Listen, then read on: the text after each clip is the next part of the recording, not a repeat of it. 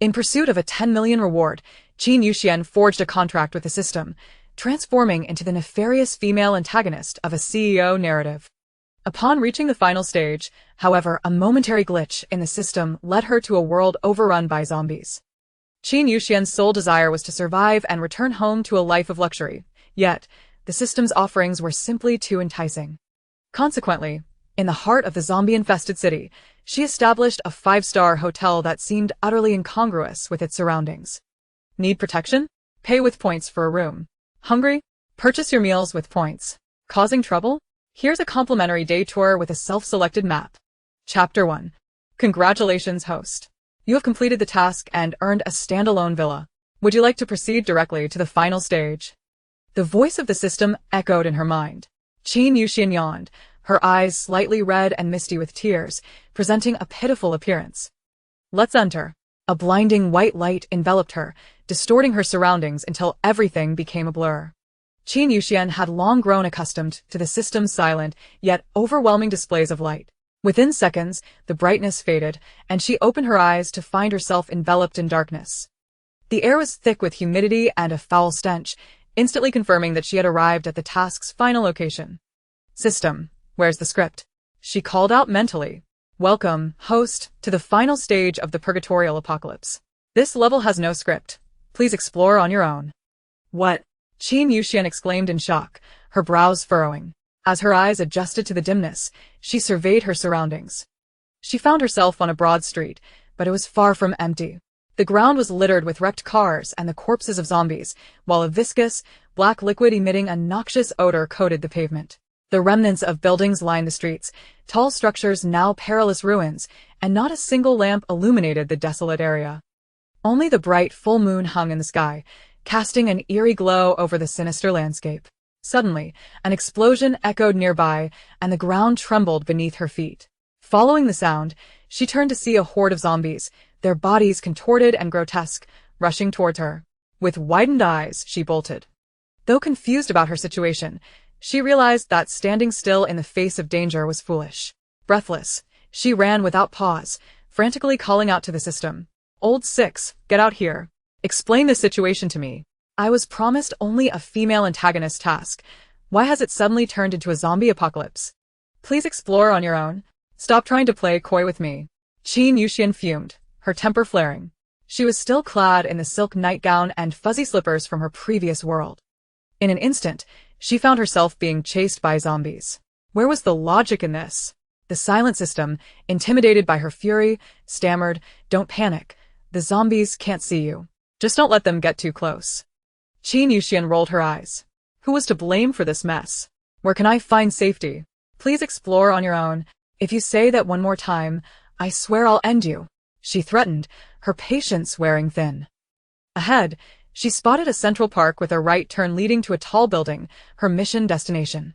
Following the system's directions, she reached the towering structure, which was likely a large shopping mall in better times, now reduced to a skeletal frame with shattered glass. Upon approaching, she heard an official female voice echoing from within. Welcome, boss, to the mission point. Please name your hotel. Straightening her disheveled attire, she casually replied, let's call it the Magic Fairy Castle. Renaming successful. Initial store opened. Magic Fairy Castle. Black iron level, number of rooms, 0. Next level, bronze eye, upgrade requirement, 500 points. Upon upgrading, 2 additional rooms will be added, along with a private room for the owner. Following a series of official notifications, the store transformed before her eyes. Before her stood a glass door caked with an unknown yellow-black substance, through which a dim light filtered. Pushing the door open, she stepped inside. The walls were stained and peeling, the once blood-soaked floor now merely bare concrete. The dilapidated wooden tables and chairs had vanished, replaced by 2 rusting metal shelves. Adjacent to the entrance was an L-shaped glass counter, featuring a tattered beach chair whose canvas appeared to have not been washed in years. The shop was roughly 15 square meters, easily surveyed in a glance. Qin Yuxian walked behind the counter, unbothered, and settled into the beach chair, crossing her legs. At this moment, she felt ready to discuss her current predicament with the system. Now, Old Six, why was I sent here? After years of collaboration, she alternated between calling it Tantanxi when pleased and Old Six when irate. Given her current anger, the system felt quite apprehensive. Actually, there was an error in selecting the world, which resulted in your transmission here. Qin Yuxian's eyes nearly rolled to the heavens. This mistake constitutes a breach of contract, and I demand an immediate termination of our binding relationship. By doing so, she could abscond with the rewards accrued from previous missions. The system, having accrued no merit during this time, would effectively be left with nothing. No, please. Let's negotiate. This world has no punitive tasks. Whatever you earn here can be brought back to reality. Amidst all these zombies, what business could I possibly conduct? There will certainly be opportunities. It is now the 9th year of the apocalypse, with zombies rampant and food resources severely scarce. You possess the only restaurant here, and it serves as a rare safe haven. What is a safe haven? It is a sanctuary where no external threats can reach you. Upon binding with the owner, you will have absolute authority within the establishment.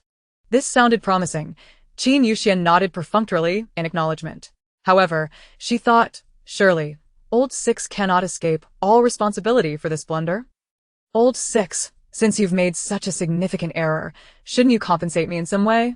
How about a little red flower? Not happening. Wait. I'll give you a normal level lucky wheel. You can draw once for free every day. Qin Yuxian pondered for a moment. It was better than nothing. All right, let's draw once now. Ding. Draw successful. Congratulations, host, you have won tissues. Qin Yuxian. I'd rather have nothing. 10,000 points have been credited to your private account, initiating funds. Please check. Upon binding with the owner, the mall function will be activated. A virtual dialog box appeared, displaying the store name and level, prompting Qin Yuxian to sign her name in the owner section. Binding successful. Please note, the black iron level safe house encompasses only the shop's area and a 1-meter radius surrounding it.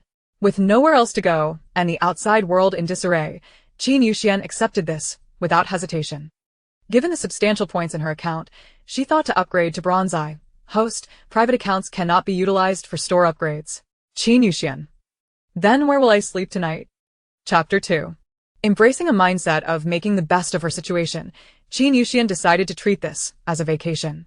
She first ordered a cup of milk tea from the mall and savored it slowly before stocking the 2 worn shelves. Glancing at the appliances section, she spotted a meal machine for sale. Without hesitation, she spent 2,000 points to purchase a breakfast machine and a main meal machine, placing them in a corner. Please set the menu for the breakfast and main meal machines. For the breakfast machine, she selected soy milk, plain porridge, and soup dumplings. For the main meal machine, she chose tomato and egg noodles, cumin roasted duck rice, and potato beef stew. Following the accompanying instructions, Qin Yuxian designated herself as the sole manager. The current level of the meal machines was still 1, allowing only 3 dish selections, but could expand with upgrades. Uncertain of the number of businesses, Qin Yuxian chose to disregard it for the moment. Just as she prepared to settle for the night on a beach chair, the chilling howls of zombies echoed from outside. Moreover, human screams pierced the air. Help! Help me! Is there a light over there? Quickly! Run there! A boy and a girl, both in their early teens, sprinted with all their might, bursting into the store and swiftly shutting the glass door behind them.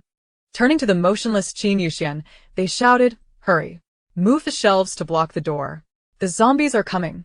Leaning casually against the cash register, Qin Yuxian nonchalantly sipped her milk tea, purchased with 18 points. Strands of hair cascaded down her temples, and her silk nightgown accentuated her fair skin and graceful figure, rendering her an ethereal beauty. With a bemused gaze, she observed the 2 children, who barely reached her chest, and lightly remarked, "Do not worry, the zombies cannot enter." To speak candidly, her store was entirely glass. If zombies truly wished to enter, what use would blocking the door serve? A single strike would shatter it all. The children, still in a state of panic, regarded this beautiful sister as someone lacking in wit. Dressed in sleepwear, she looked as if she had just awoken, lost in a dream. Qin Yuxian said nothing more, shrugged her shoulders, and gestured toward the outside. The 2 children peeked outside, witnessing the once ferocious horde of zombies suddenly lose their target, glancing around before scattering in disarray. Astonished, their mouths gaped open, unable to process what they had just seen. When they caught sight of the food and bottled water on the shelves, their excitement nearly propelled them into the air. Food. Clear water. In the 9th year of the apocalypse, supermarkets and convenience stores had long been emptied, and yet here was a treasure trove of supplies. Before they could revel in their fortune, The sounds of a scuffle erupted outside. Qin Yuxian finished the last sip of her milk tea, savoring the bits in her mouth before swallowing. She casually tossed the empty cup into a nearby trash can. In the next moment, 5 or 6 individuals burst through the door. Among them, a girl with bangs cornered the 2 children. She reached out, tugging at the collar of the girl's shirt, yanking out a paper cutout figure hidden inside. One of the frail men, unable to contain his eagerness, snatched a loaf of bread from the shelf, tore open the packaging, and took a few bites, exclaiming, "Boss, this is real. So much food." Having seen everything through the little girl's eyes, they had thought it was a ruse. To their surprise, there lay an abundance of food laid out before them. The burly man leading the group smirked with satisfaction, casting a disdainful glance at Qin Yuxian as he scoffed, "This store belongs to us now." At his command, the others began to pillage the supplies from the shelves. The burly man approached Qin Yuxian, his rough hand gripping her chin, as if a slight pressure could crush it.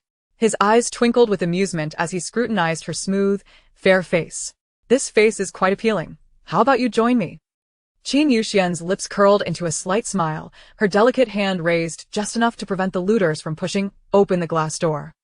She brushed his hand away, wrinkling her nose in disgust as she stepped back. "You think you can just leave with the goods without paying? What kind of logic is that?" "Pay?" The man raised an eyebrow, letting out a cold snort as he regarded Qin Yuxian's petite frame with contempt. "Girl, do you really think you can stand against us?" Leaning against the cash register, she propped herself up with her elbow, casually crossing her legs. Dressed in her nightgown, she exposed her long, fair legs, exuding a captivating allure. The sight left the man parched, swallowing hard as he fought the urge to pounce on her. Meanwhile, the others desperately pushed against the glass door, and when that failed, attempted to unleash their powers to shatter it. At the moment various abilities collided with the glass, an unknown energy rebounded, sending them hurtling backwards, crashing into a row of shelves. The burly man and the girl with bangs stood in shock, unable to believe the scene unfolding before them. Cautiously, they scrutinized Qin Yuxian, realizing that this young and beautiful store owner was far from ordinary. Their teammates were all level 3 or above, capable of easily tossing each other aside, yet this lady was formidable. They had never encountered such a unique ability. "I told you." Qin Yuxian twirled a strand of hair around her finger, gazing at them with a calm demeanor. "You must pay for your purchases." Why refuse to listen? Outside the store, she might not withstand this group of ability users, but within these walls, she was invincible. The girl with bangs, sensing the danger, immediately pulled out a paper cutout from her pocket, hurling it at Qin Yuxian. The paper figure soared towards her, but just as it was about to make contact, it transformed into a cloud of black foam, scattering across the floor. "How could this happen?" the girl murmured, her brow furrowing in confusion. The burly man attempted to unleash his abilities against Qin Yuxian, his fist engulfed in crimson flames. However, before he could approach her, a powerful force sent him flying. He crashed against the glass, collapsing to the ground, clutching his chest as he coughed up a pool of blood. Qin Yuxian remained unfazed. Having played the role of the villainous supporting character for so long, she finally possessed the power to be the true antagonist. With a slight raise of her hand, the burly man and the girl with bangs found themselves encased in an impenetrable bubble. The bubble appeared fragile, yet no matter how they attacked, it remained steadfast, showing not a single crack. With a firm squeeze of her palm, the bubble rapidly shrank, compressing the two within. Following a silent pop, they vanished, leaving only 2 coins suspended in the air. Qin Yuxian opened her hand, and the coins flew into her palm. The 2 children stared in wide-eyed astonishment, their jaws agape, momentarily at a loss for words as they gazed at Qin Yuxian. Those who had been knocked down by the glass door scrambled to their feet, kneeling in supplication as they bowed repeatedly to Qin Yuxian. As she toyed with the 2 coins, she glanced at the line of kneeling individuals before her and spoke softly, "Raise the shelves and return the items." The group complied without hesitation, hastily enduring their injuries to stand, righting the shelves and neatly arranging the scattered instant noodles, sausages, and bottled water back onto the shelves. Having witnessed Qin Yuxian's terrifying abilities, they dared not act out. In the 9 years since the apocalypse, they had never encountered such formidable power. Even the 2 strongest members of their team had been effortlessly subdued by Qin Yuxian. If they were to fall into her hands, they would be as insignificant as dust, easily blown away. Chapter 3. She earned yet again after tidying up, they knelt before Qin Yuxian, not daring to lift their heads to meet her gaze. They had been reminded that purchasing goods required payment. Qin Yuxian leaped down from the cash register, holding 2 coins, and looked down at them with a commanding presence. Do you possess any crystal cores? Having consumed my goods, you ought to make payment, do you not? Yes, yes, they nodded and bowed, hastily emptying their pockets to lay all the crystal cores they had painstakingly gathered over the past few days on the counter. While they lamented the loss of their hard-won cores, they knew that as long as there were mountains, there would be firewood. Qin Yuxian glanced at the pile of cores, which numbered a dozen or so, and spoke coolly, now leave. The group scrambled to the door, tentatively touching the glass, confirming they faced no threat. They hurriedly pushed the door open and fled. Host, robbing them of their crystal cores serves no purpose, as it merely augments your personal account balance. You require store revenue to upgrade your shop, the system chimed. However, Qin Yuxian feigned ignorance. The shop fell silent, with the 2 children possessing abilities still huddled in the corner, too frightened to move. Qin Yuxian scrutinized their filthy faces closely. They appeared gaunt, their cheeks sunken, giving their eyes a hauntingly protruding look, reminiscent of a ghost from a horror film. Hey, little ones, she called gently, what are your names? The boy cautiously regarded Qin Yuxian, shielding the girl behind him. After their earlier encounter, he understood that this beautiful sister was not to be underestimated. Yet, he couldn't help but glance longingly at the bread and sausages on the shelf, swallowing hard. Noticing his gaze, Qin Yuxian smiled playfully and approached, holding out 2 sausages. Tell me your names, and I shall treat you. The boy grew increasingly wary. Despite his growling stomach, he was reluctant to fall for her temptations. Qin Yuxian leaned casually against the shelf, seemingly unhurried as she toyed with the children. She waved the sausages enticingly, their eyes fixated upon them. Unable to look away for even a moment. Do you have the resolve to let your sister go hungry? She prodded. The boy turned to glance at his sister, who gazed back with hopeful eyes, gently tugging at his tattered clothing. Brother, I'm so hungry, her soft voice tugged at Qin Yuxian's heartstrings. After a moment of contemplation, the boy relented. My name is Su Qian and this is Wang Zi. Qin Yuxian raised an eyebrow slightly. She handed over the sausages and offered each a piece of bread. The siblings clutched their newfound treasures and bowed in gratitude before attempting to flee. However, Qin Yuxian waved her hand, and despite their efforts, they could not open the glass door. Stay here and eat, she commanded. Stretching languidly, she glanced down at her own soiled shoes, a reminder of the dirt from running on the streets, and recalled the grimy hands of that man who had touched her face, crinkling her brow in displeasure. With no private room to wash or change, she felt tormented. The children dared not protest and promptly sat down, tearing open their food and devouring it ravenously, nearly choking due to their dry throats. Eat slowly. Qin Yuxian generously offered them a bottle of water. She was no saint, rather, she felt a slight pang of compassion for the siblings, who relied on one another in this apocalyptic world, seeking to soothe their fragile spirits. Qin Yuxian settled back onto the counter and inquired, What are you 2 doing out here? Su Qian steadied himself, his emaciated frame now slightly filled after consuming a piece of bread. He gestured to Wang Zi beside him. In our village, we are the only 2 with abilities. The village chief sent us out to gather supplies and earn some crystal cores. However, on the 2nd day, we encountered that group of people. They forced us to be bait, luring zombies out so they could kill them and earn cores, he continued. That group consisted of 3 level 3 ability users and 2 level 4 users. They often employ lower level ability users as bait, hiding in safety until the zombies arrived to attack. Su Qian and Wang Zi had become unfortunate victims, used as decoys. The girl with bangs possessed hypnotic abilities and had placed a paper figure on Wang Zi, allowing them to see through her eyes. This was how the group had known there were supplies here and charged in to steal them. Qin Yuxian nodded thoughtfully and asked, How many people are still alive now? Wang Zi answered honestly, There are still over 10 people in our village. To the south, there is a base called Jinja, where many high-level ability users gather. So the population is larger there. Those individuals earlier seemed to be from that base. Nowadays, with zombies rampant, many ordinary people seek refuge in bases. However, with so many people, it is difficult to secure food. Ability users fare somewhat better, as they can earn crystal cores and protect themselves, contributing to the base each month to receive supplies. Ordinary people, referred to as commoners, can only perform menial tasks and often receive no resources. Qin Yuxian tapped her fingers lightly on the countertop, and after a moment, a wicked smile crept across her lips. Having people is advantageous, since there are many surviving humans. I shall surely find a way to profit. All right. She rose, returned to the cash register, rummaged through until she found a points exchange machine, placing it on the counter. Dusting off her hands, she sat down in a chair. You two are here to find supplies, yes? I have them, but they must be purchased with crystal cores. Wang Zi, pure-hearted and bashful, nervously clutched her filthy clothing as she approached the cash register, producing the only 2 level 1 crystal cores from her pocket. Sister, I only have this much. Can I exchange it for a bucket of instant noodles? Sukyan gasped in shock. Those cores were what they had painstakingly gathered over the past 3 days. He rushed forward but was too late to stop her as Qin Yuxian tossed the 2 cores into the exchange machine. The machine dispensed a points card, inscribed with Wang Zi's name in the bottom corner. She handed the card to Wang Zi, explaining that 1 level 1 crystal core could be exchanged for 100 points, granting them 200 points now. She gestured to the pile of crystal cores she had just acquired, stating, "You can have these. But you must redeem them for points to purchase goods."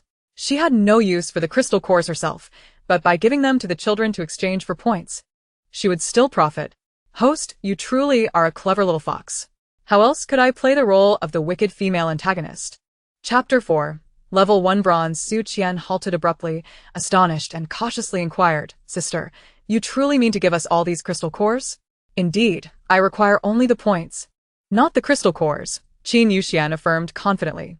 "Thank you, sister," Su Qian exclaimed, overjoyed as he filled Wang Zi's points card with all the cores from the table. Among the several cores, only 2 were level 2. The rest were level 1. Nonetheless, this amounted to 1,300 points, and with their own 200 points, they could procure an abundance of supplies. Qin Yuxian ceased her explanations, allowing the system to automatically price all items before settling into a lounge chair and stretching. Once she sent off her little guests, she would be free to indulge in a leisurely nap.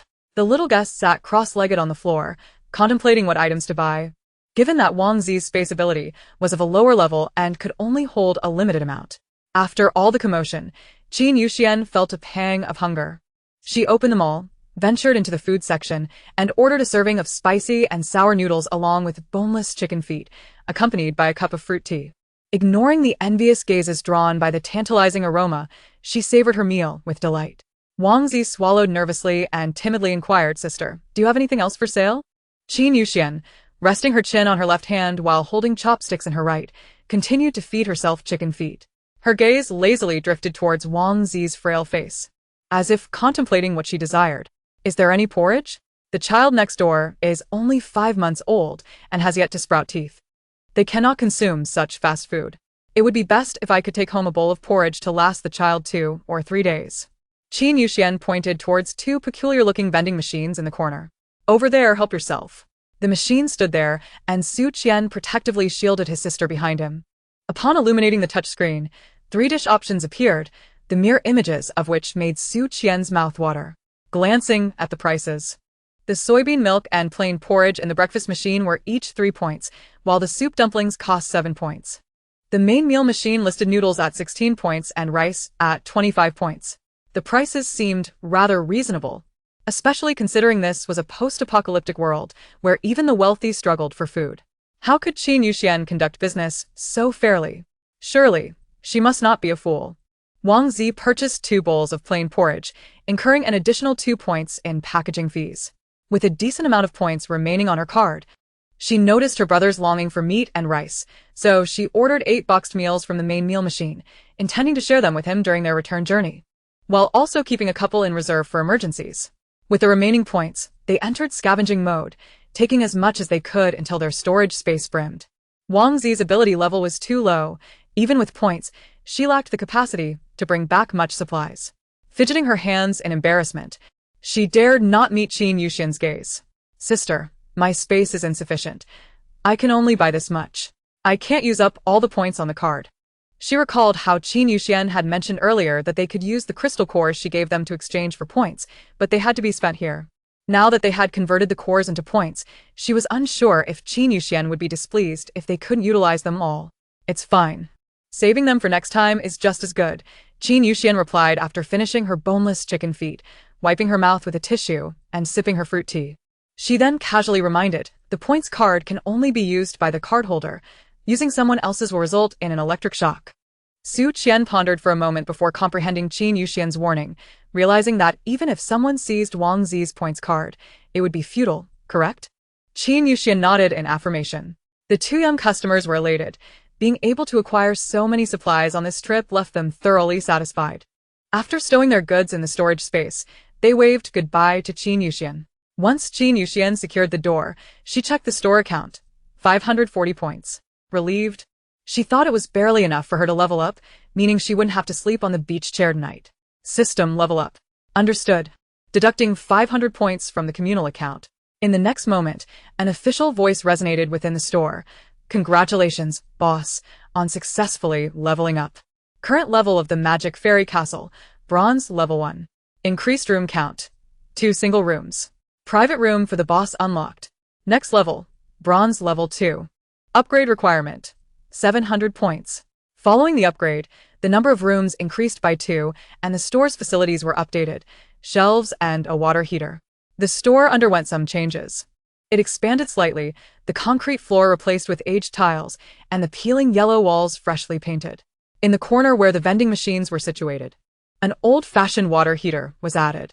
The enlarged space accommodated a small square table and 4 stools. At the innermost part of the store, a new door appeared, concealed by a curtain, leading to a not very long corridor. To the left was room 101 and to the right was room 102, with a crimson wooden door at the end labeled as the boss's room. Qin Yuxian turned off the store lights, leaving the corridor illuminated only by a dim yellow bulb, casting a slightly eerie atmosphere. She inspected the guest room, which was particularly cramped, containing only a wooden plank bed with a layer of cardboard on top. The room was filled with a pungent odor, and Qin Yuxian could not endure it for more than 10 seconds before hastily closing the door and returning to her room. Her own room was much more comfortable, approximately 20 square meters, featuring a single bed with a thick mattress and an orange bedding set that looked inviting. Although the bathroom was small, it offered clear running water from the faucet, and a washing machine was conveniently placed beneath the sink, sufficiently catering to her daily needs. Beside the bed stood a double-door wardrobe, which was empty. System, if I recall correctly, I have left some clothes in the system space, right? Yes. Please organize them all into the wardrobe. Understood. In a mere 6 or 7 seconds, the wardrobe was filled to the brim with garments she had collected from other dimensional worlds. At the time, the system had mentioned that she could bring them back to the real world, so she had selected some favorites to store away. She hadn't anticipated their usefulness here. After rummaging through, she finally found a nightgown and headed to the bathroom for a shower. The plush slippers and silk nightgown she changed out of were discarded into the trash bin. After freshening up, Qin Yuxian lay on her soft bed and stretched. Host. Each time you level up, you receive a chance for a high-level lottery. Would you like to use it now? Another lottery? What items are available? A myriad of wondrous things. Then let us proceed with the draw. Let us test my luck.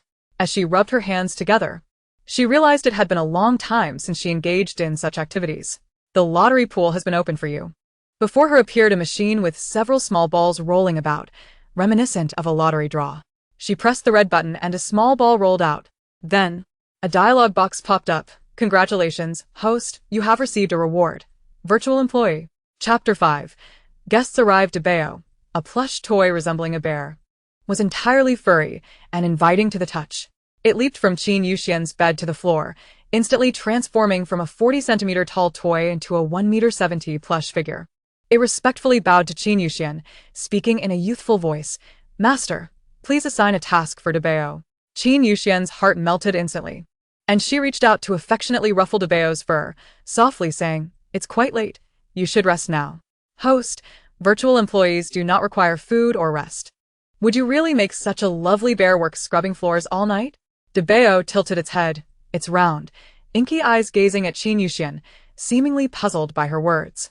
Rest? What does rest mean? Qin Yuxian rubbed her forehead, realizing that Debeo appeared eager to work. With a sigh of resignation, she instructed, Go ahead and clean the store. Debeo understands. With the task accepted, Debeo joyfully waddled out of the room, diligently getting to work. After a sound sleep until the sun was high in the sky, Qin Yuxian felt refreshed. The bed was quite comfortable, allowing her to rest well. After washing up, she changed into a royal blue dress and slipped on a pair of black high heels. Sitting at her vanity, She unboxed the high-end skincare and makeup products she had ordered the night before. After meticulously applying a beautiful and refined makeup look, she leisurely walked out to open the store for business. Thanks to DeBeo's hard work throughout the night, the glass doors sparkled clean, and the counter looked rejuvenated. Sunlight streamed in, refracting beautiful colors through the glass. The weather was splendid today, bright and sunny, with not a cloud in the sky. Perhaps due to the absence of factories and automotive emissions in recent years, the sky appeared exceptionally blue, lifting one's spirits. Of course, ignoring the rotting corpses of zombies clustered outside, swarming with flies, might enhance one's mood even further. The street was quiet, with the occasional twisted zombie staggering by. DeBeo carried a basin of water and resumed scrubbing the glass, determined to achieve complete transparency. Qin Yuxian purchased a hanging chair, placing it at her doorstep, accompanied by a small tea table, conveniently situated within the 1-meter safety line. She indulged in her breakfast. Having acquired a cup of soy milk and a serving of soup dumplings from the breakfast machine, relishing the moment with a sense of contentment. A few limbless zombies shuffled past her without dampening her appetite. Alas, the daily grind of exterminating zombies seemed endless. She stood atop the rooftop, gazing down at the park nearby where a congregation of superhumans gathered to slay the undead. With no way to acquire crystal cores, they would not be permitted to remain at the base. Zhang Chong lounged at the edge of the rooftop, his legs dangling freely. Despite the height, he felt no trepidation. In this apocalyptic era, some individuals remained unchanged, referred to as the ordinary folk, while others inexplicably transformed, gaining extraordinary abilities. Regardless of their status, both ordinary and extraordinary were still human, and each moment bore the risk of death by zombie bites, thirst, or starvation. The altitude was no longer a source of fear. Brother, you mentioned that the nearby zombies are primarily of the first and second tiers. With so many superhumans competing for resources, when will we ever earn enough to secure our offerings? She plopped down beside Zhang Chong, frowning as she simply sought to vent her frustrations. The ordinary folk relied on food and water for survival, whereas the superhumans could subsist on crystal cores. The leaders at the Jinza base tasked the ordinary folk with manageable labor, while demanding that superhumans provide either supplies or crystal cores monthly. Earning these commodities was no simple feat in the 5th year of the apocalypse. The nearby malls had been thoroughly looted. As for crystal cores, the area was predominantly filled with low-tier zombies. The lower the tier, the weaker the abilities, thus diminishing the chances of gathering cores. To put it plainly, not all zombies possessed crystal cores, and the probability of low-tier zombies yielding cores was minimal. Considering the throng of superhumans in the park, if each were to kill 20 zombies a day, a dozen would collectively slay over 200 zombies, likely acquiring fewer than 10 cores. Occasionally, a third-tier zombie might appear, leading to fierce disputes among their ranks. As she observed a 5th-tier superhuman, clad entirely in black, striding past, she let out a heavy sigh. Sometimes, she truly envied the lone wolves who roamed freely, reaping all the cores for themselves without having to contribute to the base. However, despite the allure of independence, their lack of a permanent residence rendered them vulnerable at night. They were not highly ranked, and wandering outside was perilous. Remaining at the base was merely a quest for stability. Zhang Chong leaned back, gazing at the cerulean sky, reminiscing once more about the carefree days spent drinking and reveling with friends in peacetime. Qin Yuxian acquired an acrylic box, placing it on the counter and depositing 2 coins from the previous night. The red coin belonged to a girl with bangs who possessed hypnotic abilities, while the orange coin was from a burly man with fire-based powers, each valued at 40,000 points. Upon logging the acrylic box into the store's inventory, the words Magic Fairy Castle appeared on the box, indicating it was protected by the store. Anyone who attempted to touch it, aside from her and the employees, would face electric shocks. At noon, she bought a bowl of tomato and egg noodles from the meal machine, finishing her meal before resuming her sunbathing at the entrance, indulging in a rejuvenating nap. After completing the store's cleaning, Daba, holding a bucket of water and a large brush, made his way to the entrance to scrub the streets. Although it did not belong to the store's area, he could not tolerate the sight of dirt. The owner napped at the entrance, while a teddy bear scrubbed the floor. This peculiar scene drew in customers. "Master, someone is coming." Daba gently nudged Qin Yuxian's shoulder, and upon seeing her eyes flutter open, pointed toward a figure approaching from the park. Qin Yuxian stretched, yawned, and remained in her hanging chair, reluctant to move until the person drew near. The newcomer, clad entirely in black like a ninja, revealed only a pair of piercing eyes. He bore 2 daggers at his waist and carried a satchel on his back. His arms were wrapped in black fabric, and he wore black gloves. With his face masked, he spoke in a muffled tone. "You run a shop here?" Qin Yuxian donned a gentle and charming smile. "Yes. Are you looking to stay or purchase something?" Chapter 6. The Major Client, Shun Jianyuan. The ninja's eyes narrowed as he scrutinized Qin Yuxian. Logically, someone who could lie leisurely here must possess considerable strength. Yet, he could not discern her ability level. Eager to welcome a customer, Qin Yuxian stood up, flashing a flattering smile. "Whether you wish to buy something or not matters little. You are welcome to come inside and take a look." Intrigued, the ninja followed her into the store. Upon seeing the dazzling array of goods on the shelves, he was momentarily taken aback. Just moments ago, he had thought it was an illusion from outside the glass. Now that it was tangible, it could not possibly be a figment of his imagination. Was this woman foolish? With so many supplies displayed so openly, did she not fear theft? Sensing his thoughts, Qin Yuxian leaned against the counter and tapped the acrylic box. "These unique items for sale are from those who attempted to rob us yesterday." The ninja approached, peering at the 2 coins, puzzled. "What are these? Have you heard of ability cores?" Qin Yuxian replied with a hint of mystery in her tone. She had not expected him to know about them, as the term ability core was her own invention.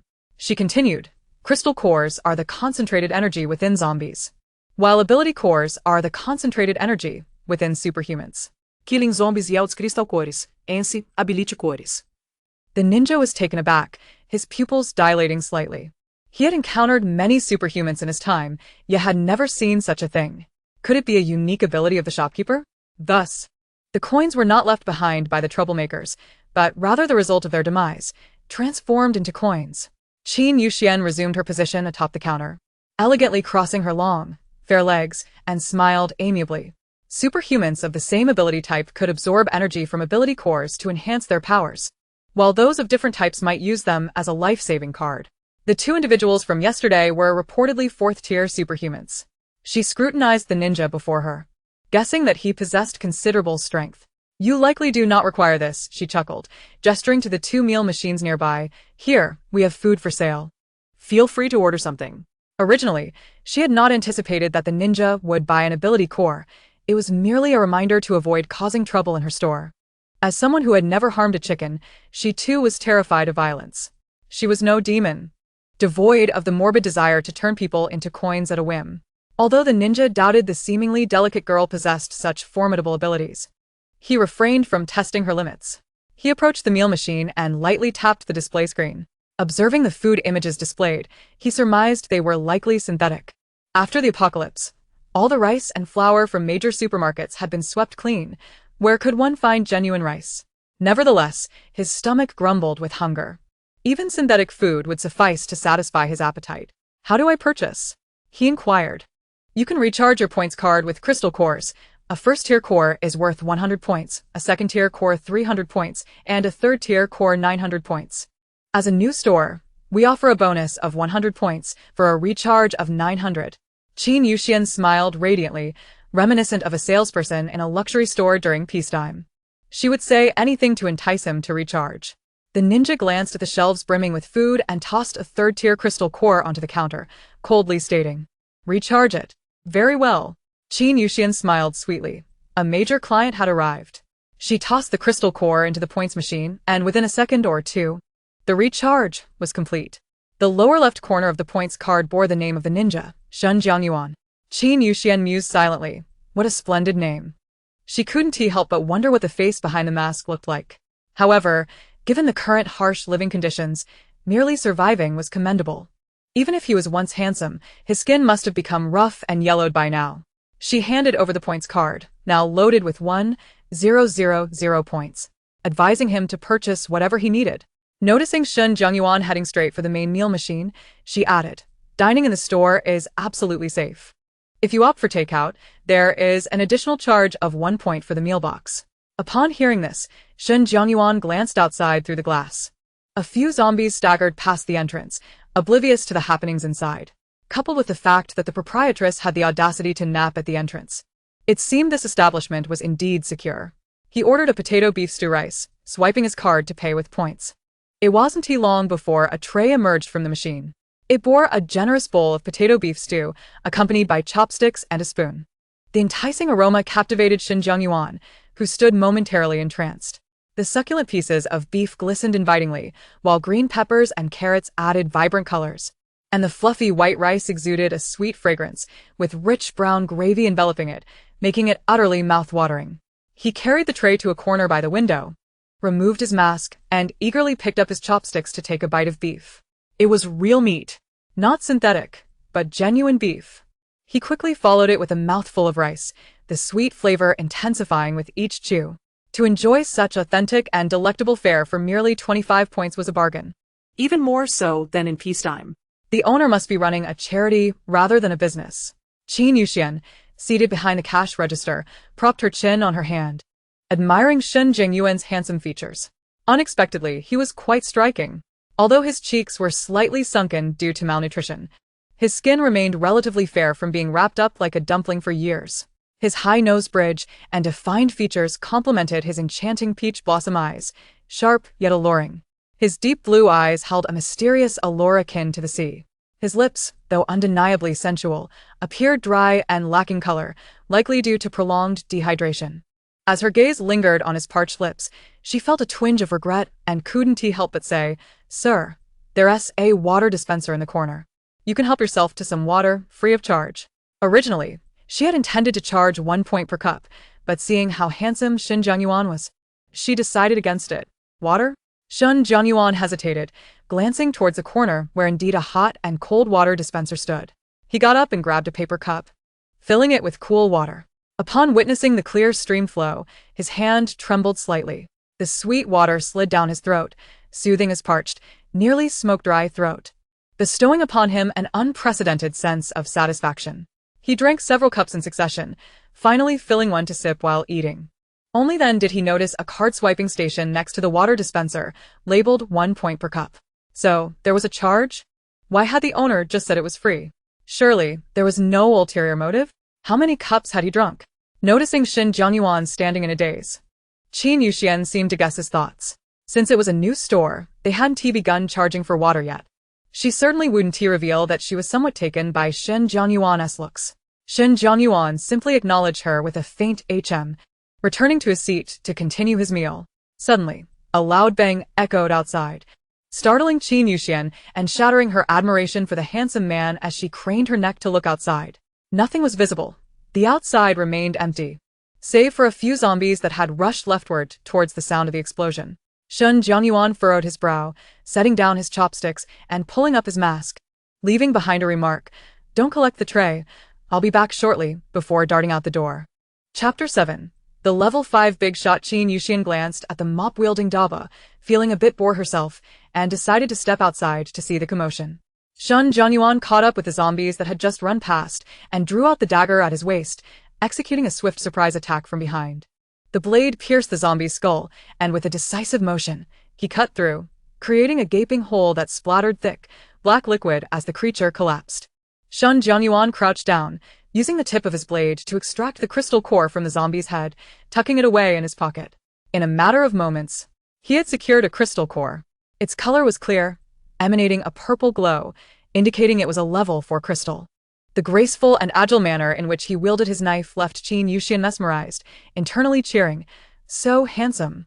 No wonder Shin Jungyuan had rushed out without finishing his meal.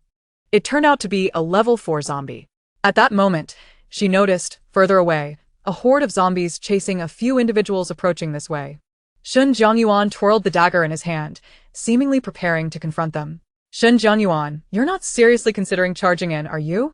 Qin Yuxian called out in astonishment. That was a horde of zombies. Even if Shin Jungyuan was formidable, it would be challenging for a single person to take on a crowd of zombies, right? What if he returned missing an arm or a leg? That would ruin his looks. Having not heard anyone call his name in a long time, Shin Jungyuan paused, turning to meet Qin Yuxian's concerned gaze. How to describe her expression? There was worry, but more so a sense of regret rather than fear.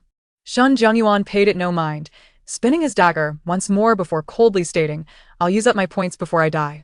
Qin Yuxian choked a bit, rolling her eyes in exasperation. The big shot was indeed handsome, but his words were rather harsh. Such a man was undesirable.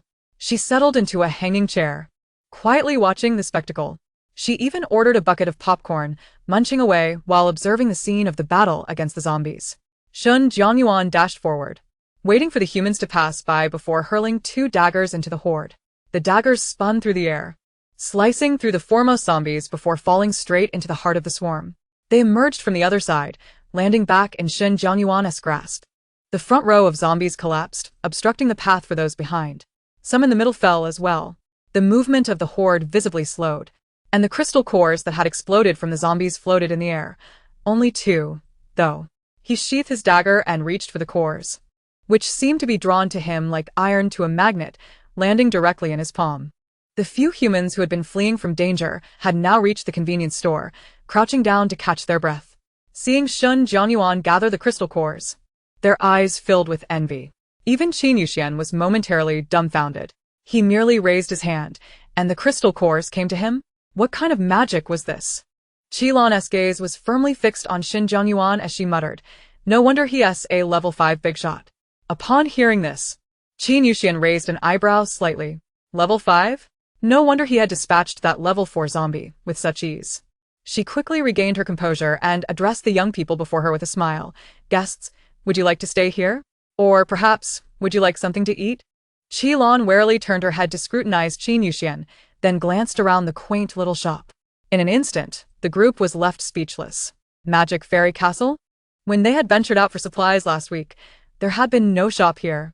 How had one suddenly appeared, and with such clean and elegant decor? Looking at the proprietress before them, fair-skinned, beautiful, and fashionably dressed, they couldn't help but suspect it was a trap. It was bread.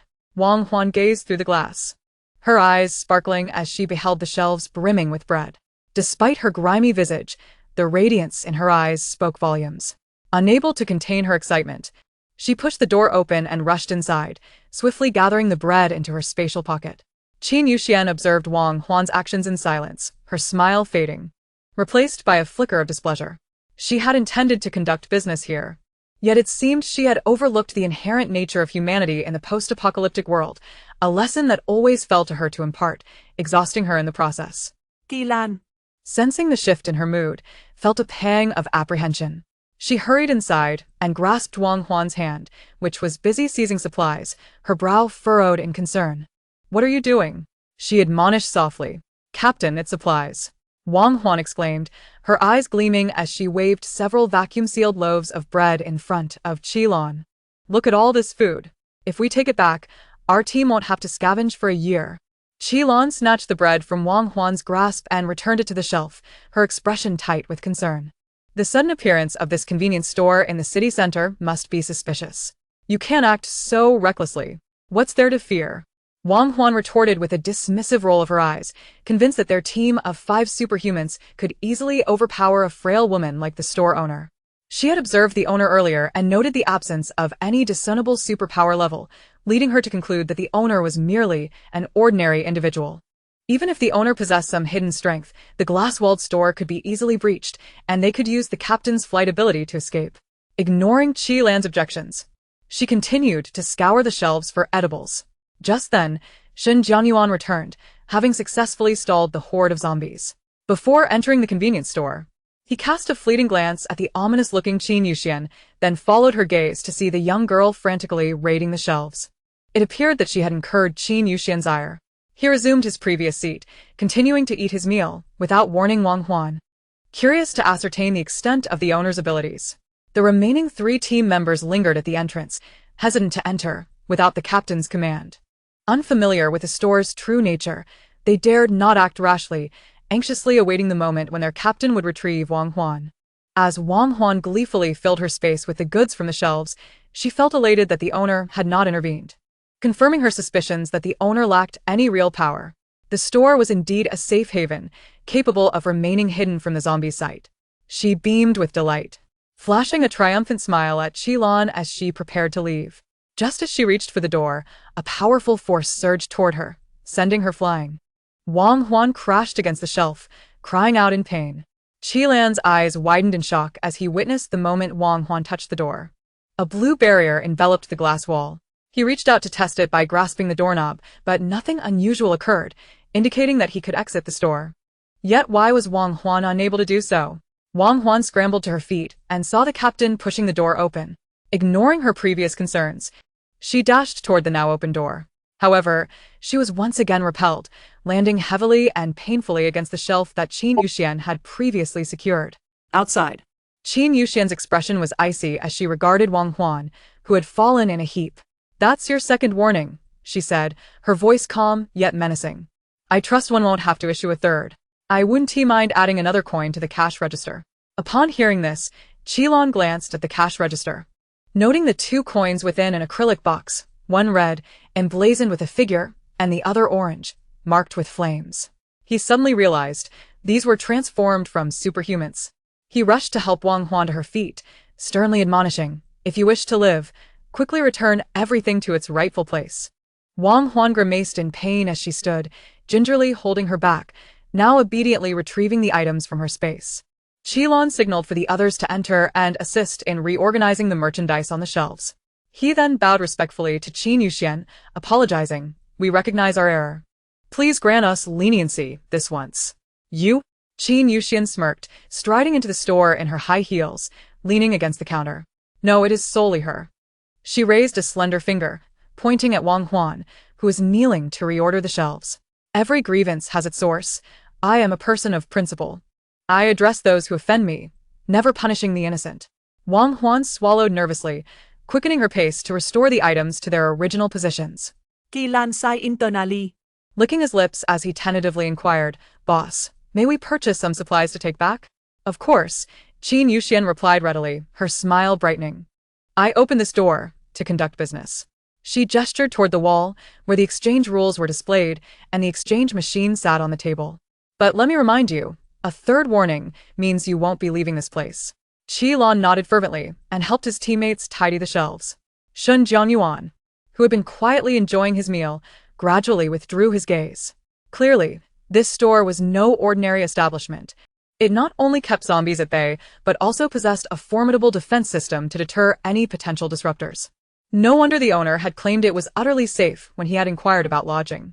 Staying here meant no worries about zombie attacks or fellow humans turning on them. It was fortunate he had not acted rashly in testing Qin Yuxian's capabilities, lest he end up as a coin in the box. After Qilon and the others finished arranging the shelves, they were drawn in by the tantalizing aroma of food. Watching the owner savor each bite, they were reminded of the rice and meat they had not seen in ages. "Captain, it's already noon. Shall we not partake in some food?" Wu Siyu, her stomach grumbling, looked pleadingly at Qilon. The other team members were equally enticed, their stomachs echoing their hunger. Qilon, also tempted, cautiously asked Qin Yuxian, "Boss, may we eat here?" "Certainly," Qin Yuxian replied, pleased at the prospect of business. She pointed to the dining machine. "You can order there." Overjoyed, Qilon feared the owner might hold a grudge and refuse them service.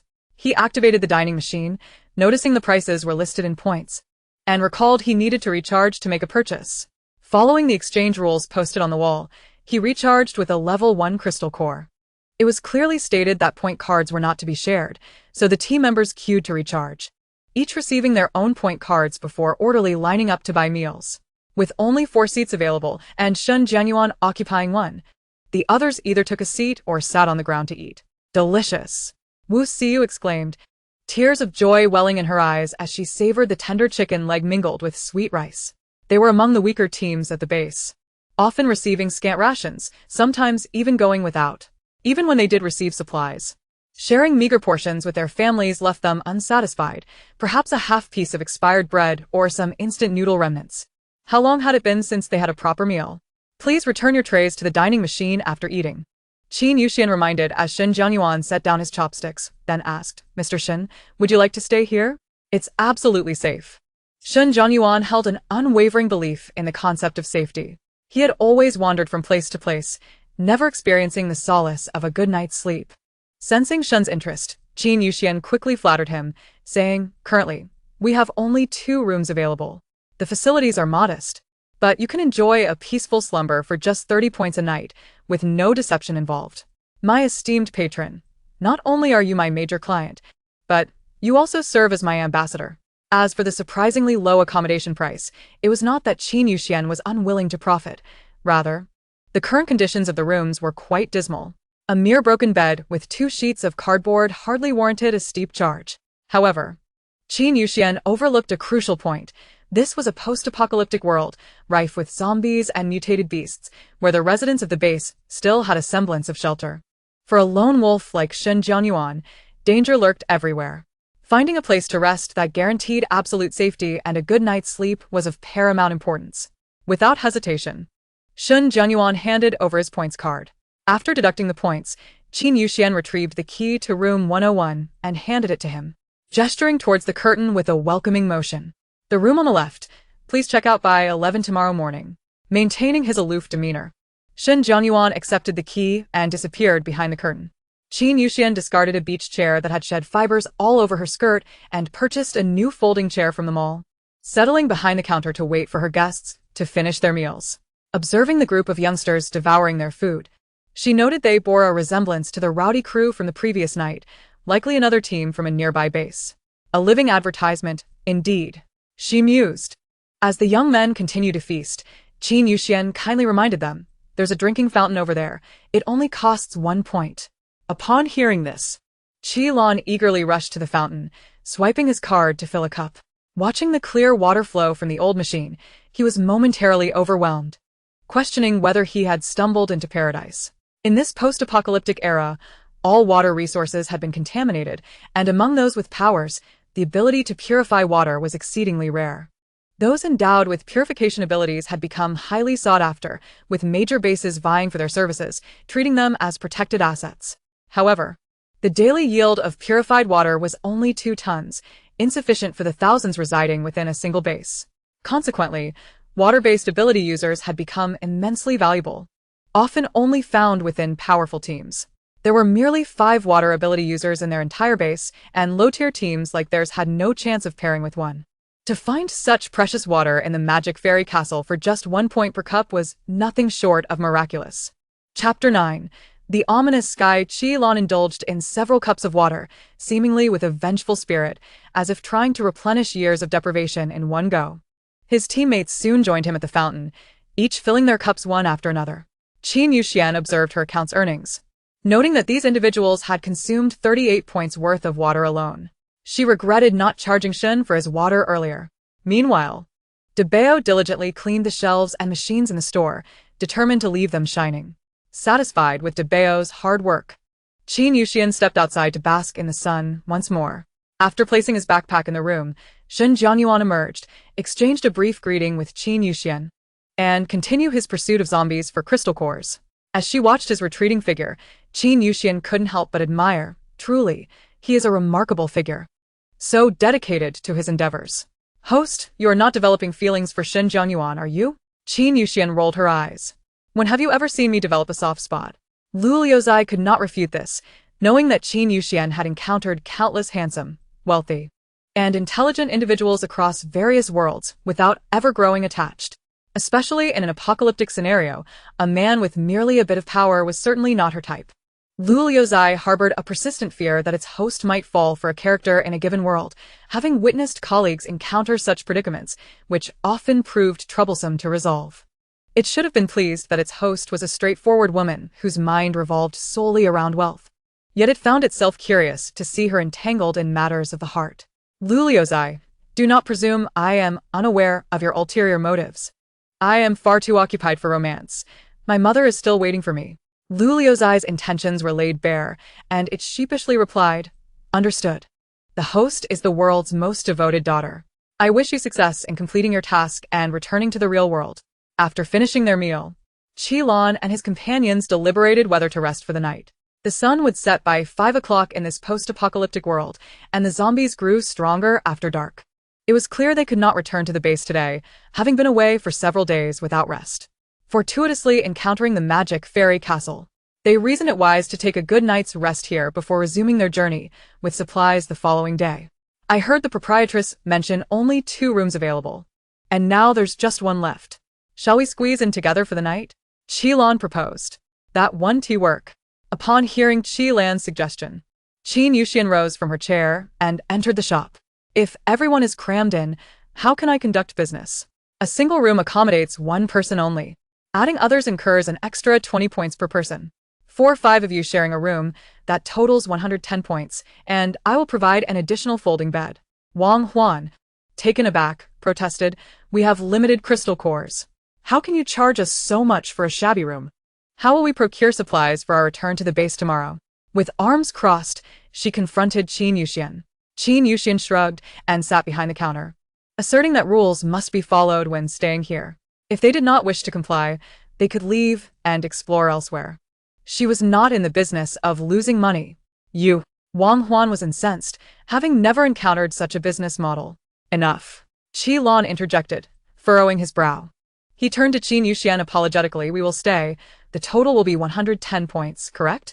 He handed over his points card, and after the deduction, Qin Yuxian provided him with the key for room 102. Leading his teammates behind the curtain, Qi Lan quietly advised, you have witnessed the proprietress's strength. We may need to procure supplies from her in the future. It is unwise to offend her. Wang Huan pursed her lips and nodded in reluctant agreement. Qin Yuxian placed an order for a folding bed via the mall and instructed Debao to deliver it to room 102. Afterwards, she returned outside to her chair and surveyed the surroundings. Debao had done an excellent job cleaning the streets in front of the store, ensuring no corpses of zombies swarmed with flies or maggots lingered, making the air considerably fresher. Planning to continue her sunbathing and see if new customers would arrive, She settled in. However, less than half an hour later, the once clear skies suddenly darkened ominously. The sunset painted the sky a peculiar red, reminiscent of a chilling omen. The sun, suspended in the heavens, resembled not a yolk but a vividly drawn orb, blood-red and perfectly round.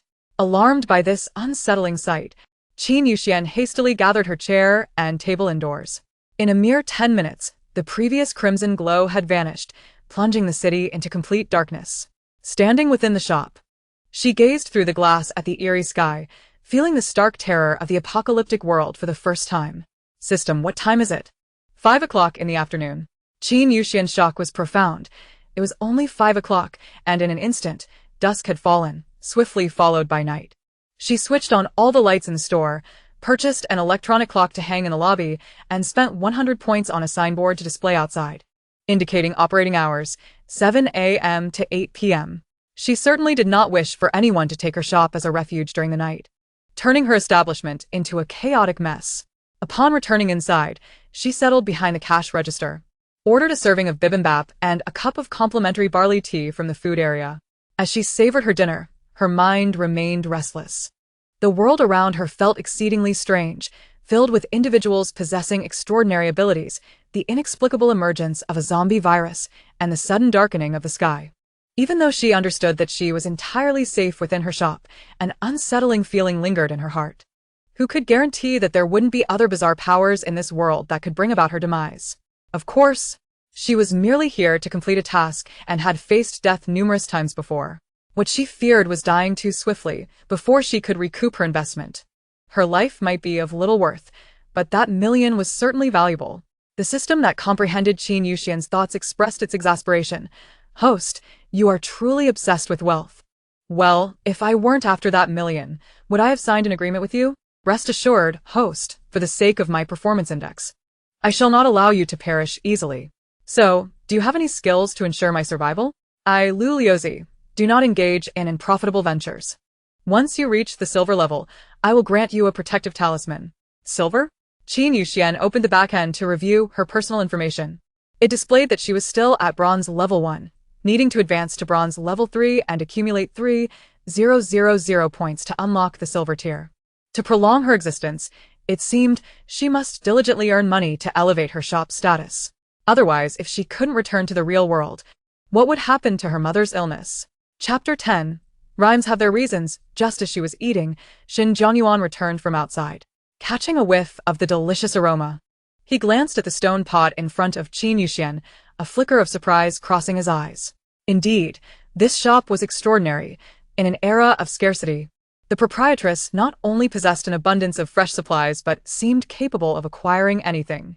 Bibimbap was a dish only available in peaceful times, was it not? This shop was not only secure, well-stocked, and conveniently located in the city center, but it was also truly remarkable. Observing Qin Yuxian's visage, Shin Jianyuan found himself momentarily entranced.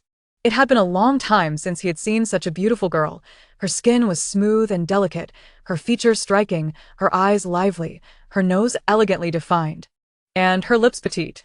Even in times of peace, such beauty was a rarity. Noticing the person before him was still. Qin Yuxian lifted her gaze to meet his blue eyes and offered a faint smile. "Is there something you need, Mr. Shin?" "Nothing," he replied, not pondering further. He approached the dining machine, purchased a meal, sat at a small table to eat, and afterward bought 2 instant buns and a bottle of mineral water before returning to his room. The room was quite dilapidated. Although it was labeled a hotel, it resembled more of a refugee shelter. Fortunately, it was safe and quiet, with minimal sounds of the zombies' howls from the street outside. Additionally, the 2 rooms had already been cleaned by Dabao. Although shabby, they were relatively tidy compared to before. The sour odor that had previously lingered had dissipated, thanks to Dabao's efforts with an air freshener he had procured from somewhere, leaving a faint lemon scent in the air. Of course, Shen Jianyuan was oblivious to this. All he could detect was his own unpleasant smell. In room 102, Qilan and her companions remained uneasy about the hotel. Although zombies could not enter, the proprietress, possessing formidable abilities, had become their greatest threat. The shop was too peculiar. They had arranged for shifts to guard the premises throughout the night, allowing others to rest with peace of mind. Outside, darkness enveloped the city, with only the eerie white glow of the full moon illuminating the night sky. Qin Yuxian felt a chilling breeze in the shop, prompting her to close the glass door. She opened the marketplace and purchased the cheapest automatic payment machine for 10,000 points, placing it on the counter. After instructing Dabao to lock the door at 8, she retired to her room to rest. After a shower and skincare routine, Qin Yuxian lay on her bed, browsing the marketplace. Without a phone or internet, she could only treat the marketplace as an online store. Fortunately, it was instant delivery. The following morning, after freshening up, she opened the shop for business, ordering a cup of soy milk and a serving of soup dumplings from the breakfast machine. Then settled on the front porch swing to bask in the sunlight. As the manager of the Magic Fairy Castle, her accommodations were complimentary. However, dining within the marketplace's food area required expenditure. The points spent ultimately contributed to Luliozi's performance index. Naturally, she found this displeasing. "Luliozi, host, are you determined not to let me earn any money?" "Qin Yuxian, you don't understand. I am merely being prudent with my funds, investing wisely to earn more and return home sooner." Luliozi. Quite poetic, indeed. Rhyming words hold their own wisdom. In their room, Qilan's team sat in a circle. Having spent a peaceful night without incident, they had even enjoyed a good night's sleep, so quiet that even the night watch had unknowingly dozed off. Now, they needed to discuss how to transport the supplies back to their base. Their mission had been to gather resources. They had never anticipated that crystal cores could be exchanged for food and water. They only possessed a few first and second level crystal cores collected since their arrival, and half of their points had already been spent on lodging and meals. The objective of this mission was to procure food to convince the base personnel that a shop existed in the city center where crystal cores could be exchanged for points to acquire abundant supplies. This way, they could persuade the base's leadership to allocate more crystal cores and dispatch stronger teams to accompany them for resource procurement. "Captain, we only have 3 first-level crystal cores left, and with the remaining points, we won't be able to bring much back," Wang Huan expressed her concerns, fearing that the items they brought back wouldn't suffice for the base's large population. Though they were merely a small base, they still had over 1,000 individuals, and relying on the limited supplies they could transport would hardly provide even a small piece of bread for each person. Wu Xiu suggested, "Let us bring back at least some supplies to convince the higher-ups that there are sufficient resources here. The main goal is to have them allocate funds and send a higher-level team to come back for more supplies." Qilan nodded in agreement, recognizing the validity of her words. "It's essential to bring back as much filling food as possible. It will take us 2 days to return to the city, and we need to ensure we have enough energy along the way to maximize our haul. The journey alone would only take a day." But the multitude of zombies near the city center, most of which were 3rd level, posed a significant challenge for their lower-level group. They would have to spend considerable time sneaking around to avoid confrontation. Once their plan was finalized, they departed to check out and purchase supplies. The owner was absent, leaving only Xiong to clean the windows. Each time Wu Xiu saw Dabao, she struggled to divert her gaze from him. "Mom and Dad, I've spotted a moving doll." "Dabao, is the proprietress not around?" Qilan looked around, unable to spot the owner. Dabao set down his cloth and dusted off his hands. The boss has gone to her room for a beauty sleep. You can just swipe your cards on the machine to purchase what you need. Upon hearing that the owner was absent, Wang Huan's mischievous thoughts began to stir again. She had no idea what unique abilities the owner possessed, which had thwarted her yesterday. Today, with the owner away and a Xiong cleaning the floors, no one would know how much she could take. Noticing Wang Huan's dubious intentions, Qilon frowned and tapped her on the head. Don't think about anything foolish. The owner is right in that room. If you don't want to end up as a coin, follow the shop's rules. Wang Huan pouted, bewildered at whether the captain had been enchanted by that woman, so obedient to her. What's the big deal about a couple of coins? Perhaps those were merely tricks concocted by that woman to fool us. They may not even be transformed by any ability at all. It has been 9 years since the apocalypse, and she has never encountered any mention of a supernatural core, nor heard that the energy of a deceased ability user could transform into coins. Her teammates stared intently at Wang Huan, fearing she might conjure some mischief. After all, if they irritated the proprietress, how would they procure supplies for their base in the future? Wang Huan, under the scrutiny of several pairs of eyes, scoffed in silence, thinking, what are you all looking at? Who would covet anything here? It mattered little. Once she returned and relayed the news of the magic fairy castle to her father, this shop would inevitably succumb to his control. Chapter 11. The peculiar woman Qin Yuxian was engaged in her daily lottery within her chamber, rubbing her hands together.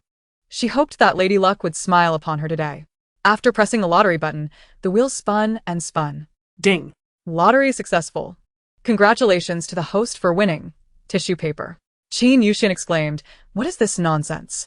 Did you scavenge this from a tissue factory? Host. The ordinary level lottery is like this. Have you ever drawn a Maserati from a 20-yuan fortune bag? Qin Yuxian pursed her lips, finding herself at a loss for words. As it was nearing lunchtime, she finally exited her room, only to find the Qilon team queuing at the counter, laden with food. Heading back already? Qin Yuxian beamed, her demeanor exceptionally amiable, demonstrating her hospitality. Qilon nodded, handing the purchase supplies to Wang Huan to store in her space. He politely remarked, we need to return the supplies to the base. We had a great rest here last night, and will definitely return. Wishing you prosperous business. Thank you. Qin Yuxian smiled, favoring Qilon, who was quite polite, unlike Wang Huan, who perpetually challenged her. She had managed to establish a business in this apocalypse. Did it make sense to oppose her? At that moment, a sense of pride swelled within her. As they prepared to depart, Qin Yuxian remembered to inquire, which base are you from? Are there many people? The Yuheng 4th base, quite a distance from here. Our base is relatively small, with just over 1,000 people. Qin Yuxian's eyes suddenly sparkled. With over 1,000 individuals, if each contributed a primary crystal core, she would earn 100,000 points. Leveling up would then be a mere formality. What a marvelous opportunity to amass wealth. Travel safely, and we welcome you back anytime. Qin Yuxian waved exuberantly as she sent the Qilon team off, hoping for their safe return and eagerly wishing for word of mouth to promote her magic fairy castle. Once outside, the Qilon team encountered a horde of zombies. The city center was inundated with them, and their levels were rather high, forcing them to flee. They longed to visit the magic fairy castle, but it was no easy feat. The zombies swept past the castle, leaving behind dark stains. Zabao, witnessing this, felt overwhelmed and resignedly fetched a bucket of water to clean up. Qin Yuxian dragged a swing chair outside, basking in the sun, and casually asked, Dabao, have you seen Boss Shen? Dabao paused, tilting his head, unable to comprehend Qin Yuxian's words. Qin Yuxian felt a bit embarrassed. The one in room 101 wearing black? He checked out early this morning, Dabao replied. Got it. The man in black from room 101 is Boss Shen, Qin Yuxian mused with a satisfied smile, reclining comfortably in her swing. Excellent. The boss was out there earning money for her. She opened her system account. The public account now held 660 points, nearly enough for an upgrade. Opening the food section of the store, she decided to order fried chicken as a reward for her diligent efforts. Although she hadn't accomplished much that day, she still felt deserving of a treat. Unbeknownst to her, a frail woman stood at the entrance, gazing at the sign for over a minute.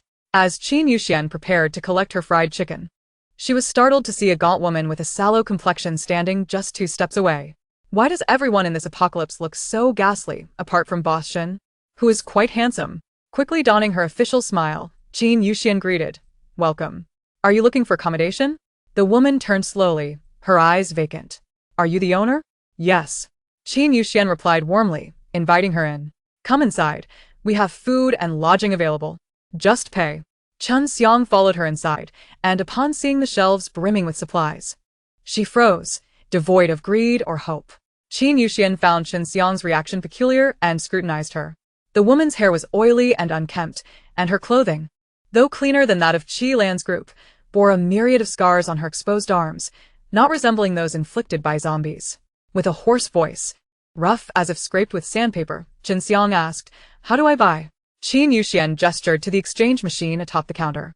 "You can exchange a crystal core for points, which can be used for purchases." Chen Xiang produced a primary crystal core and placed it in the machine, which dispensed a card bearing her name. Qin Yuxian pointed to 3 machines in the corner.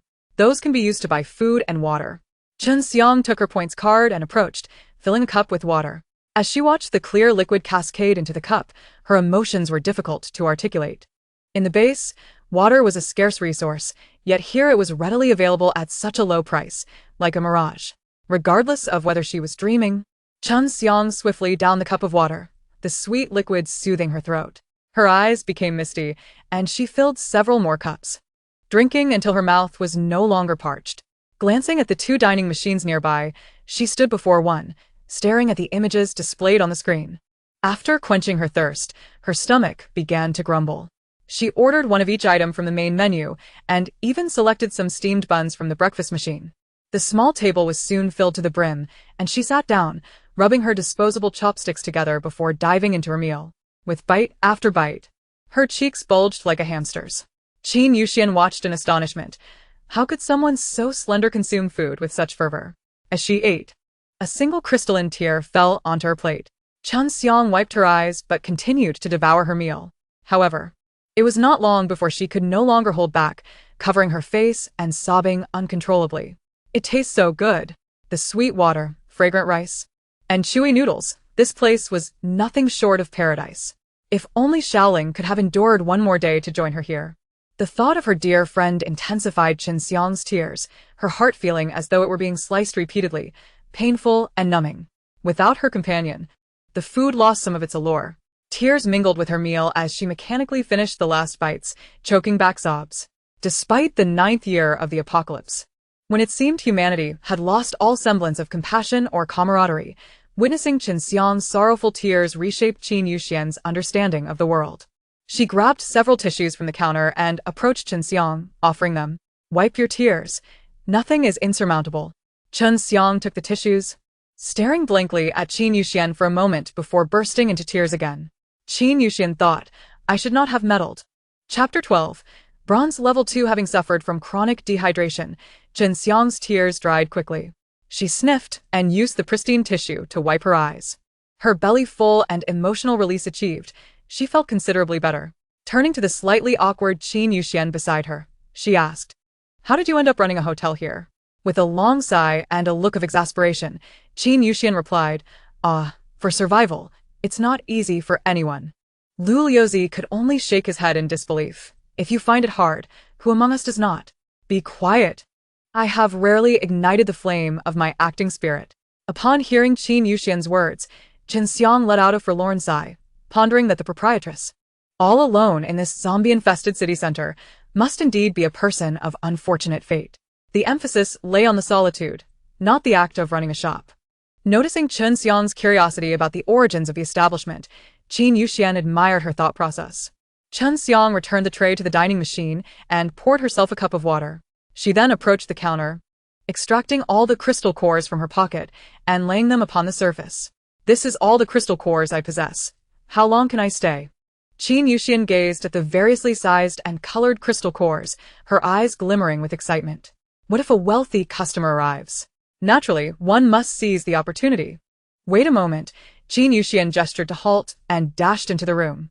Opening the system account, she discovered that the public account had accumulated 750 points, sufficient for an upgrade. Hurry and upgrade.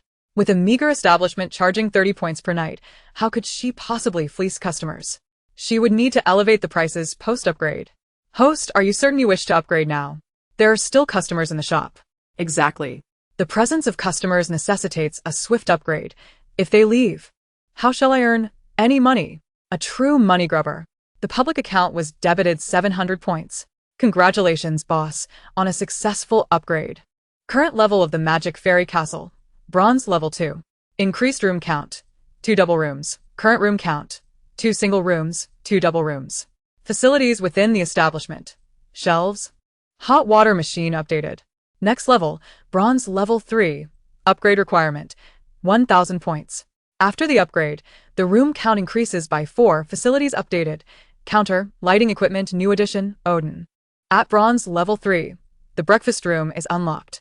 The shop expanded horizontally, featuring a glass door on one side and a glass curtain wall on the other.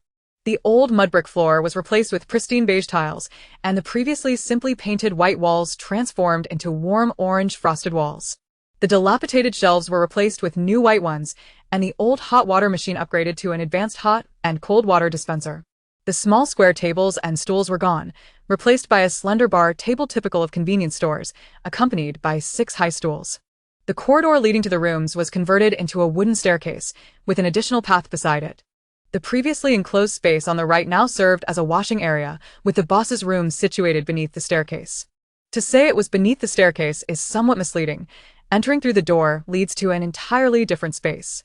Chun Xiang, still within the shop, was astonished, her eyes nearly popping out with disbelief, questioning if she might still be dreaming. What did she just witness? The shop had transformed. Qin Yuxian emerged from the boss's room with a radiant smile, momentarily taken aback upon seeing the sign for the washing area across the way. After turning a corner and stepping outside, she too was momentarily stunned by the changes within the shop. This upgrade surpassed the previous one by leaps and bounds. Suppressing her astonishment, she calmly approached Chun Xiang, her eyes crinkling with laughter. I apologize. The shop has undergone a slight renovation. Chun Xiang remained in a daze. Slight? Are you sure it isn't a complete overhaul? Host, a reminder. The housing facilities have changed. The second floor features a public restroom, and the double rooms are equipped with bathrooms. What a timely reminder. This is clearly to ensure you don't earn too little, affecting my PI. Qin Yuxian remarked. 6. You truly are a meticulous system. Gradually regaining her composure, Chun Xiang reflected on the fact that the proprietress could operate a shop in the heart of a zombie-infested city, surely indicating she possessed formidable abilities. 9 years into the apocalypse, what else could be considered extraordinary? She nudged the pile of crystal cores on the table. Boss, this is all I have left. Will it suffice for a 2-night stay? Such a beautiful establishment. It seems unlikely zombies could enter. It must be rather expensive to stay a night, right? It is sufficient. Qin Yuxian chuckled, her laughter light and airy. We have single rooms and double rooms. A single room is 60 points per night, while a double room is 140 points per night. The double room includes a private bathroom, whereas the single room only has access to the public restroom and cannot accommodate bathing. Only 60 points? Chun Xiang exclaimed in surprise. Qin Yuxian was equally astonished, realizing that based on Chun Xiang's reaction, the price was likely set too low. A loss. Once spoken, words cannot be retracted. It is unreasonable to raise the price after the fact. She suppressed her bleeding heart and nodded. Chun Xiang sifted through the pile of crystal cores, selecting a level 3 core to exchange for points, while stowing the rest away. A level 3 core could be redeemed for 900 points, sufficient for her to stay here for several days. Chun Xiang stuffed the remaining crystal cores back into her pocket, while Qin Yuxian watched the dirty cores with a twinge of pain. No matter, as long as customers remained in the shop, the money would eventually find its way into her pocket. I only need a single room, for 3 nights, Chun Xiang handed her points card to Qin Yuxian. With a customer-first approach, Qin Yuxian maintained a pleasant demeanor, smiling throughout as she deducted 180 points from Chun Xiang's card. Handing over the points card along with a key to room 201, she casually inquired, so soon to confirm a 3-night stay. Do you have other matters to attend to? Chun Xiang's expression darkened momentarily, and after a heavy she ascended the stairs. She needed to contact the base as soon as possible, figuring out a way to relay the information about the abundant supplies here. Only then would her teammates have a chance to survive this war. Shaoling was already dead. She did not wish to lose anyone else to hunger and thirst. With no business currently, Qin Yuxian decided to head upstairs to inspect the upgraded hotel. Once upstairs, the left side featured single rooms 201 and 202, alongside the public restroom. The right side housed double rooms 203 and 204. The layout of the single rooms remained unchanged. though the wooden beds now boasted 10-centimeter thick mattresses. The walls and floors had been refurbished, mirroring the decor of the lower level, appearing simple yet cozy. The double rooms were slightly more spacious, furnished with a bed, still featuring a 10-centimeter thick mattress and a small bathroom. Small, yet adequate. In this age of scarce water resources, the ability to bathe was a tremendous blessing. Qin Yuxian thought to herself, satisfied as she closed the door to the double room and descended the stairs. Once Shun Jiangyuan returned from hunting, she would be able to earn a tidy sum. How delightful. Chapter 13. The mountain eagle has flown away. Xiaoji, hurry up. We're nearly there. Su Qian urged his companion Wang Ji as they ran. On the third day after leaving the magic fairy castle, they distanced themselves from the city, and upon traversing this forest, they would return to their village. Their village was relatively remote, surrounded by desolation. Hence, when the zombie virus outbreak occurred, the village was not severely affected, allowing a handful of individuals to survive steadily over the past 9 years of the apocalypse. Originally, 3 young men had gained supernatural powers and formed a small team to seek supplies for the village, but regrettably, they had not returned after their last sortie last year. Thus, the responsibility of procuring supplies fell upon the shoulders of the 2 children, Su Qian and Wang Ji. Brother, I'm so tired. After several days of relentless travel, even with sufficient water and food, Wang Ji was beginning to falter. Su Qian paused, glancing up at the sky, then anxiously at Wang Ji. Nightfall was approaching. Once night descended, the zombies would grow stronger, and they were currently in the heart of the forest, uncertain of encounters with mutated beasts. I'll carry you. We can discuss it once we leave the woods. Despite being equally fatigued, he refused to abandon his sister, no matter the circumstances. Su Qian, with his slender frame, hoisted his sister onto his back and continued to run forward. Fortunately, they did not encounter any mutated beasts, and dusk settled upon them, quickly turning to darkness. As they neared the village entrance, Su Qian grasped his innocent sister's arm, carefully instructing, Xiaoji, we must not tell anyone about the kind sister who treated us to food. Understand? Why not? Wang Ji asked, her large, round eyes filled with confusion, eager to share the story of the beautiful and gentle sister they had met. Think about it. She was only being kind by treating us to food. If others were to discover this matter, they would undoubtedly seek out my sister, which would only serve to trouble her. After Su Qian spoke, he recalled how effortlessly his beautiful sister had transformed 2 high-level ability users into mere coins, and he added, should anyone attempt to cause trouble, it would not bode well for them if my sister were to handle the situation. Wang Zi appeared to grasp only a fraction of what he meant. She could not discern what was good or bad, yet she obediently nodded. What her brother said was undoubtedly correct. If he instructed her not to disclose this to anyone, she would remain tight-lipped, uttering not a single word. Seeing his sister comply, Su Qian finally breathed a sigh of relief and led her back to the village. His concern was not that the villagers would trouble his beautiful sister, but rather that they would bring misfortune upon the 2 of them. The only 2 children in the village with abilities were, in truth, regarded as mere tools by the villagers. After all, they were orphans lacking any relatives, and their accidental demise would elicit little sympathy. If it were discovered that they had indulged in an entire barrel of instant noodles and returned well-nourished, countless accusations would surely be cast upon them. Ultimately, they would only be inviting their own suffering. The village had previously endured an onslaught of zombies, leaving it in disarray.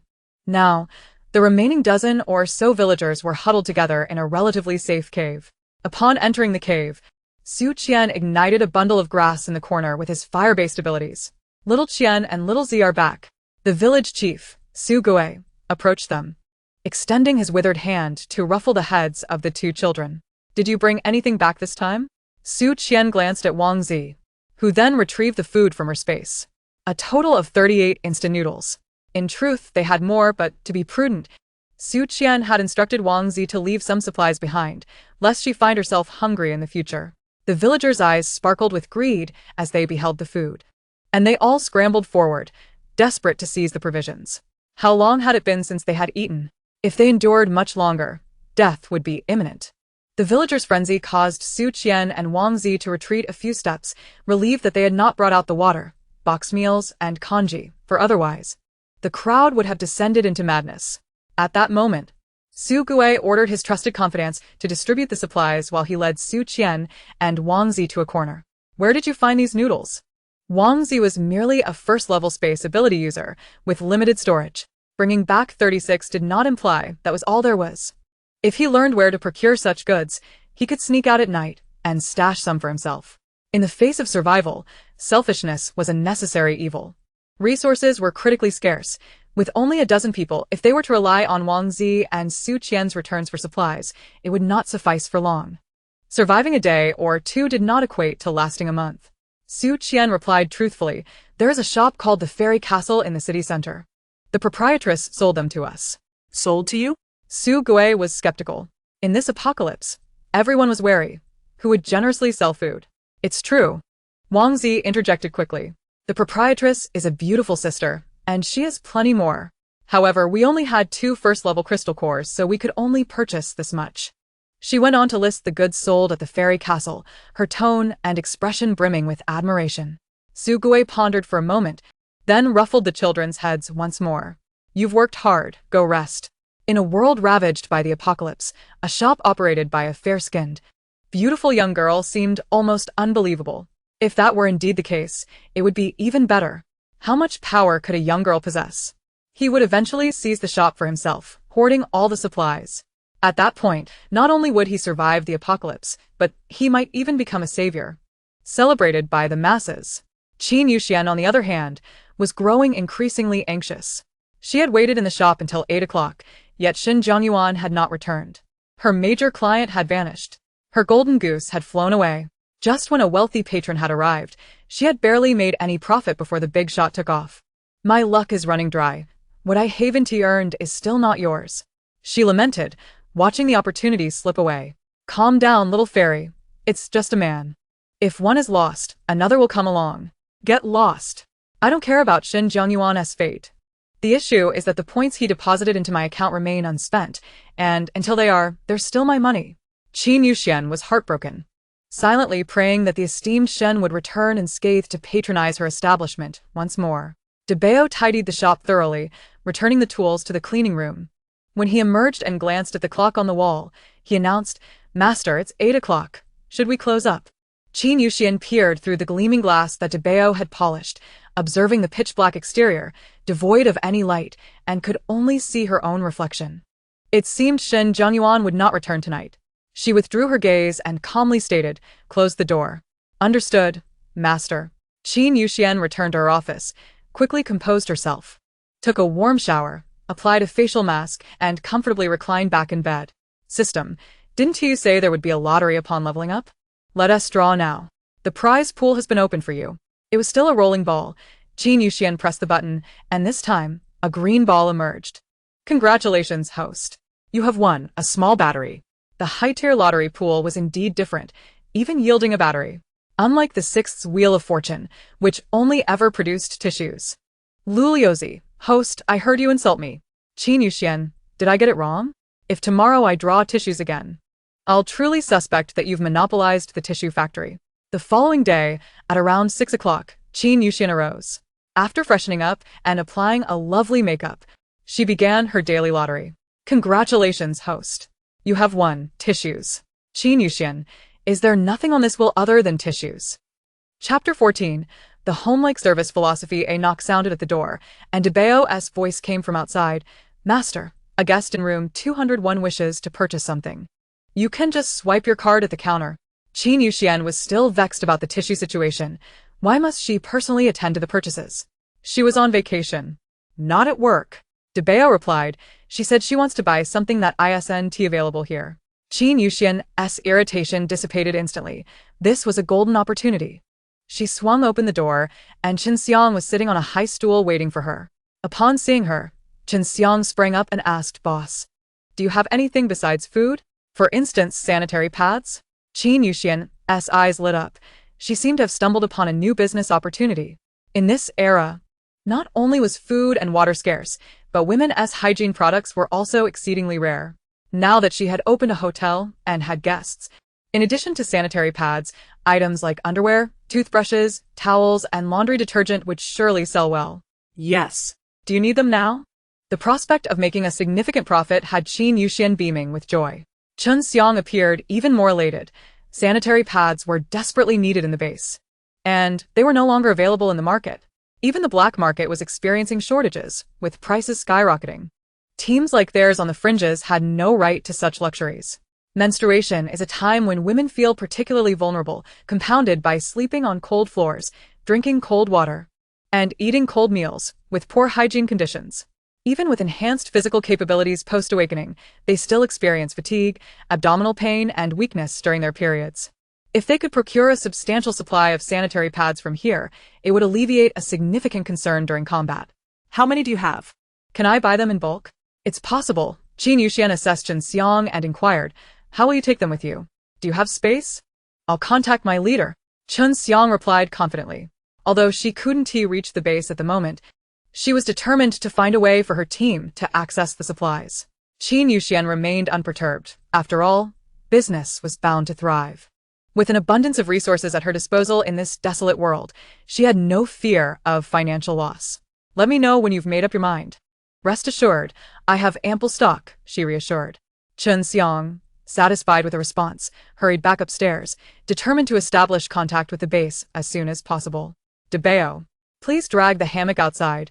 I wish to bask in the sunlight, Qin Yuxian commanded, glancing at the breakfast machine. The offerings were becoming monotonous. Soy milk, plain porridge, and soup dumplings were all she had. It's time for an upgrade. Breakfast machine level 2. Number of dishes increased by 2. Upgrade condition 1,000 points. Would you like to upgrade? Qin Yuxian confirmed. The upgrade was successful. Please select the additional dishes. She briefly contemplated marketability, but prioritized her own cravings. Ultimately, she chose shrimp corn rolls and fried dough sticks. Selection confirmed. Current breakfast machine data. 5 dishes, with a daily purchase limit of 20 per category. It dawned on her that there was a daily limit on the number of dishes available. However, since the system had alerted her, it suggested that further upgrades could increase this limit. No cause for concern. She also upgraded the main meal machine, adding shredded chicken rice and double pepper beef rice. Afterward, she ordered a portion of shrimp rice rolls and a cup of soy milk, settling into the hammock outside to enjoy her breakfast while soaking up the sun. Mistress, please elevate your feet, Debao said, mop in hand, his large, dark eyes fixed on Qin Yuxian. She obediently tucked her legs onto the chair, while Debao diligently mopped the floor, patting his round belly afterward. All done, mistress. As Qin Yuxian savored her breakfast, watching Debao work tirelessly, her spirit soared. Debao. Yes. Aren't you tired? Not at all. Debao enjoys cleaning. Qin Yuxian mused. With a companion like Debao, what more could one desire?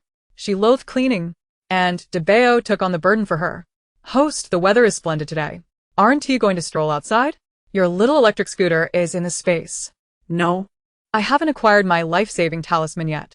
Though the zombies were oblivious to her presence, they could still approach her. A close encounter could lead to premature demise. Moreover, while zombies could not see her, those with abilities could. The outside world was fraught with peril. It was safer for her to remain the sovereign of her shop. Shun Jianyuan had observed traces of ability beasts nearby yesterday. Typically, in bustling urban centers, such creatures were scarce. Post-apocalypse, cities were plagued with zombies, while ability beasts lurked in forests or desolate areas. Nonetheless, the higher levels of ability beasts meant a greater likelihood of crystal cores being dropped. Following the traces, he unexpectedly encountered a 5th-level zombie, engaging in a fierce battle that nearly cost him his life, depleting his powers before he could finally slay the beast. By then, darkness had fallen, and he could not return to the magic fairy castle, opting instead for a relatively safe place to rest. Having endured 9 years of a nomadic lifestyle, he felt an unusual discomfort that night. He longed for a full meal and a peaceful sleep. Thus, at dawn, he made his way back towards the city center, dispatching a few zombies along the way, hoping to have a meal by noon. When he spotted the sign of the magic fairy castle from a distance across the square, he paused in disbelief. Was that truly the magic fairy castle? Uncertain, he squinted for clarity. What else could it be, given that no other establishment operated here? He crossed the square, noticing Debao still cleaning outside, and Qin Yuxian lounging in the hammock, basking in the sun. However, the changes in the shop were striking. Qin Yuxian was busy stocking daily necessities in the store: disposable dental kits, towels, laundry detergent, and soap. She displayed some in the glass counter, while the rest were temporarily stored away. Let us label the prices. What's a reasonable amount? After a brief calculation, she spotted the travel-worn Shen Jiangyuan. He appeared exhausted, more haggard than the last time they met, as if he had survived a fierce battle. "Mr. Shen, you've returned." Qin Yuxian greeted him warmly, her smile radiating kindness. Internally, she rejoiced. My esteemed client is back. Who understands the thrill of regaining what was lost? Shen Jiangyuan appeared momentarily taken aback, his icy blue eyes appraising Qin Yuxian. Why did he feel as though he had returned home? There was food to eat, a place to rest, and even someone to welcome him at the door. Qin Yuxian responded, naturally, that's our service philosophy at the Magic Fairy Castle. If you don't treat this place as home, how can I profit? Chapter 15. Come to the inn. Upon entering the shop, Shen Jiangyuan headed straight to the main meal machine to order food to satiate his hunger. Noticing 2 new dishes, he pondered and selected the shredded chicken rice. Despite the shop's upgrades, the machine's prices remained unchanged at 25 points per serving. He poured a glass of water and took a seat at the farthest corner to begin his meal. Qin Yuxian returned to the counter, contemplating how to optimize her business model. How much for a room type introduction sign? 200 points. So expensive? Does that mean I must spend 200 points to create a new sign each time I upgrade the room types? Host, that's quite reasonable. It's fair for all. Qin Yuxian initiated negotiations. How am I supposed to profit this way? If I earn, you earn. If I lose, you 1T profit either. I'll make a permanent sign for you for 10,000 points, displayed on an electronic screen. 10,000 points? You might as well rob a bank. 1,000 is more appropriate. Bargaining to half seemed reasonable, yet cutting it down to a tenth was absurd. Half, is it? 5,000 points, then? That's still too high. I'd be at a loss. How about 5,001? You're serious, aren't you? 8,000, no less. Qin Yuxian was reluctant. Her private account had little money, and she had just reached bronze, level 3. Let's both budge a bit. 500 is my final offer. Is that your idea of budging? 7,000. Is that acceptable? I'm not making any profit. Without hesitation, Qin Yuxian agreed, deal. Lu Liuzi thought, it seems the host has gained the upper hand once more. After deducting points from her account, the LCD screen soon appeared in Qin Yuxian's face. Debao, come help me install something. Debao set down the mop, waddling in with his round belly, directly retrieving the LCD screen from Qin Yuxian's face. In an instant he grew to 2 meters tall, affixing the LCD screen to the wall, which surprisingly softened like jelly, allowing the screen to fit snugly into the wall. Once Debao retracted his hand, the wall returned to its original state, the screen embedded seamlessly. Debao shrank back to his original height of 1.7 meters, saying, Mistress, Debao has installed it. Very impressive. Debao. Qin Yuxian affectionately ruffled his fluffy head, and Debao seemed quite pleased, returning to his chores. Qin Yuxian gazed at the dark advertisement screen. Lu Liuzi. Please upload the room photos and prices. Understood. Moments later, the screen displayed the room type introductions and pricing. Qin Yuxian nodded in satisfaction. Now she wouldn't have to explain everything to each guest, saving her much effort. You certainly know how to be lazy. Suddenly, a soft, plaintive cry interrupted. Help. Don't catch me. Go away. Qin Yuxian glanced outside to see a little girl in a green feathered outfit being chased by several zombies. A question floated in her mind. Is that a bird person? She approached the entrance, waving at the little girl. Hey, come into the hotel. The girl turned upon hearing the voice, catching sight of the elegantly decorated hotel and the beautiful sister in a white dress standing at the door. Without hesitation, she dashed over. Once inside, she swiftly hid behind a shelf.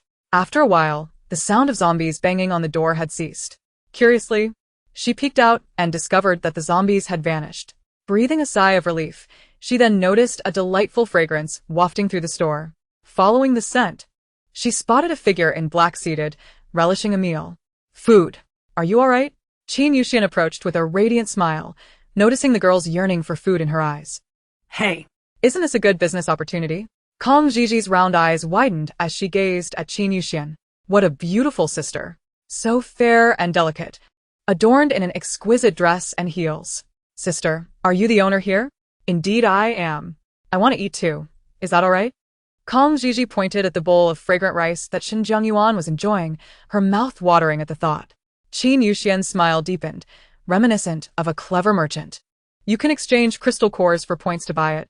Calm Gigi quickly rummaged through her feathers and produced 2 blue crystal cores, eagerly handing them to Qin Yuxian. I have crystal cores. My brother gave them to me. Come over here to recharge your points. Qin Yuxian led Calm Gigi to the counter, instructing her on how to recharge her points. 2 level 3 crystal cores. That's 1,800 points heading into my pocket. Calm Gigi, now equipped with her exclusive points card, skipped over to the meal dispenser to order a serving of beef stew with potatoes. She held her tray and approached the bar table, cheerfully greeting Shin Jiangyuan. Hello. Kong Shise. Shin Jiangyuan glanced at her briefly, ignoring her as he placed his tray for recycling. Calm Gigi noticed the level of his abilities above his head. A level 5 powerhouse. His gaze is so intimidating. Oh no, brother, come quickly. Gigi is scared. After recycling his tray, Shin Jiangyuan walked to the counter, glancing up at the advertisement screen.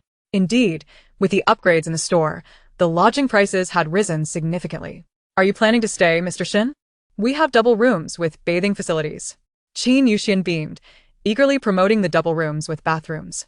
Noticing a flicker of interest in Shin Jiangyuan's eyes, she continued, after such a tiring night, a hot shower would surely be most comforting.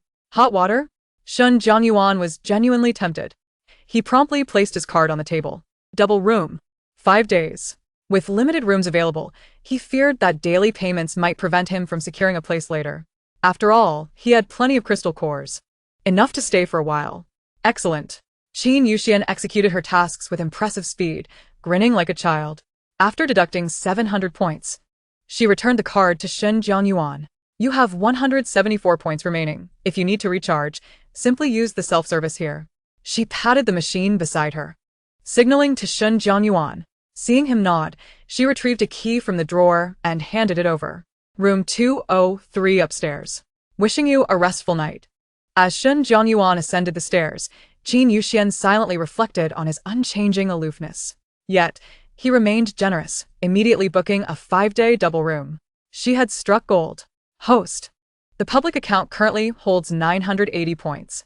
Later, if you convince that little sister to stay here for a night, you can upgrade again. How can you say convince? Even if she stays, I cannot upgrade now. Why not? The big shot just booked a room for 5 days and paid the fee. If I upgrade now, it would benefit him. If he profits, I incur a loss. What if everyone discovers this loophole? That would be disastrous for me. Even if I want to upgrade, I must wait until the big shot's reservation expires. Chapter 16. Just a brief touch. The moment Shin Jiangyuan opened the door and entered the room, he was taken aback. Though small, the room was clean and tidy, with a thin mattress covered in orange sheets, exuding warmth. It felt less like a hotel and more like a cozy home. He glanced down at his filthy body, emanating a sour odor. Previously, it hadn't bothered him, but now, in contrast to his surroundings, he felt an inexplicable itchiness. He hesitated to step fully into the room, let alone lie down on the pristine bed. Removing his shoes, he rushed to the bathroom to wash up. After waiting for several seconds, the faucet sputtered before releasing a steady flow of clear water. As he watched the water cascade, he marveled at the magic of the Magic Fairy Castle. In today's world, acquiring a sip of clean water was a challenge, let alone for bathing. Wasting even a drop felt sinful. Yet here in the Magic Fairy Castle, such an abundance of water resources made it seem as though one still resided in a peaceful era. He stripped off his clothes, thoroughly cleansing himself. Unfortunately, after years of the apocalypse without the means to bathe, the grime and oil on his skin felt impervious to removal. A knock at the door interrupted him. The only person likely to come was the owner. He wrapped a towel around his waist and, barefooted, opened the door. A large bear stood before him, its dark eyes fixed on him. Hello, esteemed guest. I am Dabao, here to deliver your dental hygiene supplies and soap. Shin Jiangyuan froze for a moment, quickly regaining his composure. He had seen this bear several times at the door and had always suspected it was a person in disguise. Now, up close, he confirmed it was indeed a genuine plush toy. A toy that could move and speak. Maintaining his usual calm demeanor, he nodded and accepted the items before closing the door to continue his bath. With soap in hand, the washing process felt considerably more pleasant. Where Qin Yuxian was still organizing items at the counter. Master, Dabao has delivered the items. Dabao stood there, patiently awaiting a reward from Qin Yuxian. Good. Qin Yuxian brushed the dust off her hands and patted Dabao's head. Remember to deliver dental supplies and soap to double room guests daily. And ensure used towels are replaced promptly. These are standard hotel amenities, and since I am running a business, I must attend to these details. Zabao note that. Zabao them member. After finishing her meal, Kong Ziji imitated Shen Jingyuan's earlier actions, returning her tray to the meal dispenser. Then she approached the counter, her eyes lighting up upon seeing the adorable bear. Can I touch it? She asked cautiously. Dabao, observing Kong Ziji's dirty hands, shrank back a little behind Qin Yuxian. No, only the master can touch Dabao. Qin Yuxian smiled apologetically. I'm sorry, but Dabao has a cleanliness obsession and prefers not to be touched by others. Kong Ziji pouted in disappointment, feeling rejected by a mere toy. She glanced up at the LCD screen displaying room types and suddenly brightened. Sister, I want a double room. If I wash my hands, can I touch Dabao? Qin Yuxian struggled to suppress her smile and turned to Dabao, respecting his preferences. Is that all right? Dabao pondered, though he arrived at no conclusion. However, it was evident that his master seemed keen on having the guest stay in the double room. If his master was happy, Dabao would be happy too. Zabao note that. Just a brief touch. Great. Kong Ziji handed over her points card to Qin Yuxian. Sister, I want the double room. For 5 days. She needed to wait for her brother to pick her up, aside from the magic fairy castle. There was no better place to go. After glancing at the items displayed on the counter and finding nothing of interest, she grabbed a few packs of sausages as snacks and proceeded to check out. A total of 728 points had been deducted, leaving her with 1,247 points. Qin Yuxian took the key to room 204, along with the standard toothbrush and soap, and handed them over. I hope you enjoy your stay in room 204 upstairs. Kong Ziji, with a beaming smile, eagerly accepted the key and hopped up the stairs. A dark streak followed her, causing Dabao to feel a chill run down his spine. Without hesitation, he rushed to the laundry room, filled a bucket with water, and grabbed a mop to diligently clean up. In a dimly lit room, Su Qian and Wang Zi huddled together. He activated his powers, casting a faint glow around them. Outside, the cacophony of chaos erupted, followed by the haunting growls of zombies and the anguished screams of humans. Wang Zi curled up in the corner, covering her ears, while Su Qian held her tightly, eyeing the splintered door with trepidation. Through the cracks, shadows flitted by. The zombies had invaded their village. Earlier that day, something felt amiss. The village was small, and the villagers, lacking abilities, typically stayed indoors. Yet, no matter how hard they searched, the village chief was nowhere to be found. Initially, they assumed he had gone to gather supplies, but as night fell, a loudspeaker suddenly blared at the village entrance. When someone rushed out to investigate, they unwittingly drew the zombies' attention, and before they could warn the others, they were completely devoured. Gradually, silence enveloped the area outside. Wang Zi bit her lip, nestled tightly in her brother's embrace, tears streaming down her cheeks at the thought that the villagers may have perished. Su Qian gently wiped her tears away and whispered, "Stay here, be good. I'll go check outside. Once it's safe, no matter where I am, you must run straight to the magic fairy castle, understood?" Wang Zi shook her head vigorously, her tear-filled eyes pleading with her brother. She clutched at his sleeve, unwilling to let him take the risk. She had already lost their parents. She could not bear to lose Su Qian as well. A soft smile graced Su Qian's lips as he tousled Wang Zi's hair. "Be good, listen to me, and go find the beautiful sister at the magic fairy castle. I promise I'll come for you once I'm safe." He pried her fingers from his sleeve and dashed out the door without looking back. Hey, "Big guy, come catch me," he shouted at the zombies, drawing their attention before sprinting away. There was still a bottle of mineral water in his sister's space. If he could lure the zombies further into the woods, Wang Zi would surely be able to escape. His parents had perished long before the apocalypse, and in this village, no one had ever truly cared for him. The only one he considered family was Wang Zi. "Sister, you must survive. This may be my last chance to protect you." Chapter 17. The need for clothes around 6:30. It was time for dinner. Kong Ziji came down to eat, having cleaned herself up and now sporting a rare, pleasant fragrance. Her cute face was finally visible. She playfully pestered Dabao, who had initially agreed to a brief touch but ultimately ended up hugging her, unable to resist her charm. Shen Jianyuan descended the stairs and glanced at Dabao, who appeared indifferent, before making his way to the counter to find Qin Yuxian. She was engrossed in her meal, savoring a complimentary bowl of tomato and egg noodles from the food vending machine. To her surprise, the machine produced quite good noodles, with a delightful chewiness and a broth that was perfectly seasoned. She wanted to finish every drop. Initially uninterested in the noodles, Shen Jianyuan, considering the price, believed rice would be more filling. However, seeing Qin Yuxian enjoy her meal so much sparked his own curiosity. After a prolonged gaze, Qin Yuxian finally lifted her eyes to him. "Do you need something, Mr. Shen? Is there any clothing for sale?" he inquired, his deep voice resonating with an alluring timbre. It dawned on Qin Yuxian that he had already bathed, and his clothes were likely clean but damp from being blow-dried and worn again due to a lack of change. With the addition of double rooms, it seemed feasible to stock some clothing items. She surveyed the convenience store, which still had ample space, and considered purchasing several hangers to display them. With a smile, she replied, "We currently don't have any, but what style do you need? I can prepare some for tomorrow." "Anything convenient for movement will do," he responded. "Sure thing." Shen Jianyuan noticed the laundry detergent and underwear displayed on the counter, which hadn't been there before he went upstairs, suggesting they were recently stocked. Each item was clearly priced, 10 points for 300 g of laundry detergent and 20 points for underwear. He pointed to the items and requested 1 pack of laundry detergent and 2 pairs of underwear. "Underwear comes in sizes," Qin Yuxian reminded him. 2XL. He replied without a hint of embarrassment. All right. Qin Yuxian retrieved 2 pairs of underwear and a pack of laundry detergent from her space, placing them on the counter. She gestured toward the self-service payment machine. "You can pay here." Shen Jianyuan held his points card against the sensor. A voice from the machine announced, 50 points have been deducted. "Thank you for your patronage." Quite advanced, Qin Yuxian remarked as she grabbed a plastic bag to package his items for convenience. She realized not all guests came with a space ability like Su Qian or Qi Lan.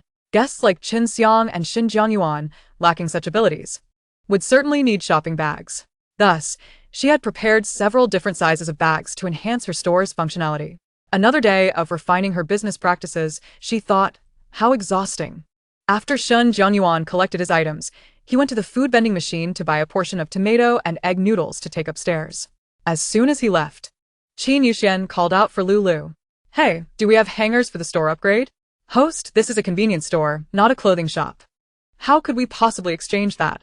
"They're for sale in the mall, you should check it out," Lulu suggested. Qin Yuxian rolled her eyes. Did everything have to come out of her pocket? "Fine, I'll check the nearby mall for a free shopping spree." She stood, returning her empty bowl to the vending machine and pouring herself a glass of water. With clothes gone, surely no one would have taken the hangers. Perhaps she could also scout for any appliances or home goods that might be available for free. Even though she considered herself a millionaire now, she believed in saving where she could and spending wisely, ensuring Lulu wouldn't benefit from her. "Lulu, help me navigate to the nearest large mall. I want to see the route." "Host, I'm also an outsider in this world. I don't have a map." "Useless," Qin Yuxian exclaimed, exasperated. What good was this system if it couldn't help her in crucial moments? "Host, aren't you afraid of dying? Why are you so eager to go out now?" "For my little shop, to provide a better living experience for the guests, would I say little danger?" Such noble rhetoric, yet it was all for money, she mused. After considering her situation, she realized she had no protective talismans, and going out posed a certain risk. Moreover, being unfamiliar with the area meant that if she wandered around, she could attract unwanted attention. Lulu remarked. Qin Yuxian decided to ask Shen Jianyuan tomorrow. He possesses formidable abilities and has been to many places. Perhaps he could help her venture outside. Chun Xiang also came down looking for food, ordering 3 portions as if she hadn't eaten in 9 years. She glanced at the clean and adorable Kong Gigi beside her, and then looked down at her own filthy, odorous self, instinctively shifting a few seats away. Suddenly, she regretted not opting for a double room. On the battlefield, not bathing for 2 or 3 months was common. However, in the magic fairy castle, appearing dirty felt out of place. She observed the elegantly dressed proprietress and the charmingly neat young girl nearby, taking in the store's tasteful and cozy decor, and reflected on her own appearance, like a beggar. Quickly, Chen Xiang dismissed her feelings of inferiority. Her teammates were still bravely battling at the border. She should be grateful for the warm meals and comfortable sleep she enjoyed. The precious crystals she had fought hard to earn were not meant for her own indulgence. Ultimately, Chen Xiang succumbed to the harshness of reality. After her meal, she purchased a set of dental care items, a towel, and a bar of soap at the counter. The single room lacked a bathroom, so a quick wash in the communal restroom would suffice. Qilin and her group had been on the road for several consecutive days, but they finally returned safely to the base. Their fourth base was a small, peripheral outpost, cramped with over 1,000 inhabitants, few of whom possessed special abilities. And resources were exceedingly scarce. The facilities at the base were subpar, with a protective barrier made of steel and iron sheets enclosing the residential area.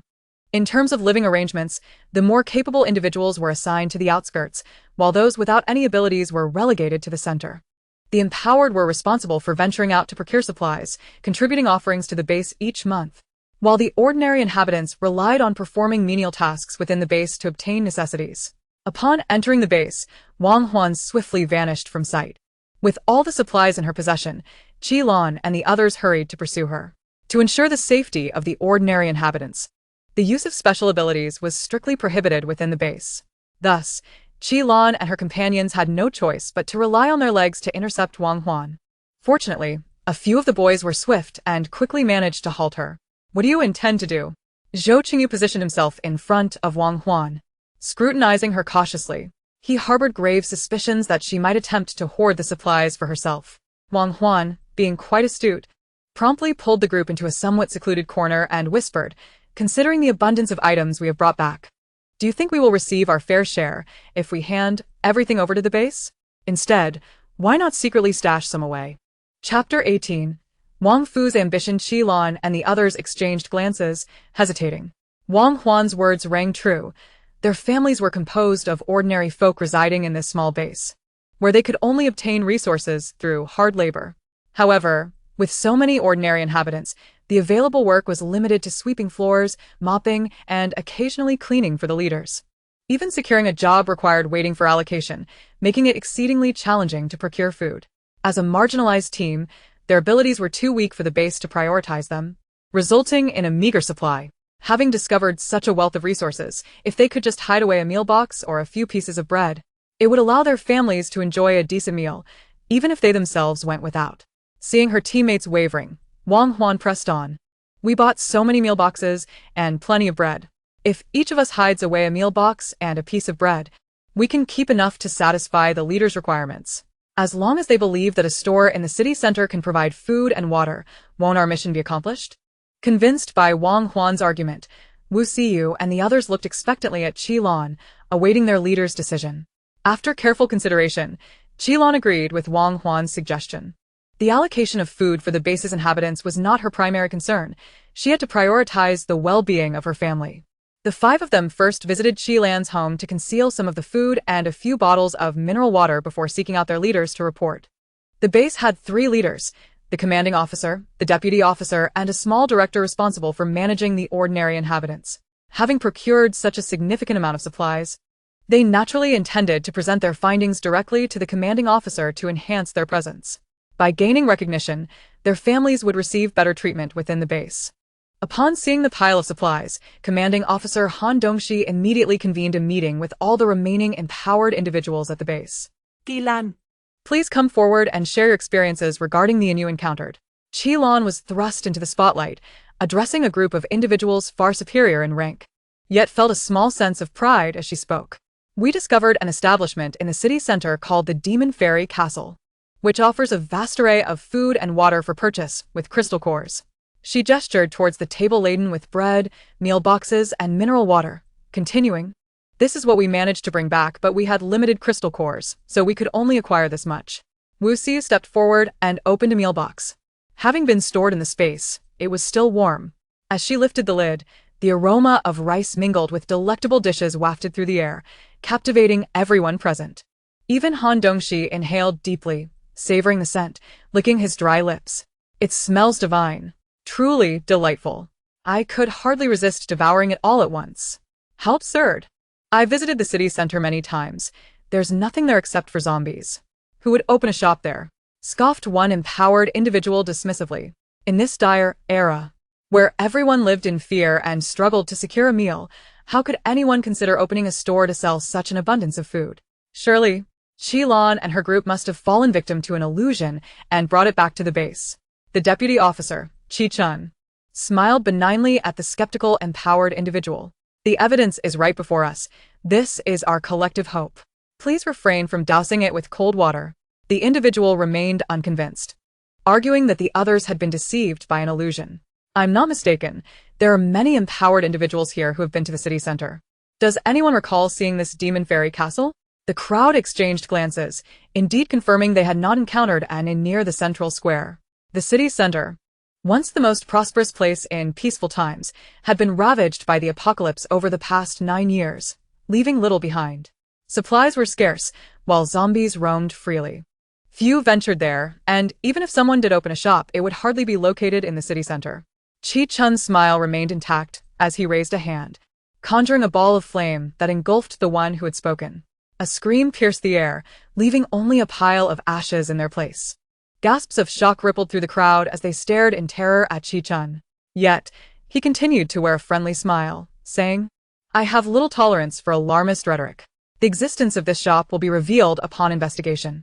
He turned to Han Dongxi, adopting a respectful demeanor. "Commander, what do you think?" Han Dongxi remained calm, seemingly unfazed by Chi-Chun's casual disposal of an empowered individual. "Iris, you, and Xylan should investigate the situation." He dispatched his most trusted aides, and should the results prove positive, they would secure the Demon Fairy Castle. "Understood," Iris replied respectfully. After the empowered individuals received their share of supplies, the remainder was entrusted to the small director for distribution among the ordinary inhabitants. This small director, Wang Fu, happened to be Wang Huan's father. Although Wang Fu was an ordinary inhabitant, he excelled at flattery. Otherwise, he would not have had the opportunity to attain a minor leadership position. Upon receiving the supplies, he would first have the allocation, leaving only a few pieces of bread for the ordinary inhabitants. Qilan had anticipated this outcome and was grateful for having followed Wang Huan's advice to stash some supplies away. The team gathered at Qilan's home to divide the hidden resources, with each receiving a meal box, a piece of bread, and a bottle of water. Together with the recently distributed supplies, they could ensure their families enjoyed a slightly better meal. Wang Huan claimed her share and hurried home to find Wang Fu. "Dad, "Come quickly." Seeing Wang Fu still posturing as a leader while directing the ordinary inhabitants, she could no longer wait and pulled him into the back room. Wang Fu was displeased with Wang Huan's hasty demeanor, feeling it lacked the stability and leadership qualities he prided himself on. Whom did she inherit this impulsiveness from? What is it? Why the urgency? Wang Fu was unceremoniously seated in a chair as he felt a twinge of annoyance. He was in the midst of organizing work. What could possibly be so pressing that it required immediate discussion? Wang Huan retrieved the fragrant meal box from her space and opened it, presenting it to Wang Fu. Dad, "Look what I have." Wang Fu's eyes widened at the sight of the aromatic cumin duck leg rice, the succulent duck leg resting atop the pristine white rice, adorned with vibrant green peppers and onions. He snatched the meal box, forgoing chopsticks, and scooped a handful into his mouth.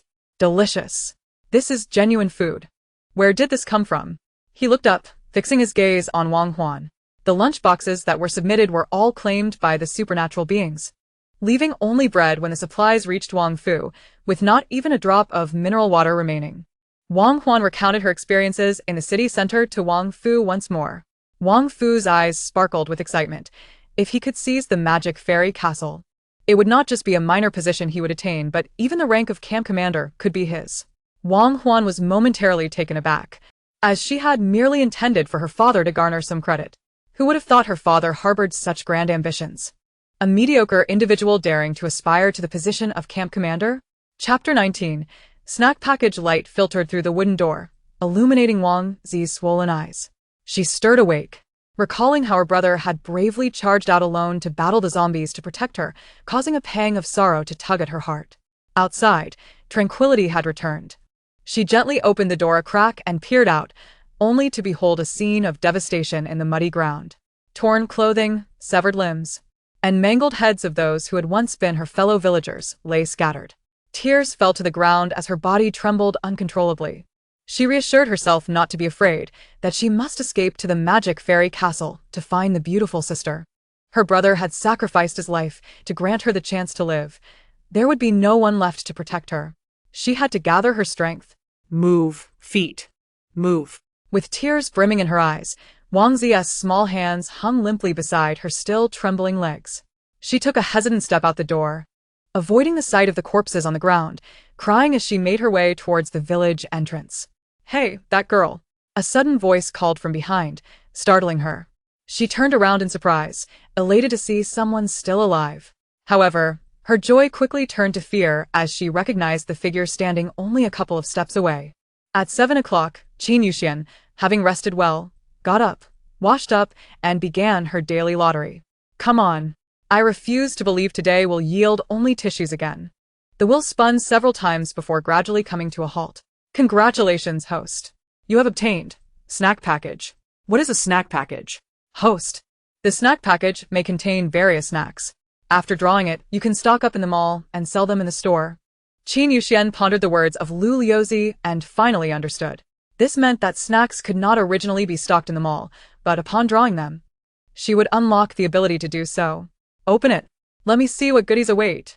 Qin Yuxian rubbed her hands together, finally feeling a flicker of anticipation for Lu's lottery. Upon successfully opening the package, she found cotton candy and spicy strips. Eagerly, Qin Yuxian opened the mall interface. Realizing why the items had quantity displays next to them, it turned out she could only stock one type. For instance, QQ candy came in various shapes and flavors. Yet she could only choose one to stock, and once selected, it could not be changed in the future. After careful consideration, she selected an assortment of her favorites, filling a box, and instructed Lu Liuzi to restock the shelves outside. Stretching her arms, she decided it was time to find Boss Shen. Shen Jianyuan sat cross-legged on the bed, counting the clean crystal nuclei, contemplating how long he could stay here if he decided to make it a permanent residence. With rent and 3 meals a day, he figured it would last him a month or two. He gazed at the translucent, yellow-glowing crystal nucleus, hesitating for a moment. This was the first level 5 crystal nucleus he had acquired. If he exchanged it for points, it would be enough to sustain his stay for over a month. However, after a moment of hesitation, he popped the nucleus into his mouth, chewed it, and swallowed. A surge of powerful energy erupted from within, reshaping his muscles, tightening his chest, and causing his heart to race as blood coursed rapidly through his body. After a while, his body gradually adapted to the change, and his muscles relaxed. He had leveled up. Attempting to channel his supernatural abilities, he sought to test the energy after his upgrade, but found he could not mobilize the energy within his body. Shen Jianyuan found this peculiar. He had never encountered such a situation during previous upgrades. He surveyed his surroundings. Was it due to being in the magic fairy castle?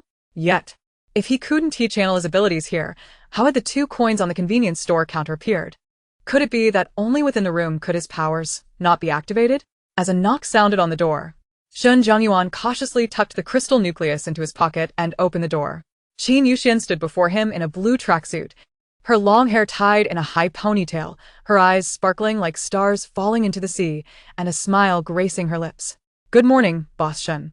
Do you know where I might find a large shopping mall?" Shen Jianyuan was puzzled. Even if there were a large mall, it would likely be in ruins by now. With her abundant supplies, why would she need to stock up at a mall? Besides, the site of the Magic Fairy Castle had once been the largest department store, and now it was utterly desolate. Searching in another mall would likely yield little, and the distance was considerable. "Are you free? Accompany me for a stroll?" Qin Yuxian was too preoccupied with thoughts of zero-cost shopping to decipher Shen Jianyuan's contemplations. She dangled an enticing offer: "If we find suitable clothing, you won't have to spend a dime. When we return, I'll treat you to a meal, hot pot or barbecue, your choice." Having already scoured the mall, she knew that the quality clothing hangers cost over 300 points each, while treating Shen Jianyuan to a meal would max out at 500 to 600 points. If this outing could also uncover other valuable items, she would surely profit. The allure of delicious food was immense, and Shen Jianyuan nodded in agreement, turning back to his room to grab his backpack and gloves, tucking a dagger into his waistband. "Let us go." Descending the stairs together, Debeo was still crouched on the ground cleaning. After purchasing breakfast from the convenience store, they prepared to set off. "Debeo, I'm heading out for a bit. Keep an eye on the store." Debeo clapped his hands, stood up, and bowed to Qin Yuxian. "Yes, master, travel safely." Qin Yuxian pinched Debeo's cheek. "Call me boss, not master." "Yes, master," Debeo obediently nodded, appearing quite silly. Qin Yuxian felt exasperated, but decided not to correct him. Once outside, Shen Jianyuan stood still, surveying the surroundings. "What's wrong?" Qin Yuxian inquired. "It's quite far. Are you planning to walk? How far? An hour's walk. Shun Jianyuan paused, sizing up Qin Yuxian's petite frame. 2 hours. With his long legs and swift pace, coupled with his recent upgrade, he could cover the distance in about an hour. Given the frail physique of the boss, she would likely take longer. Qin Yuxian felt slighted, but had no retort. She had initially thought about getting some exercise after a long period of inactivity. 2 hours seemed excessive, so she retrieved an electric scooter from her space. The scooter appeared suddenly in the store, startling DeBeo, who glanced up at his boss standing outside and sensibly moved the scooter out. His chubby hands cradled the scooter, bouncing along as he walked, looking quite foolish. Is there not a possibility that the scooter, having wheels, could be pushed out? Chapter 20. The joy of zero-cost shopping. DeBeo placed the scooter before Qin Yuxian, patting the seat. Boss, we can set off now. Have a smooth journey. Qin Yuxian responded, and DeBeo turned and returned to his cleaning. She looked at Shun Jianyuan. Can you ride? Yes. Shun Jianyuan stared at the brand-new green scooter, hesitating for a moment, aware that they might encounter zombies on the way. Qin Yuxian almost blurted out that zombies wouldn't see them. But then she remembered that zombies could only not see her, while they could see Shun Jianyuan. It was as if, in the eyes of the zombies, Shun Jianyuan were soaring through the air. Regardless of whether he was flying or not, once a zombie saw a human, it would inevitably pursue them. Therefore, Shun Jianyuan couldn't ride. He needed his hands free to defend against the zombies. Fine. Qin Yuxian resignedly mounted the scooter. Get on. I'll take you for a ride. Shun Jianyuan said nothing and took a seat on the back. Having grown up, it was the first time he was taken for a ride by a woman. The experience felt peculiar and wondrous. Along the way, Qin Yuxian sat at the front, steering the vehicle, while Shun Jianyuan occupied the rear, dispatching zombies. With no time to harvest crystal cores, he severed the heads of the undead, collecting them in a bundle to follow behind the small motorcycle. This unusual experience of traversing the streets with decapitated zombie heads was quite novel. The small electric bike had impressive power, reaching speeds of up to 100 km/h. In just half an hour, they arrived at the Ming Tai shopping center. As indicated by Shun Jianyuan, Qin Yuxian pressed the remote, locking the bike with a couple of beeps, then turned to wait. Shun Jianyuan inserted the tip of his knife into a zombie head, extracting the crystal core. Not all zombies possessed crystal cores, but the likelihood increased with their level. Among the 20 or so heads, they managed to find only 2 level 1 crystal cores. A thick, black liquid, accompanied by a foul stench, pooled around them, prompting Qin Yuxian to cover her nose and step back, her brow furrowing slightly. No matter how many times she witnessed it, the sight remained repulsive. Observing her discomfort, Shun Jianyuan thoughtfully tossed the remaining heads away, activating his ability to collect the crystal cores. Qin Yuxian retrieved a bottle of mineral water from her system space and tossed it to him, urging him to wash up, as the stench was unbearable. Whether she referred to the odor of the crystal cores or his own, Shun Jianyuan simply cleaned both the cores and his gloves before stowing them in his backpack. Let us go. Qin Yuxian was eager to leave the outside. Should they encounter more zombies, it would only waste time in a struggle. The shopping center was enclosed, relying on artificial light during peacetime. Now, devoid of illumination, it was pitch black. Shun Jianyuan, lacking fire-based abilities, could not provide light for Qin Yuxian. She purchased 2 powerful flashlights from the store, handing one to him. As they turned on the flashlights, the surroundings illuminated clearly. The mall was indeed deserted. Not entirely empty, but rather chaotic.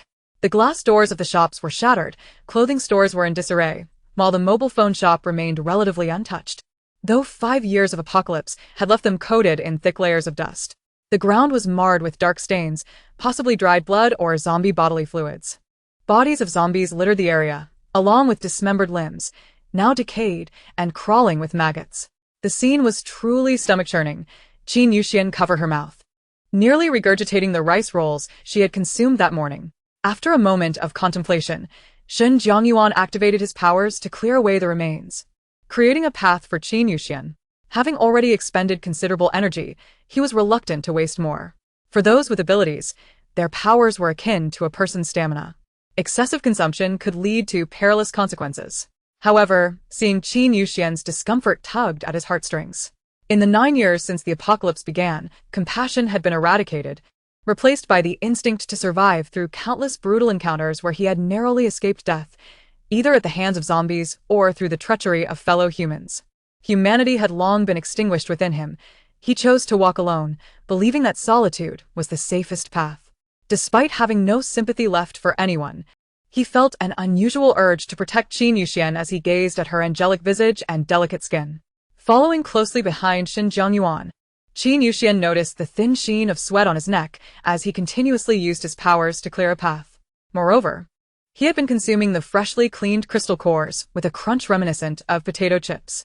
Although she didn't fully understand the mechanics of this world, she wasn't naive enough to miss the correlation between the exertion of abilities and the replenishment provided by the crystal cores to enhance their powers. Witnessing Shen Jianyuan so readily consume the hard-earned cores filled her with a sense of guilt. She grasped his wrist, halting his actions. "Don't waste the crystal cores. I'll get used to it." Shen Jianyuan paused for a moment without a word, pocketing the remaining cores. Their outing was primarily for clothing racks, so Qin Yuxian headed straight for the apparel store. The largest and most spacious was undoubtedly the high-end clothing shop. As she approached, she gradually acclimated to the sour stench. Ignoring the zombies at her feet, she rushed into the luxury store, donned rubber gloves, and began searching for undamaged clothing racks. After several searches, she stored them in her system space. Spotting some clothes that were still intact, she pondered that purchasing them would save her a considerable sum, rather than spending money on new stock. Without hesitation, she surged into the store's warehouse. The shopping desire of a woman peaked in that moment. Shen Jianyuan, uninterested, brushed off the dust from a nearby sofa and sat down, waiting patiently. The warehouse contained many unopened garments, which Qin Yuxian transferred to an empty area of the store, beginning her meticulous selection. These were items that once cost thousands. Leaving them here would be wasteful. She tried on each dress, selecting the suitable sizes and placing them in her space. Given that dresses were cumbersome in the apocalypse, she only took ones that fit her. For the rest, as long as they were intact, she gathered them all, regardless of size, to sell back at the store. Shen Jianyuan sat there, illuminating her with a flashlight as she excitedly tried on various outfits in front of the mirror, momentarily evoking the illusion of accompanying a girlfriend on a shopping spree in more peaceful times. "Shen Daolao," Qin Yuxian called out, finally discovering men's clothing and tossing a pair of suit trousers his way. "Are these suitable?" Shen Jianyuan examined the pants briefly, acknowledging they could be worn indoors. However, in the event of a confrontation, they could prove impractical. Qin Yuxian pouted, realizing why so many items remained. She set the trousers aside and stuffed the rest into her space. Rising to dust off her hands, she declared, "Let us go. On to the next door. We need to find one that sells sportswear." Chapter 21. Such concealment, they moved on to the adjacent sports brand store, where Qin Yuxian headed straight for the warehouse. However, this warehouse had been stripped bare. Clothing, being a form of resource, had likely been thoroughly scavenged. With her flashlight, she scanned the area, spotting a rusty pull handle on the ceiling. "Shen Daolao, could you come and lend a hand?" She called for assistance, unable to reach it herself. Shen Jianyuan followed the sound into the room, and she pointed to the handle, asking if he could pull it down. Unsure of what might be hidden inside, she felt compelled to search thoroughly. Shen Jianyuan activated his powers, sending a surge of purple lightning from his palm to ensnare the handle. With a firm tug, he pulled it down. A loud crash ensued as a pile of clothes wrapped in transparent plastic bags tumbled down. "Who on earth can hide so well?" Qin Yuxian clapped in applause. "You're amazing." Shen Jianyuan stepped aside, allowing her to rummage through the fallen items. Though encased in plastic, the bags were labeled with gender and sizes. Qin Yuxian sifted through several pairs of black men's sports pants, tossing them to Shen Jianyuan while collecting the rest into her space. Shen Jianyuan unwrapped them, checking the length against his waist before stowing them in his backpack. He ventured outside to inspect further, noting that this store also sold sports shoes. Surely, there would be some stock in the warehouse? His Martin boots had seen many years of wear and were in a sorry state, caked in dirt that had long since dried. Once, I never considered change. Everyone was so consumed with the struggle for survival that who had the inclination to pay attention to attire? However, having taken residence in the enchanting magic castle and befriending a stunning owner who dresses like a floral fairy, I suddenly felt that life should not be so perfunctory. Since I could acquire a new pair of shoes, it would be a missed opportunity not to seize it. A comfortable pair of shoes would surely allow for swifter movement in future endeavors. Stretching lazily, Qin Yuxian prepared to depart but noticed Shen Jiangyuan standing still. His gaze fixated on his athletic shoes, now obscured by dirt, their original design unrecognizable.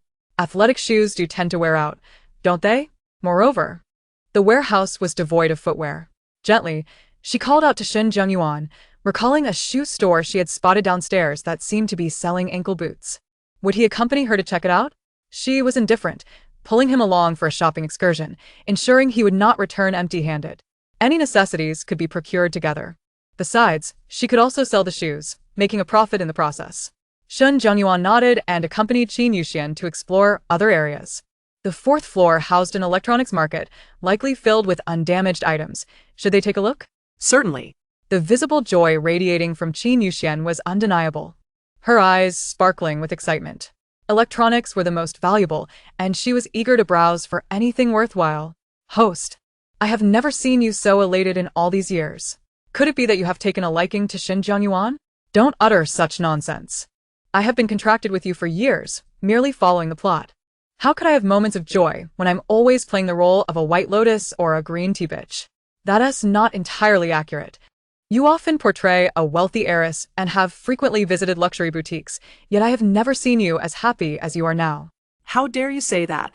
Every time I go shopping, I encounter the male leads, and I am forced to play the villainess, compelled to slap someone during my happiest moments. Qin Yuxian silently criticized within her mind, even feeling that the current world, fraught with zombies, was more comfortable and enjoyable than any prior challenges. As for Shen Jiangyuan, she had seen countless handsome men. Her appreciation for beauty had not diminished. She did not belong to this world, and thus could not develop feelings for any man. Her sole ambition was to earn more money and return to her own world to live leisurely. Shen Jiangyuan led Qin Yuxian upstairs, where the escalator was littered with corpses, which he had to clear using his powers. As anticipated, the electronics store was not severely damaged, appearing much cleaner than the clothing stores. However, most televisions were shattered, and refrigerators and cabinets, potential shelters, were in disarray. The entire fourth floor was an electronics market, and Qin Yuxian and Shen Jiangyuan decided to split up to search for intact appliances. In the refrigerator section, she finally found 2 refrigerators suitable for storing cold beverages in a convenience store that had unbroken glass. After putting them into her space, she returned to find Shen Jiangyuan. He was easy to locate. Only 2 flashlight beams illuminated the dark area. Following the light, she found him leaning against a stove. A few air conditioners piled beside him. Upon seeing her approach, he straightened up, indicating that these few units appeared usable. Qin Yuxian said nothing further, and stored them all in her space. The air conditioners vanished instantly, leaving Shen Jiangyuan puzzled about the nature of her powers. If it were merely spatial abilities, how could she operate a store in the heart of a zombie-infested city? It was known that among abilities, those with the least combat potential were spatial powers. He refrained from questioning her, content to know that Qin Yuxian posed no threat to him. After wandering for 5 or 6 hours, the apocalypse made nightfall swift, and they needed to return promptly. After descending, they visited the shoe store once more. This time, Shen Jiangyuan ventured into the warehouse to search for a pair of comfortable marten boots that fit him well. His backpack was already filled with clothes, leaving no room for shoes. Let me help you carry them back, Qin Yuxian offered, emerging with a stack of shoeboxes. After inspecting each one to ensure there were no damages, she stored them in her space, including the pair Shen Jiangyuan had selected. With a thought, she instructed her assistant to clean the 2 refrigerators and place them in the convenience store, wipe the hangers clean, and find a place to hang all the clothes. They would not be sold immediately. She would price them upon her return. Understood, boss. I will wait for your return at the store, the assistant replied. Qin Yuxian retrieved her car keys, unlocking the vehicle with a beep and driving Shen Jiangyuan back to the magic castle. They navigated through streets teeming with zombie heads, and Shen Jiangyuan felt utterly fatigued. Having skipped dinner and continuously activated his powers, he felt as if he were overextending himself. Leaning against the person in front of him, Qin Yuxian was startled. Shen Jiangyuan, are you alright? For now, he replied, though his tone suggested uncertainty about how long he could maintain his stamina. Qin Yuxian mentally scolded herself for her lack of foresight. Shen Jiangyuan had been exerting his powers for a while and had already grown tired. Now, he had to sustain his abilities for the 40-minute return journey. How would he manage? She found a relatively safe spot to pull over and ordered 2 cups of fully sweetened milk tea from a nearby store. To Shun Zhengyuan's eyes, Qin Yuxian seemed to conjure 2 cups of milk tea from thin air. He opened the cup and took several hearty sips. Although it wouldn't fill him up, the sugar and carbohydrates would help him regain some energy. Apologies, I'll treat you to barbecue upon our return. Qin Yuxian felt remorseful for her oversight. Having noticed Shen Jiangyuan's fatigue earlier, but only thinking of getting home for a meal, she had forgotten he needed to maintain his powers on the way back. Why apologize? Shen Jiangyuan asked, looking at her with confusion. His deep blue eyes fixed on her like an ocean, and she felt as if she might drown if she wasn't careful. Chapter 22. A business opportunity arises. To be honest, Qin Yuxian had never encountered such beautiful eyes before. She had seen amber and pitch-black irises, but none compared to the sapphire-like beauty of his gaze. She was captivated by Shen Jiangyuan's eyes. His elongated, gem-like pupils and the sharpness of his gaze were more alluring than any male lead she had encountered in other realms. Ah! The host has taken a liking. Qin Yuxian snapped back to reality, exclaiming, "Get lost." Detected an increase in host's heartbeat. According to human physiological responses, host, this indicates affection. You're merely a collection of flawed data that can't even choose the right world. What do you know about affection? Hostess' words are rather cutting. Please. Do you even have a heart? Qin Yuxian replied, sipping her milk tea. At that moment, she heard Shen Jiangyuan softly say, "This outing provided me with several changes of clothing. We both benefit, so there's no need for apologies." Hearing Shen Jiangyuan string together so many words at once was a novelty. She realized he was not as aloof as he appeared. She shrugged, choosing not to elaborate further. After finishing her milk tea, they continued on their way. The sky had fully darkened, and a flock of unknown birds passed overhead, emitting shrill, unpleasant cries. The streets were eerily silent, illuminated only by the faint glow of small electric vehicles. Look over there. Xiaoxi nudged the boy beside her, who was counting crystal cores, pointing toward a moving light at the intersection. Zhang Chong straightened up to follow Xiaoxi's gaze. Indeed, generating electricity required a substantial amount of crystal cores. Who would dare be so extravagant? As the light drew nearer, Zhang Chong finally discerned the source, a brand new small electric vehicle. Driven by a young woman with a 6th-level powerhouse sitting in the back, zombie heads trailing from the rear. What a bizarre sight. An apocalyptic version of a domineering CEO and his delicate wife. Xiaoxi squinted, murmuring, "Isn't that the powerhouse we saw the day before yesterday at the park near the base? Has he leveled up? Let us follow and see," she urged. After regaining his strength, Shen Jingyuan's vigilance heightened. His brows knitted into a sharp line as his right hand controlled a zombie's head while his left gently patted Qin Yuxian's shoulder, signaling that they were being followed. For a moment, Qin Yuxian thought she had misheard. A person? Or a zombie? A person. Qin Yuxian raised an eyebrow, a smile blossoming on her lips. This was an opportunity for business. Zhang Chong and Xiaoxi, one with super speed and the other with the ability to fly, closely trailed Qin Yuxian from a distance of 200 meters. Upon reaching the city center square, they gazed at the 2 brightly lit shops, their signs reading Magic Fairy Castle. Stunned, she doubted her own eyesight or wondered if she was dreaming. Could someone really be running a shop here? And, with the lights on, a small electric vehicle parked at the hotel entrance, where a plush bear figure emerged to greet the previous girl. Could it be that the owner was a little girl? No, the presence felt more akin to that of a formidable 6th-level expert behind the scenes. Brother, how could there be a hotel here? Xiaoxi asked incredulously, rubbing her eyes, fearing that hunger had clouded her mind. Zhang Chong also feared there might be ghosts inside. Yet his curiosity prevailed. What harm could come from checking out a place with a 6th-level expert inside? He dismissed his powers and approached. Xiaoxi hurriedly followed. Wait for me, brother. Qin Yuxian pushed the small cart into the store and placed it in a corner. After collecting the crystal cores, Shen Jiangyuan tossed the zombie's head far away. Upon entering the hotel, he headed straight upstairs. I'm going to take a shower first. All right, Qin Yuxian replied, watching him ascend before taking a closer look at the changes within the shop. The icebox against the inner wall had been scrubbed spotless by Daba and was now connected to electricity. The clothing racks were positioned beside the icebox, with one dedicated to hanging clothes and the other for trousers, both overflowing with garments. Shoes were neatly arranged in 2 rows beneath the racks, totaling 20 pairs.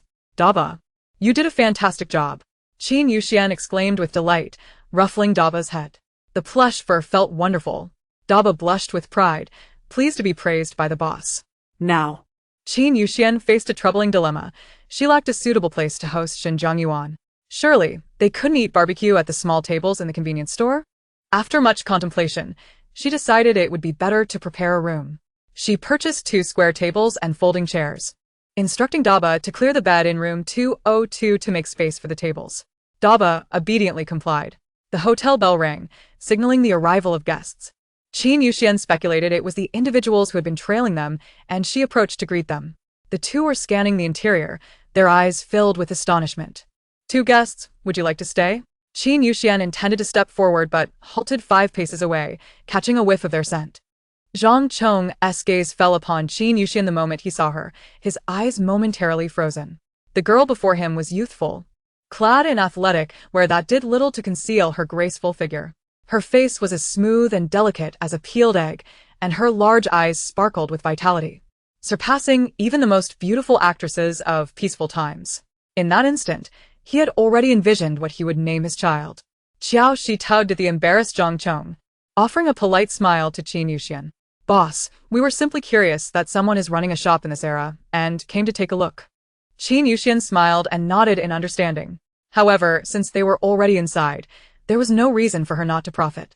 She stepped aside, indicating, "We have food for sale over here. Feel free to browse if you're interested." Naturally, the two did not decline and began to explore the convenience store. Upon seeing the food displayed on the shelves, they were rendered speechless. So many supplies were openly displayed here. Weren't they afraid of being robbed? And what did the price tags mean? Points? Crystal cores couldn't be used for purchases? Leaning against the checkout counter, Qin Yuxian explained, "Crystal cores can be exchanged for points. 1 first-level crystal core can be exchanged for 100 points. Over there. We also have a meal machine where a dish with meat and vegetables costs only 25 points." Zhang Cheng, already entranced by Qin Yuxian's beauty, eagerly produced a 2nd-level crystal core to recharge. Qiao Shi quickly intervened, pulling Zhang Cheng into a corner and whispering, "Brother, calm down. A 2nd-level crystal core wouldn't even buy a cup of instant noodles at the base, and here it could buy several meals. It has to be a scam." Reminded, Zhang Cheng regained his senses. Indeed, in these times of scarcity, many people with crystal cores struggled to afford food. If the prices were so low, there must be a catch. Qin Yuxian, unfazed, unwrapped a sausage and leaned against the checkout counter, enjoying her snack. The aroma wafted into Qiao Shi and Zhang Cheng's noses, and they couldn't help but swallow. If it tasted this good, it surely couldn't be poisonous, right? No, it definitely wasn't. If the boss could run a shop here with such abundant supplies, what could they gain from poisoning them? Crystal cores. In this era, food and water were far more valuable than crystal cores. Recharge. I must recharge. Zhang Cheng strode over and deposited his 2nd-level crystal core into the machine. Soon, the machine dispensed a points card engraved with his name. The display read, "Balance, 300 points." Grabbing the card, he hurried to the corner, ordering a portion of cumin roast duck rice from the meal machine and filling a cup with water, eagerly gulping it down. Oh, the sweet water. He was nearly moved to tears. Qiao Shi, witnessing her brother's exuberance, forgot her own reservations. "Brother, can I borrow your card to get a meal too?" Points cards cannot be shared, Qin Yuxian interjected, knowing that once they entered, there was no way she wouldn't make a profit. Qiao Shi paused, gritting her teeth as she pulled out a 1st-level crystal core, exchanging it for her own points card. She then rushed to order a portion of hand-pulled chicken rice. Real food. Fragrant, fluffy rice. The chicken leg was so delicious. "Mom, I'm finally eating," she exclaimed. "This must be magic. The boss understands magic. I want to stay in the Magic Fairy Castle forever." Chapter 23. Organizing the hot pot. Daba returned after tidying up room 202, noticing the soiled floor. He resisted the urge to fetch a mop and instead rushed to find Qin Yuxian. "Boss, room 202 is ready." "Good," Qin Yuxian replied, glancing at the two, who were enjoying their meal. Feeling a bit hungry herself, she added, "Please invite the guests from room 203 to room 202. I'll join you shortly." "Understood," Daba replied promptly, hurrying off. He cast a nervous glance at the dark shoe prints on the floor, eager to find the guests from room 203 so he could return to cleaning. Qin Yuxian entered her room, quickly showering before changing into a pure white dress, complemented by a pair of pearl-strung white high heels. With no time to wash her hair, she spritzed on some perfume and comfortably stepped out. Zhang Chong and Xiao Shi had finished eating, their trays returned to the meal machine, yet they remained seated, seemingly waiting for her to emerge. Upon her arrival, they rushed over. Boss, we also want to stay. Zhang Chong had just glanced at the price list, noting the photographs alongside the prices. He realized the double rooms had bathrooms for showers, and with a 6th-level expert staying here, the hotel must be secure. They wanted a good night's rest too. Qin Yuxian maintained her distance, having just applied perfume and not wanting to make sense. Currently, only one single room is available, and it's occupied. Please consider. And if you decide to stay, I'll prepare it for you later. Having said what needed to be said, she ascended the stairs in her small heels to find Shin Jiangyuan. Pushing open the door to room 202, she found Shin Jiangyuan already seated and waiting. The room was modest. After the bed was removed, 2 small square tables were pushed together, accompanied by 2 chairs, perfectly fitting the space. It was neither spacious nor cramped. After a thorough cleaning by Daba, the place was visibly more immaculate, practically spotless. Although Qin Yuxian arrived late, she said nothing and promptly inquired, "What would you like to eat? Grilled meat? Barbecue? Hot pot? Or perhaps a regular meal? Anything is fine as long as there is meat." Shin Jiangyuan was not picky. His main desire was to indulge in meat. It was a rare opportunity to feast heartily and replenish his protein reserves. "Let us go with hot pot," Qin Yuxian decided. As it cooked quickly and required little waiting time, she placed an order in the food area and soon produced a gas stove. Moment latte.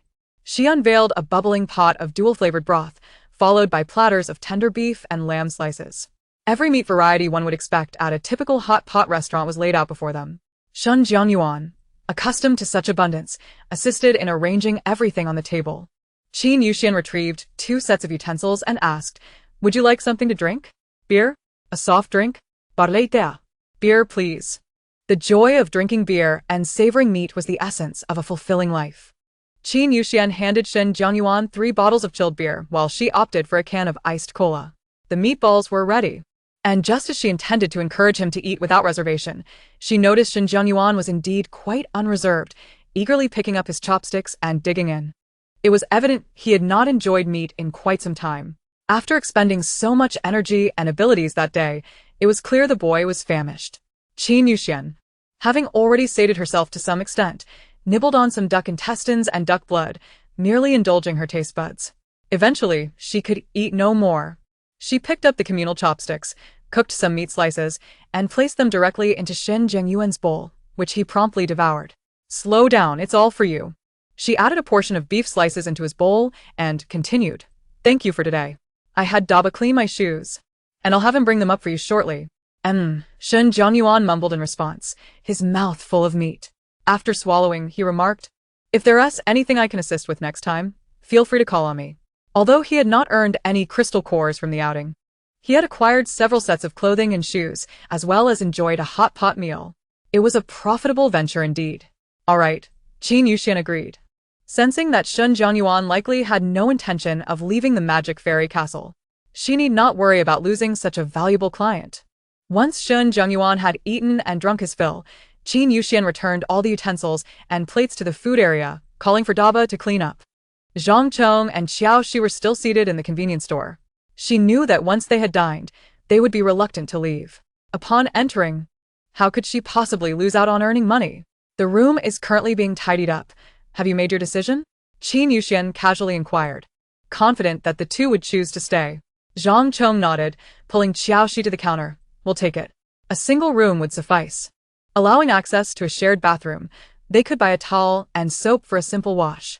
Moreover, this place appeared much safer than their base. And they desired a sound sleep. Staying in a single room required an additional fee. "How much more?" 40 points, and we will provide an extra folding bed for you. So it would be 100 points for one night, equivalent to 1 level 1 crystal core. "We'll take it," Zhang Chong decided almost instantly, handing his points card to Qin Yuxian. She raised her hand to indicate the nearby payment machine. "Here, deduct the amount here. You can also use this for purchases in the store." The payment machine had infrared sensors that recognized the items customers selected, automatically calculating the total. If someone attempted to take something without paying, the door would lock automatically, and anyone who touched it would experience an energy rebound, much like Wang Huan had. Without some technology, how could she so boldly run this establishment? Zhang Chong purchased 2 towels and 2 bars of soap, took the room key, and headed upstairs with Qiao Shi. Back in their room, he showered again, tossing his worn dress and today as sportswear into the washing machine. The scent of cherry blossom shower gel enveloped him, providing a refreshing comfort. Sitting at the vanity, he diligently cared for his skin, applying an expensive face mask. It must be said that there's merit in luxury. Having used this skincare line in the morning, his skin felt smooth and supple, absorbing quickly without any sticky residue, as if it had quenched its thirst for hydration. As he awaited the mask's essence to penetrate his skin for the next 15 minutes, Qin Yuxian lay on her bed, browsing the beauty section of the mall. With no internet access, she could only peruse online stores. Daba sent a message. Master. The shoes have been delivered to the guest in room 203. He had asked Daba a peculiar question. What question? Daba replied. He asked what the boss's name is. Qin Yuxian's heart tightened. She hoped her friendly interaction with Shen Jiangyuan hadn't led him to develop any inappropriate feelings. Did you tell him? Daba responded, no. Asked him why, and he said he wanted to stay long-term, so he should know how to address the boss. Well, if anyone asks you again, just say my surname is Qin. Daba replied, understood, but can I know the master's full name? Qin Yuxian chuckled. She had indeed never formally introduced herself to Daba. I am Qin Yuxian, with Yuxian meaning feather and fairy. Daba exclaimed, you are as beautiful as a fairy, so I shall call you fairy boss from now on. Qin Yuxian laughed heartily, causing the mask on her face to crinkle. All right, lock the door and turn off the lights, then go rest. Daba replied, okay, fairy boss. Sweet dreams. Chapter 24. Bronze level 3. Immediately after, Qin Yuxian contemplated. Currently, the inn had only 4 rooms, and if more guests arrived like tonight, there would not be enough accommodations, resulting in lost clientele. She overturned her previous thoughts.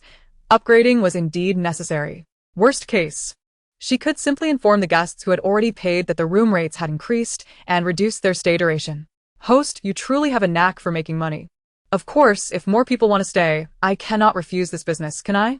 After pondering for a moment, she inquired, how many points are needed to upgrade to bronze level 3? 1,000 points. Currently, the public account has 2033 points. Alright, let us upgrade at 2 in the morning. Understood. 1,000 points have been deducted in advance. A virtual dialogue box appeared before her. Upgrading the inn to bronze level 3 will add 4 rooms. Please select the types of rooms to add, single rooms or double rooms. Qin Yuxian chose to add 2 of each type. She smoothed out her mask and continued browsing beauty products. The following morning, the inn underwent a dramatic transformation. The entire store expanded to the left, creating a new space that served as the inn's entrance and lobby. The previous entrance of the convenience store was replaced with a full glass wall, and a bar counter ran along the right side. The washing area and stairway were cleared, making way for a new row of Odin machines. The glass counter area became a 3-meter-wide entrance connecting to the inn's lobby. The counter was repositioned near the door, retaining its original items. In simpler terms, the convenience store had become an accessory to the inn. Upon entering, one would find the lobby, with a wooden counter against a wall adorned with an electronic advertisement screen and the words Magic Fairy Castle. To the left of the wall was a pathway leading to the manager's office and washing area, while the right side led to the staircase to the 2nd floor. The manager's room had also expanded, now featuring a small garden. Although it remained bare, Qin Yuxian was relieved not to have to sit at the entrance to soak up the sun anymore. The inn's room space had increased, with the 10-centimeter thick mattress upgraded to a plush rubber one. A storage rack was added in the corner of the single room, while the double room now had a small desk by the window. The bathroom space was also somewhat enlarged. The 2nd floor consisted entirely of single rooms, with the shared bathroom transformed into 2 separate facilities located at the end of the hallway. The double rooms were moved to the 3rd floor, with the room numbers changed to 301 and 304. At the end of the corridor on the 3rd floor, there was a room adorned with a sign indicating the breakfast house. Shen Jiangyuan had attempted to enter, yet the door remained locked. Initially intending to inquire with the proprietor, he was interrupted by the announcement from the speaker above, where the youthful voice of De Bao resonated. Good morning to all guests. Our establishment has undergone renovations, and a new breakfast house is available on the 3rd floor. Guests wishing to dine may proceed from 7 a.m. to 10 o'clock a.m. Shen Jiangyuan pushed open his room door and glanced at the electronic clock hanging inside, which read 6:59. As the clock struck 7 o'clock, the breakfast house door clicked open. He secured his room, took his points card, and ventured inside. The breakfast house was comparable in size to a double room, featuring a 10-square-meter area partitioned by glass walls to serve as a dust-free space for food items, with only a single service opening remaining. The seating was limited, consisting of 2 long tables, each accompanied by 4 chairs on either side, totaling 16 seats. Adjacent to the ordering area were 2 machines displaying the available menu items. A diverse array of options was presented, including various pastries, steamed dumplings, stir-fried noodles, soup noodles, rice rolls, porridge, soy milk, and coffee, all freshly prepared and offered at prices more reasonable than those of convenience store breakfast machines. To place an order, guests needed to tap their cards on the ordering machines for point payment, with a mechanical arm handling the food assembly. The machine above the service opening required another card tap before it would unlock. A sign next to the ordering machine detailed the ordering process and rules. 1. Food items must not be taken out of the breakfast house. 2. Points cards must not be shared. 3. Food waste is prohibited. 4. No loud talking or horseplay within the breakfast house. 5. Guests must return their trays to the recycling area after dining. Violators would face electric shock penalties, with serious offenders subjected to a one-day tour of a selected map. Shun Jianyuan paid little mind to the penalties. The rules seemed reasonable enough. He adhered to the ordering process, having indulged too much during the previous night's hot pot and feeling somewhat unhungry. He simply ordered a light bowl of lean meat soup noodles and a cup of milk, settling into a corner to enjoy his meal in peace. After replenishing the shelves at the convenience store, Qin Yuxian ascended the stairs in her modest high heels to sample the quality of the breakfast house offerings. Coincidentally, she encountered Zhang Chong and Xiao Shi on the second floor. "Good morning," Qin Yuxian greeted them with a gentle smile, exuding poise. "Are you heading for breakfast?" "Yes," Zhang Chong replied, his ears tinged with a telltale blush as he quickened his pace to walk closer to Qin Yuxian. "Shall we go up together?" Qin Yuxian responded with a smile and accompanied him to the 3rd floor. Although she remained silent, Zhang Chong fervently searched for conversation. "I haven't slept so soundly in ages. This hotel is far more secure than our base." Qin Yuxian maintained her official smile. "Thank you," Zhang Chong continued. "I was quite startled upon waking. The entire room had transformed. How did you manage that?" Naturally, Qin Yuxian would not divulge her possession of an invincible system, instead offering a vague response, just a special ability. Despite the coldness of her reply, Zhang Chong remained undeterred, inquiring, "I still don't know your name." Finally arriving at the breakfast house, Qin Yuxian politely replied, "My surname is Qin. You may call me Boss Qin." Further inquiries would be impolite. After stating this, she ignored Zhang Chong, entering to order a cup of coffee and a ham sandwich. To evade his persistent attention, she scanned the room and chose to sit across from Shun Jianyuan. Raising his gaze briefly to meet hers, Shun Jianyuan quickly averted his eyes, murmuring, "Your dress is quite lovely." Qin Yuxian was taken aback. Could it be that the aloof Shin Daolao had offered her a compliment? Today, she wore a pale yellow floral dress that reached just above her knees, complemented by a matching pair of waterproof platform heels. "Thank you," she replied, opting to focus on her meal rather than risk any misunderstandings. Clearly, Shin Jianyuan had no intention of prolonging the topic, steering the conversation toward housing matters. With the upgrades, will the room rates increase? The sound of coins clinking prompted Qin Yuxian to respond, having sipped her coffee and focused intently on Shin Jianyuan. "Rates will certainly rise. Renovations have incurred significant expenses. I wanted to ask you what improvements you believe the current hotel rooms might require." Although she had some insights into business operations, she had never truly engaged in commerce herself and recognized the importance of soliciting customer feedback. After pondering for a moment, Shun Jianyuan replied, "In this post-apocalyptic world, safety is already the highest standard. If I had to specify, it would be that laundry is somewhat cumbersome." A washing machine, Qin Yuxian realized suddenly, having overlooked such an essential detail. Her own room contained a washing machine, yet she had never contemplated that the hotel might lack one. Guests would naturally wish to cleanse themselves upon checking in.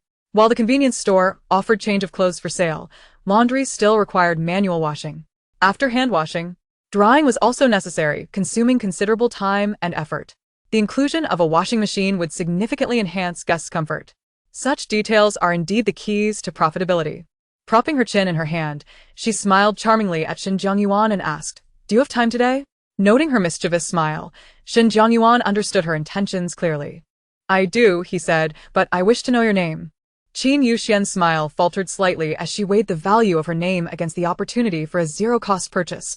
Naturally, the latter held greater worth. She dipped her slender fingers into her cup of coffee and elegantly inscribed Qin Yuxian on the table. Shen Jianyuan, gloved hand gliding over the surface. Left only a trace of moisture behind. A barely perceptible smile graced his lips as he softly remarked, Your name is quite beautiful. Chapter 25. Universal connectivity. After finishing his meal, Shen Jianyuan returned his tray and exited the breakfast house. Observing this, Zhang Chong seized the opportunity to engage with Qin Yuxian. Promptly taking the seat Shen Jianyuan had vacated. Boss Qin, may I stay here indefinitely? He asked, resting his chin on his hand. A smile revealing the creases on his face. As long as you can pay, Qin Yuxian replied, taking a bite of her sandwich and offering him not a single glance. As a business owner, she saw no reason to refuse a long-term guest, as it would only increase her earnings. Zhang Chong chuckled and queried, So, as long as I have crystal cores, I can stay as long as I wish. Qin Yuxian merely hummed in agreement, choosing not to elaborate as she cleared her tray and departed. On her way back to her room, the system Luliozi finally spoke up. Host? Zhang Chong looks at you as if hearts are floating in his eyes. Your appeal to the opposite sex is astounding. Of course. Wasn't it your initial impression that I was merely attractive? She retorted. This face, aside from fitting the role of a supporting character in a domineering CEO story, is stunning no matter the world. Such self-admiration, Luliozi quipped. Old Six, you've become quite verbose lately. She countered. Have you nothing to contribute since arriving in this world? All you do is gossip. Not at all. I'm here to strategize for you. Then enlighten me with your insights. Shen Jianyuan is quite impressive, handsome, and capable. You two would make a splendid pair, deterring any would-be admirers of your beauty. Qin Yuxian rolled her eyes. That's reasonable, but somewhat absurd. Qilan is also quite charming. With delicate features, though younger than you, a sibling romance could be a refreshing experience. If you just make the first move, he would surely agree. Qin Yuxian nearly stumbled down the stairs at that suggestion, almost toppling forward. Luliozi, you are best suited for a romance narrative system in a post-apocalyptic world. Perhaps it would be wise to refrain from speaking altogether. Indeed, the romance system seemed to dwell solely on matters of love, whether pairing her with one man or another. It seemed to equate the absence of romance with a lack of narrative. Dismissing Luliozi, she passed through the hotel lobby, once again spotting the diligent Debao, who was tirelessly cleaning the windows. Each time she observed the fluffy Debao diligently at work, she found it utterly adorable, far superior to the useless Luliozi. Debao, she exclaimed, approaching to ruffle the soft fur atop his head. I'll be stepping out shortly. I appreciate your help in watching the store. Of course, Boss Xian. Debao relished the gentle caress on its head, as it seemingly signified the owner's affirmation and affection. Please notify the guest in room 302 that the room rates have increased. They must either supplement the payment or have their stay shortened accordingly. Chen Xiang's room is due to expire today after 3 days. Just inform Kong Jiji. Understood. Debao diligently noted this down. Qin Yuxian, having indulged herself, wheeled the electric scooter to the entrance. Shen Jianyuan, clad in his usual attire, descended the stairs with his bag securely fastened, revealing only his eyes. He glanced at the price list on the wall at the front desk, noting the changes. The cost for a single room had risen to 80 points, while a double room now cost 180 points. Qin boss, he called out towards the door, I would like to renew my stay. With business at hand, Qin Yuxian promptly returned, accepting the points card and 2 level 4 crystal nuclei from him. How long would you like to rent?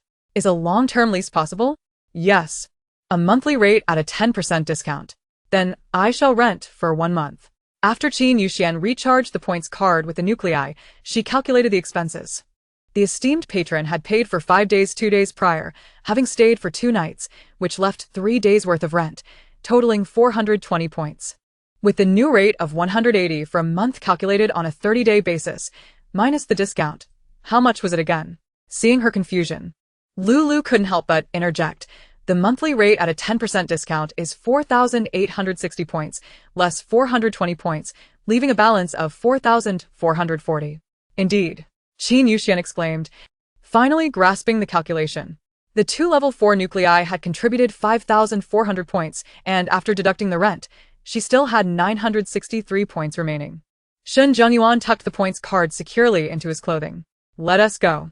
Once again, it was Qin Yuxian who drove, with Shun Zhengyuan trailing behind like a reluctant zombie.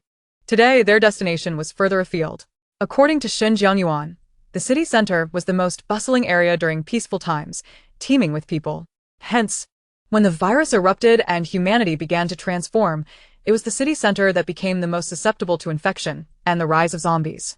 The shops there suffered the worst damage, with resources plundered extensively. Venturing towards the outskirts, they encountered fewer zombies, with many street-side electronics and furniture stores remaining relatively unscathed. Cleaner than those in the department stores. The electric scooter boasted impressive endurance, capable of running for over 10 hours without issue. Industrian Harbert no reservations. Placing her trust in Shun Zhengyuan, the local. After parading the zombie head through the streets for 2 hours, they finally arrived at the commercial street he had mentioned. The streets were still littered with black grime and the remains of zombies, some even writhing on the ground. However, the quantity was significantly less than in the city center, rendering it less repulsive by comparison. They found a larger electronics store, where Qin Yuxian began to scavenge, while Shun Zhengyuan remained outside, reaping the rewards. Her findings were promising. Many appliances were intact. After browsing for about 10 minutes, she discovered several functional televisions. Is the store able to connect to the internet? 10,000 points grants full internet access, including all major streaming memberships. Do you really allow bargaining? Unfortunately, the corporation has collapsed, but the platform settings remain unchanged. And payment for activation is currently impossible. Fine. Including after-sales service, the internet connection cannot be cancelled during future upgrades. You truly know how to conduct business. You let me gain even a slight advantage, will you? Don't think I'm unaware. The points I'm spending now are all part of your sales. Alright then, taking a loss is a blessing. Yes, may all the blessings be yours. The connection was successfully established. And Dabao was promptly contacted to install the internet cables. You really do love me. Having successfully negotiated, Qin Yuxian transported the televisions back to the inn, ensuring Dabao cleaned them first. One was installed in the bedroom, another in the breakfast room, while the largest was stored away for future use. Shun Jingyuan's findings were modest. Aside from the level 3 zombie head he had dragged along, the rest were either level 1 or 2 zombies. The total value of all the crystal nuclei did not match that of the 2 level 4 nuclei he had acquired today. He entered the electronics store to assist Qin Yuxian in searching for usable appliances. It was relatively easy, as items were organized by category. After a quick inspection, they found 5 or 6 functioning washing machines. I want this one, he pointed at the most advanced model featuring a drying function. Alright, Qin Yuxian readily agreed, promptly sending it back to the inn for Dabao to place in room 301. As long-term guests, they surely deserved some special perks. The other double rooms also had a washing machine in each bathroom, with 2 additional units placed in the public restrooms on the second floor, all equipped with drying functions. The extras were again stored in the system space. The commercial street boasted stores rivaling those in shopping centers. Qin Yuxian and Shun Zhengyuan continued onward to a home goods store. This sofa is lovely, take it. These cushions are delightful, take them. This bed is quite soft. Take it. This bed set is beautiful, take it. The dining table is attractive and made of solid wood. I'll take it. These uniquely designed water cups. Bring them all back. Qin Yuxian collected everything that caught her eye and was undamaged, knowing they would eventually be useful. Shun Zhengyuan stood by, assisting with the lighting. After yesterday's excursion, he had witnessed the formidable shopping prowess of women. Such a frail girl who could barely walk for an hour could shop tirelessly for 3 to 4 hours without a pause, and somehow grow more energetic with every passing moment. He simply could not comprehend it. After clearing out the electronics and home goods stores, it was already past noon. This time, Qin Yuxian had the foresight to bring the small table and folding chair she had purchased the previous night. They found a relatively open area in the home goods store to sit down, ordering 2 cups of refreshing fruit tea along with braised pork knuckles, stir-fried intestines, boiled beef, a plate of sautéed vegetables, and 2 bowls of rice. Let us eat first. Qin Yuxian handed over a pair of chopsticks, as she intended to eat little, preparing the meal primarily for Shun Zhengyuan. After a few bites, she found it too rich, and set her chopsticks down. Take your time. I'll wander around the nearby clothing and shoe stores. She took her cup of fruit tea and strolled nearby. I'll accompany you. Shen Zhengyuan set down his chopsticks and followed, unable to shake his concern for Qin Yuxian going out alone. It's fine. You can eat in peace. The zombies can't see me, she assured him. Upon hearing this, Shen Zhengyuan ceased to insist and resumed his meal. Qin Yuxian perused a nearby clothing store. Finding that though the brands were not high-end, she was not picky. As long as the quality was satisfactory and the garments flattering, she collected them all.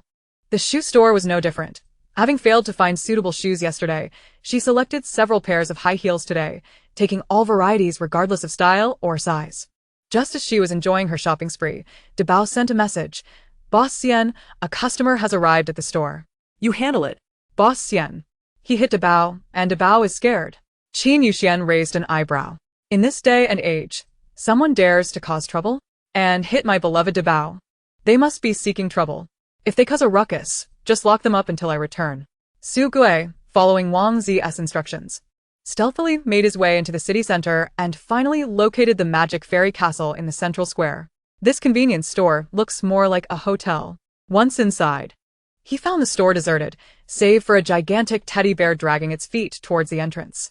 Su Gui swiftly turned and dashed into the convenience store. Seeing the myriad of food on the shelves, his eyes lit up, and he rushed over to grab a loaf of bread, tearing open the bag and stuffing it into his mouth. Hearing the commotion, Debao hurried into the convenience store and, seeing someone taking food without paying, rushed over to stop the man. Excuse me, you haven't paid yet. Boss Xian instructed me to watch the store. I can't allow anyone to take things without payment. What if Boss Xian finds out and no longer likes me? What payment? Su Gui shook off Debao and raised his hand to deliver a sharp slap to Debao's forehead. How dare a mere doll interfere with me? What do you think you are? Debao, struck, began to cry. Zhang Chong and Xiao Shi, who were downstairs buying food, hurried to the convenience store upon hearing the commotion. They were met with the sight of a thin man in his 40s assaulting Debao. Zhang Chong clenched his fists, anger boiling within him as he prepared to step in and defend Debao. They all knew Debao was just a store clerk, harmless and fond of cleaning, lacking any aggression. This was the perfect opportunity to intervene and stand up for Debao, leaving a favorable impression on Qin Yuxian in the process. Hey, brother. Xiao Shi quickly grasped Zhang Chong's arm, urging him not to act rashly. Fighting in the store is no trivial matter. He glanced at the acrylic box on the counter, and Zhang Chong visibly registered the implication, unclenching his fists. Hey. He shouted at Su Gui. What are you doing here, causing a ruckus? Subí este fined. That wretched girl Wang Zi only mentioned that the owner of the magic fairy castle was a young woman, but failed to mention there were other men present. Observing the two cleanly attired young individuals, he felt a pang of anxiety and, feigning injury, lay on the ground. Oh, dear. My stomach hurts terribly. The items in your store must be toxic. You'll have to cover my medical expenses. Zhang Chong scoffed, rolling his eyes. In this day and age, there were hardly any people on the streets, yet here he was, attempting to pull a scam. Who's even watching? Zabao, kêu si gen li giúp bet Zabao sợ hết. You should contact Boss Qin. Debao nodded, its dark eyes betraying no emotion. After 2 minutes, upon receiving a response from the boss, Debao instructed Xiao Shi and Zhang Chong to step back. In the next moment, Su Gui found himself encircled by a colorful bubble, floating in midair. Struggling within the bubble, clutching his stomach as if in pain, Su Gui's fear escalated. Zhang Chong let out a cold laugh. Why don't you open your eyes and see? Upon hearing this, Su Gui opened his eyes, only to discover he was mere inches from the ceiling. He sat up abruptly, nearly colliding with the overhead structure. What is happening? Panic overtook him, evident in his expression. Xiao Shi leaned against the door leading to the inn, chuckling. You're not an ability user, are you? How dare you act so arrogantly without powers? Do you even know where you are? Amidst his panic, curiosity emerged within Su Gui, his voice trembling as he asked, what? ISN, this just an ordinary convenience store? Xiao Shi pointed to the acrylic box on the counter. These 2 coins were transformed by a level 4 ability user. When the boss returns, you'll be the 3rd. What? Su Gui turned pale, a warm sensation spreading beneath him, dampening his pants. How come Su Qian and Wang Zi never mentioned this? They only said the place was great, the owner was a beautiful woman, and there was plenty of food. Who could have imagined it was so terrifying? The ability to reduce a level 4 ability user to a mere coin. No way. De Bao's youthful voice seemed to rescue Su Gui from his despair, but then added, "The boss said only ability users turn into coins. Ordinary folks become cards." Terrified, Su Gui fell to his knees. "In the end, it means I'm doomed." Tears streaming down his face, he bowed to De Bao, "Grandpa Bear. I'm bowing to you. Please spare me. I'm just an ordinary person who knows nothing. I didn't mean to offend you. I beg you, let me go." De Bao, uninterested, silenced him with a wave of his hand and said nonchalantly, "The boss said she'd deal with you when she returns." "Humph. I won't let you off easily, for hurting De Bao." Chapter 27. The monk with the machine gun. Qin Yuxian finished her shopping for high-heeled shoes and rushed back to find Shen Jianyuan. "Have you eaten? If so, we should leave." "Yes." Shen Jianyuan, noticing Qin Yuxian's urgency as she packed her things, sensed something was amiss. "What happened?" As she cleared her plate, Qin Yuxian explained, "Someone came to the store and hit De Bao. I need to check on my De Bao." Fighting in the store was manageable. They could lock the troublemaker up. However, since that person had struck De Bao, she felt compelled to ensure her beloved toy was unharmed, even if a doll was unlikely to suffer injuries. Shen Jianyuan nodded in understanding, drawing a dagger in preparation for their return. They rode the small electric bike back to the inn, encountering few zombies on their route, likely due to the secluded nature of their destination. Sitting in the back seat, Shen Jianyuan glanced at the sky. The blue expanse resembled a clear ocean, with fluffy white clouds drifting lazily by. He pursed his lips and leaned closer to Qin Yuxian's ear, whispering, "Drive faster. It looks like it's going to rain." Then? Qin Yuxian questioned, puzzled. The weather seemed perfectly fine, with hardly any clouds in sight. Shen Jianyuan fell silent for a moment, suspecting Qin Yuxian was not from this world. After all, why else would she have no understanding of the local climate? And with such formidable powers? He parted his dry lips and coldly declared, "Just trust me." One of Qin Yuxian's admirable traits was her willingness to listen. Following Shen Jianyuan's advice was undoubtedly wise, regardless of whether rain was forthcoming. It was prudent to heed his warning. After all, she disliked rainy days, and if he was correct, becoming drenched would be a hassle. She tightened the throttle and accelerated toward the hotel. With their speed, there was no need for Shen Jianyuan to kill any zombies. They could never catch up. Just 2 streets away from the central square, Qin Yuxian suddenly eased off the throttle, slowing the bike. Narrowing her eyes, she scrutinized a figure at the opposite street corner. "Is that a zombie? Wait, that doesn't seem right. Shen Jianyuan, what on earth is that?" Following Qin Yuxian's gaze, Shen Jianyuan beheld a creature he had never encountered before, a monk clad in robes, wielding a machine gun, with skin pale yet unrotted and limbs intact, walking normally. Something wriggled beneath the monk's wide robe, and a small head peeked out. The girl spotted a small motorcycle and joyfully waved, exclaiming, "Pretty sister." Qin Yuxian squinted for a better look, recognizing the girl from her first day at the store. She approached and parked beside her. Only then could she see that the monk retained some semblance of human features, unlike zombies whose skin was shriveled and drooling. The monk, holding the machine gun, bowed slightly to Qin Yuxian with one hand. Qin Yuxian, astonished, found it difficult to tear her gaze away from his unusual face. However, it was not the time for questions. She pointed towards the central square ahead, saying, "Crossing the central square leads to my store. We can talk more there."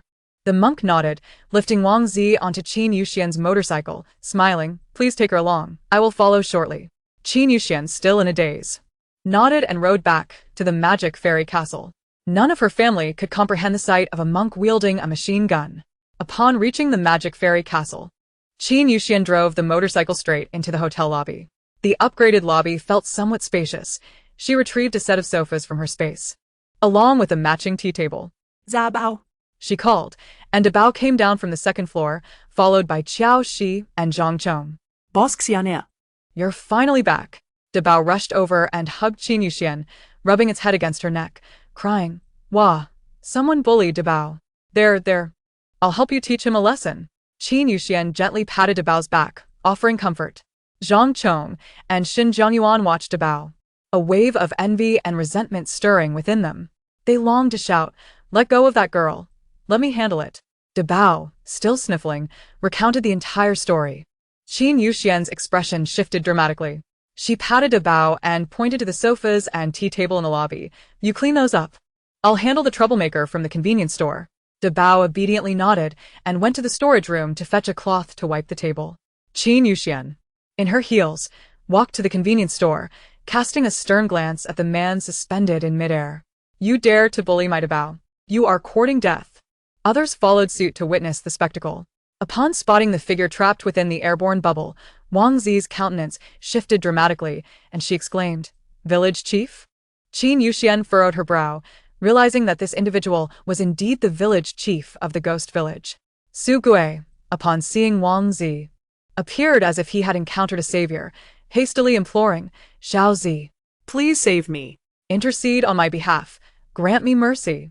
Unfortunately, he had already been muted by De Bao, rendering his voice inaudible to those outside. Wang Zi tugged at Qin Yuxian's skirt, her soft voice tinged with resentment. "Sister, he is our village chief. He vanished at noon the day before yesterday, and that night our village was besieged by zombies, leading to the deaths of our uncles and aunts. My brother, in a bid to protect me, diverted the zombies." As thoughts of her brother's uncertain fate flooded her mind, she began to sob inconsolably. The others fell silent, paying their respects in their hearts. Though they had grown accustomed to the specter of death in this post-apocalyptic world, the villagers, defenseless and innocent, had never committed any heinous acts. The sudden loss of more than 10 lives weighed heavily on anyone's conscience. It was unfathomable to imagine Wang Zi's feelings upon witnessing the lifeless bodies of her kin scattered across the ground. The atmosphere grew somber, and De Bao approached, announcing that the sofa and coffee table had been cleaned. Qin Yuxian beckoned, directing Su Gui's bubble closer to her. She then turned and strode back to the inn, the bubble trailing behind until it came to rest in the center of the lobby. "Dear guests, please enjoy the performance," she proclaimed, settling onto the sofa with a sly smile directed at the bubble before her. Shun Jianyuan, impeccably clean, took his place to her left. Zhang Chong attempted to seize the position to her right, but was thwarted by De Bao's imposing presence. De Bao sat closely beside Qin Yuxian, who casually rested her hand on his furry leg, relishing the comforting texture. Zhang Chong, fuming, could only take a seat next to De Bao. Wang Zi, feeling unclean, sat cross-legged on the floor. Just as Qin Yuxian was about to address Su Gui, the monk from earlier returned. The monk could see the magical fairy castle before him but found himself unable to approach, as if an invisible barrier prevented him from advancing. "What on earth is that?" Zhang Chong exclaimed, tumbling from the sofa, his eyes wide with disbelief at the sight of the peculiar creature clad in robes and wielding a machine gun. "Fear not." Wang Zi quickly interjected, "He means no harm. He saved me." Qin Yuxian, intrigued, pondered the monk's true nature. His inability to enter suggested he was not human. Yet his independent consciousness and ability to perceive the castle indicated he was not a zombie either. She queried her system. "What species is the monk?" "Alas, host.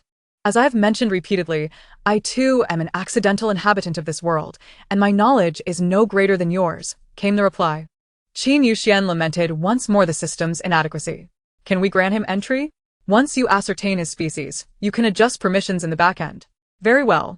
She rose and stepped outside, with Shun Jianyuan and Zhang Chong shadowing her like vigilant bodyguards, prepared to unleash their powers at a moment's notice. Approaching the monk, Qin Yuxian tilted her head slightly to scrutinize him, extending her hand to feel for his breath beneath his nose. "Alive?" she inquired bluntly. "What are you?" The monk bowed his head respectfully, answering, "I am known as Wuqing, a half-corpse." "Half-corpse?" Qin Yuxian raised an eyebrow, her expression rife with skepticism. Wuqing nodded, elaborating, to clarify, "I am a half-zombie, humanity afflicted by the zombie virus, yet not fully transformed."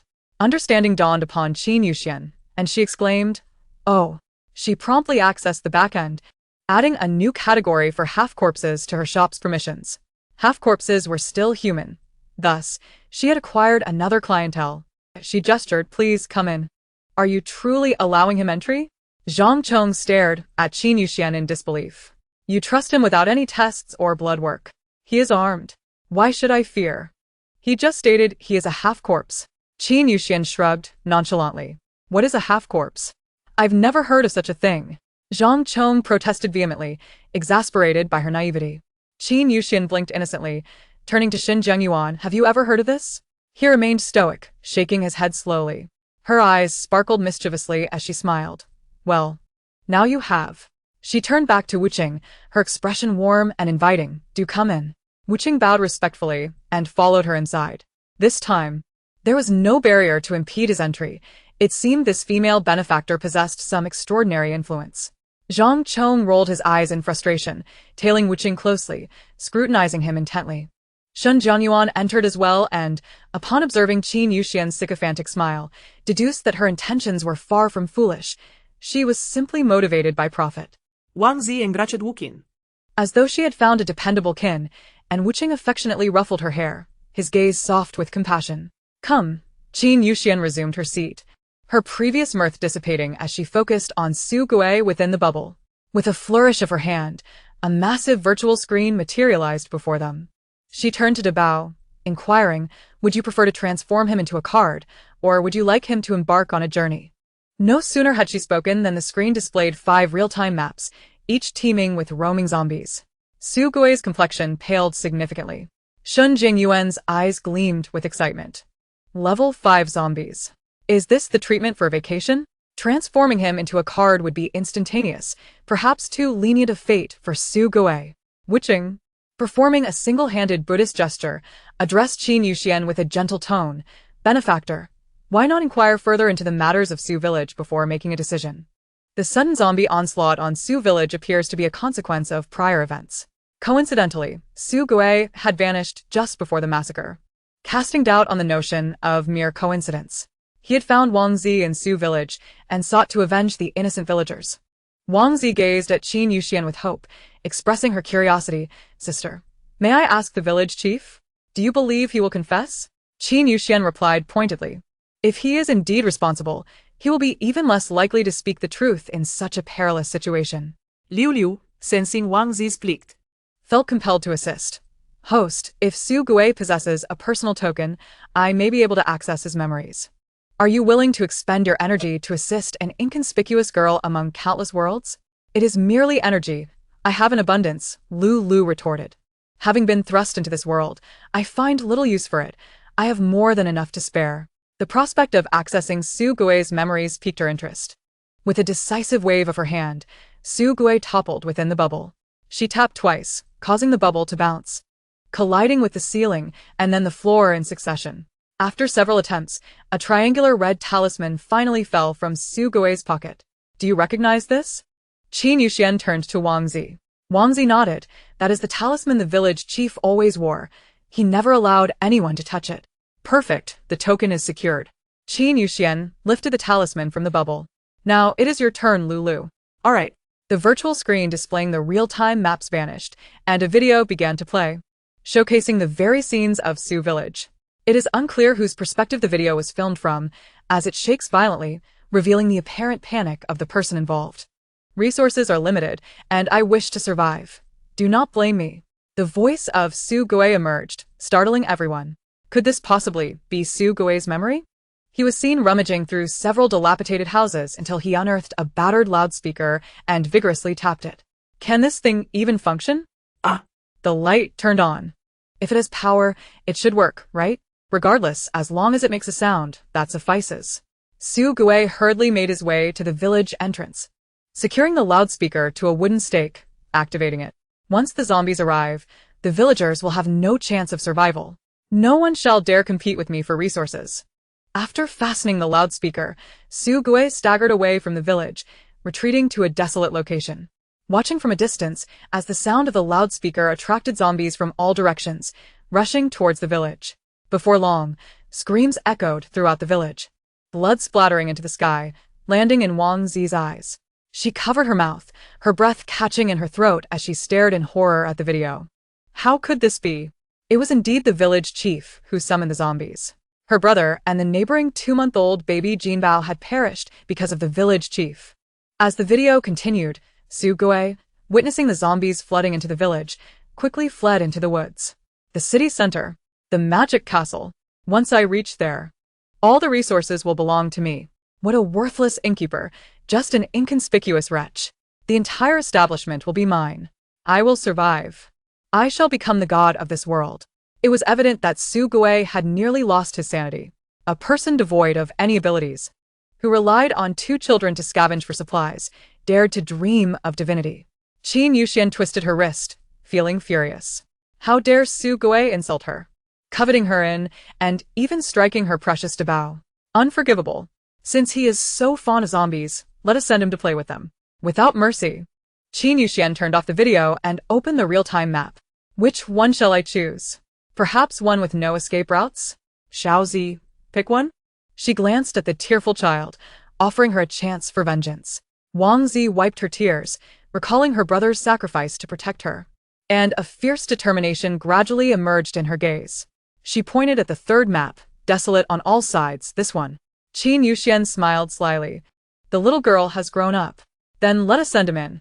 A flash of golden light appeared, and the bubble containing Su Gui vanished from the inn. The third map was enlarged, and Su Gui, who had just been present, was now transported into the map. A horde of zombies roared as they lunged towards him. All level 4 zombies, moving with incredible speed. Su Gui, having long neglected physical exertion and after days of travel to reach the magic castle, had no capacity to resist. He barely had time to plead for mercy before he was torn to shreds.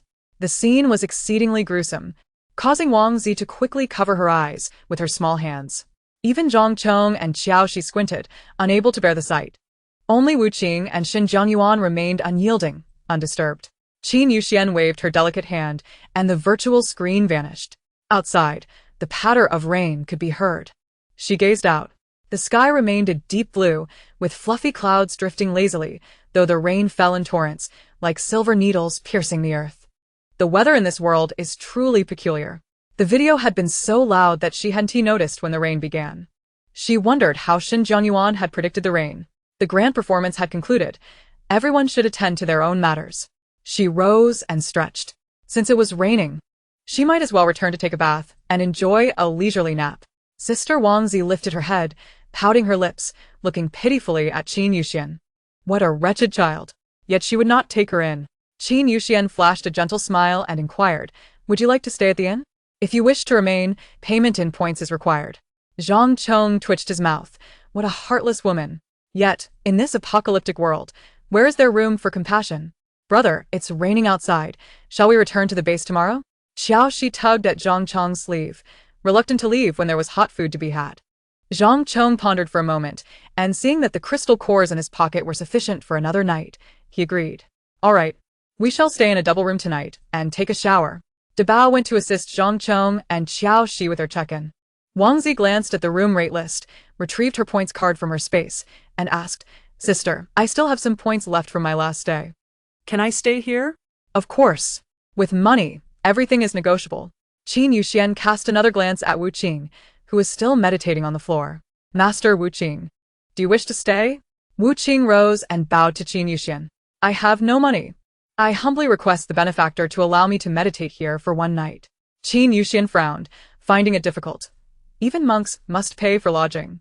The rain was pouring heavily outside, and it was nearly dark. He needed a place to rest. She sighed, "Just this once." "Thank you, benefactor," Wu Qing said, picking up his machine gun and moving to a corner to sit down. "Host, why have you suddenly become so kind?" "Not really," Qin Yuxian replied. Her small eyes filled with great confusion. "Do you not find him fascinating?" "Fascinating? Indeed. It's been 9 years since the apocalypse, and there is still a monk? Moreover, he is neither human nor zombie. How intriguing. So you kept him for research purposes, didn't you?" "Research may be too strong a word, but I am indeed curious." Wang Zi also checked in with Dabao, requesting a single room. After receiving her key, she did not head upstairs but instead went to the convenience store to buy 2 box meals, seeking out Wu Qing to share a meal sitting on the ground. Qin Yuxian inquired of Dabao about the situation in the store today. "Boss Siener, the guest in room 201 extended for another night. She wishes to discuss something important with you tomorrow." Room 201 was occupied by Qin Xiang, and Qin Yuxian had long found this wealthy woman rather peculiar. After moving in, she had hardly been seen, remaining in her room tinkering with something. Initially intending to stay for 3 days, she had ventured out today. But Qin Xiang had chosen to stay an extra night, likely to discuss some important matter regarding resources. Room 302's guest has paid the additional room fee, stating she is waiting for her brother to pick her up. Kong Ziji was as harmless as a small animal. How long she stayed and for whom she waited was of no concern to Qin Yuxian, as long as it did not affect her profits. Anzai, Zabao. "Thank you for your hard work today." Qin Yuxian ruffled Dabao's head, the texture soft and fluffy. Noticing Shin Jianyuan had also gone upstairs, she returned to her room to take a bath. After bathing and applying a face mask, Qin Yuxian called upon Lu Liuzi. System, daily lottery. The lottery has been activated for you. Qin Yuxian flicked her small hand, and the wheel spun vigorously. After a considerable time, it finally stopped. Congratulations, host. You have won toothpicks. What a useless lottery. Let us try a high-level draw. She almost forgot about the upgrade she had received in the early hours. Activating the prize pool for you. Qin Yuxian rubbed her hands together. The high-level prize pool usually yielded good items. Let us see what it will be this time. After pressing the button, an orange ball rolled out of the machine. Congratulations, host, you have won a spicy chicken leg burger set. Another set? Yet another burger set? Spicy chicken leg burger set. Spicy chicken leg burger, fries, cola. The shop level has reached silver level 1. Once the restaurant is opened, it can be used. Qin Yuxian understood. This was a menu item from the restaurant, akin to the snack package she drew yesterday. System, how many points are needed to upgrade to silver? 2,000 points, dear. Why has it become so expensive? The increase from bronze level 1 to 2 is 200, and from level 2 to 3 is 300. How is it that the increase is now a direct 1,000? This is simply unreasonable. Host, as your level ascends, your basic income will also significantly increase. Hence the conditions for upgrading will rise in proportion. The upgrade conditions within the same tier increase linearly, while those across different tiers escalate exponentially. Transitioning from bronze to silver entails a doubling of the upgrade requirements. Qin Yuxian pursed her lips, feeling that Lu Liuzi had a point. However, she had discovered a critical issue today. The funds from the public account had been continuously utilized for upgrades, while her private account was only depleting without any influx. Sooner or later, both accounts would be drained, leaving her with nothing at all. Chapter 30. Working for Lu Liuzi. Is there any way to augment my personal account income? Qin Yuxian felt the need to plan ahead, lest her efforts ultimately yield no reward, with all her earnings slipping into Lu Liuzi's pocket. Inside Lu Liuzi's mind. Done for. The bug has been uncovered. Host, any income generated outside of the store will be credited to your private account. Qin Yuxian pondered the system's words. Does this imply that she should set up a stall or deliver goods herself? She had never seen a boss in such dire straits, wielding boundless resources and top-notch security, yet still needing to venture out to market. What sort of boss was this? She was clearly working for Lu Liuzi. Chun Xiang went downstairs to purchase a box meal and a bottle of mineral water before retreating back to her room. Her communication system had malfunctioned, and she had been trying to repair it for days without success. She was entirely cut off from the base. She would need to return in person. However, making the journey would take a week, and upon reaching the base, she would need to seek approval from her superiors before returning here to procure supplies. Currently, she was unaware of how many resources remained in the Magic Fairy Castle. If she returned late and found nothing available for purchase, how would they sustain the war at the border? Tomorrow, she must discuss with the landlady and ensure ample resources are reserved so she can return to the base without worry. While Chun Xiang fretted over her communication system, Kong Ziji was lying on her bed, swinging her legs and cheerfully messaging her brother. The Magic Fairy Castle was filled with delicious food, the accommodation was clean, hygienic, and safe, and the landlady was a stunning beauty. Furthermore, there was a particularly adorable talking bear. She conveyed all this to her brother, who urged her to stay put and promised to come pick her up in a few days. Kong Ziji flipped over on her bed, her delightful face now tinged with melancholy. How she missed her brother. When would he arrive? Although everything here was wonderful, it felt so boring without him around. Qin Yuxian slept soundly until 8 in the morning, fully replenishing the energy she had expended the previous day. Rising not too late. Perhaps due to the early darkening of the skies in this world, she had gradually developed the good habit of sleeping early and rising early. While brushing her teeth, she began her daily lottery. Let us see what today brings. Congratulations to the host for winning. Tissue paper. Qin Yuxian, exasperated, tossed her toothbrush down. She should never have held out hope for that wretched wheel of fortune. Perhaps it was due to the heavy rain yesterday, but today felt a bit chilly. Qin Yuxian donned a set of white Chanel attire and slipped into a pair of white pearl-embellished high heels. After applying a light makeup, she stepped out, looking splendid. Anger aside, breakfast was still a necessity. As she passed through the lobby, she noticed that the corner where Wu Qing had been was now empty. Zabao. Where is the monk? Debao stuffed the cloth he had been using into the little pocket of his apron and said with a goofy grin. As soon as the store opened, he expressed his gratitude for the hospitality and then left. Would you like to find him, Boss Xian? Qin Yuxian paused in thought. She had forgotten to ask Wu Qing to help promote the Magic Fairy Castle. She even neglected to inquire about the location of their temple. What a blunder. She also wondered how many members remained in their half-corpse tribe. She hoped she hadn't lost a significant number of customers. Today, the breakfast room was particularly lively, with all the guests gathered together. Upon seeing Qin Yuxian, they greeted her warmly. She responded with a smile that felt like a refreshing spring breeze. Good morning, everyone. Her smile lit up her eyes like stars falling onto a lake, sparkling and incredibly captivating. Zhang Chong bit his spoon, on the verge of tears. He did not want to leave. He didn't want to part from the Magic Fairy Castle. How would he endure the days without the beautiful landlady? Qin Yuxian ordered a cup of soy milk and a meat floss cake before finding a seat. Zhang Chong, who clearly had ulterior motives, Shen Jianyuan, likely harboring hidden intentions. The peculiar Chen Xiang, and the seemingly innocuous Kong Zhizhi, Wang Zi. She had initially intended to sit near Kong Zhizhi and Wang Zi. But seeing the two girls engaged in such joyful conversation, she opted not to intrude. Scanning the room, she ultimately chose to sit across from Chen Xiang. Perfect, time for a business discussion. Good morning. Qin Yuxian sat down with her tray, her gaze sparkling with warmth as she looked at Chen Xiang. Debao mentioned that you wanted to discuss something with me? Yes. Chen Xiang's demeanor turned serious. Since arriving at the Magic Fairy Castle, no one had seen her smile.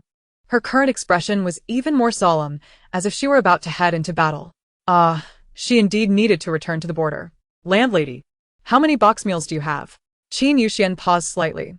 The box meals were only available from the dining machine downstairs, and there was a daily limit. So, she genuinely couldn't procure them from any other source. Without stating this outright, she countered. How many do you need? Whatever you have, the more the better. Chen Xiang contemplated for a moment before adding, I need to leave today. I can pay a portion of the deposit up front. And I'll return to collect the goods within 15 days at the latest. With 15 days to prepare, this deal was one she could not let slip away. Qin Yuxian nodded in agreement. All right, what else do you require? Sanitary pads and dry rations. I hope you can set aside as much stock as possible. I will definitely come back for them. Chen Xiang stated with conviction, even though she was uncertain whether she would encounter any unexpected challenges on her journey back. Yet, for the teammates still stationed at the border, even if she had to crawl back with broken legs, she would report to her superiors. The supplies must reach the border. Rest assured, I will reserve as many sanitary pads and dry rations as you need, Qin Yuxian assured her confidently. After breakfast, the two descended together. Chen Xiang deposited all her crystal cores into the points card, totaling 10,830 points, which she paid to Qin Yuxian as a deposit. Then, she went upstairs to pack her belongings and checked out. She was now on her way to the front lines. Given Chen Xiang's identity, Qin Yuxian had a general idea. Watching Chen Xiang's determined figure, she finally understood that saying, in any era, a nation requires its military. Unfortunately, she was not a citizen of this world and possessed no sense of patriotism. Thus, she would undoubtedly not offer Chen Xiang any discounts. After sitting at the counter for a while, Zhang Chong and Xiao Shi also came down to check out. Zhang Chong looked at Qin Yuxian with teary eyes, enunciating each word. Boss Qin, wait for me. I will definitely return. Qin Yuxian waved him off with a cold smile. Be careful on your way. You are welcome to visit again. Xiao Shi felt that Zhang Chong had been embarrassing himself daily since arriving at the Magic Fairy Castle. He pulled Zhang Chong along. Come on, bro. Zhang Chong turned his head back multiple times, gazing longingly at Qin Yuxian as if they were parting for life and death. After exiting the gates of the Magic Fairy Castle, the two activated their abilities and vanished from Qin Yuxian's sight in an instant. Chapter 31. Silver Level 1. Qin Yuxian crossed her legs, leisurely leaning back in her chair as she began to review the accounts from the past couple of days. The breakfast room's earnings were quite satisfactory, largely thanks to Chen Xiang, who could eat enough for 3. The convenience store's revenue was also commendable, attributed to Kong Zhizhi's penchant for snacks, consuming 5 or 6 packs of sausages daily. These two voracious eaters had certainly generated considerable wealth for her. After reviewing the earnings from the past 2 days, Qin Yuxian felt quite pleased. With the current pace of earning money, completing tasks and returning home with cash is just around the corner. regardless of the income, as long as she can attain the supreme level. She will certainly receive the agreed sum of 10 million upon her return. Ultimately, she remains a millionaire. Ahem, Lulu timidly interjected, host. Your 10 million has already been converted into points, which is equivalent to your initial capital of 200,000. What? Qin Yuxian lost her composure. All the lavish dining she indulged in during this time was actually funded by the hard-earned money from countless tasks. She had spent several times more than that. Converting 10 million into 200,000 points, and with a single set of high-end skincare products costing over 1,000 points, that equates to more than 50,000. Lu, you truly are something else. Are you trying to swindle me out of my money? Haven't I mentioned before that you haven't even let out a single peep? Qin Yuxian was anxious. She needed to devise a way to earn back all the money she had spent from her personal account. Xian, don't rush. You'll be even more anxious later. Qin Yuxian asked, what else are you hiding from me? You'll find out soon enough. To be honest, Qin Yuxian felt an urge to eliminate Lulu. But what could she do? She was already on this ship. And jumping off now would mean losing all the money she had spent. As Shun Zhongyuan descended the stairs, he spotted Qin Yuxian sitting there, seemingly devoid of hope. In this day and age, surviving is difficult. With such a vast hotel and an abundance of resources at her disposal, what was there to feel despondent about? However, Qin Yuxian quickly regained her spirits and greeted him brightly. Big brother Shen, are you heading out? Shen Zhongyuan replied nonchalantly. Be careful.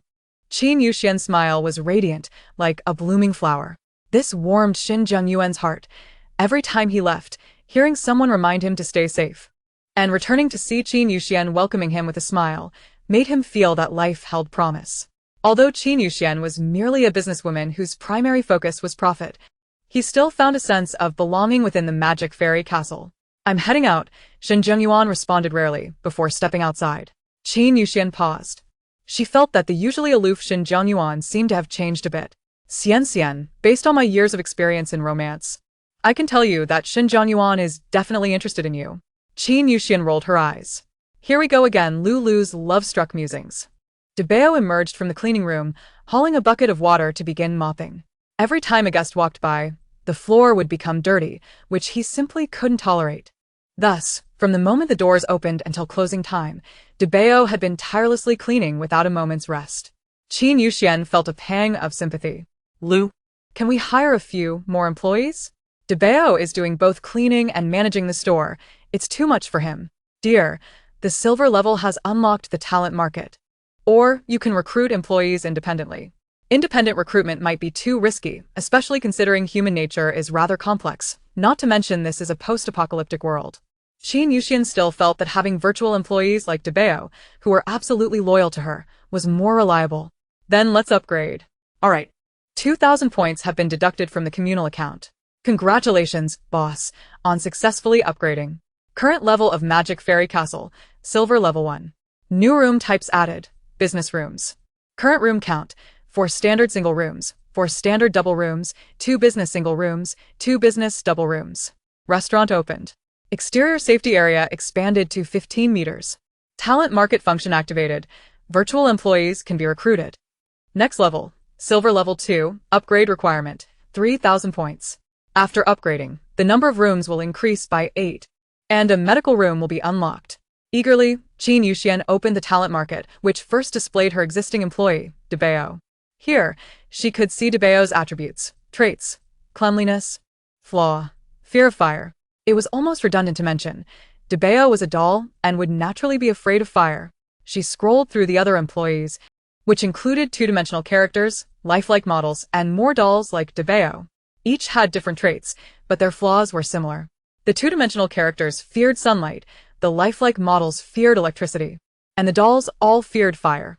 As a person who appreciated aesthetics, Qin Yuxian decided to select one that she found visually appealing and obedient.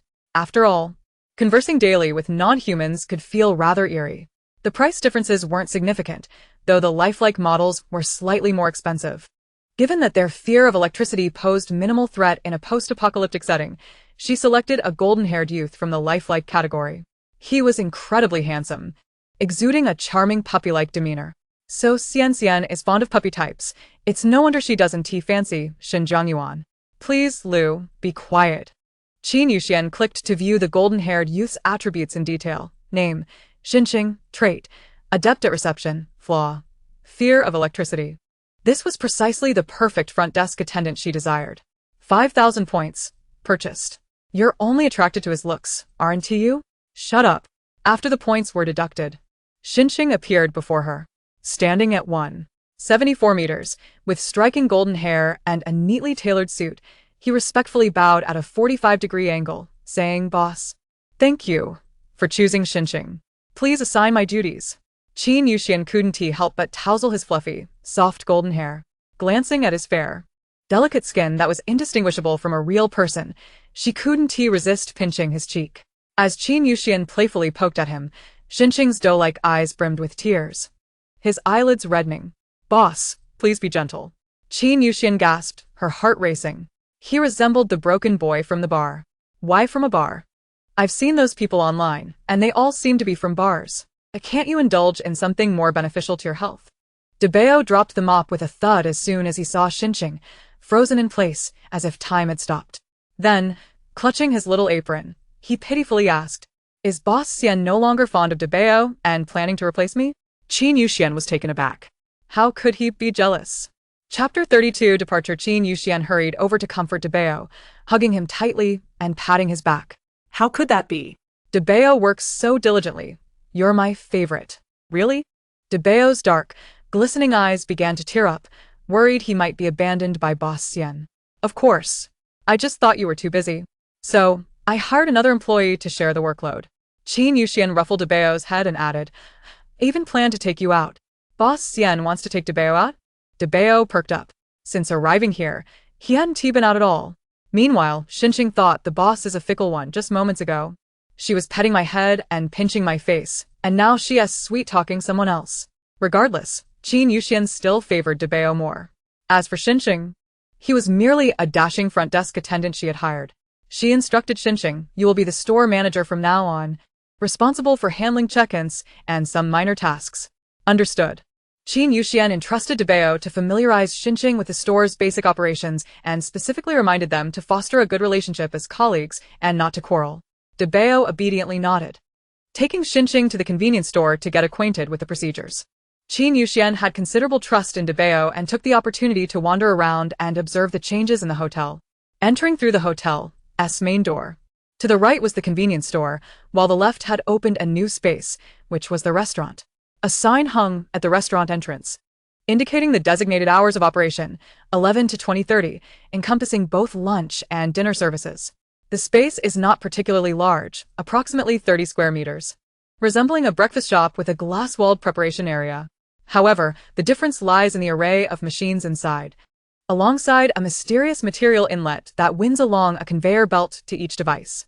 It is likely that after placing an order, the necessary ingredients are delivered through this inlet, subsequently crafted on-site by robotic arms. The advantage of this setup is the visibility of fresh, genuine ingredients used, while the downside is a relatively slower service speed. The restaurant features 4 round tables adorned with tidy off-white tablecloths, and even the chairs are cushioned. Beside the ordering machine hangs a sign detailing important reminders, identical to that in the breakfast shop.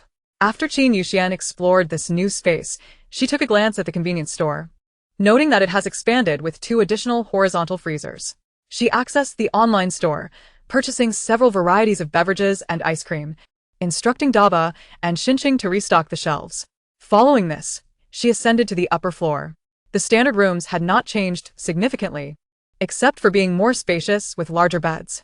The highlight was the newly added business rooms, which had transformed into a sleek, minimalist black and white style. The business single room mirrors the specifications of the original double rooms, featuring a small attached bathroom and an added wardrobe. The business double room boasts a grand bed, 2 bedside tables, bedside lamps, and a small wardrobe, complemented by a 10-square-meter bathroom.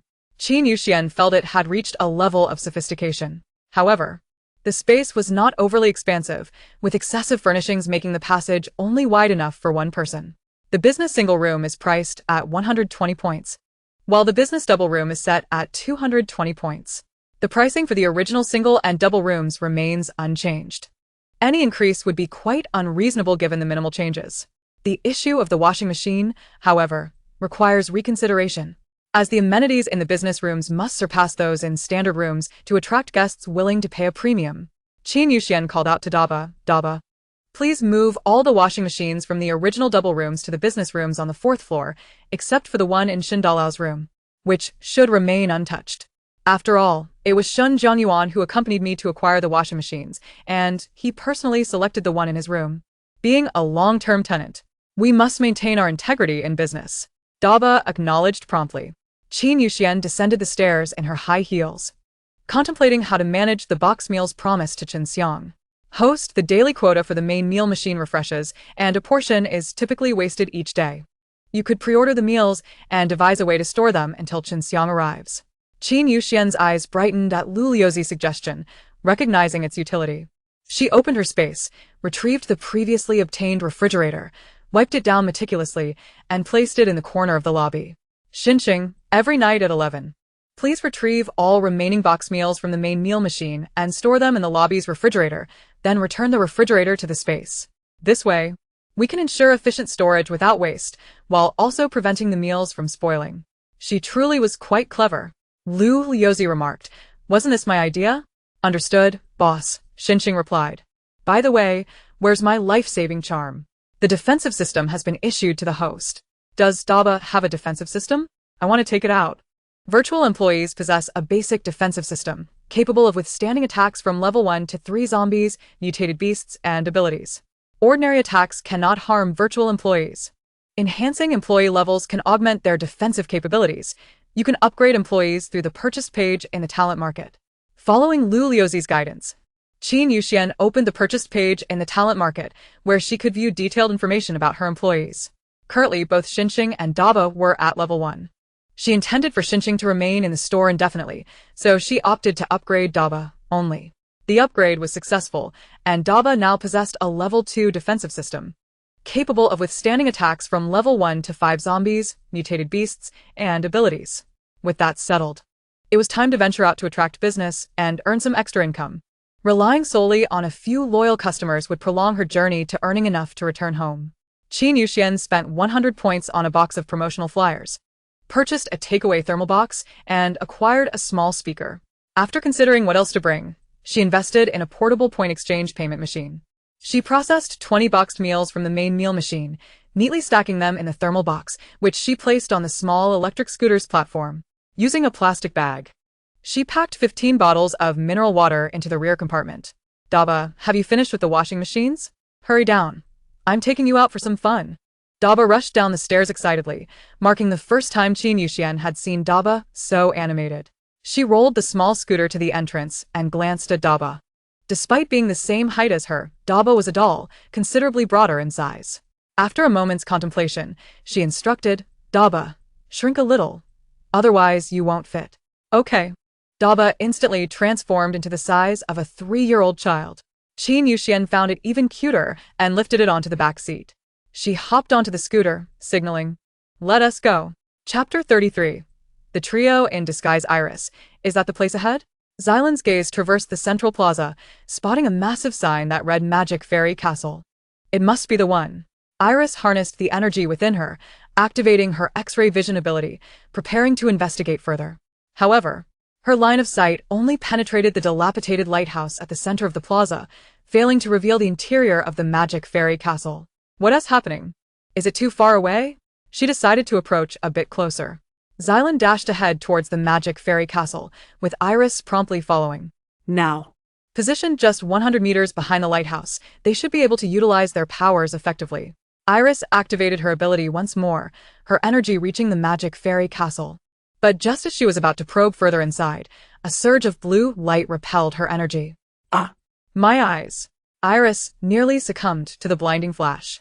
Xylan frowned, staring solemnly at the Magic Fairy Castle. It appeared this hotel was indeed extraordinary, as their abilities had no effect on it. They could only proceed to investigate. Since it was open for business, it would be unreasonable to drive away potential customers. Welcome to the Magic Fairy Castle. The chime of a bell sounded as a customer entered, and Xinqing greeted them with a polite and respectful smile. Would you like to dine or stay with us? Xylan approached with a gentle smile, devoid of any hostility. We heard you have box meals for sale, and we thought we might take a look. As she spoke, She closed the distance to Xinqing, separated only by the counter, activating her mind-reading ability. Empty? Xylan was momentarily taken aback, her smile faltering as she stared incredulously at Xinqing. How could there be someone so pure in heart, harboring no good or bad intentions, entirely a blank slate? Of course. She couldn't read Xinqing's thoughts. Being a virtual employee, Xinqing possessed no heart at all. Xinqing stepped out from behind the counter, gesturing politely for them to follow. The box meals are available for purchase in the convenience store. Please follow me. Iris and Xylan trailed behind her. What do you think? Iris whispered, lowering her voice. Xylan shook her head gravely. This hotel is too strange. Meanwhile, Qin Yuxian rode her small scooter through the streets with Dabo in tow. The front of the scooter blared a cheerful announcement. Exciting news! The Magic Fairy Castle is now open. Enjoy hot meals and cozy beds. A happy life awaits. Beautiful surroundings. Reasonable prices. Don't hesitate. Act now and check out the Central Plaza. Your advertising slogans would be a hit in any world. Promoting is my specialty. A horde of zombies surged towards this direction, apparently lured by the sound of the small horn. With my defensive shield, if I dashed through the throng, would they not all be sent flying? Lu remarked, if you don't mind the grotesqueness, you could give it a try. However, the thought of the dismembered limbs and decaying flesh of the zombies made Qin Yuxian abandon that idea. She obediently turned off the horn and opted to circumvent the area. Xian, there are records of ability invasions at the hotel. Take a look. A virtual dialogue box materialized before her, displaying 1049 external defense wall under attack by a piercing ability. 1054 employee Xinqing encountered a mind-reading ability attack. 2 records, 2 kinds of abilities. So, it seems 2 individuals devoid of combat prowess have come to the establishment for reconnaissance. Regardless, it shouldn't cause any trouble. Perhaps it might even attract a few customers. After the zombie tide passed, she switched the horn back on. Great news! Great news! The magical fairy castle is now open. This ostentatious announcement not only attracted the zombies, but also caught the attention of ability users outside who were harvesting the undead. Look, there's a beauty. Zhang Xiao pointed at a woman leisurely crossing the street on a small electric scooter.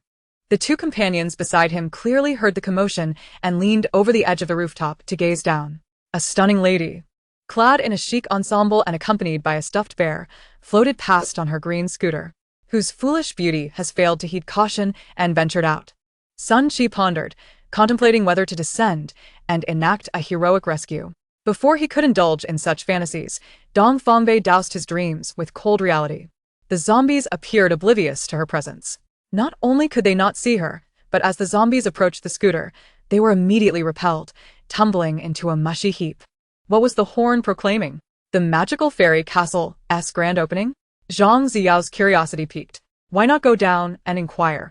Dong Fongbei summoned his ability, a bolt of lightning striking before Qin Yuxian and blocking her path. She slammed on the brakes, narrowly preventing Dabao from tumbling off the back seat. Stidang Zabao. She looked up towards the source of the lightning. 3 men stood at the edge of the rooftop, gazing down at her. The wind billowed their garments, resembling heroic figures descending from the heavens to save the world. Qin Yuxian slowly formed her mouth into an O. How dramatic! She seized the horn and called out. Would you like to purchase something? We have box meals and mineral water. Dong Fongbei nodded silently, wary of attracting zombies. Qin Yuxian surveyed her surroundings and pointed toward a dilapidated barbershop at the intersection ahead. I'll wait for you there. She switched off the horn and rode her scooter to that location. With the sound silenced, the zombies instantly dispersed. The barbershop's door remained intact, though obscured by layers of black grime, rendering the interior nearly invisible. The door stood ajar, and the inside was relatively spacious, allowing Qin Yuxian to ride in directly. Business was about to commence. She prepared the points exchange machine and promotional flyers. Dabao, sit tight and don't fall, she gently admonished. Noting the filthy surroundings, Dabao had a cleanliness obsession and she didn't want him touching the ground. Zabao not dead outset stili. After a brief wait of 2 to 3 minutes, the earlier trio of men finally pushed the door open. Zhang Xiao swiftly closed it behind them. For a moment, only the glow from the scooter's headlights illuminated the space. Would you like to buy a box meal? We have cumin duck leg rice, potato beef stew, double pepper beef rice, and hand-pulled chicken rice, Qin Yuxian enthusiastically introduced, bending down to unveil the thermal box filled with neatly arranged meal boxes. While the offerings sounded enticing, Sun Chi remained skeptical. In this apocalypse, it was improbable to find even a piece of bread, let alone a hot meal. "Can I take a look?" he inquired. "Of course," Qin Yuxian replied, casually retrieving a meal box and lifting the lid. Having been kept warm, the food was still steaming. The rich aroma wafted into the air. Although the lighting was dim, it was clear that the succulent hand-pulled chicken adorned the rice, accompanied by fresh celery. Sun Chi's stomach immediately protested with a loud growl. It had been ages since he had consumed anything decent. He turned to Dong Fongbei with longing eyes. "I want to eat." Zhang Xiao also cast a pitiful glance at Dong Fongbei. "I want it too." Dong Fongbei remained composed, calmly looking at Qin Yuxian and stating gravely, "I'll take 3 boxes." Chapter 34. Here lies an idle. Qin Yuxian beamed as she retrieved the exchange machine from the trunk and placed it on the seat. "You can exchange crystal cores for points and use those points for purchases." Zhang Xiao's keen eyes caught sight of the mineral water wrapped in plastic bags in the trunk, causing his eyes to sparkle with excitement. "Water for sale. Clean, clear water." Qin Yuxian, noticing his enthusiasm, felt a surge of joy. See? "I have everything. Come and spend." Dong Fongbei produced a level 1 crystal core from his pocket and handed it to Qin Yuxian. "How much can this get me?" "A level 1 crystal core is worth 100 points, a level 2 is 300 points, and a level 3 is 900 points. As she spoke, she tossed the crystal core into the exchange machine, retrieving a card inscribed with Dong Fongbei's name. Looking up at him, she asked, "Would you like to buy some water?" 3 bottles, Dong Fongbei replied generously, exuding the air of a big spender. All right. The box meals are 25 points each, and the mineral water is 3 points per bottle. That totals 84 points. Qin Yuxian's smile widened as she entered the amount into the machine, tapping the card to deduct the points. She returned the points card to Dong Fongbei and handed each of them their box meals, chopsticks, and mineral water. Finally, she pulled out a promotional flyer from the thermal box. "My shop is located in the central square. Feel free to check it out if you're interested."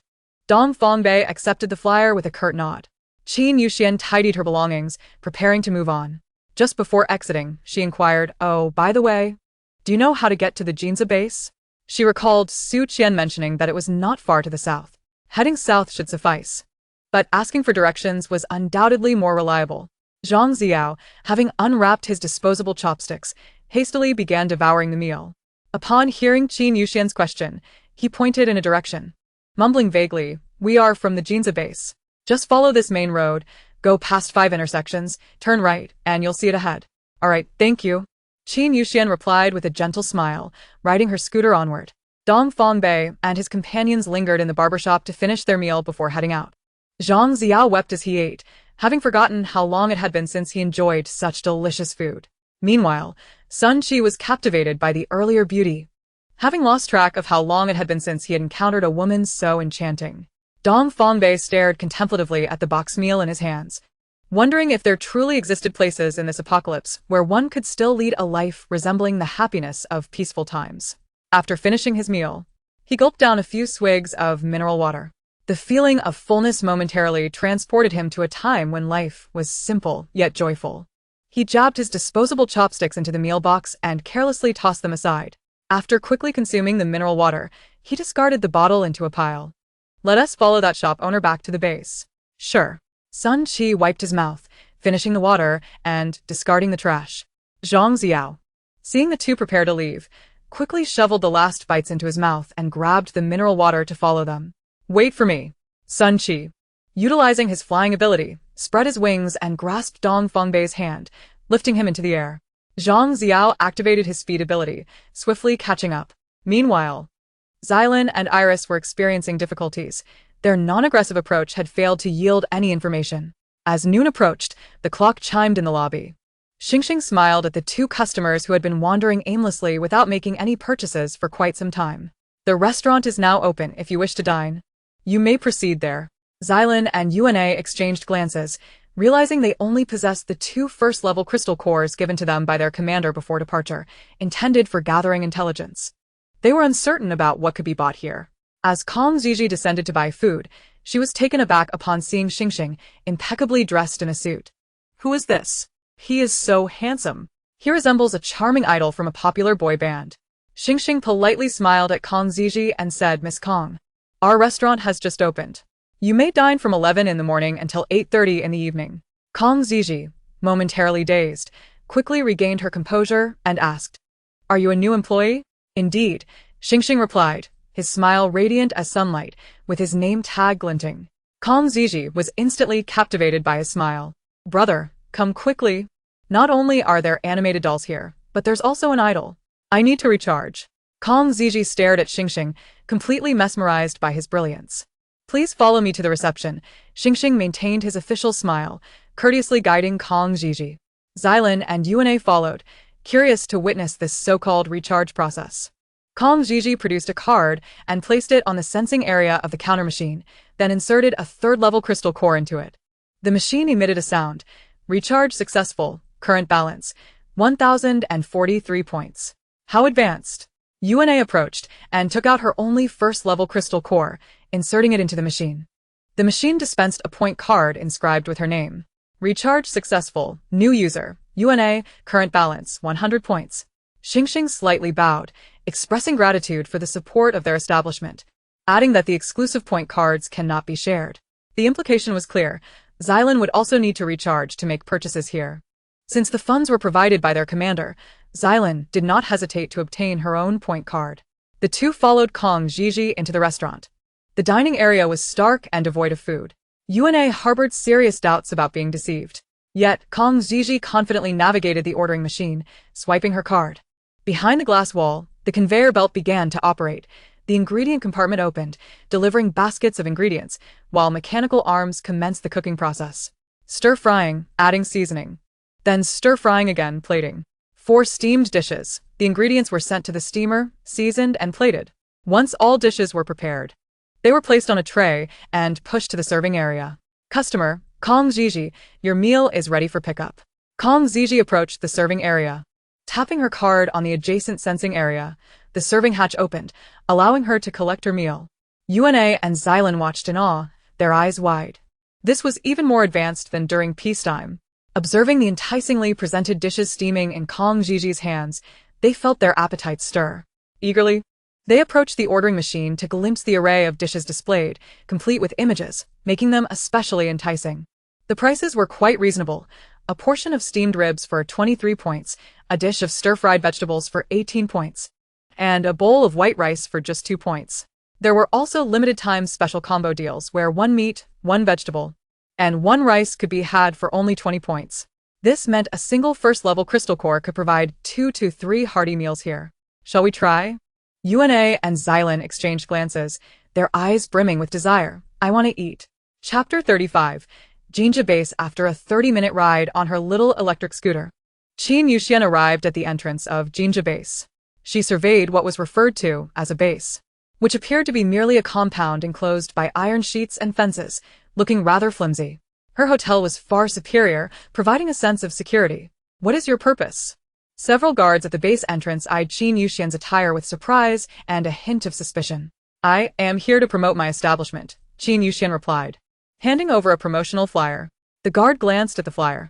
Magic Fairy Castle? I believe the 2 supernatural beings who returned earlier mentioned a hotel called Magic Fairy Castle in the city center that sells everything. They scrutinized the exquisitely dressed, beautiful woman before them, wondering if she might be the proprietor of Magic Fairy Castle. First, a nucleic acid test. Qin Yuxian raised an eyebrow in surprise. A nucleic acid test? Swabbing my throat? Forgotten memories suddenly surged within her. The guard produced a test strip and handed it to Qin Yuxian, instructing her to provide a saliva sample. Following the directions, she complied. After a brief wait, the test strip showed no changes, confirming she carried no corpse toxins. You may enter, the guard said, opening the gate. The little electric scooter buzzed to life as it moved forward, drawing the curiosity of many who rushed out to observe. The buildings here were all constructed from wood. If zombies breached the base, it would quickly be reduced to ruins, leaving no place to hide.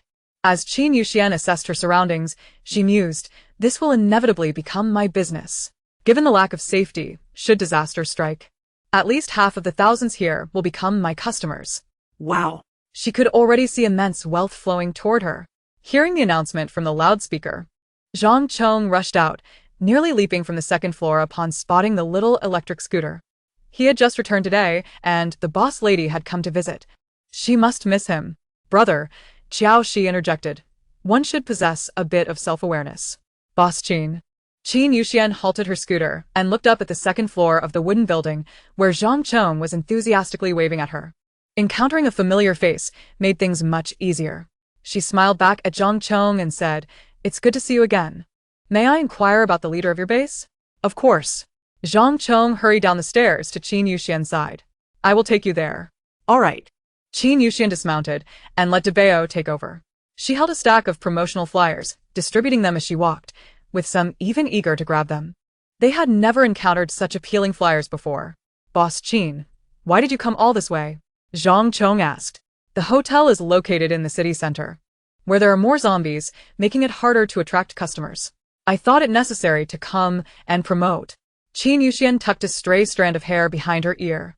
A simple gesture that made Zhang Chong contemplate starting a family. A driving bear doll and a beautifully dressed woman attracted quite a crowd. Gradually, the path ahead became obstructed. The base leader, Wu Liang, approached, personally welcoming Qin Yuxian. "Boss Qin, this is our base leader." Zhang Chong introduced Wu Liang, saying, "Liang Ge. This is the boss lady of Magic Fairy Castle, whom I mentioned today." "Hello, leader."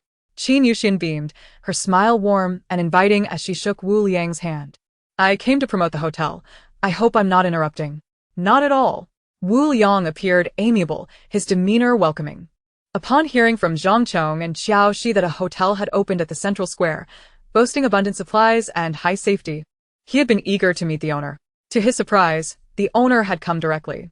Noticing the crowd gathering around them, he decided not to lead Qin Yuxian further inside and instead asked, "I wonder if Boss Qin brought any supplies with her today?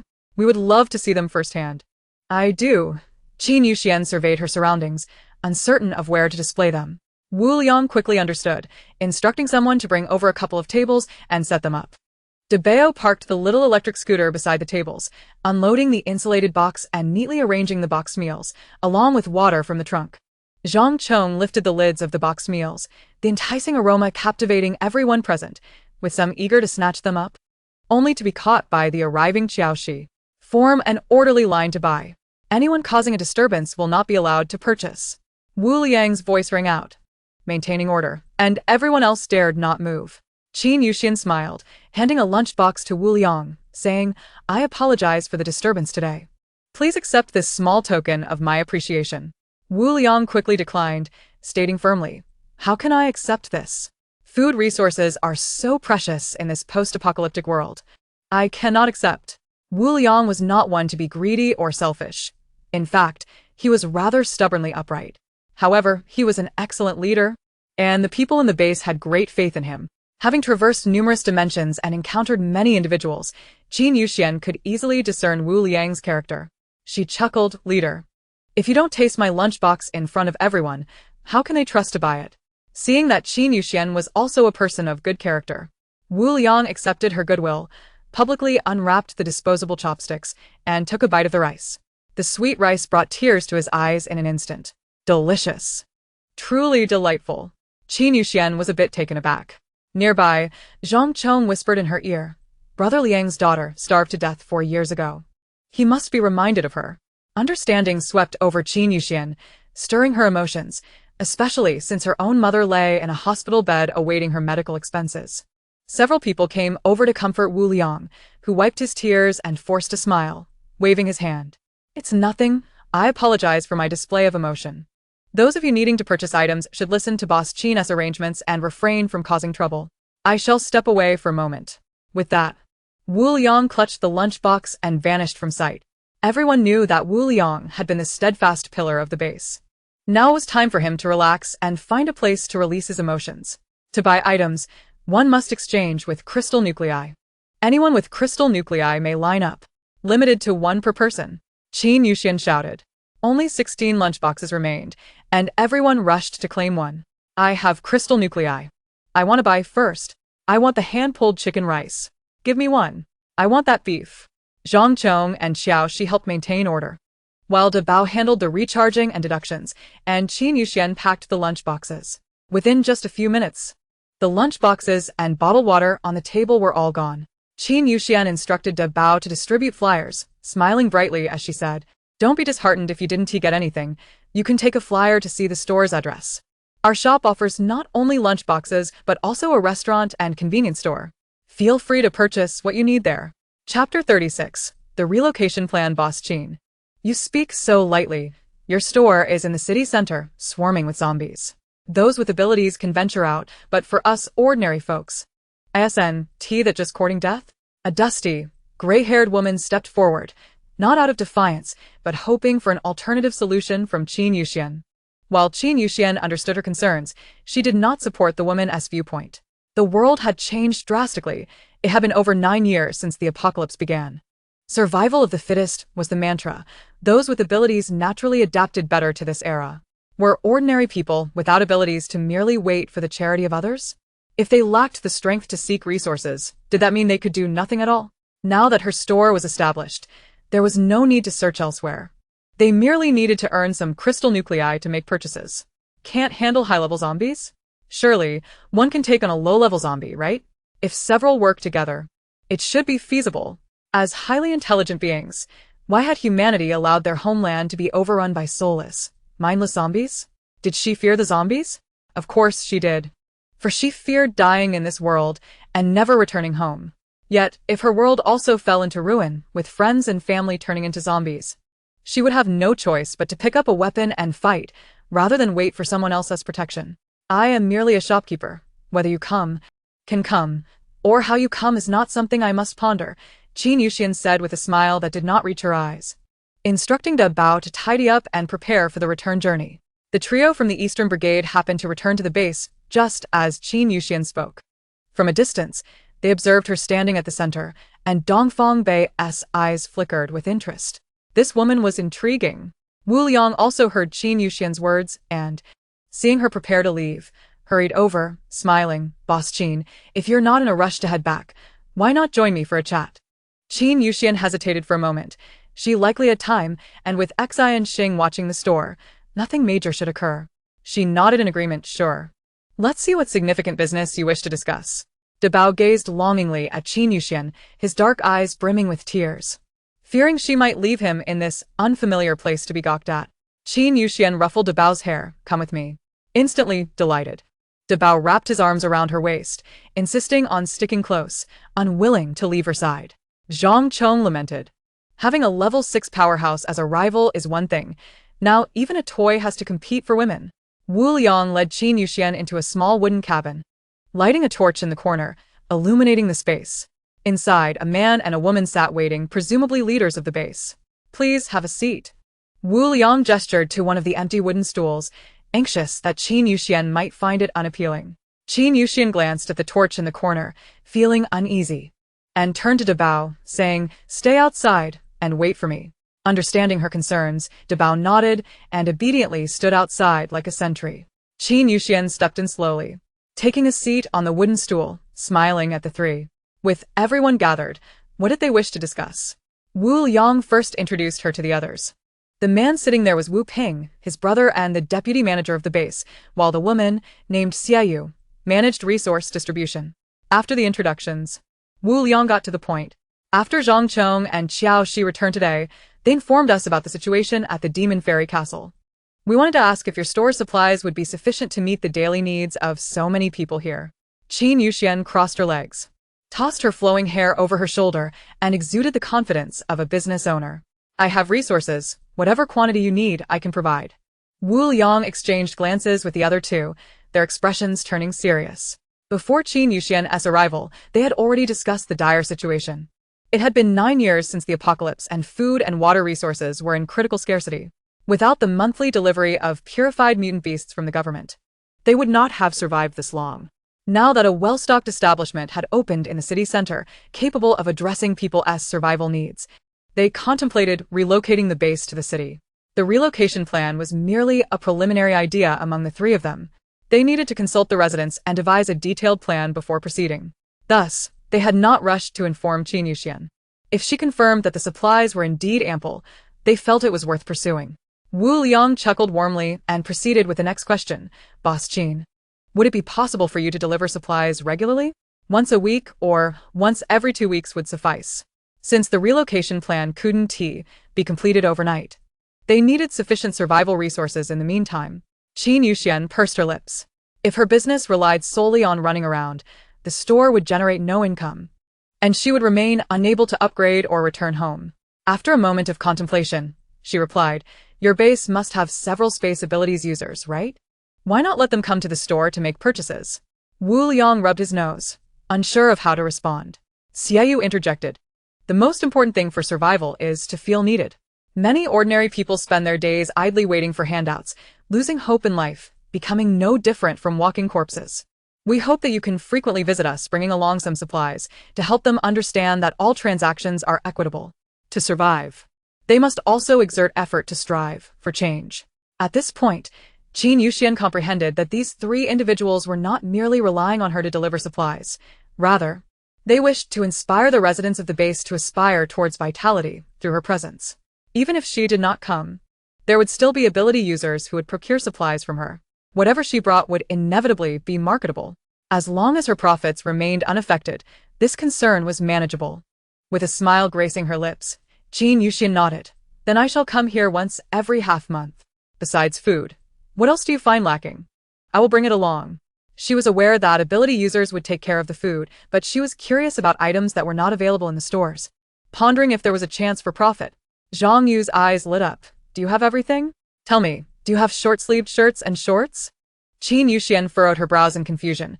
Shouldn't warm clothing be more urgently needed than short sleeves and shorts? Wu Ping stared at Qin Yuxian in astonishment. "Boss Qin, you don't know? The extreme heat is approaching." Chapter 37. The extreme heat approaches. Qin Yuxian was oblivious to when night fell, let alone what the extreme heat entailed. Lu Liuzi enlightened her. "Little Xian, this world experiences a month of extreme heat and a month of extreme cold, akin to the perpetual day and night in your world. However, due to the peculiar weather here, the sunlight is particularly intense. Thus, a month devoid of night becomes exceedingly hot, resulting in extreme heat. Conversely, extreme cold occurs in the absence of warmth. Extreme heat generally spans from late July to late August, while extreme cold lasts from late January to late February. Each year, this extreme heat and cold causes numerous ordinary individuals to perish, while ability users, with their robust physiques, are less severely affected." Although she lacked a map, she was conversant with the basic principles of this world. What date is it now? July 12th. Qin Yuxian momentarily lost her train of thought. If extreme heat and cold were to arrive, her hotel would not withstand it. The hotel had protective shields, but it was not an insulated greenhouse. Would she truly perish from heat after evading zombies and ability users? Air conditioning. It is imperative to install air conditioning. Host, your room is equipped with air conditioning. I cannot remain indoors for an entire month, can I? Extreme heat, indeed. I fear I might succumb to the heat the moment I step outside. Then let us install central air conditioning. Lu Liuzi's tone turned excited. We can profit from this. Qin Yuxian momentarily disregarded Lu Liuzi and continued her conversation with Wu Ping and the others. After finalizing the supply date, she prepared to leave. Debao. Qin Yuxian embraced Debao, realizing that the thought of extreme heat might discourage her from holding onto such a plush toy. Alas, I suddenly feel a bit guilty towards Debao. Upon returning to where her small motorcycle was parked, she found Zhang Chong, Qiao Shi, and Dong Fongbei waiting for her. "Is there something you need?" Qin Yuxian asked, her smile brightening as she regarded them. Zhang Chong had no particular business. He merely wished to converse with Qin Yuxian a little longer. However, Qin Yuxian was eager to return. Dong Fongbei stepped forward, his voice low and indifferent. "What is your name?" Qin Yuxian raised an eyebrow. "You're asking for my name right off the bat as if we are well acquainted?" She chuckled. "My surname is Qin." Dong Fongbei pressed further. "What about your given name?" Qin Yuxian replied. Asking again would be rather impolite. Zhang Chong stifled a laugh beside her. Dong Fongbei was the most handsome individual at their base and was often regarded as a heartthrob by many women. Who would have thought that even a heartthrob could experience a setback? Dong Fongbei found himself engulfed in self-doubt. With his striking looks and muscular physique, why was Qin Yuxian so indifferent towards him? Could it be that she was employing a strategy of feigned indifference? Qin Yuxian seemed to perceive Dong Fongbei's thoughts, but chose to ignore him, mounting her small electric scooter. "I shall take my leave now. You are welcome to visit my shop. With that, she departed with Debeo in tow. Little Xian Xian, your allure remains undiminished. Another suitor has emerged. Whoever desires him may have him. Dong Fongbei also exuded a cool demeanor. Whom did she find more handsome, him or Xin Jiangyuan? Xin Jiangyuan, she replied. She admired Xin Jiangyuan's eyes. They were truly beautiful, resembling brilliant gems submerged in a crystal-clear lake, exuding a serene blue glow. Xin Jiangyuan was genuinely aloof, while Dong Fongbei came across as overly pretentious. He reminded her of those domineering CEOs she had encountered in the past, who were typically embroiled in dramatic romantic pursuits. Why put on such a facade, embellishing with so much flourish? It made her eyes ache. Who would have thought that little Xian Xian would be so resolute? Enough with the banter. Let's discuss the central air conditioning. How many points will it cost? 100,000 points for the installation of central air conditioning and a new ventilation system throughout the entire hotel. Is your family running a bank? Why not just rob one? Little Xian Xian, you have an entire hotel. In your world, wouldn't 100,000 be insufficient to install a new ventilation system for an entire building? Is there no ventilation system after upgrading? There is. It becomes available upon reaching the Emerald level. With 100,000 points, I could upgrade directly to Emerald, right? Are you not attempting to swindle me? You are quite the astute host. This time, I cannot deceive you. You won't be able to upgrade to Emerald before the extreme heat arrives, will you? How about a temporary rental? Until the shop level reaches Emerald. Lu Liuzi contemplated how to negotiate this. Renting would also require 50,000 points, with electricity costs to be covered by her. Qin Yuxian rolled her eyes. I would rather remain indoors for a month than allow you to make any profit from me. 3,000 flat. 2,000. That is unacceptable. I cannot let you profit at all. How about 500 then? Including the electricity. If not included, then I shall not install it. Included. Lu Liuzi had not encountered such an adept negotiator in years of managing the system. It felt akin to bargaining with a market vendor.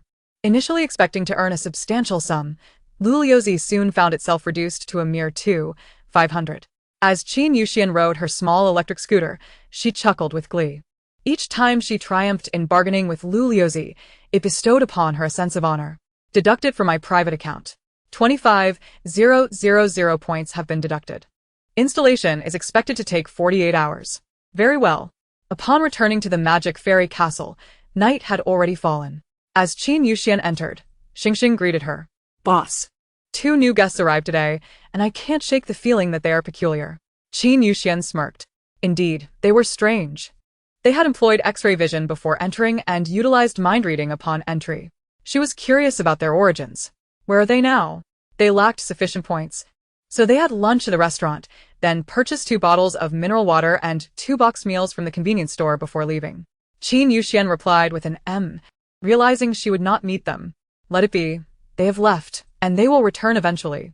Qin Yuxian walked into the dining area, intending to sample the restaurant's cuisine. Several residents were present, with Kong Ziji and Wang Zi seated together, engaged in conversation. Shun Jiangyuan sat alone at a table, quietly eating. Qin Yuxian casually selected a meat dish, a vegetable, and a soup, then sat at an empty table, waiting. Shun Jiangyuan discreetly stole glances at Qin Yuxian several times. She had gone out today without inviting him. Did it mean she no longer required his presence? A sense of inexplicable melancholy washed over Xin Jiangyuan. He wished to find ways to assist Qin Yuxian, even if she would never grant him a discount. Little Xian Xian, Xin Jiangyuan is secretly watching you. Is it because you did not invite him today that he feels disheartened? Qin Yuxian feigned ignorance of Lu Liuzi's words. After retrieving her meal, she sat quietly, savoring her food. Wang Zi, having finished her meal, approached her to chat. Sister, does your shop still need help? May I work here? Chapter 38. Drawing the ultimate gift package. Wang Zi had been residing here for several days. Her accommodation and 3 daily meals consumed over 100 points each day. Though her card still had a balance, it was dwindling. The merciless master had suggested that her brother might still be alive, perhaps rescued by someone from his temple. She recalled her brother's words before he left, instructing her to wait for him here. If he was indeed alive, he would surely return to find her. She had to wait for her brother. Qin Yuxian remained silent for a moment, contemplating. She was not a savior, no matter how pitiable Wang Zi was. Her establishment could not support idle individuals. What could a 6 or 7-year-old girl do? Clean? No one could do it better than DeBeo. Work at the front desk? No one was more professional than Xinxing. The breakfast room, restaurant, and convenience store had all transitioned to a fully self-service model. So there was no immediate need for additional staff. Furthermore, hiring Wang Zi would require preparing employee accommodation, which felt akin to charitable loss. Xiao Xian. The Odin machine in the convenience store hasn't been utilized yet. You could have her manage that, suggested Lu Liuzi. For the sake of a single Odin machine, I would have to provide her with meals and lodging, freeing up a standard room for her? Qin Yuxian replied incredulously. Xiao Xian, you can't be that cold-hearted. Lu Liuzi understood Qin Yuxian. Even if she wasn't from this world, she was inherently kind and would eventually feel compassion. After a long silence, Qin Yuxian fixed her gaze on Wang Zi for an extended period before finally saying, "For now, we do not lack manpower at the store. I will consider it." Consider it was a sign of hope. A smile blossomed on Wang Zi's small face. "All right, sister, take your time eating. I won't disturb you." Qin Yuxian watched as Wang Zi dashed out, exuding the excitement of a little rabbit, and silently sighed. A mere child of 6 or 7, with those hopeful eyes. She found it difficult to refuse. After her meal, Qin Yuxian returned to her room. Following the store's upgrade, her office had expanded.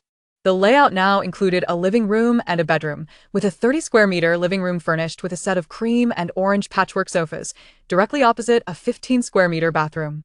In one corner stood a corner wardrobe, while to the left was the bedroom. A soft bed faced the panoramic floor-to-ceiling window that opened onto a large balcony. Initially, the purchased hanging chair and coffee table were placed on the balcony, looking out from their revealed dense woods. Accompanied by the cheerful chirping of birds, everything was vibrant and full of life. To the left of the bed was a nightstand and to the right a vanity. The entire office, including the balcony, spanned approximately 70 square meters. After bathing, Qin Yuxian applied a facial mask, lay on her bed, and began to draw from the prize pool. A golden ball emerged. "Congratulations, the host has drawn the ultimate gift package."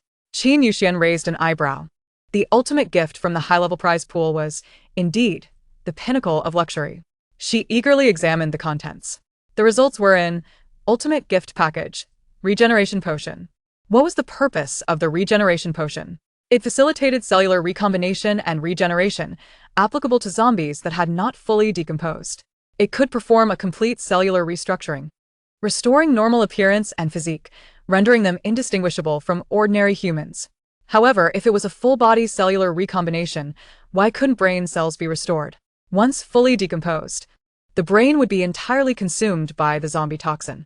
The so-called crystal nucleus was merely the crystallized toxin within the zombie's head and no longer belonged to a human brain, hence it could not be recombined. So, this potion could only be used on semi-corporeal beings? Not exactly. Any zombie whose brain had not yet formed a crystal nucleus could use it. However, they had already lost their human consciousness and would enter a state of amnesia with zero intelligence after use.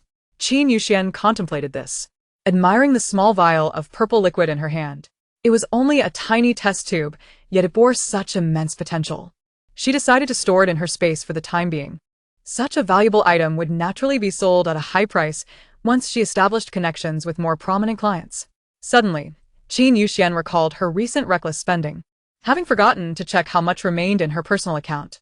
Upon opening it, she found a balance of 240,000. She felt relieved, glad that she hadn't succumbed to Lu Liuzi's insinuations about exorbitant expenses for a price list or air conditioning. Otherwise, she would have been left utterly destitute. Lu Liuzi, it's truly challenging to earn a bit of money from you. Yanwei and Xylin returned empty-handed, unaware that two figures were observing them from the shadows. Dad. Yanwei and Xylin have left. They must not have gathered any information. Let us move quickly. We are just 2 intersections away from the Demon Fairy Castle. We can stay there tonight. Wang Huan whispered, cautious not to attract zombies. The night had fully descended, enhancing the zombie's strength, necessitating greater caution. They had been trailing Yanwei and Xylin from the base, but dared not get too close, fearing discovery. Instead, they found a hiding spot and waited for them to depart. With Yanwei and Xylin gone, they still needed to traverse 2 more intersections before reaching the Demon Fairy Castle, where the concentration of zombies in the city center was overwhelming, with shadows occasionally visible through door cracks. Staying here was not safe. They needed to hasten to the Demon Fairy Castle for a restful night. Why aren't you moving faster? You have abilities. Go check it out, Wang Fu said, giving Wang Huan a firm push. Wang Huan's heart raced. She was merely a secondary space ability user, lacking combat strength and fearful of encountering zombies. With her father nearby, a mere ordinary person, hiding here was not a solution. Reluctantly, she steeled herself and opened the wooden door just a crack. Suddenly, a pair of bulging eyes appeared before Wang Huan, and a rancid stench invaded her nostrils. Ah! Startled, she fell back as the zombie broke through the door and lunged at her. Wang Fu was terrified, hiding inside a wooden cupboard, desperately muffling his mouth to avoid making a sound. "Dad, help me," Wang Huan pleaded, struggling in vain for rescue. The zombie sank its teeth into her neck. Hot tears streamed down her face as she gazed desperately at the cupboard, forcing a bitter smile, dying with her eyes still wide open. Wang Huan understood human nature, yet she could hardly believe her father would display such cowardice. Unwilling to emerge and fight for even a sliver of hope as he watched his own daughter perish before him, Wang Fu's eyes turned crimson as he held his breath, terrified of being discovered by the zombie. Time passed. Eventually, silence enveloped the outside. He scrambled out of the cupboard, only to find Wang Huan lifeless. He rummaged through her pockets, finally discovering her points card and 2 first-level crystal nuclei sewn into her collar. Wang Fu felt no sorrow for his daughter's death. Possessing the points card and crystal nuclei meant he could survive at the Demon Fairy Castle. "Don't blame me, my dear daughter. I had no choice. I, too, long for survival," Wang Fu thought, his rough hand brushing against Wang Huan's face as he closed her eyes. Chapter 39. Suggestions welcomed, but not accepted. Lan sensed something amiss. Ever since they returned to the base after delivering supplies, Wang Huan had vanished without a trace. He searched the entire base, even visiting Wang Huan's home, where the ordinary folks claimed that even Wang Fu was nowhere to be found. A sense of foreboding crept into his mind. Could Wang Huan and Wang Fu have secretly gone to the Demon Fairy Castle? Meanwhile, Han Dongxi and Qi Chun also noted Wang Fu's disappearance, speculating that he might be trying to reach the castle first for his own selfish desires. However, with Yanwei and Xylan still unreturned, they were unaware of the situation at the Demon Fairy Castle, a place even ability users dared not disturb. What chance did an ordinary person like Wang Fu have to survive there? Perfect. Let Wang Fu pave the way for them. Losing a mere ordinary person would be inconsequential to them. As the temperature rises, Qin Yuxian longs to remain in her room, enjoying the cool air of the air conditioner. Stepping outside for less than a minute leaves her drenched in sweat, sticky and uncomfortable. The temperature in her room is just right. Even sitting on the balcony under the sun, it does not exceed 30 degrees, comparable to the climate of her previous world. Thus, she begins her daily lottery. While applying her skincare products, she embarks on today's luck test. If the outcome is not tissue paper or a toothpick, it signifies a fortunate day. Congratulations, host. You have received tissue paper. Qin Yuxian mutters, "Old Lu, this wheel of fortune has robbed me of much of my gentleness. Please draw for me daily and notify me if something good comes up." She has lost the desire to spin the wheel, only to have her hopes dashed once more. Such feelings are too painful. Who would understand? After applying her makeup and changing her outfit, she settles on the sofa to watch television. Since the internet was installed, she has yet to explore what shows this world has to offer. Being a member has its perks. Anime, variety shows, dramas, and movies are all at her fingertips. Choosing a particularly handsome male lead in a romantic urban drama based solely on its cover, she orders a few servings of duck delicacies from the food section. Enjoying the delicacies while watching the handsome actor brings her immense pleasure. However, before she can finish the first episode, Xian Xing calls out, "Boss, we have a guest." He asks using someone else's points card and insists on seeing you. Her leisurely time is interrupted, and Qin Yuxian, displeased, removes her disposable gloves and tosses them into the nearby trash bin. "I'll be right out." After donning her high heels, she strides out, determined to discover who dares to disturb her enjoyment of handsome men. Wang Fu, clad in a shabby old suit, inspects the surroundings with an air of authority, his hands clasped behind his back. This store is indeed impressive, especially the convenience store section filled with 5 or 6 shelves of food, adorned with clean, fashionable clothing. If he could secure this establishment and house all the people from the base here, he would reign supreme. If he could also supply some resources to the leaders in Beijing, he might even become the savior of this world. Xian Xing observes Wang Fu with keen eyes. Sensing something amiss about him, she must keep a close watch to avoid any trouble in the store. Upon hearing the sound of high heels, Xian Xing turns and respectfully bows to Qin Yuxian. Boss, this gentleman is looking for you. Qin Yuxian nods, a smile gracing her features as she approaches Wang Fu. I am the owner of the Magic Fairy Castle. Is there something you need? Her tone is less than cordial, tinged with annoyance at being interrupted from watching handsome men. Wang Fu turns around, scrutinizing Qin Yuxian with an air of arrogance. He notices her exquisite appearance and fair skin, hardly resembling someone who has survived 9 years in a post-apocalyptic world. His confidence swells. A girl who isn't even grown all her hair can't have experienced much, and a few persuasive words will surely intimidate her. You're the owner? This store is quite lacking. Qin Yuxian's lips twitch. What do you mean? The fact that points cards cannot be shared is quite clear. You are merely here to profit. Why should it matter whose card I use? If I use my daughter's card to make a purchase, why shouldn't I be allowed to? Qin Yuxian rolls her eyes internally, but maintains her smile. It is the store's policy. Each points card is exclusive and non-transferable. If you require resources, your daughter can come to purchase them herself. Wang Fu tilts his head back dramatically, sighing deeply. My daughter has passed away. Before her death, she entrusted this points card to me, hoping I could survive. Qin Yuxian thinks to herself, his acting is atrocious. It's unbearable to watch. She cares little for who Wang Fu is or the fate of his daughter. What matters to her is whether she can profit from him. If not, she sees no reason to waste time in this exchange. Thus, she remains resolute. If you have no points card or crystal core, your words hold no weight here. Wang Fu's sob story fails to resonate with her. Wang Fu quickly regains his authoritative demeanor, pointing at the sofa set in the lobby. Your management style is flawed. In such a large space, you only have one sofa set. If you replaced it with tents, you could accommodate many more residents. And your operating hours should be 24 hours to maximize profits. Qin Yuxian's patience wears thin. Suggestions are welcome, but I do not accept them. If you are here to make a purchase, I welcome you. If you're here to critique, please leave immediately. Wow, little Xian is quite irritable today. At that moment, Shen Jianyuan, having just finished breakfast and preparing to go hunting, pauses at Qin Yuxian's words. Having lived here for so long, he has always seen her with a smile, making this tone seem unprecedented. Who is this man? You. Customers are kings, and this is how you treat them? Wang Fu's face turns an angry shade of green. How dare this girl be so arrogant? Qin Yuxian scoffs dismissively. You may be a leader in your base, but in the Magic Fairy Castle, I am the queen. If you wish to stay, you must abide by my rules. Stay or leave, it is your choice. You insolent girl. Wang Fu raises his hand, intending to intimidate this audacious young lady.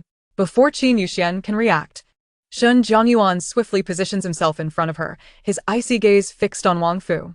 He remains silent, yet Wang Fu is already intimidated by that gaze.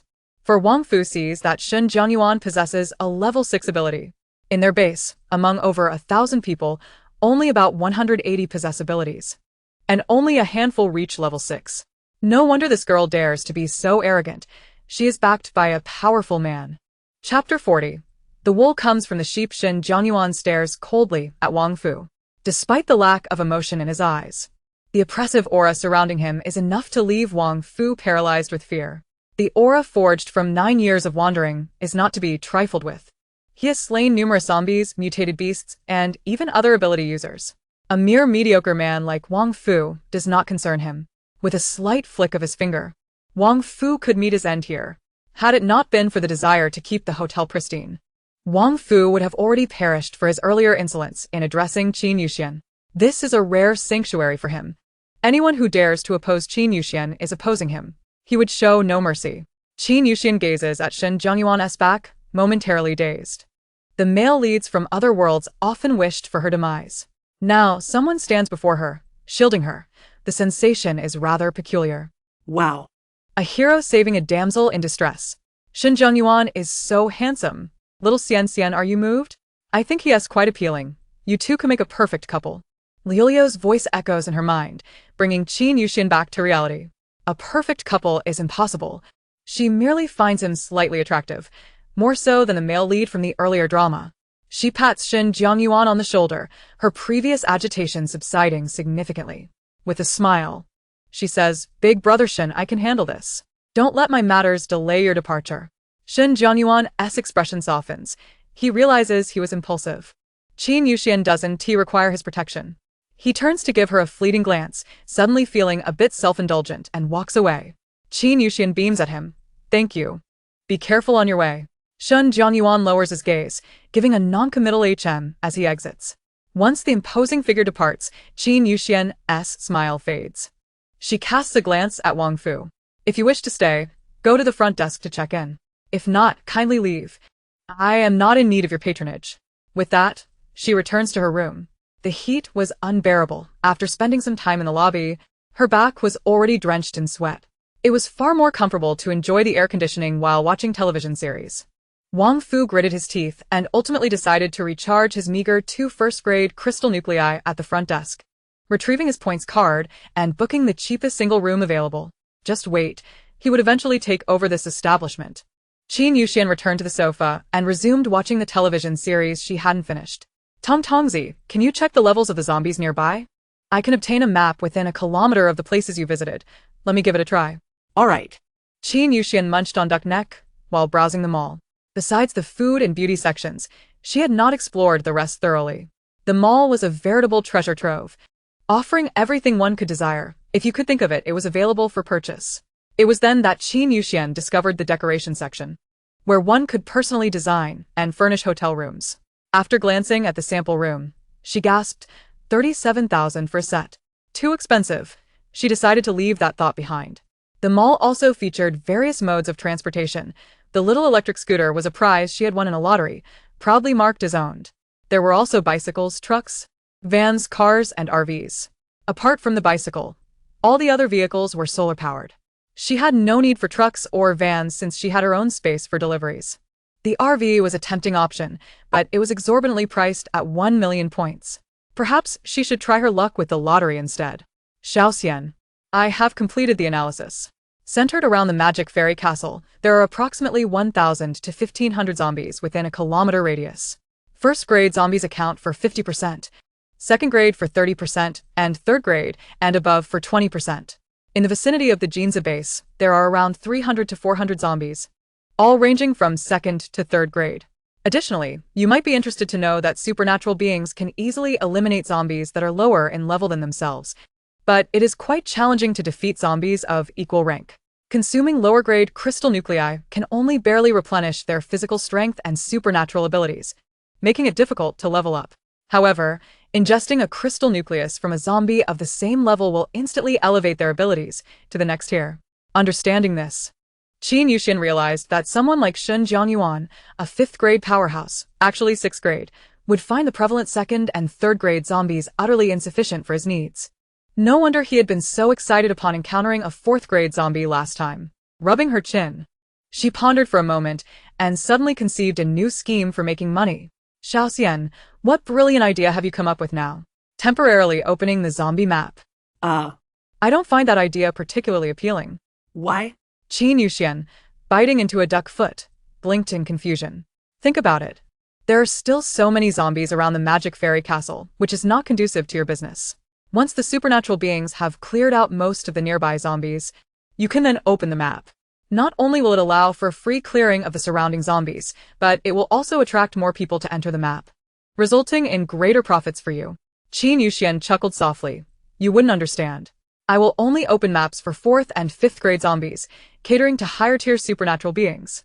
Once the surrounding 3rd grade zombies are mostly eliminated, I want to open the map, allowing them to clear out the higher grade zombies outside. The wool comes from the sheep. How can I harvest if I do not fatten them first? What a brilliant idea. Even Lu Liuzhong would be impressed. You truly are remarkable, Xiaoxian. Qin Yuxian smiled, determined to make money. However, since Shin Jiangyuan had already gone out for the day, she decided to notify him tonight and open the map tomorrow.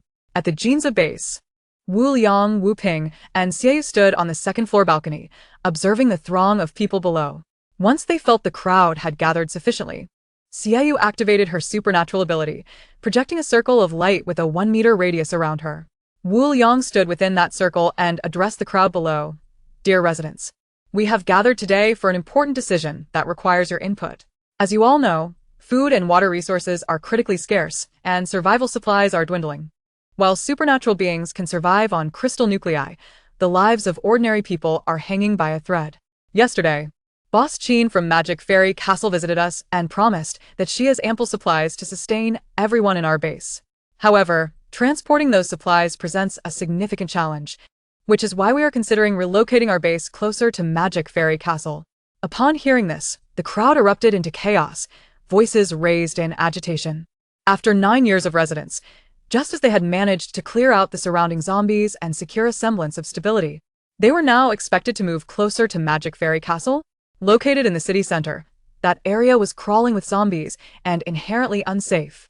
How many lives would be lost in such a massive relocation? Chapter 41. Hidden Achievement. Sounding out, the three of them exchanged glances, having anticipated that this plan would undoubtedly spark dissent. Yet, for the sake of survival and acquiring more resources, it was a necessary course of action.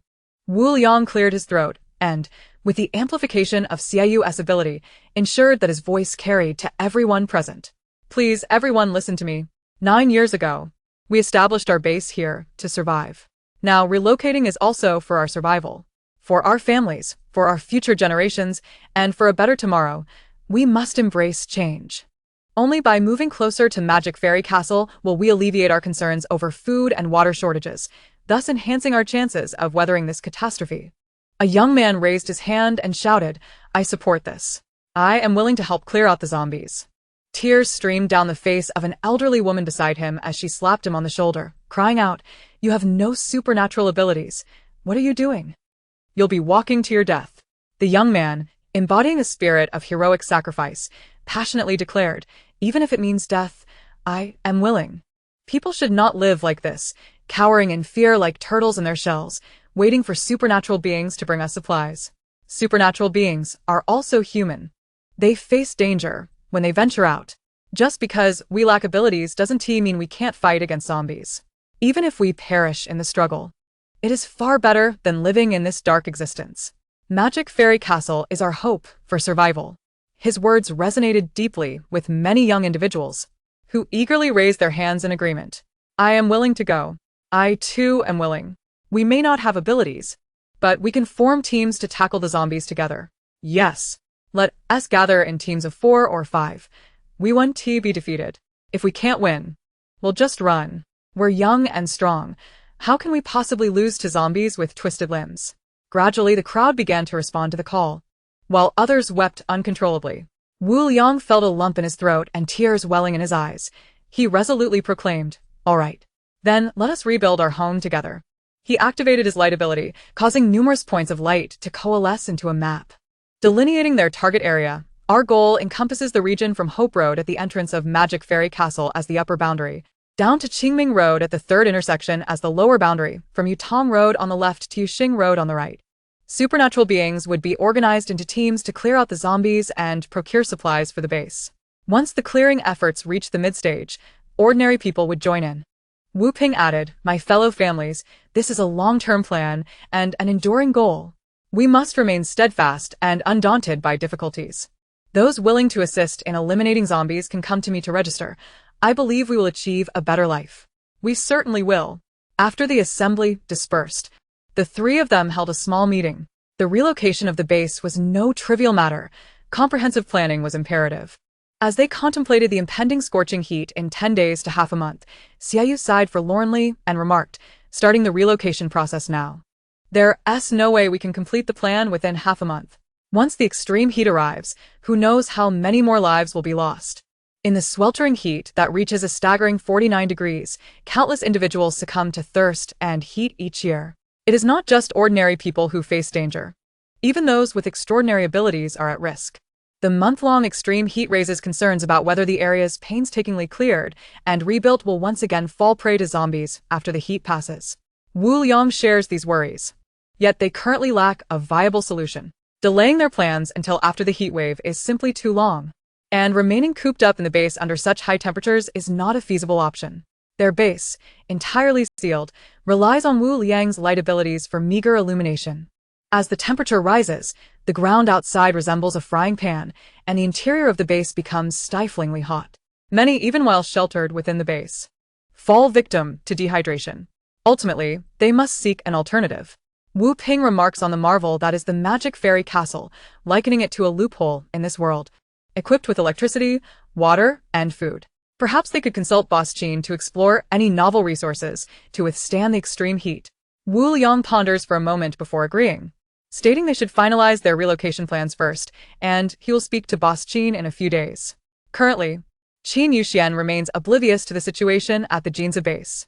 Suddenly, a familiar official voice resonates in her room, announcing, "Congratulations, boss, for achieving the hidden achievement. Resounding impact." Qin Yuxian is puzzled. What has she done? She merely watched some dramas. How did she achieve anything? System. What is this hidden achievement? I'm not sure. It seems to be a reward from the hotel's built-in system. As the main controller, I lack knowledge about hidden elements, the system replies. A notification panel appears, and Qin Yuxian clicks to view the details. Resounding impact. Establishing a dominion over the hotel and forming a gathering place in the vicinity. Qin Yuxian furrows her brow. There isn't even a gathering place nearby. Has the system malfunctioned? She decides not to dwell on it, and clicks confirm. Achievement reward. Opening an apartment floor with a total of 4 rooms, each equipped with water and electricity meters, suitable for long-term rental. The water fee is 5 points per ton, and the electricity fee is 12 points per kilowatt-hour, rounding down to the nearest whole number. Qin Yuxian's mouth gradually forms a na shape. Wow, there are even rewards? Apartment rooms, rental properties? Has she truly become a landlord? Eagerly, she slips on her shoes and rushes out to locate the apartments. Little fairy. There's a new map of the hotel. Open it and take a look. Before her, a 3D layout of the hotel materializes. Qin Yuxian rotates the image and discovers the entire layout has changed. The previous staircase led to the second floor, but now there is an added mezzanine between the second floor and the lobby, with an extra door behind the staircase leading to another set of stairs, which is the only route to the mezzanine. The mezzanine and the second floor appear interconnected in the 3D model, suggesting some spatial overlap. Navigating in her high heels, Qin Yuxian finds the door behind the staircase, which turns out to be a smart lock requiring a points card for entry. She unlocks it with her fingerprint and ascends the stairs, finding the decor similar to that of the hotel corridor. The room also requires a points card to open, which she unlocks with her fingerprint. Inside, the walls are adorned with a blend of teal and deep green, with a ceiling light at the center. The room size is comparable to a standard double but is empty, lacking any furnishings. Even the bathroom is bare, with no sink, shower, or toilet, all needing to be installed by her. Qin Yuxian feels overwhelmed. It seems if she wishes to rent out the apartments, she will have to invest her own money to furnish them. How disheartening. The model rooms in the shopping mall are indeed quite expensive. Little fairy. Don't you love zero-cost shopping? Now you can leisurely browse, the system remarks. Qin Yuxian frowns, irritation etched on her face. In this scorching weather, venturing outside is the last thing she wants. With the extreme heat approaching, temperatures will only continue to rise, and it will be at least 2 months before it is comfortable enough to go out. This means the apartment rooms will sit idle for 2 months before yielding any profit to her. Qin Yuxian's excitement suddenly diminishes. She descends to the lower floor and quickly retreats to her room to enjoy the air conditioning. After watching 2 episodes of a drama, despite the leading man's charm, the plot is utterly cliched, reminiscent of the domineering CEO narrative she encountered in her previous world. The more she watches, the more she is haunted by past memories. Qin Yuxian turns off the television and sprawls on the sofa, falling into a deep slumber. Chapter 42. Crafting a Uniform Awakening at 12:30. Qin Yuxian reluctantly changes her shoes and heads to the dining area for a meal. There, she spots Wang Fu and realizes that despite his incessant complaints, he will ultimately choose to indulge, funneling all his earnings to her. Wang Fu stands by the glass partition, intently watching the machines at work, bending down to peer inside, as if trying to discover the source of the food. Qin Yuxian does not intervene. He will not uncover any secrets. After all, even she, the boss, remains ignorant of the food's origins. She orders from the machine, which offers a variety of choices, yet she remains uncertain about what to eat.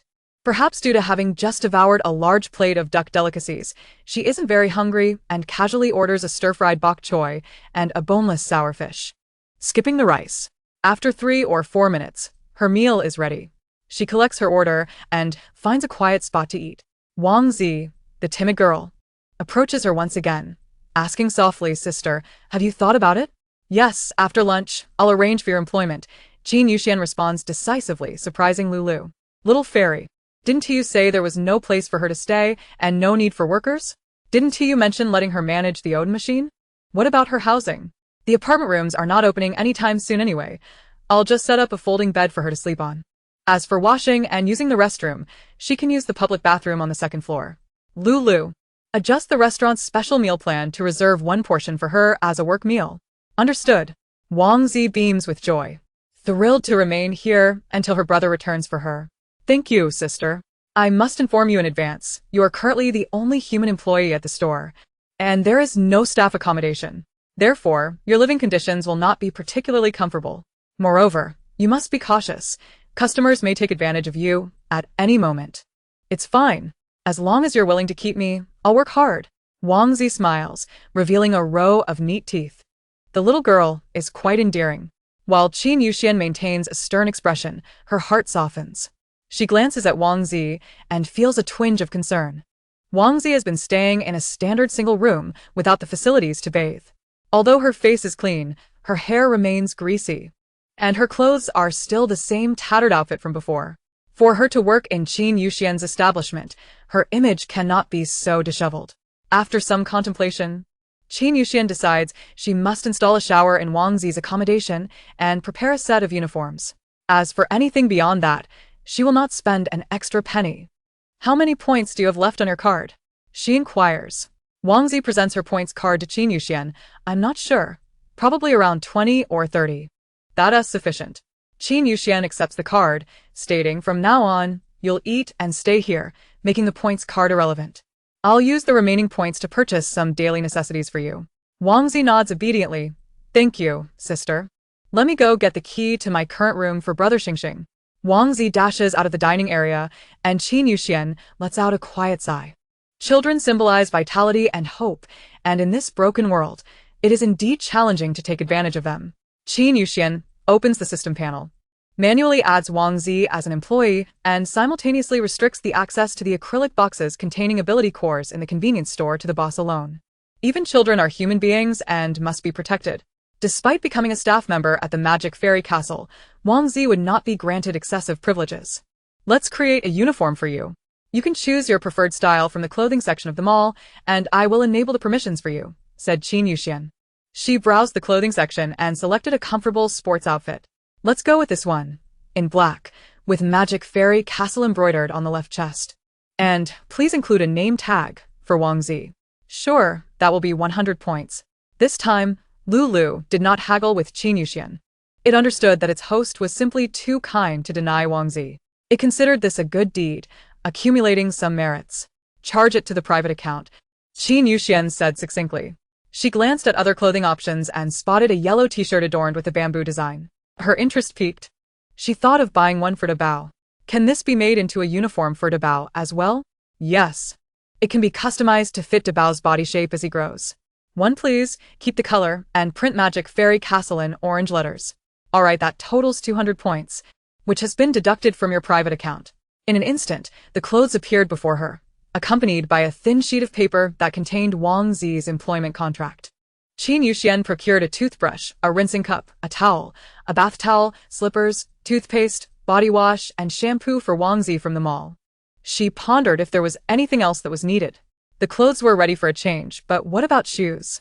Previously, she had scavenged a number of shoes during a $0 purchase event.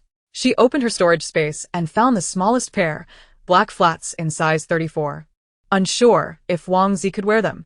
After handing the keys to Xi and Xing, Wang Zi hurried back to the dining area to find Qin Yuxian. Qin Yuxian returned the tray for recycling and gathered all the items before leading Wang Zi to the sofa outside, pushing the contract toward her. "Sign this agreement." Wang Zi, unable to read, was taught by Qin Yuxian to write her name stroke by stroke, and she managed to sign it awkwardly on the contract. The moment the contract was signed, it vanished. The contract was successfully completed, and Wang Zi was now officially employed. Wang Zi's exclusive points card was automatically cancelled, and the remaining 36 points were transferred to the host's private account. Qin Yuxian felt helpless, This was her first loss in business since opening the Magic Fairy Castle. Although the loss was minor, it pained her nonetheless. She called De Bao over. Zabao. Please place a folding bed and a set of bedding in room D in the mezzanine. Okay, Boss Xian. De Bao responded as it moved away to fulfill the task. Qin Yuxian then took Wang Zi to the convenience store. From now on, you'll be responsible for the ode machine and the restocking duties at the convenience store. Inform Xian Xing when supplies run low, and he will assist you. For more specific work arrangements, follow Xian Xing's instructions. Wang Zi nodded. Her smile unwavering as she realized she could stay here and have a safe place to call home. After learning the basic restocking procedures and the operation steps for the Odin machine, Qin Yuxian led Wang Zi to the mezzanine. Employees could freely enter and exit the mezzanine and the apartment, with Qin Yuxian using her fingerprint and employees using their employee ID. The apartment was labeled with uppercase letters. And Qin Yuxian reserved the innermost room D for Wang Zi, ensuring that even when the apartment began operations, it would not interfere with renting to other guests. De Bao had already placed a folding mattress in room D, laid out the sheets, and arranged the pillows and blankets. Qin Yuxian stored all the purchased living essentials in the bathroom, then noticed the bathroom was still empty. She had forgotten to buy a shower head. Chapter 43. Everyone's well-being is true well-being, De Bao said. Boss Xian, I just saw many home items in the storage. Do we need to install them in the apartment? Qin Yuxian frowned slightly. Is that so? I wasn't aware. After some contemplation, she recalled that she had indeed collected several items from the home goods store with Shenzhen Yuan last time, and she had taken everything that was not broken, which led her to forget what she had acquired. Qin Yuxian slapped her forehead, suddenly elated. Let us install a wash basin and shower head for Wang Zi, and do our best to fit out the other apartments. Understood, Boss Xian. Qin Yuxian handed the prepared uniforms and shoes to Wang Zi. De Bao will come over to install the shower head now. After you shower, change into your uniform and head down to work. Wang Zi accepted the uniform from Qin Yuxian's hands with utmost reverence, as if receiving an honor. I have new clothes to wear. Thank you, sister. Oh. Qin Yuxian corrected her. You should call me boss. Thank you, boss. Just as Qin Yuxian stepped out, De Bao arrived to install the wash basin and shower head. De Bao worked swiftly, and after completing the installation, it moved on to other rooms while Qin Yuxian followed to make some simple arrangements. She first placed a bed in the corner, beside which a small table could fit, topped with a fresh checkered tablecloth, instantly creating an inviting atmosphere. The bathroom required a standard wash basin, shower head, and toilet to be installed. She decided against providing bedding as it was a rental room, not a hotel room. Some revenue needed to be generated. The utility bills would not be her profit, but rather Lu SPI. Her earnings would solely come from the rent. Therefore, she would not equip the apartments with air conditioning, washing machines, or fans. Those in need could rent them from her, providing another source of income. Wow. I truly am a business genius. Other than room D, the remaining 4 rooms were fully equipped, and there were still several items left in storage, such as cups and vases, decorative but not particularly useful. Qin Yuxian decided to keep a few favorites for her own room and sell the rest at the convenience store. Thank you for your hard work, De Bao. Qin Yuxian hugged De Bao, but its fluffy fur made her sweat within 5 seconds. Let go. It's too hot. You're no longer my favorite in this heat. When would the central air conditioning be installed? She felt as though she might evaporate. Does Boss Xian have any other tasks for De Bao? Unaware of Qin Yuxian's disdain, De Bao felt blissful simply being embraced by its boss. Suddenly, Qin Yuxian felt a pang of guilt toward De Bao. Such a good companion was hard to come by. She retrieved the clothes she had prepared for De Bao from storage. Here, De Bao, I have a gift for you. De Bao held the outfit, which was smaller than its head, staring at it for a moment, its eyes misting over. Now I have clothes to wear too. Boss Xian is the best boss. De Bao stretched the outfit, which magically expanded to fit its eyes. It donned the clothes and admired the bamboo print with delight. Thank you, Boss Xian. I love it. Qin Yuxian ruffled De Bao's head, finding it irresistibly adorable. As long as it was happy, that was what mattered. I also want to wear new clothes.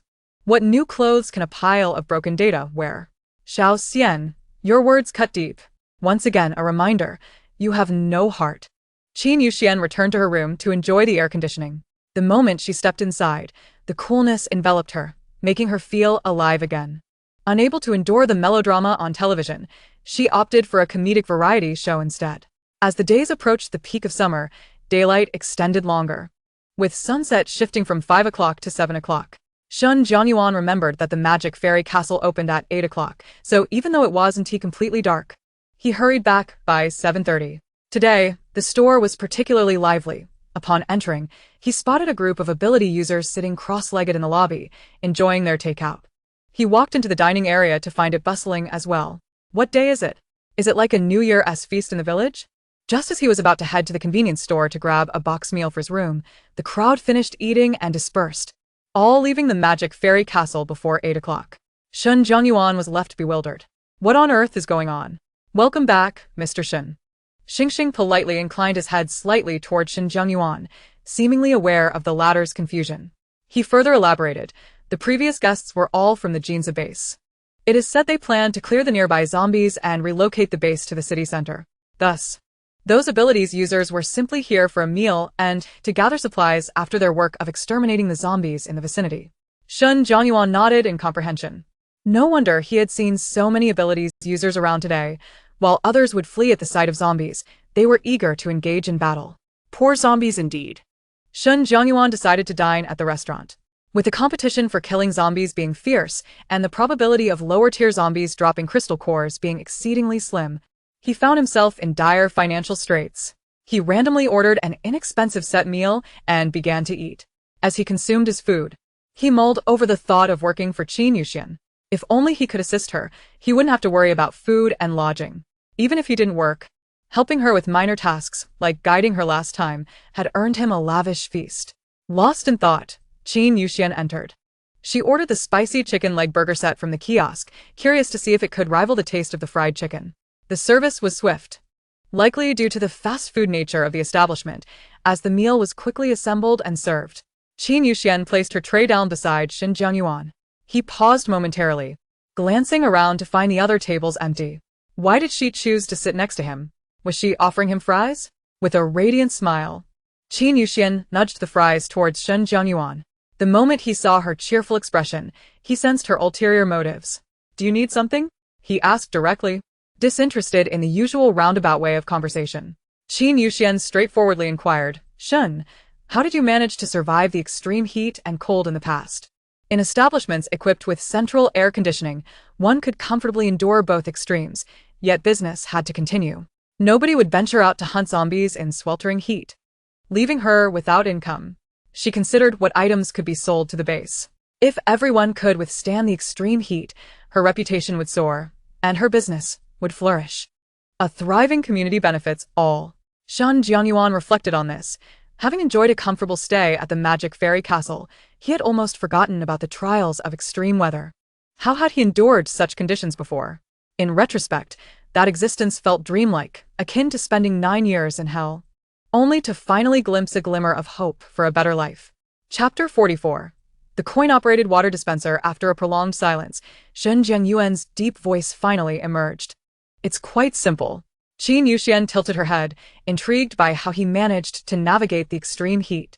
He explained, I would capture a water-type ability user, feed them crystal cores, and have them supply me with water.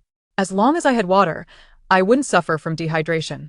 Qin Yuxian mused, so, you essentially treated the water-type ability user like a water dispenser? Just insert a coin and they dispense water? She gasped, picturing the scenario. Where did you find such ability users? You simply capture them when you encounter them? Water-type ability users are generally well protected. Those that could be coerced would be taken, while the others would face dire consequences. Shun Jianyuan spoke with calm composure, causing Qin Yuxian's heart to race. Wow, that is rather blunt. He saw nothing wrong with his logic. To survive in a post-apocalyptic world, one must be ruthless. Especially during extreme temperatures. If you wish to live, you must ensure others do not. Otherwise, he would never have survived these 9 years without the protection of a base. Currently, aside from those abilities users with levels above 5 found in various bases, it was rare to encounter solo practitioners of that caliber. If they existed, they likely survived in a manner akin to his own. Qin Yuxian was merely astonished, but not particularly frightened. After all, no matter how formidable Shun Jianyuan was, he could not harm her. Understanding that water resources were crucial during extreme heat made things simpler for her. She could supply water to the base in bulk. Surely, such a large base could afford to pay for water, couldn't it? After asking all her questions, Qin Yuxian began to eat. She unwrapped her burger and took a bite. The fried chicken was crispy on the outside, tender and juicy inside, complemented by fresh lettuce and salad dressing, making even the bun exceptionally delicious. The flavor was no less delightful than that of fried chicken. Shun Jianyuan watched, his mouth watering. It had been quite some time since he had savored fried foods. After a brief hesitation, he took a fry, dipped it in ketchup, and popped it into his mouth. The thinly salted fries combined with the tangy ketchup created a unique flavor. In that moment, he nearly imagined himself back in peaceful times, pestering his parents to take him out for fried chicken, though they had struggled financially. His love for fried foods earned him rewards of chicken feasts whenever he achieved good grades. Upon finishing a burger, his mother would chide him for overheating and would brew his least favorite herbal tea, insisting he drink 2 bowls before she would relent. Then came the outbreak of the zombie virus. Townspeople gradually succumbed to infection and mutation. One day, a zombie shattered their window and entered, biting him. His parents rushed out to protect him, pushing the zombie outside and locking the door tightly while urging him not to go out. Through the wooden door, he heard the sounds of tearing flesh, and his parents never returned.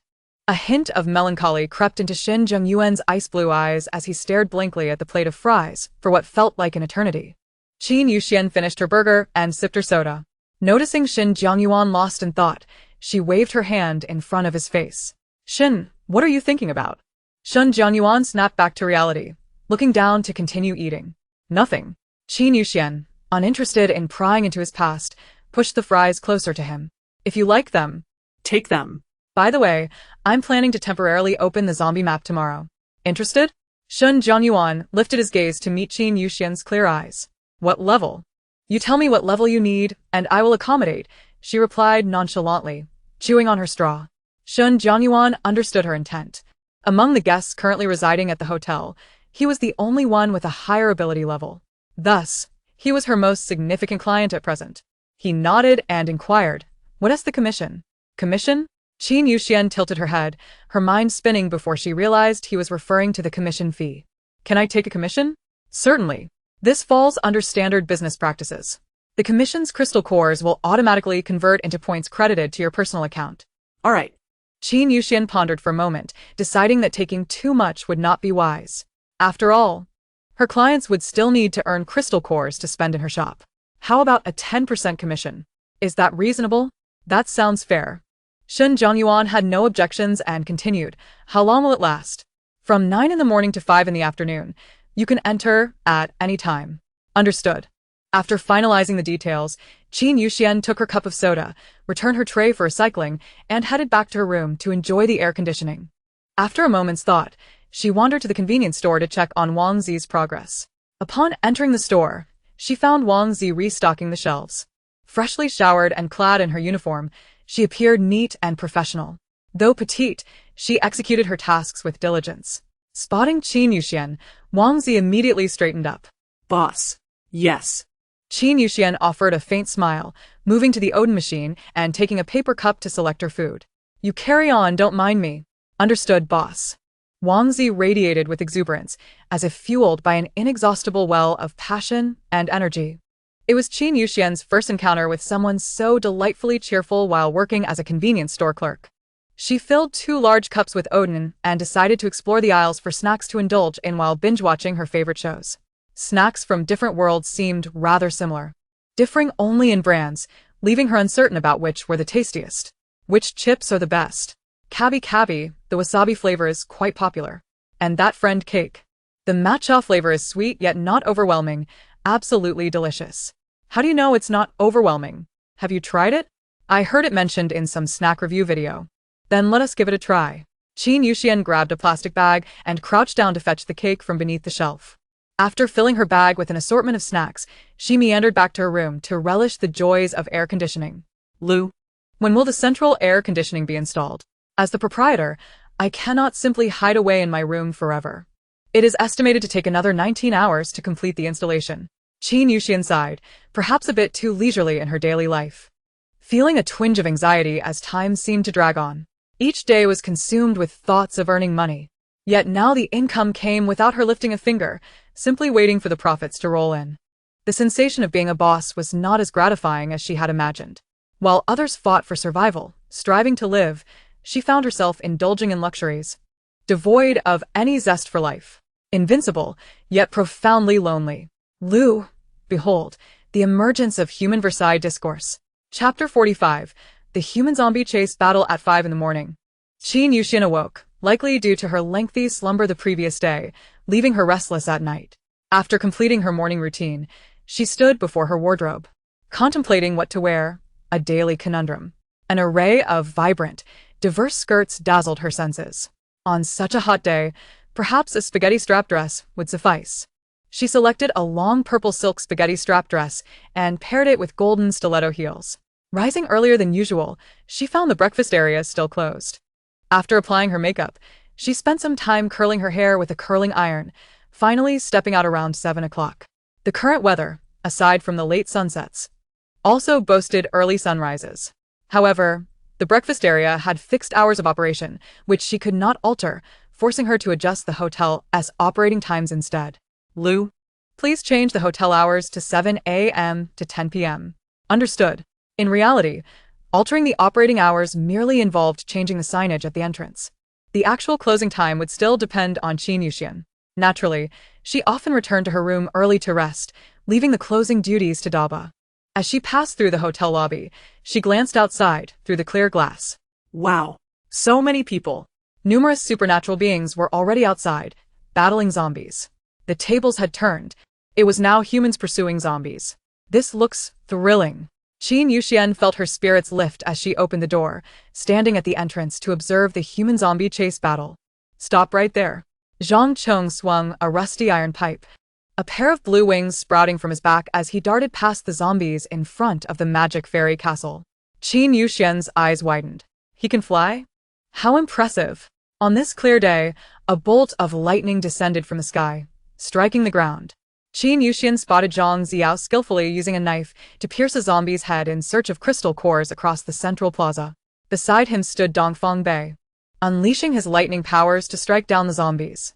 He stood there impassively, resembling a deity commanding the heavens and the earth, summoning lightning with a mere wave of his hand. Qin Yuxian's lips curled in amusement. It turned out to be the illustrious trio she remembered, including the time Dongfang Bei had summoned lightning against her. Good morning, Boss Qin. Sun Qi fluttered down before her, having transformed from his wings back to his human form as he touched the ground. Good morning, Qin Yuxian greeted warmly, her curiosity piqued. Why are your wings purple while Zhang Chong's are blue?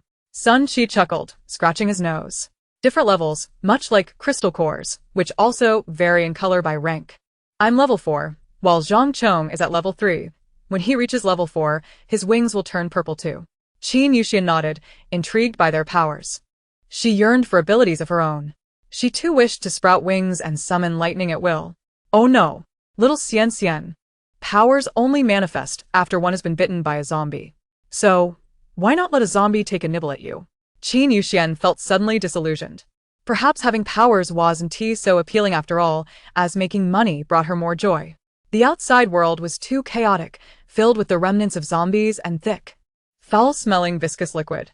After a brief observation, she turned back inside and headed to the breakfast area on the 3rd floor. Today, she wore a long skirt that resembled a formal gown, carefully lifting the hem as she navigated the stairs in her high heels. Upon reaching the 3rd floor, she encountered a figure at the stairway. Looking up, she met Shin Jiangyuan's gaze, which sparkled with clarity akin to an endless sea, revealing a hint of admiration in his expression. Yet again, a man entranced by my sister's beauty. Lu, Qin Yuxian beamed. Good morning, Big Boss Shin. Good morning. Shin Jiangyuan replied, descending the stairs with a subtle smile gracing his lips. As he passed by her, he quietly remarked, You look beautiful today. Qin Yuxian's heart skipped a beat. Goodness, this man is more charming than any domineering CEO I've ever encountered. Thank you, she replied softly, maintaining her composure as she continued upstairs. Wow. The host has developed feelings. Exciting news. For the first time in 37 levels, she encountered a charming young man. You're quite noisy, Qin Yuxian sighed, rubbing her temples. Since arriving in this world, Lu had been quite restless, determined to play matchmaker for her. Her patience had worn thin. However, she had to admit, Shen Zhongyuan was indeed impressive. Handsome, with a slightly aloof demeanor, yet of good character. They had gone on 2 shopping trips together, and he had shown concern for her well-being. In a peaceful era, he would likely be quite the catch. Not wishing to dwell further on it, Qin Yuxian entered the breakfast area. What shall I have today? She checked the ordering machine, selecting a serving of red rice sausage and a cup of soy milk. The red rice sausage was delightful, encased in a layer of crispy fried dough, with succulent shrimp nestled inside. Each bite was a rich tapestry of flavors, the oiliness enveloping the sweetness of the shrimp, utterly satisfying. A serving of red rice sausage consisted of 6 pieces, and after finishing her soy milk, Qin Yuxian contentedly patted her stomach, feeling satisfied. Wen fu swagerdin. Hands clasped behind his back, inspecting the area as if on a leadership inspection. So much food, he exclaimed, gazing at the vast array of dishes laid out, merely separated by a sheet of glass. This is far too unguarded. Spotting Kong Gigi swiping her card to access the food, he swiftly pushed her aside, seizing her meal.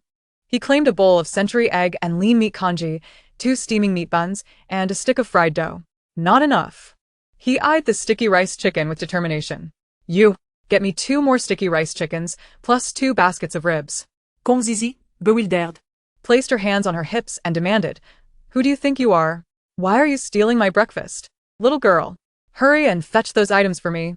Wang Fu barked, feeling emboldened by his status, believing he could intimidate this teenage girl.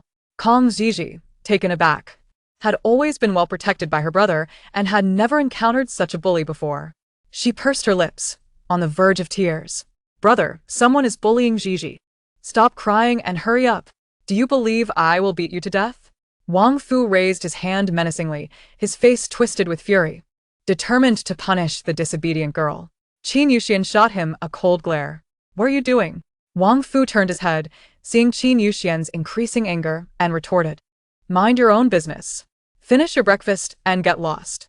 Qin Yuxian's gaze turned icy, her fingers cracking ominously. Chapter 46. Wang Fu's recklessness. Qin Yuxian had always believed that enduring was acceptable as long as there was profit to be made. However, after Wang Fu spoke to her this way for the second time, her patience reached its limit. You dare create a disturbance in my establishment and think I won't intervene? She rose, leaning against the table, quietly observing Wang Fu's impending folly. Kong Gigi, terrified, scurried behind Qin Yuxian for protection. Wang Fu, having held a leadership position for so long, had never encountered such disrespect. These 2 reckless girls had truly incited his wrath. He had just seen that 6th-level big shot leave and figured he would not return soon. In a fit of rage, he hurled his tray at Qin Yuxian, shouting, Mind your own business, you old hag.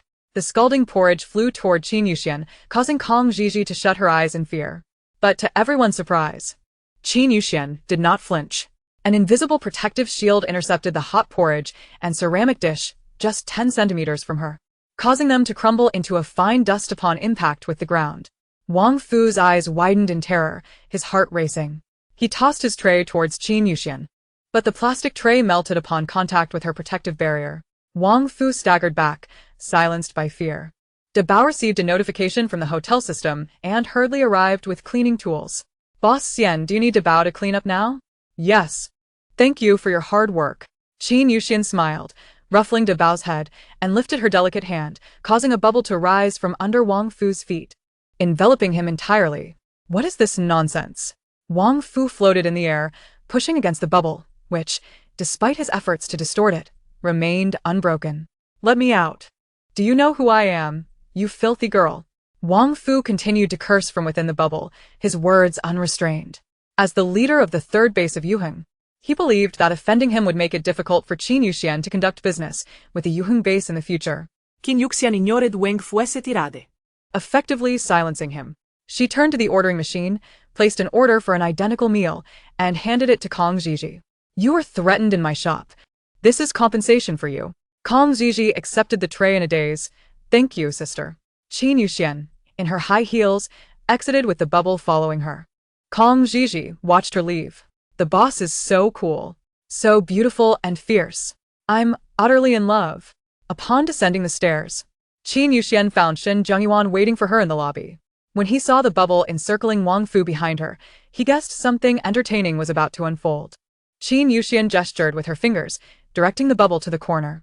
She would not deal with Wang Fu just yet. She planned to eliminate him at noon when the shop was busiest, thereby making a statement. Qin Yuxian went to the convenience store, grabbed 2 cans of ice-cold cola, and sat down beside Shen Jianyuan, offering him one. Would you like to drink? Shen Jianyuan eyed her suspiciously, hesitant to accept. He sensed that Qin Yuxian had ulterior motives. Qin Yuxian felt uneasy under his scrutiny. What are you staring at? Do I look like the type who would be stingy enough to deny you a can of cola? Shen Jianyuan took the cola, opened it, and took a sip. The cold refreshment revived him in the sweltering summer heat. He said slowly, "You're not stingy. You just value money too much." Qin Yuxian replied, "Not to that extent, surely?" Ha ha ha. Xiao Xian, you understand her so well. Shut up. Qin Yuxian felt restless in the room. Sensing she was growing moldy, she had to fetch the largest television previously left in the space and set it up in the lobby. The TV was mounted on an iron frame suspended from the ceiling. Qin Yuxian held the remote, located the variety show they had watched yesterday, and waited for 9 o'clock with Shen Jianyuan. Brother, we can actually watch TV in the hotel. Zhang Ziao spotted Qin Yuxian and the 6th-level big shot comfortably seated in the hotel, sipping cold drinks while watching a comedic variety show. What a blissful life. He wished for such a leisurely existence. Dong Fongbei glanced at the hotel and noted that Qin Yuxian had styled her hair in large waves and donned a sensual spaghetti strap dress. Her stunning profile was sharply defined, and her skin was fair and smooth. She looked even more enchanting than when he first encountered her. Zhang Ziao leaned closer to Dong Fongbei and whispered, "Brother, if you win over the boss lady, we can have whatever we want and stay as long as we like. Then Qin Yuxian would be the boss lady, and you would be the owner of the magic fairy castle." Dong Fongbei's eyes flickered. He hadn't considered that angle but found Qin Yuxian intriguing. "Let's go in and rest for a bit." He had been using his powers continuously and felt exhausted from the heat. "Let's grab a bottle of cold drink to refresh ourselves." Sure. Zhang Ziao knew Dong Fongbei well. Judging by his demeanor, he was likely taken with Qin Yuxian. He called for Sun Qi, and the 3 brothers headed inside to take a break. The chime of the doorbell rang as they entered, bringing in a gust of warm air. The moment Dong Fongbei stepped inside, his gaze immediately landed on Qin Yuxian. To his dismay, Qin Yuxian completely ignored him, her eyes glued to the variety show, her smile revealing a perfect set of white teeth. Even the typically aloof Shen Jianyuan was unable to suppress a smile at the show's antics. Shen Jianyuan was staying in a double room, showering daily and changing into clean clothes. With his good looks, sitting beside Qin Yuxian, they appeared somewhat well-matched. Dong Fongbei quietly clenched his fist, jealousy bubbling inside him. In reality, Qin Yuxian and Shen Jianyuan were not that close. Debao could fit between them, yet to Dong Fongbei, they seemed overly intimate. "Brother, what do you want to drink?" Zhang Ziao turned and realized Dong Fongbei was still standing at the door, lost in thought. He pulled him into the convenience store. "Stop staring, brother. If you like her, go after her. You are the recognized heartthrob of the base, the most powerful with abilities. Pursuing a girl should be easy for you." Zhang Ziao's words reignited Dong Fongbei's confidence. He was indeed a godlike figure at the base, admired by many girls who longed for a word with him. So, what if Qin Yuxian was the boss lady of the magic fairy castle? After all, she was just a woman. With a little effort, he could win her heart. Beep beep. Xiao Xian, it seems Dong Fongbei has designs on you. The sparks flying between you and Shen Jianyuan are palpable. Lu Liuzi set up a little stool, eagerly awaiting the unfolding drama. It was excited for the 2 men vying for one woman. Qin Yuxian rolled her eyes. She had finally escaped the plot, and these annoying men just had to meddle. Rest assured, if Dong Fongbei dares to provoke me, I will send him packing. Such a ruthless heart. Why aren't he like this with Shen Jianyuan? The esteemed Shen has done nothing. It's always me seeking him out. What nonsense are you conjuring? Lu Liuzi pondered, though it had no brain. And indeed, this seemed to be the case. Could my analysis be wrong? Is it possible Shen Jianyuan has no feelings for you? Who knows? I only know I have no feelings for him. Now, stop bothering me while I watch the variety show. If you're bored, hasten the progress of the air conditioning installation. Lu Liuzi, playing dead. Chapter 47. The level 5 zombie map. Dong Fongbei procured a bottle of chilled sparkling water and was about to take a seat between Shen Jianyuan and Qin Yuxian when the 2 of them stood up. Qin Yuxian approached the blank wall beside the restaurant door, placing her palm against it. A luminous circle radiated from her hand, forming an oval-shaped portal. She stepped back, and the portal reflected the desolate cityscape, occasionally revealing a few level 5 zombies staggering by. She turned to Shin Jianyuan and detailed some precautions. The portal would remain open until 5 o'clock in the afternoon. Once inside, one would be unable to locate the portal again. In case of danger, calling for Magic Fairy Castle would automatically transport one back. Upon returning, one could re-enter, but one must be mindful of the time. After 5 o'clock, the portal would close automatically, and there would be no way back. Understood. Shin Jianyuan donned his mask, checked the 2 daggers at his waist, and approached the portal. With a smile, Qin Yuxian said, "Be careful." Shin Jianyuan paused momentarily, responding with a low grunt before stepping through the portal. Dong Fongbei stared at the portal in astonishment, surprised to learn that Qin Yuxian possessed the ability to teleport. Was this her special power? Did the food in the store come from elsewhere? He stepped forward to inquire, "Where does this portal lead?" "I'm not sure of the exact location. It's simply a level 5 zombie map," Qin Yuxian shrugged. She had not explored this world in depth. She merely had the ability to transport others to areas densely populated by zombies. The level 5 zombie map predominantly features level 5 zombies. But not all zombies within are of that level. Higher-level zombies may consume lower-level ones when food is scarce. So the remaining zombies in that area are typically level 3 or 4. Occasionally, one might encounter level 6 or 7 zombies as well.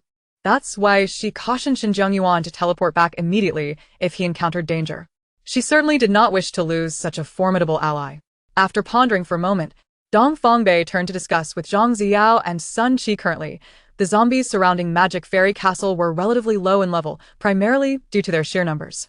Losing him wouldn't make much of a difference. Instead, he could enter the map and earn crystal cores, allowing the 3 brothers to live comfortably in Magic Fairy Castle and contribute more resources back to the base. Sun Qi agreed with this reasoning. Although acting alone was not ideal, if it meant delivering more crystal cores to the base, Wuliang would not hold it against him. Zhang Ziyao had no objections either, as he was eager for his elder brother to prosper and share in the enjoyment. Once their plan was settled, Dong Fongbei fixed his gaze on Qin Yuxian, stating, "I will also go in." He was determined not to be outdone by Shin Jianyuan in front of her and hoped for some commendation from Qin Yuxian. Qin Yuxian raised an eyebrow, meeting Dong Fongbei's seemingly calm yet fervent gaze, and asked, "This is a level 5 zombie map. How high is your ability level?" "I am at level 6.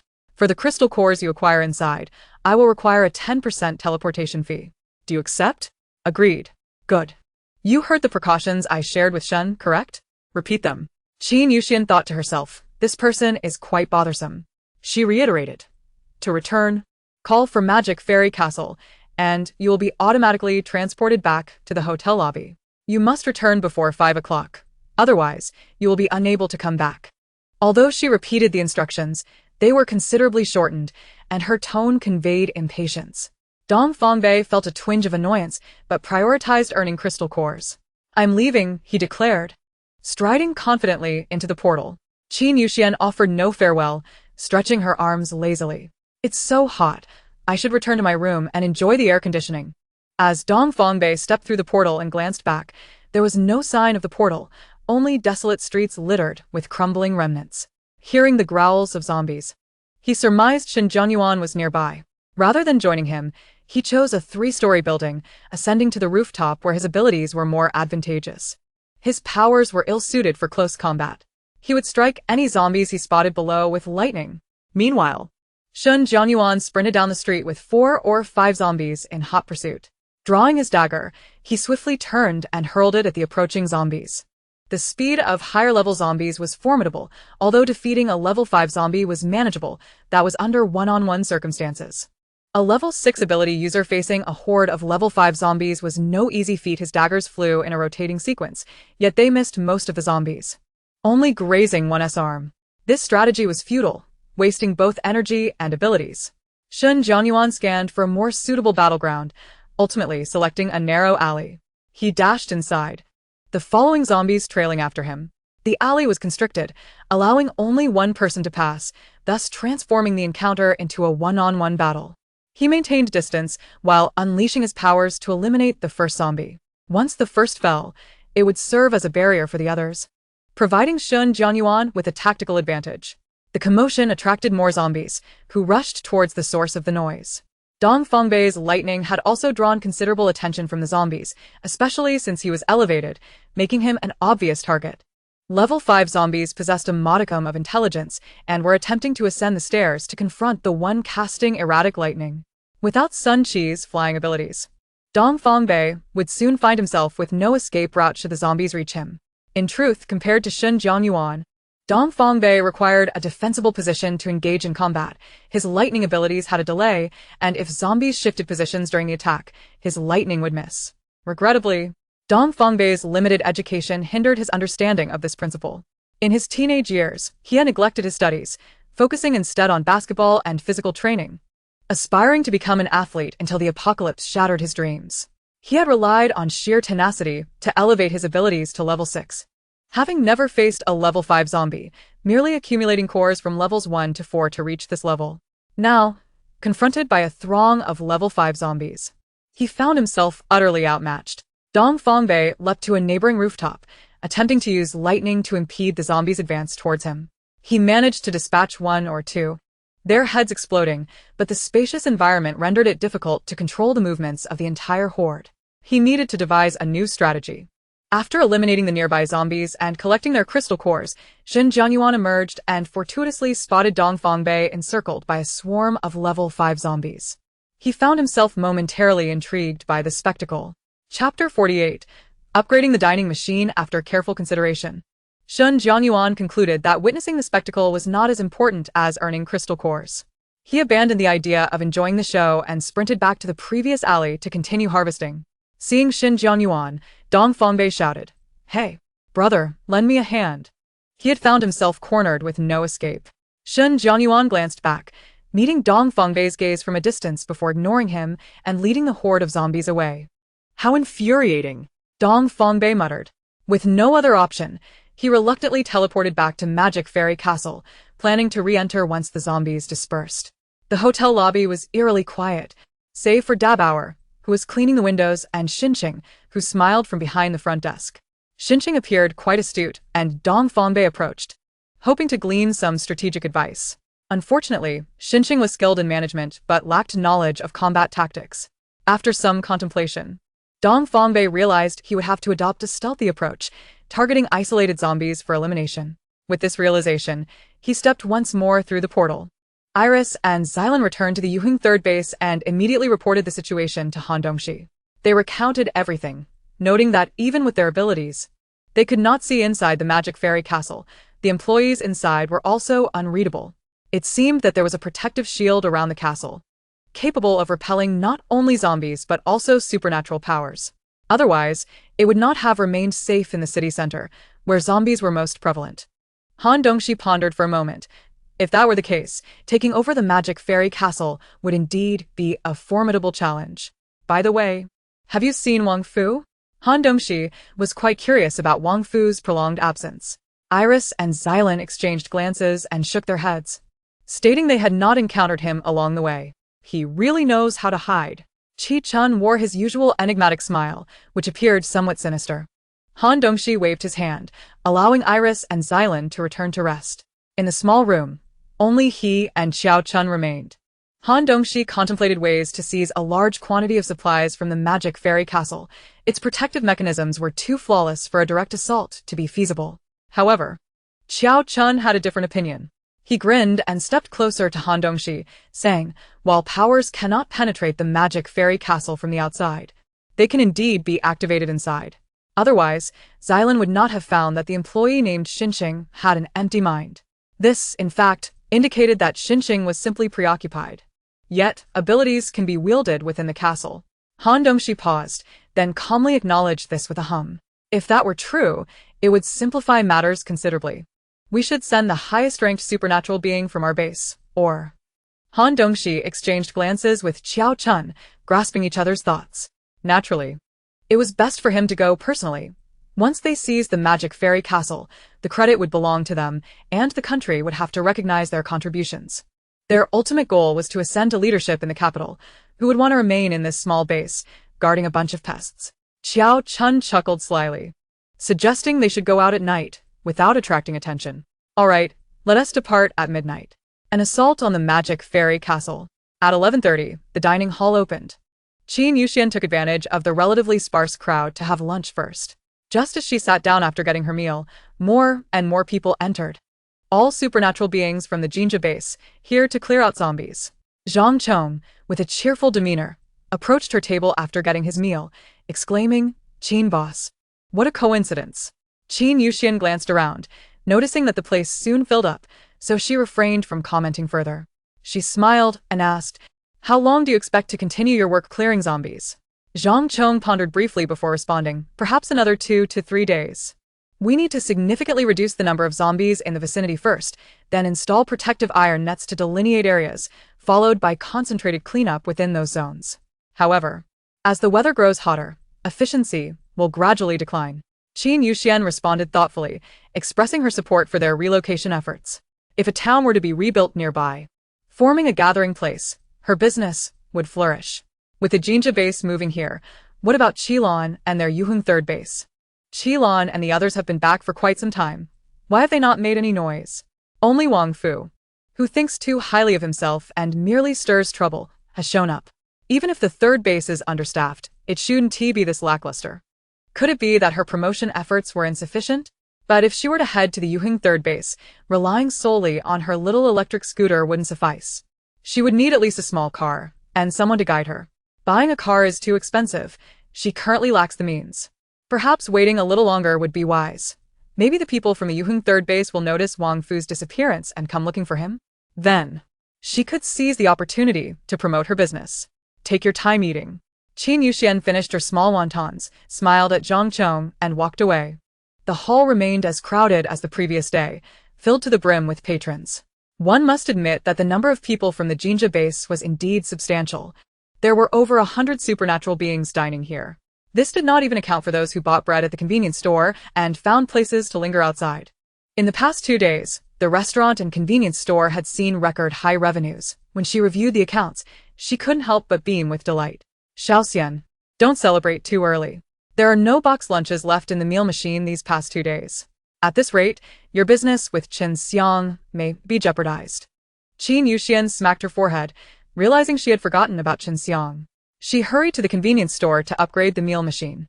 Meal machine level 3. The number of dishes increases by 2, or the limit per person rises by 5. Upgrade condition: 1,000 points. Would you like to upgrade? Qin Yuxian clicked confirm, opting to increase the number of dishes. She casually selected 2 types of meals. Upgrade successful. Current meal machine data. Number of dishes, 7. Daily purchase limit per type, 20. Since noodles are difficult to store, with only box lunches available, the total number is 100 each day. This is still insufficient. Time to upgrade again. Meal machine level 3. The number of dishes increases by 2, or the purchase limit per person rises by 10. Upgrade condition: 1,000 points. Qin Yuxian could not calculate large numbers, but managed small ones just fine. This time she decisively chose to increase the purchase limit. This way, there would be 210 box lunches available. That should be sufficient. As she returned to the hotel lobby, she noticed many people curiously staring at Wang Fu, who was trapped in a bubble in the corner. Qin boss, who is that person? Why is he in a bubble? Did you catch him for misdeeds? Qin Yuxian glanced at Wang Fu, a meaningful smile gracing her lips. Since everyone was curious, she decided to put on a show for them as entertainment. Chapter 49. Wang Fu esse atrocities. Qin Yuxian settled into a sofa, beckoning with her fingers, causing the bubble to float towards the coffee table. The onlookers shifted in their seats, eager to witness the spectacle. Upon hearing that a performance was about to unfold, everyone hurriedly finished their meals and rushed out to join the excitement. With a graceful gesture, a massive screen appeared before her, displaying Wang Fu's actions from the breakfast room that morning. Stealing others' breakfasts, threatening and intimidating, attempting to seduce, cursing the boss, and resorting to violence against the boss. The 5 major offenses were clearly visible to everyone present. Their astonishment was not merely at Wang Fu's audacity, but at the realization that none of his actions could inflict any harm on Qin Yuxian. Even porcelain dishes shattered into dust in an instant. What a terrifying ability. Qin boss, how do you intend to deal with him? Zhang Ziao inquired curiously, having yet to witness Qin Yuxian's true capabilities. Are you going to toss Wang Fu into the 5th level zombie map? Qin Yuxian crossed her legs and pondered seriously. Such a weakling like Wang Fu would offer no resistance in the zombie map and would perish too quickly, making it uninteresting. Instead, transforming him into a small card might even allow her to earn some money. Let us take his life. After saying this, Qin Yuxian gently clenched her fist. The bubble shrank with her movement, squeezing Wang Fu inside, until with a soft pop, the bubble burst and Wang Fu vanished. Only a card the size of a phone card floated in the air. Along with it fell an additional points card. Big treasure. What is that? Qin Yuxian asked curiously, having never experienced the dropping of equipment before. Big Treasure picked it up and, tilting his head in confusion, replied, Boss Xian, it's a points card. Inscribed with the name Wang Huan. Qin Yuxian furrowed her brows slightly. No wonder it didn't vanish with Wang Fu. It clearly did not belong to him. She retrieved the points card and called out to Lu Liuzi. Lu, can you read the memories from this points card? Little Xian. After the owner of the points card passes away, you have the authority to view the memories from the last 24 hours of the owner's life using the points card. Very well. Qin Yuxian held the points card and attempted to project Wang Huan's memories onto the large screen. The footage revealed scenes of Wang Huan and Wang Fu following two girls, identified by Xinqing as the peculiar guests who had visited the hotel 2 days prior. Subsequently, Wang Huan and Wang Fu concealed themselves in a small room with a door, and their conversation hinted at their intentions to seize control of the magic fairy castle. Qin Yuxian scoffed, showing little interest, and fast-forwarded the video. At the end, Wang Huan was pushed out by Wang Fu to assess the situation. Don't you have abilities? Hurry up and check if there are any zombies outside. Dad, I'm a spatial ability user. I can't fight zombies. Useless. What good are you to me? Wang Huan fell silent, his head bowed in contemplation for a long time. I understand. You stay here, I'll go take a look. The video displayed Wang Huan's perspective as the wooden door creaked open. In the next moment, a horrifying zombie's face filled the screen. Ah! Zhang Xiao exclaimed in shock, nearly spilling his lunch. Wang Huan was similarly startled, retreating as the zombie burst in and pinned her to the ground. Dad! Save me. The video captured a wooden cabinet, revealing a terrified eye peering through a crack. Then, Wang Huan's anguished cries echoed, while the person inside the cabinet remained utterly still. The video concluded. And Wang Huan was dead. How can such a person be a father? Zhang Chongyi fumed, believing that what he had witnessed in Su Gui's memories was absurd. Yet Wang Fu's action surpassed that incredulity. That was his own daughter. To watch her perish before his eyes without taking any action, was he even human? Transforming into a small card was too lenient. He deserved to be cast into the zombie-infested realm. The ability users residing in the base still had families. Otherwise, they would not willingly endure the daily struggles of combating zombies and sourcing supplies just to contribute to the base. They sought merely to provide a sanctuary for their loved ones. Hence, they could not condone Wang Fu's heartless actions, and a wave of curses erupted. Everyone felt that letting Wang Fu simply vanish was far too merciful. Qin Yuxian, however, was unconcerned with such matters. Her only interest lay in which course of action would yield greater benefits. She had eliminated Su Gui because he had harmed her friend Daba, seeking vengeance. This time, with Wang Fu, she was indifferent. Qin Yuxian took the small card representing Wang Fu, naming it the Card of Mediocrity, and placed it alongside 2 coins in an acrylic box, pricing it at 10,000 points. She smiled at those present, thanking them for their support of the Magic Fairy Castle, assuring them that as long as they did not cause trouble in the store, they would not find themselves confined in bubbles. She welcomed everyone to return frequently. Having witnessed such a dramatic display, the crowd dared not cause a ruckus. They were well aware that Qin Yuxian could easily transform anyone into a small card. When Dongfang Bei and Shun Jiangyuan returned to the hotel for lunch, Qin Yuxian had already retreated to the boss's room to enjoy the air conditioning. Most patrons in the dining area had already departed. Shun Jiangyuan placed his order first. Feeling the need to replenish his energy after a taxing day, he collected 2 full trays, braised pork knuckle, red braised meat, roasted duck leg, a serving of vegetables, and 2 bowls of rice. He found a vacant seat, removed his mask, and dug in. With a satisfactory income today, he could afford a decent meal without holding back. Dongfang Bei casually ordered a set meal, carrying his tray to sit opposite Shun Jiangyuan. He coldly asked, "Why didn't you help me just now?" Shun Jiangyuan glanced at him with a raised eyebrow, then returned to his meal, ignoring him entirely. Dongfang Bei was enraget. Yet reminded himself they were in a public space and refrained from confronting Shun Jiangyuan, lest he become a source of amusement for Qin Yuxian. He suppressed his anger, planning to settle the score with Shun Zhongyuan later in the map. Shun Zhongyuan was never known for his kindness or compassion, except towards Qin Yuxian. He found Dongfang Bei amusing. They were not close, having only just met. Why should he assist? If danger arose, one could simply teleport back. To insist on staying and facing it head-on was foolish, and if one perished, it was deserved. Shun Zhongyuan ate swiftly, finishing in about 10 minutes. After returning his dishes, he bought a bottle of cold water from the convenience store and checked the time, 1 o'clock in the afternoon. He decided against resting and aimed to reap more rewards before returning to shower and relax at 4:30. With his thought, Shun Zhongyuan once again entered the light portal. He sought a secluded corner to catch his breath, watching as the cold water in his hand gradually warmed.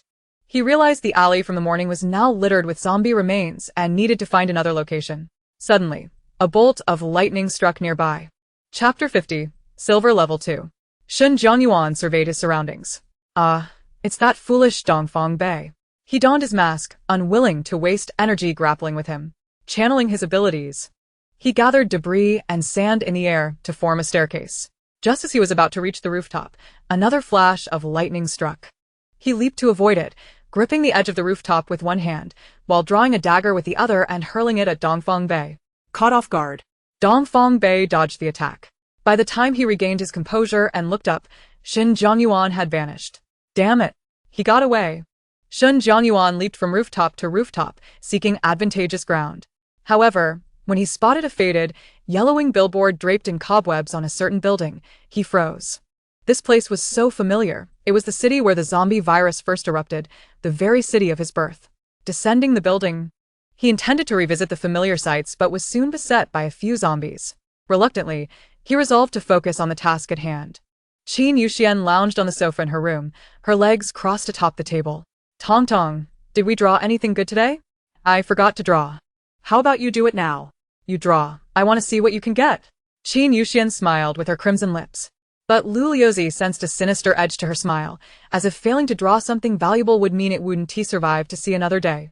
The wheel spun. The luck arriving. Ding dong. Congratulations, host. You have obtained functional beverage set. Functional beverage set. Sparkling water, peach flavor, lime flavor, lychee flavor, pomegranate flavor, coconut flavor. While she could comprehend winning sparkling water, what did functional beverage entail? What sort of functions could they possess? The functional series can replenish the abilities of ability users. Besides functional beverages, there are functional sets and functional potions. Let us see if you can draw those. What if I can't? You could unlock them with points as well. How much? Unlocking the functional set costs 20,000 points. Functional potions, 50,000 points. Qin Yuxian's mouth formed an O shape. So expensive. Regardless, today she had drawn something worthwhile. She opened the store to check the wholesale price of the functional beverages. Wow. 100 points per box. With 16 bottles in each. That means the wholesale cost is 625 per bottle. I can't sell them for less than 10 points, right? I'll get a box of each flavor and see how they fare. Qin Yuxian called Xinqing. I've ordered several boxes of sparkling water. Check if there's space in the convenience store. Xinqing replied, Boss, the shelves in the convenience store are already full. Qin Yuxian pursed her lips, contemplating for a moment. Then let us upgrade. Tong Tong, upgrade to silver level 2. Understood. 3,000 points have been deducted from the public account. Congratulations, boss. Upgrade successful. Current level of Magic Fairy Castle, silver level 2. Increase the number of rooms. 8. Current room count. 6 standard single rooms, 6 standard double rooms, 3 business single rooms, 3 business double rooms, and 6 apartment rooms. 2 new beverage cabinets and 2 shelves have been added to the convenience store. The medical room has been opened. Next level, Silver Tier 3, upgrade requirement, 5,000 points. Upon upgrading, the number of rooms will increase by 8, and a self-service restaurant will be opened. Qin Yuxian's room has not changed much, except that the balcony has been replaced with a courtyard. Beyond its original position, the expanded area remains enveloped in mist, indicating it has yet to be developed. As she opened her door and stepped outside, she found herself in an office furnished with a set of rosewood tea tables, which could be used for receiving guests in the future. Another door led to the hotel lobby. The lobby's area has not changed significantly, But both the restaurant and convenience store have expanded to include an additional section, increasing their size by half. Previously, there was only one ordering machine in the restaurant. Now, 3 machines are available, along with 5 additional tables. The dust-proof room has been replicated, adding a new food outlet. The convenience store has 2 new beverage cabinets and shelves, and Wangzi is already restocking. Looking upstairs, the breakfast room has been enlarged and now features 2 ordering machines. The sizes of standard and business rooms remain unchanged, but the number of rooms has increased. This upgrade has opened the medical room.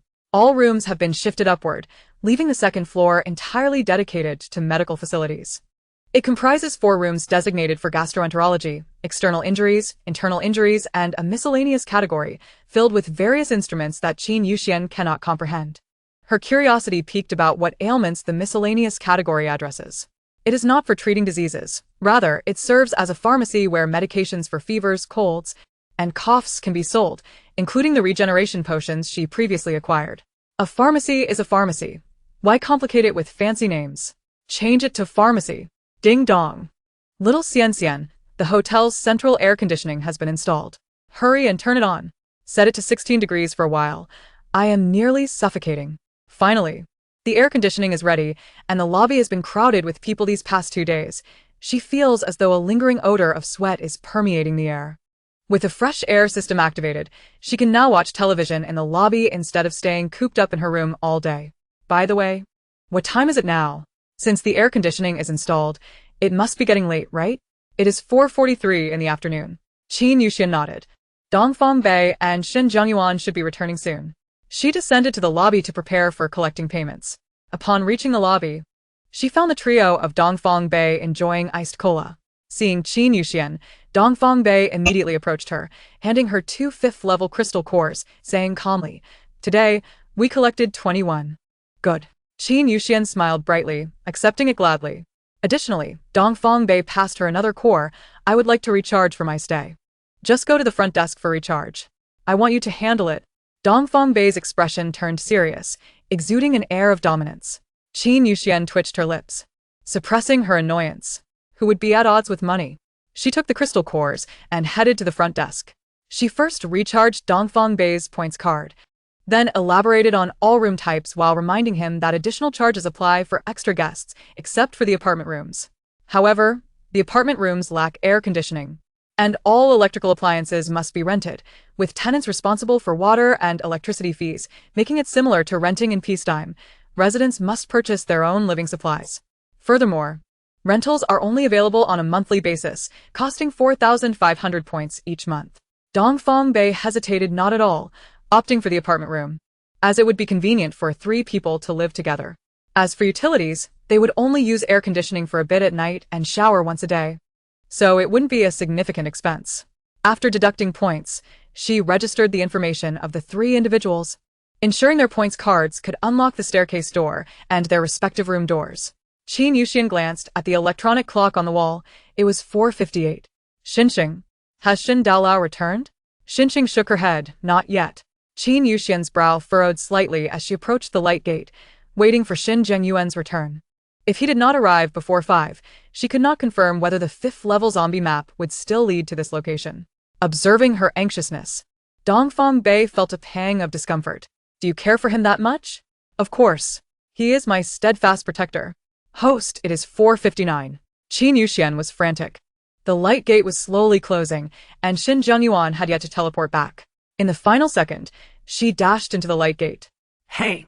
Dongfang Bei was taken aback, rushing forward to grasp Qin Yuxian, but it was too late. Chapter 51. Xin Zhengyuan's mother. Xin Zhengyuan calculated the time precisely after dispatching a wave of zombies. He began his nostalgic journey. Following his memories, he passed by the barbershop he frequented as a child and the elementary and middle schools he once attended. Finally, he stopped in front of a small white house, his former home. The windows were shattered, and the door bore dark stains of dried blood. He pushed the door open. The interior was in disarray, filthy, devoid of the warmth it once held. It had become a mere ruin. Ascending the stairs, remnants of zombies littered the second-floor landing, indicating that someone had once taken refuge there. The second floor comprised 3 rooms, his parents' room at the end, his room on the left, and a study on the right. He first rummaged through his room, searching for mementos, but found nothing. He then proceeded to the study, which had once served as his father's workspace. Opening the desk drawer, he discovered architectural designs drafted by his father. On the desk lay a fallen picture frame. He picked it up, noting the black and yellow grime on it. Carefully, he removed the photograph inside. It was a family portrait. In the picture, he was merely 11 years old, with his parents standing beside him, their smiles warm and radiant. He gently wrapped the photo in the design plans and placed it into his backpack. Lastly, he entered his parents' room. A strange sensation washed over him. Pushing the door open, he found a figure lying on the bed. No. Not a person. A zombie. The creature on the bed sprang up at the sound, fixing its gaze intensely on Shen Jianyuan. It was a female zombie, with golden hair and skin turned pale, yet not decayed. The air momentarily stilled as the zombie bared its teeth and lunged at Shen Jianyuan with alarming speed. It was a 7th-level zombie. Shen Jianyuan dodged backward, but the zombie pursued relentlessly, closing in on him. Its movements were incredibly agile, the platinum necklace around its neck swaying with its actions. Shen Jianyuan dashed into the study and leaped out the window. Fortunately, it was only the 2nd floor, and he rolled twice upon landing. The zombie, undeterred, jumped straight down, landing perfectly before charging at him once more. Qin Yuxian, having entered the light gate, found herself on an expansive street, such a vast area. Where could she possibly search for Shen Jianyuan? System, can you locate Shen Jianyuan's points card? No, host. If you were in the hotel, you would have access. Now that you're outside, I cannot enable location tracking. Qin Yuxian furrowed her brow in contemplation before calling out, Debao, can you attempt to locate Shen Jianyuan's points card? Debao responded quickly, alright. Debao soon replied, Sienner, I need some time. Okay, let me know once you find it. Qin Yuxian lifted her skirt and, in her stilettos, ventured forward instinctively.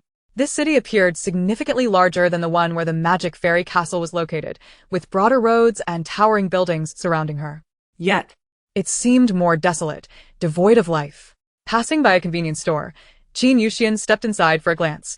The shelves were still stocked with various food items, albeit they had expired 9 years ago. Little Xian, I have uncovered some information about the city. Would you care to hear it? Please share. Qin Yuxian wandered aimlessly through the desolate streets. This was the very place where the zombie virus first erupted, and those who could escape fled to other cities, leaving behind only the undead.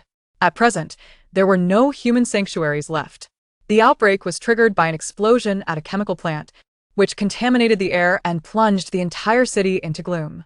Those who managed to escape likely carried the virus with them, leading to the gradual emergence of zombies in various cities, thereby heralding the apocalypse. Qin Yuxian fell silent. To put it simply, the apocalypse was a consequence of environmental pollution. Humans mutated into zombies, evolving powers. Yet, who could claim that those with powers were fortunate rather than victims? Acquiring such abilities was, in itself, a form of mutation. Was it not? As she continued forward, the filth on the ground soiled her skirt and expensive heels, but she paid it no mind. Little Xian, why do you care so much for Shen Jianyuan? He is the only person I can converse with in this world. Although they were not close. And despite her unwavering prices, Shen Jianyuan had taken her to several places, making him her most significant client. She activated a 5-level zombie map for him, ultimately motivated by her desire to earn money. If Shen Jianyuan truly could not return and perished here, she would feel a pang of guilt. Wow. Little Xian must be smitten. Stop being stubborn. Entering the map for him is true love. Qin Yuxian rolled her eyes, her heart as tranquil as water. You talk too much. You can't even locate a person. You useless fool. Liliuzi, little Xian remains as sharp-tongued as ever. Debao, Boss Xian, I have located him. I will share the map with you. Qin Yuxian, good. A virtual interface appeared before her, displaying a simple map of the city, with a green indicating her current location and a red showing Shen Jianyuan's position. They were separated by 3 blocks. Damn. Why did Shen, the big boss, venture so far? Qin Yuxian sighed, retrieving a small electric scooter from her space and heading towards Shen Jianyuan. He was still entangled with the zombies, and at his current level, he had only a 40% chance against a level 6 zombie. However, when faced with a level 7 zombie, he was thoroughly overwhelmed. The zombie twisted its head in an eerie manner, emitting crackling sounds as it incoherently uttered 2 words. Shun Jiangyuan froze, unable to bring his dagger down. Just as he hesitated, the zombie quickly regained its speed and lunged at him. Shun Jiangyuan. Qin Yuxian tossed aside her scooter, her slender high heels carrying her swiftly toward him as she embraced him. The zombie was repelled by her protective shield, flying 5 meters before crashing to the ground.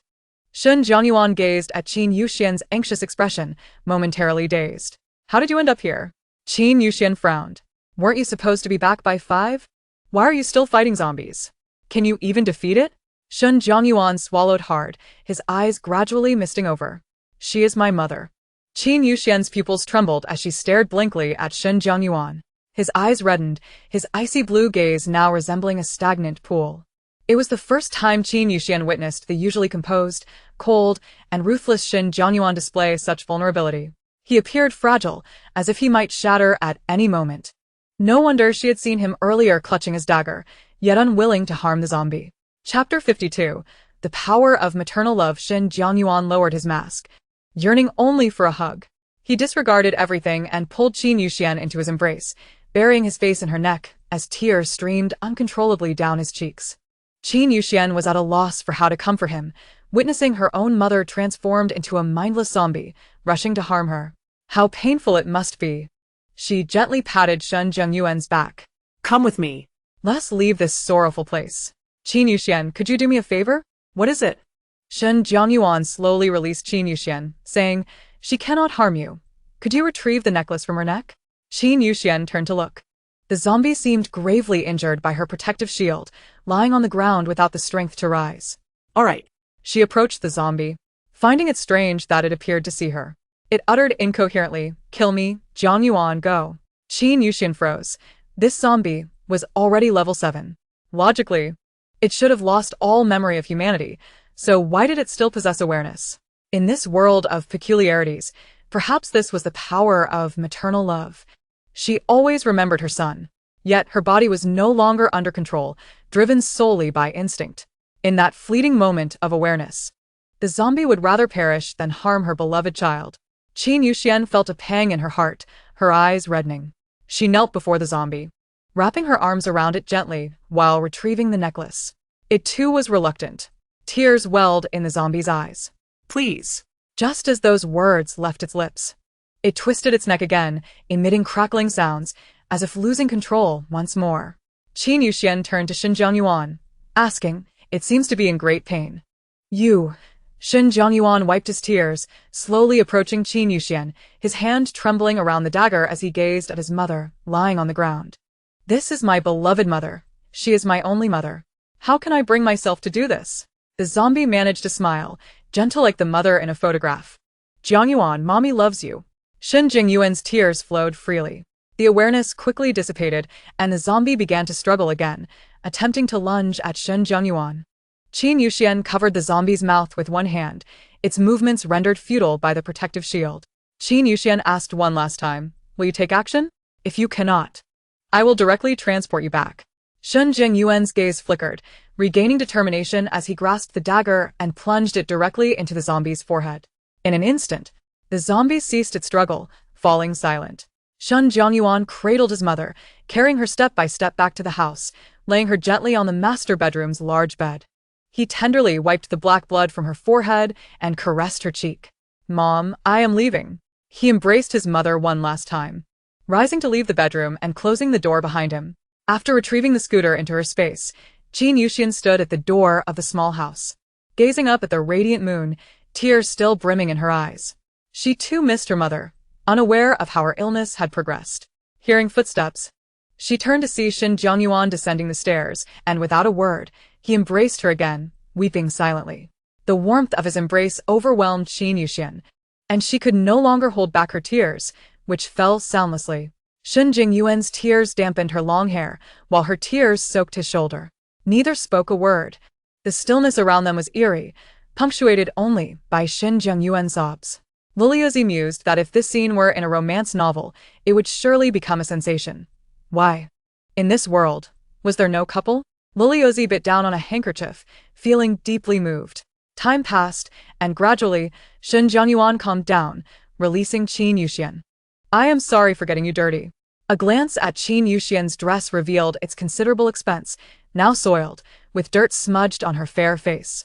Her heels were utterly ruined. It's nothing. Qin Yuxian smiled, unconcerned about her attire, and pressed the necklace she had retrieved into Shen Zhengyuan's palm. Your necklace. Remember to take good care of it. She refrained from inquiring whether Shen Zhengyuan possessed a level 7 crystal core within the confines of his zombie-infested mind. Such a question was too cruel. She believed that Shen Zhengyuan would not wish to destroy his mother as head after having to take her life himself. The narrow incision at her brow was already the best way to preserve her visage. Even if a level 7 crystal core truly existed, Shen Zhengyuan would not claim it. He adorned his neck with the necklace, gazing solemnly at Qin Yuxian, and said, "Thank you, Qin Yuxian."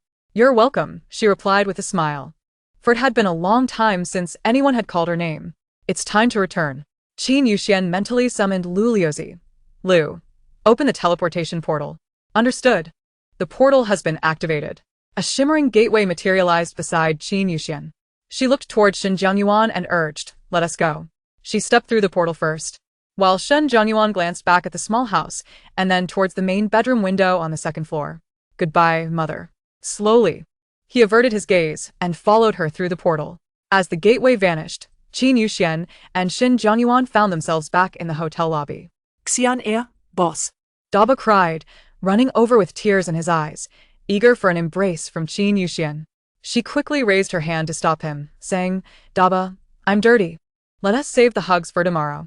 Shen Zhengyuan's expression darkened. He too wished for someone to show him concern. Alas, that would no longer be the case. He opened his backpack and retrieved 5 level 5 crystal cores, handing them to Qin Yuxian with a detached demeanor. "Your commission and a token of my gratitude." Qin Yuxian accepted, without hesitation. Dongfang Bei, filled with worry, had been sitting on the lobby sofa waiting after taking a shower. When he saw Qin Yuxian return in a disheveled state, he stormed over and seized Shen Zhengyuan by the collar. "Why didn't you return on time? You made a young girl risk her safety for you." Shen Zhengyuan's eyes glinted coldly as he shot a disdainful look at Dongfang Bei. "What business is it of yours? I haven't even addressed your unprovoked ability attack against me." "No fighting in the establishment," Qin Yuxian interjected, shooting a glance at Dongfang Bei. "Release him." Fuming, Dongfang Bei let go, perplexed as to why this man warranted such protection from Qin Yuxian. When she turned her gaze towards Shen Zhengyuan, her expression softened slightly. She sensed his mood was undoubtedly foul and gently said, "Shen, you should go rest. The hotel has upgraded. Your room is now on the 3rd floor." Shen Zhengyuan responded with a cold lowering his eyes as he brushed past Dongfang Bei and ascended the stairs. Dongfang Bei, frustrated, grasped Qin Yuxian's shoulder and demanded, "Do you really like him so much that you would risk yourself for him? Do you know how worried I am?" Qin Yuxian furrowed her brow. What kind of cliché romantic drama was this? Lulu, wasn't he the task simply to run the hotel? Where did this domineering CEO plot come from? Chapter 53.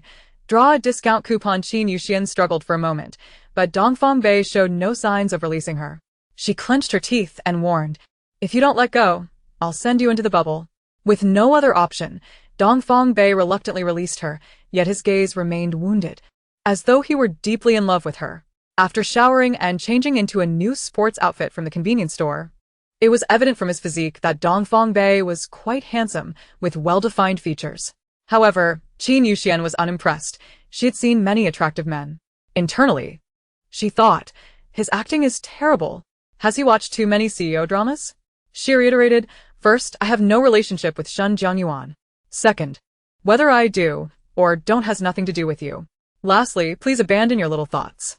Otherwise, I'll issue a bubble warning." Her words pierced Dongfang Bei's heart like daggers, yet he disregarded her warnings and pulled her into an embrace. "Why are you so gentle with him but so cold to me? Am I not even worthy of knowing your name?" That final sent chills down Qin Yuxian's spine, prompting her to swiftly push Dongfang Bei away. "Get some sleep. You can dream of anything." She grimaced and turned to return to her room. The love triangle drama. What a nuisance. I need to establish some house rules. Qin Yuxian discarded her formal dress and heels into the trash, donned a set of pajamas, and headed to the bathroom for a shower. Hang the sign? Yes. Let us position it next to the front desk sign. It should be conspicuous. All right, just tell me what you need, and I'll assist. As she showered, Qin Yuxian began drafting the house rules. After drying her hair post-shower, her stomach growled, reminding her that she had yet to eat dinner. She slipped on a pair of mules and ventured outside in her pajamas. The lobby was empty, save for Daba, who was still tidying up, while Xingxing organized the day's accounts. Qin Yuxian headed to the convenience store, grabbed a plastic bag, and began selecting snacks. The matcha cake pies were delightful, and the wasabi-flavored chips were tasty as well. She added 2 salt-baked chicken legs and a few skewers of Odin. Glancing at the functional drink section, it appeared no one had purchased any yet. She picked up a bottle of regular sparkling water and a bottle of white peach-flavored functional drink before heading out. Xingxing, is Shen Jiangyuan coming down for dinner? The dining area had already closed for service. If Shen Jiangyuan came down, he could only buy a box meal at the convenience store. He came down earlier and asked if we sold picture frames. I told him no, and he went back up. Qin Yuxian felt embarrassed. Was he planning to starve himself? She opened the store and searched for an acrylic picture frame. After purchasing it, she placed it alongside the functional drink at the front desk. I'll take this up for him later and say it's a gift for long-term guests. All right. Xian, you're being a bit excessive with your kindness towards Shen Jiangyuan, don't you think? Qin Yuxian's gaze darkened. I simply empathize with his plight. Lulu, how's my mother? After a moment of silence, Lu Liuzi replied, do not worry. In the dimensional world, a day for you is merely a minute there. 37 levels, 37 years. That amounts to just 9 days. Qin Yuxian felt slightly relieved. She merely missed her parents a bit. Meanwhile, Shen Jiangyuan lay in bed, staring blankly at a photo. Upon hearing a knock, he concealed the photo beneath his pillow before opening the door. Xingxing stood at the entrance, wearing a respectful smile. Mr. Shen, this is a small token from our establishment for long-term guests. We hope you enjoy your stay. Shen Jiangyuan paused in surprise as he accepted the sparkling water and picture frame. Sweet dreams, good night, Xingxing recited before turning to leave. Shen Jiangyuan closed the door and returned to sit on the edge of the bed, staring at the acrylic frame in his hands. He understood that this gift was not truly intended for long-term guests. It was from Qin Yuxian. She had offered an excuse to present him with a gift, not wishing to entangle herself too deeply with him or create any misunderstandings. He retrieved the photo from beneath his pillow, placed it in the acrylic frame, and set it on his bedside table. He glanced at the bottle of sparkling water.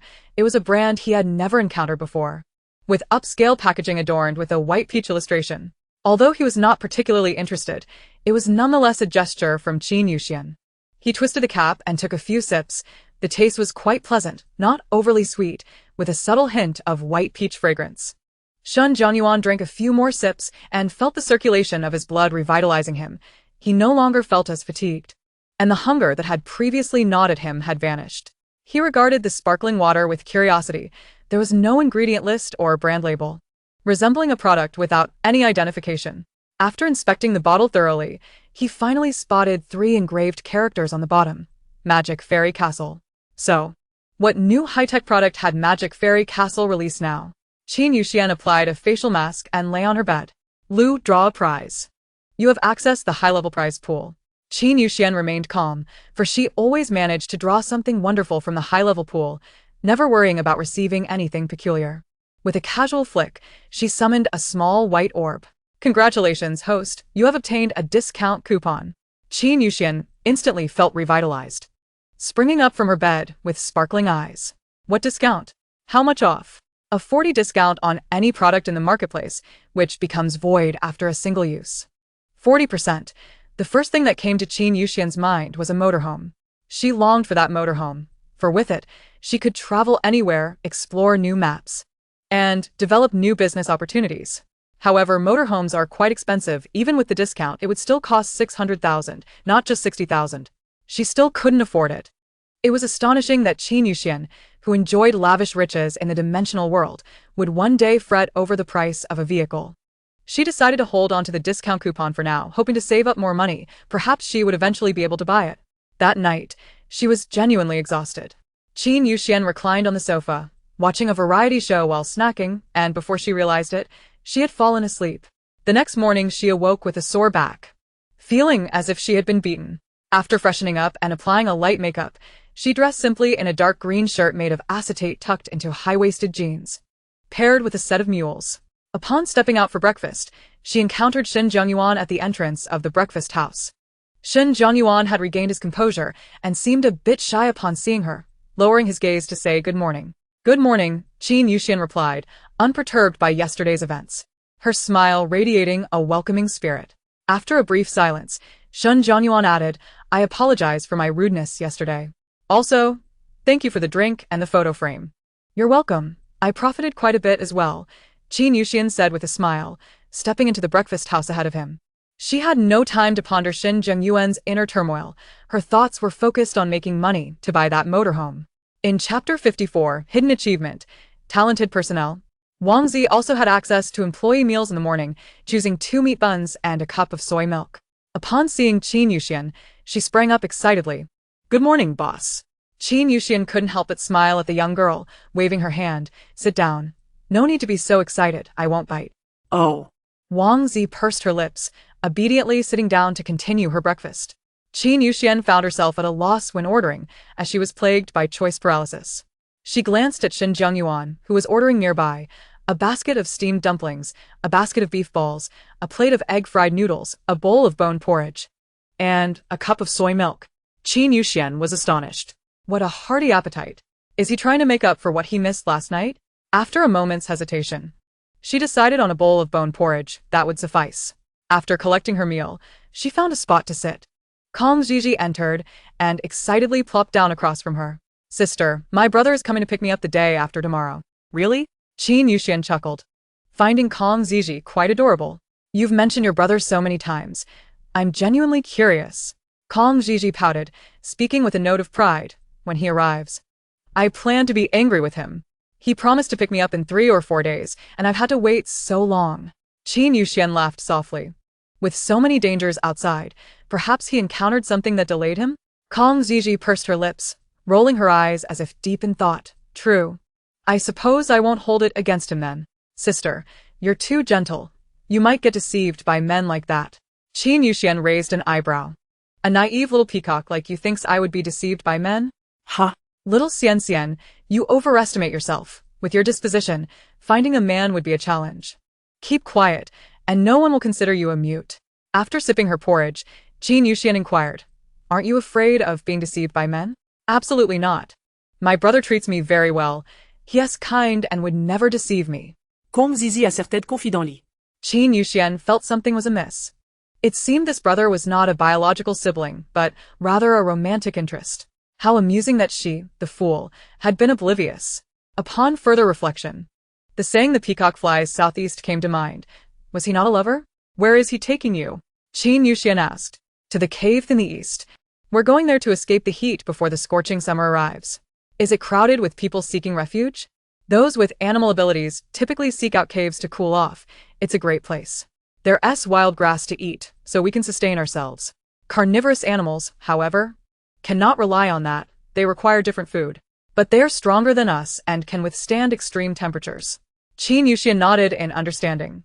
It was remarkable that wild grass could still thrive, indicating that the apocalypse was not entirely desolate. After finishing her breakfast, she refrained from further conversation with Kong Zhizhi and headed to the pharmacy on the 2nd floor. The pharmacy was still quite empty, awaiting stock before it could officially open. She accessed the marketplace and purchased a variety of medicines from the pharmacy section, totaling 8,000 points. It was a hefty expenditure. Little Xian, the pharmacy will need staff. She sighed, then opened the talent market to select suitable employees. Currently, the store had a realistic employee named Xian Xing, a doll employee named Dabao, and a human employee, Wang Zi, but it lacked a character from the 2nd dimension. Let us choose a character from the 2nd dimension, she thought, browsing for one that didn't look too bizarre. She spotted a young girl in a nurse outfit with twin ponytails, appearing rather gentle and not as intimidating as she had anticipated. Upon examining her attributes, name, Sakura, traits, familiar with medicines, flaw, afraid of sunlight. Since she would be working in the pharmacy and wouldn't need to go outside, the flaw of fearing sunlight was entirely negligible. She'll do. 5,000 points were deducted. Congratulations. Host, you have acquired an employee, Sakura. A light shimmer coalesced before Qin Yuxian, slowly revealing a 2-dimensional character. Sakura spun around in a playful manner, her braids swaying. And once the light faded, she stood before Qin Yuxian, cheerfully waving, "Hello, boss. I'm Sakura. It's a pleasure to meet you." Qin Yuxian smiled and nodded, feeling quite pleased. "You will be responsible for the pharmacy's operations. The stock is already in the space. Please organize it. Rest assured, leave it to me." Sakura exclaimed with a peace sign before getting to work. What a lively little girl. Simultaneously, an official voice echoed, "Congratulations, boss, for achieving the hidden achievement. Talented personnel." Wait. I bought an employee and received a hidden achievement? Talented personnel. Possessing human, realistic, doll, and two-dimensional employees. After reviewing, Qin Yuxian clicked confirm. Achievement reward. New special sale item. Everlasting clothing. Everlasting clothing. Maintains body temperature year-round, resisting external temperature assaults. When worn, the perceived temperature will be a constant 20 degrees Celsius. With sun protection effects. Qin Yuxian's eyes widened in astonishment. This was exactly what she wished for. With a scorching summer fast approaching, the everlasting clothing would surely sell like hotcakes. Now, she wouldn't need to fear the heat when going out, and she could postpone the purchase of the motorhome. She opened the marketplace, finding a new category for special items. Currently, it contained only the everlasting clothing, priced at 70 points each, with a wholesale price of 500 points for 10 items. Such a luxurious item would guarantee her a profit. Hastily, Qin Yuxian descended the stairs, finding many people sitting cross-legged on the floor, sipping iced water as they sought refuge from the heat, seemingly unable to endure the rising temperatures and coming in to enjoy the air conditioning. Shen Zhongyuan was also seated on the couch, seemingly waiting to enter the zombie map. The Eastern trio sat on another couch, maintaining a considerable distance from Shen Zhongyuan, as if they were in a state of irreconcilable conflict. Qin Yuxian glanced at the clock on the wall. It was 8:30, still early. She approached the front desk and retrieved the store regulations from her space, instructing Xi and Xing to hang them on the wall. Then she turned to the assembled guests, clearing her throat to announce, "While our esteemed patrons are present, I would like to address a few matters." Everyone turned their attention to her, curious about what new initiatives the boss might be planning. Qin Yuxian pointed to the newly installed bulletin board, which displayed the store's regulations that all customers must be familiar with before making a purchase. Violations would incur corresponding penalties. Zhang Chong, whose eyesight was not particularly sharp, approached for a closer look and read the rules aloud. Firstly, the points card is non-transferable. After 2 warnings, a third offense will result in the cancellation of the points card. Secondly, fighting within the store is strictly prohibited. Offenders will face a 24-hour confinement, with repeat offenders being permanently banned.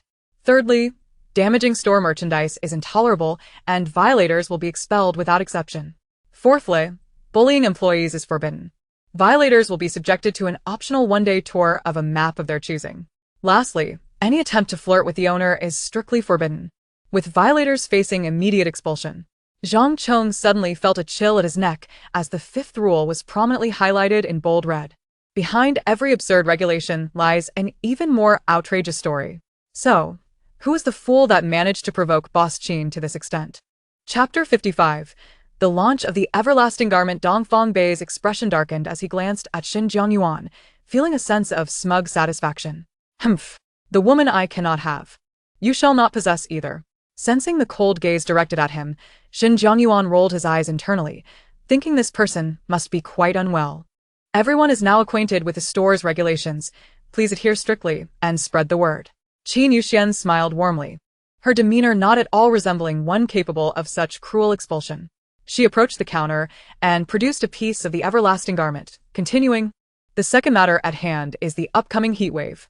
Our store has launched a high-tech product, the everlasting garment, designed to protect against extreme heat and cold, ensuring a climate akin to spring all year round. The everlasting garment resembles a diving suit, form-fitting yet transparent, requiring the wearer to don their own clothing over it.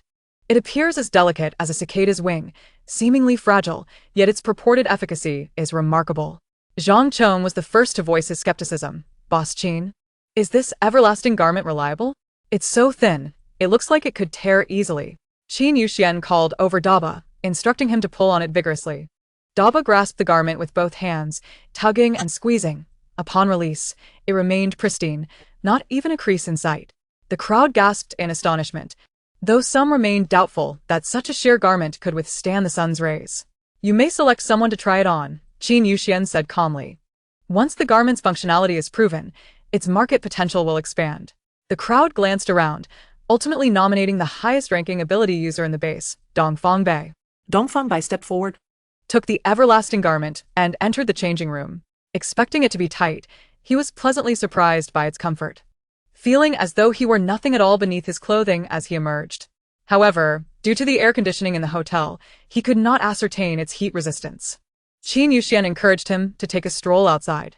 Dongfang Bei exited, even dispatching 2 zombies on his return. Brother, how is it?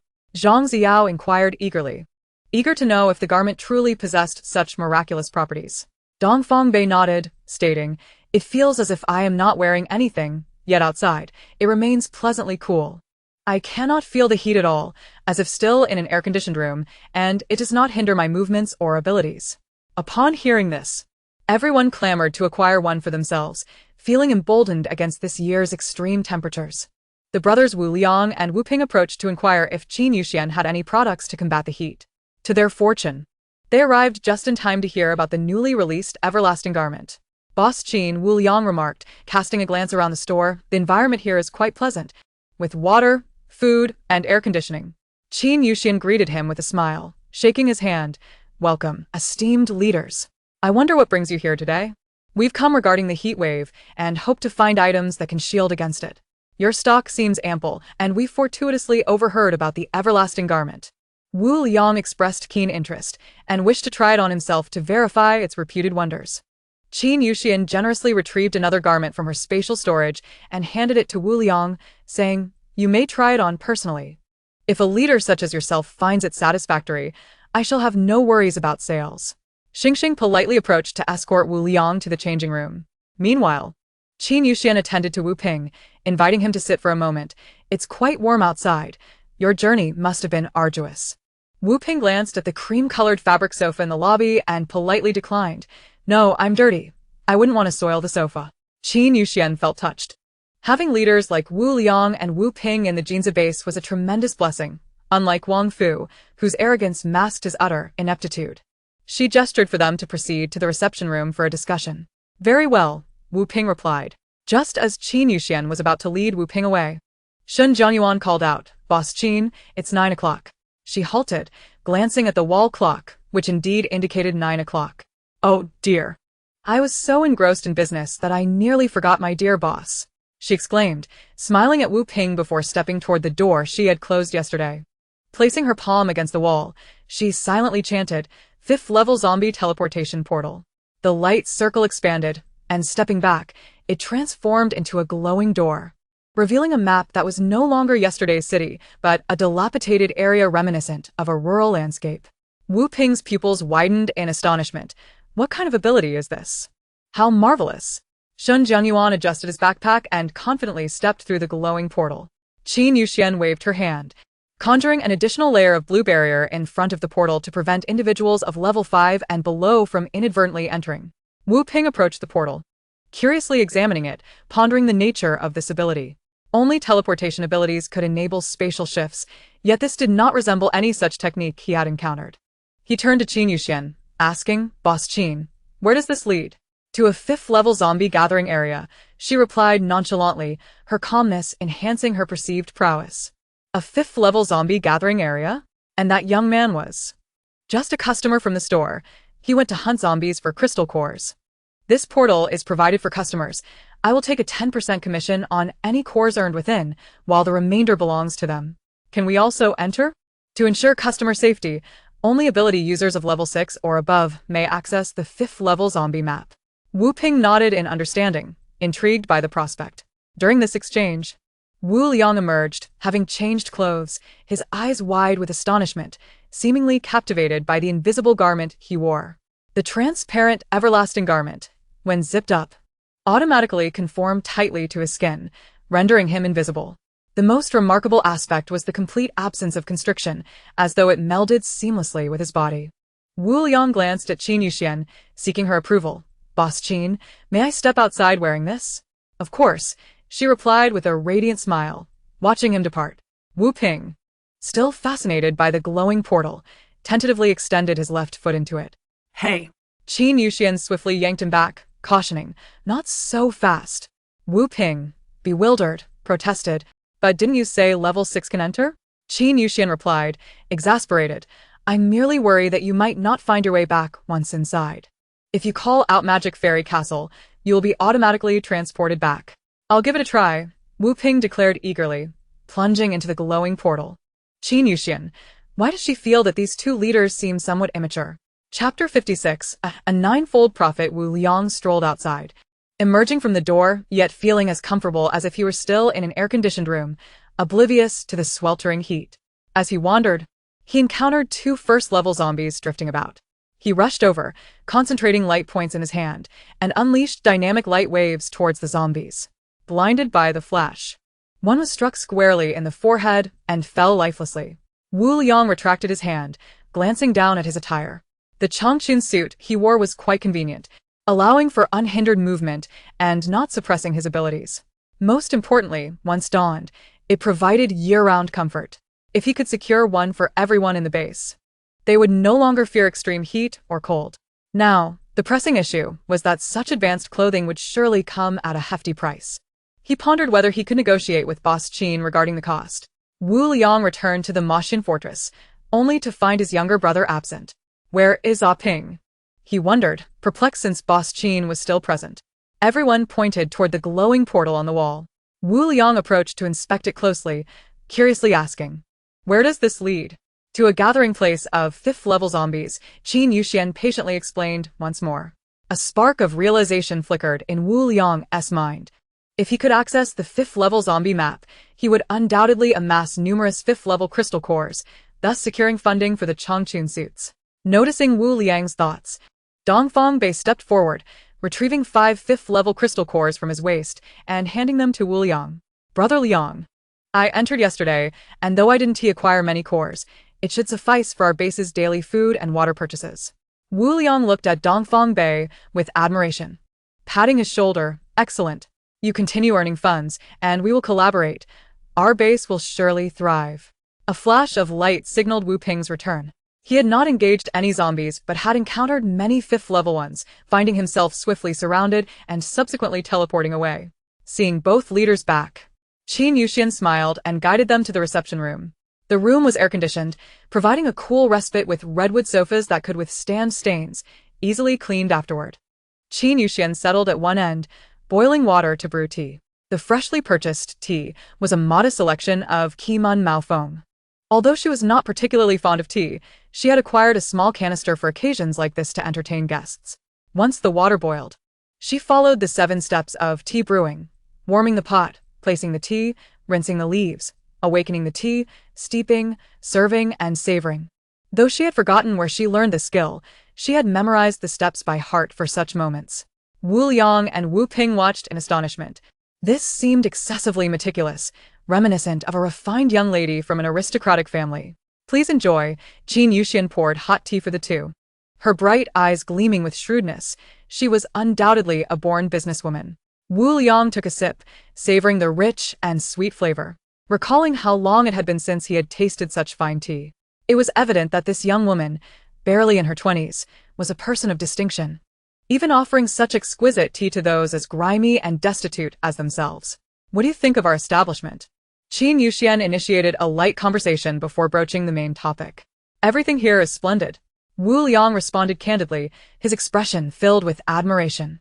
It was hard to believe that such a grand establishment and advanced amenities could be managed by a mere young girl. Qin Yuxian chuckled lightly. "Of course. I couldn't have done it alone. I have Lu Liuzi supporting me." "Lu Liuzi. I'm so touched. Little Xian remembers me."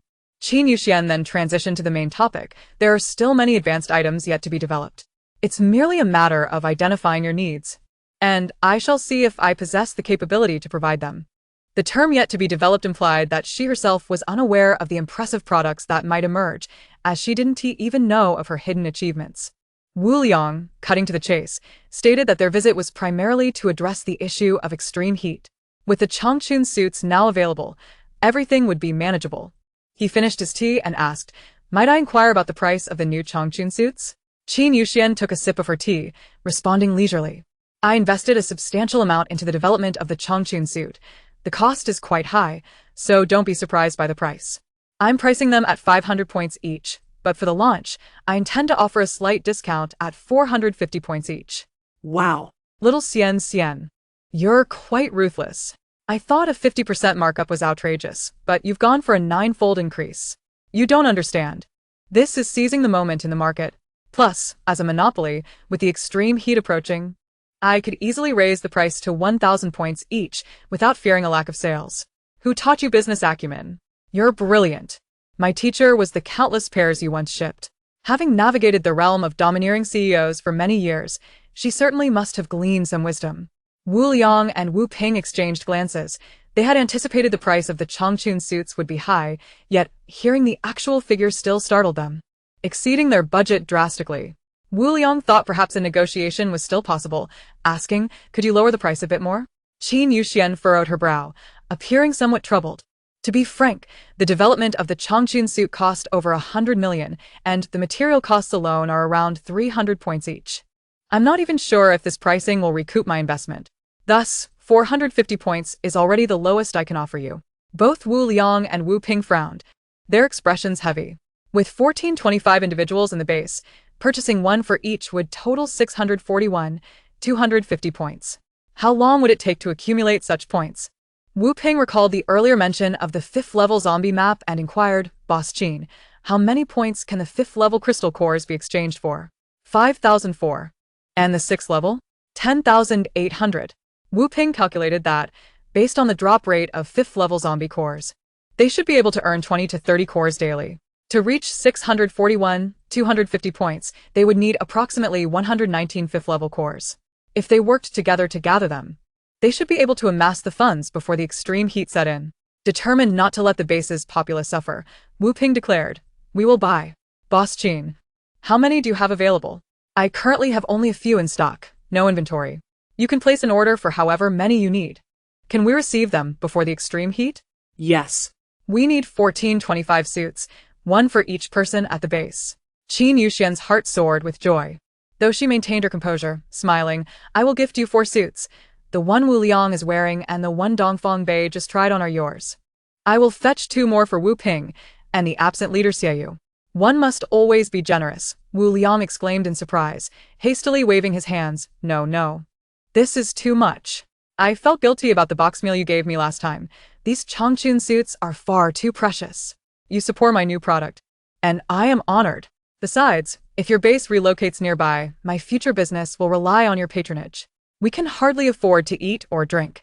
It is we who should rely on Boss Qin. Don't be modest. Let us consider this friendship." Qin Yuxian smiled, refilling their cups with hot tea. Their cooperative relationship would surely endure for the long haul. 4 Changchun suits secured a prosperous future for the base, a transaction that proved immensely lucrative for her. Chapter 57.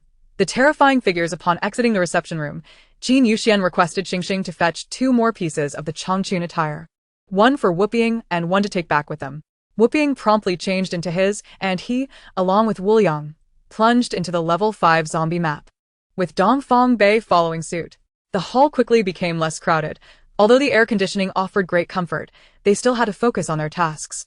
Seated on the sofa in the hall, Qin Yuxian began to watch television, her mind calculating. The procurement price of the Changchun attire was 50 points each, and she sold them to the Jinza base for 450 points, netting a profit of 400 points per piece. Having ordered 421 pieces and given away 4, her total profit from this venture amounted to an impressive 639, 250 points. Amazing! Once the payment arrived, she could directly acquire a motorhome. Little Xian, you truly are a master negotiator. I thought your strength lay in bargaining, but your pricing skills are equally remarkable. This proves my aptitude for business. Accumulating wealth is not merely a dream. With the Changchun attire, she felt fearless and planned to ride her electric scooter to the Yuheng 3rd base tomorrow for a bit of promotion. Who knows, it might lead to another significant deal.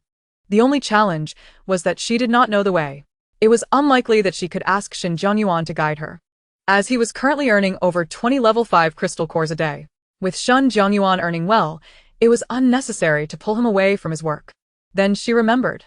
Wang Huan's points card could access memories, allowing her to trace the route they took to the Yuheng 3rd base.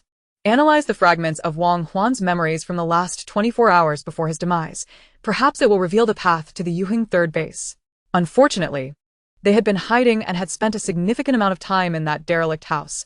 So the memories from the last 24 hours wouldn't even reach the Yuheng third base. Moreover, according to Qi Lan's previous remarks, their base was quite distant, requiring several days' travel to reach the magic fairy castle. Even if her electric scooter could make it, there was no guarantee it wouldn't break down along the way. With a sigh of dismay, Qin Yuxian lamented the challenge of finding a different method to promote her business. Earning money was tough. Liliazi, who was it that just 2 minutes ago boasted of their business acumen? 2 days later, the number of zombies near the city center had halved, and the people from Jinza base began to delineate a safe zone as planned. Dressed in her Chongqun attire, Qin Yuxian stepped outside to observe the bustling scene. The Magic Fairy Castle was strategically located at the largest commercial plaza of peacetime. Although the shops on either side were not yet fully developed under her ownership, they still formed an integral part of the whole.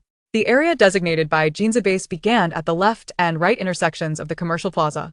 The plaza served as an opening to their secured perimeter. The commercial plaza, new base, and the left and right intersections were all entrances and exits of the base, facilitating the procurement of supplies from the Magic Fairy Castle. However, establishing the barricaded zone would take a few days, starting with the installation of protective nets from the least populated areas to prevent zombies from dismantling them the very next day.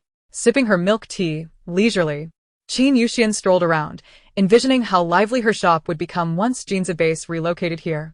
Boss Qin. Zhang Chong descended gracefully before her, sunlight illuminating his orange wings, making them particularly striking. Intrigued, Qin Yuxian walked around to his back, curious whether his wings would puncture his clothing. She soon realized that the wings were not fully attached to his body, leaving a 10-centimeter gap from his back. Wow. That looks impressive. May I touch them? Qin Yuxian politely inquired, eager to discover the texture of wings formed by supernatural abilities. Zhang Chong's face flushed instantly, sure. Without hesitation, Qin Yuxian reached out to stroke the wings. The feathers were exceptionally soft and smooth to the touch, while the bones felt considerably sturdier than she had imagined. Zhang Chong's face grew increasingly red. He did not inform Qin Yuxian that the wings were akin to his back, and her touch felt no different than if she were to caress his bare back. Fortunately, Qin Yuxian was merely curious and did not intend to be overly affectionate. She soon withdrew her hand and smiled. Seeing you all fly about every day looks like so much fun. Zhang Chong's eyes lit up with enthusiasm. Would you like to try? I can take you flying. No, thank you. Qin Yuxian waved her hand. I'm afraid of heights. Who is afraid of heights? Who was it that once dragged the male lead on 9 thrilling elevator rides for revenge? Who had previously taken the second male lead skydiving to get back at him? Past events need not be revisited. In this new world, I have a new persona. What persona? A gentle, virtuous, and delicate, wealthy young lady. After chatting a bit with Zhang Chong, Qin Yuxian returned to her shop while he continued his work. His primary task was to help secure the protective netting in the air, which was quite tiring. However, the aerial view was advantageous. Otherwise, he would not have spotted 2 level 7 supernatural beings approaching. Level 7. Zhang Chong suddenly sensed something was amiss. There were no level 7 supernatural beings within Jinza base. Not even Wuping and Wuliang, who were merely level 6. Upon closer inspection, he recognized them. Oh no! It's Han Dongxi and Qi Chun. Retreat. Stop everything. Quickly to the Magic Fairy Castle. Sun Qi looked up at the suddenly frantic Zhang Chong, displeased. You've barely started working. Are you trying to slack off again? No. Han Dongxi and Qi Chun are here. Zhang Chong exclaimed anxiously, hastening to notify other supernatural beings to seek refuge in the Magic Fairy Castle. Sun Qi frowned, activating his powers to fly into the air, where he indeed spotted the figures of Han Dongxi and Qi Chun. He quickly seized Zhang Xiao, who was still piling stakes, and flew towards the Magic Fairy Castle. Qin Yuxian was still leisurely making her way to the Magic Fairy Castle when she noticed a group of people rushing towards her like they were fleeing from disaster. What is happening? Is there a zombie tide? Or a mudslide? Zhang Chong, flying above, caught sight of Qin Yuxian and exclaimed, Boss Qin, let me give you a ride. 2 terrifying figures have arrived, and we need to seek shelter in your Magic Fairy Castle. Qin Yuxian raised an eyebrow. How terrifying could these figures be? Were they mutated beasts? Even more fearsome than mutated beasts. Excitedly, Qin Yuxian thought, with her defensive system. What was there to fear? She was eager to see what these creatures were. She smiled. You go ahead. I'll take my time. Zhang Chong, knowing Qin Yuxian was formidable, saw that Han Dongxi and Qi Chun were about to turn onto this path. He didn't have time to persuade her, and hurriedly took off. Qin Yuxian turned to look back, seeing only two men approaching. Where were the monstrous figures? The terrifying beings she envisioned were supposed to be colossal, sporting dozens of eyes, with menacing jaws filled with sharp teeth capable of swallowing an entire building. Liliuzi, have you been watching too much Ultraman? Qin Yuxian, do you believe in light? Chapter 58.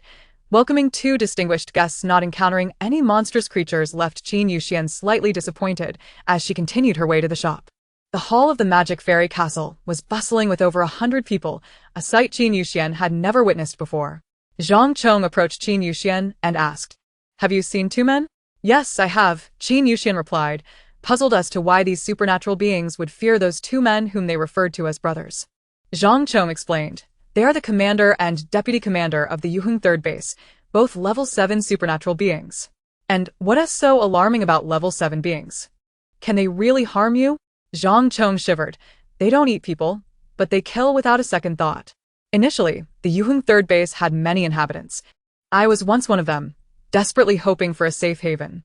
But I never anticipated it was a hellish trap. Anyone daring to voice dissent against Han Dongxi and Qi Chun would be burned alive on the spot. Han Dongxi and Qi Chun are individuals who, driven by their selfish desires, are capable of destroying an entire base. Fear has gripped not only him but many other superpowered individuals, prompting their relocation to the Jinza base. Originally, Jinza base was a small settlement of around 100 people, established by the villagers of a nearby hamlet, with Wu Liang, Wu Ping, and Xiaoyu being members of the original village committee.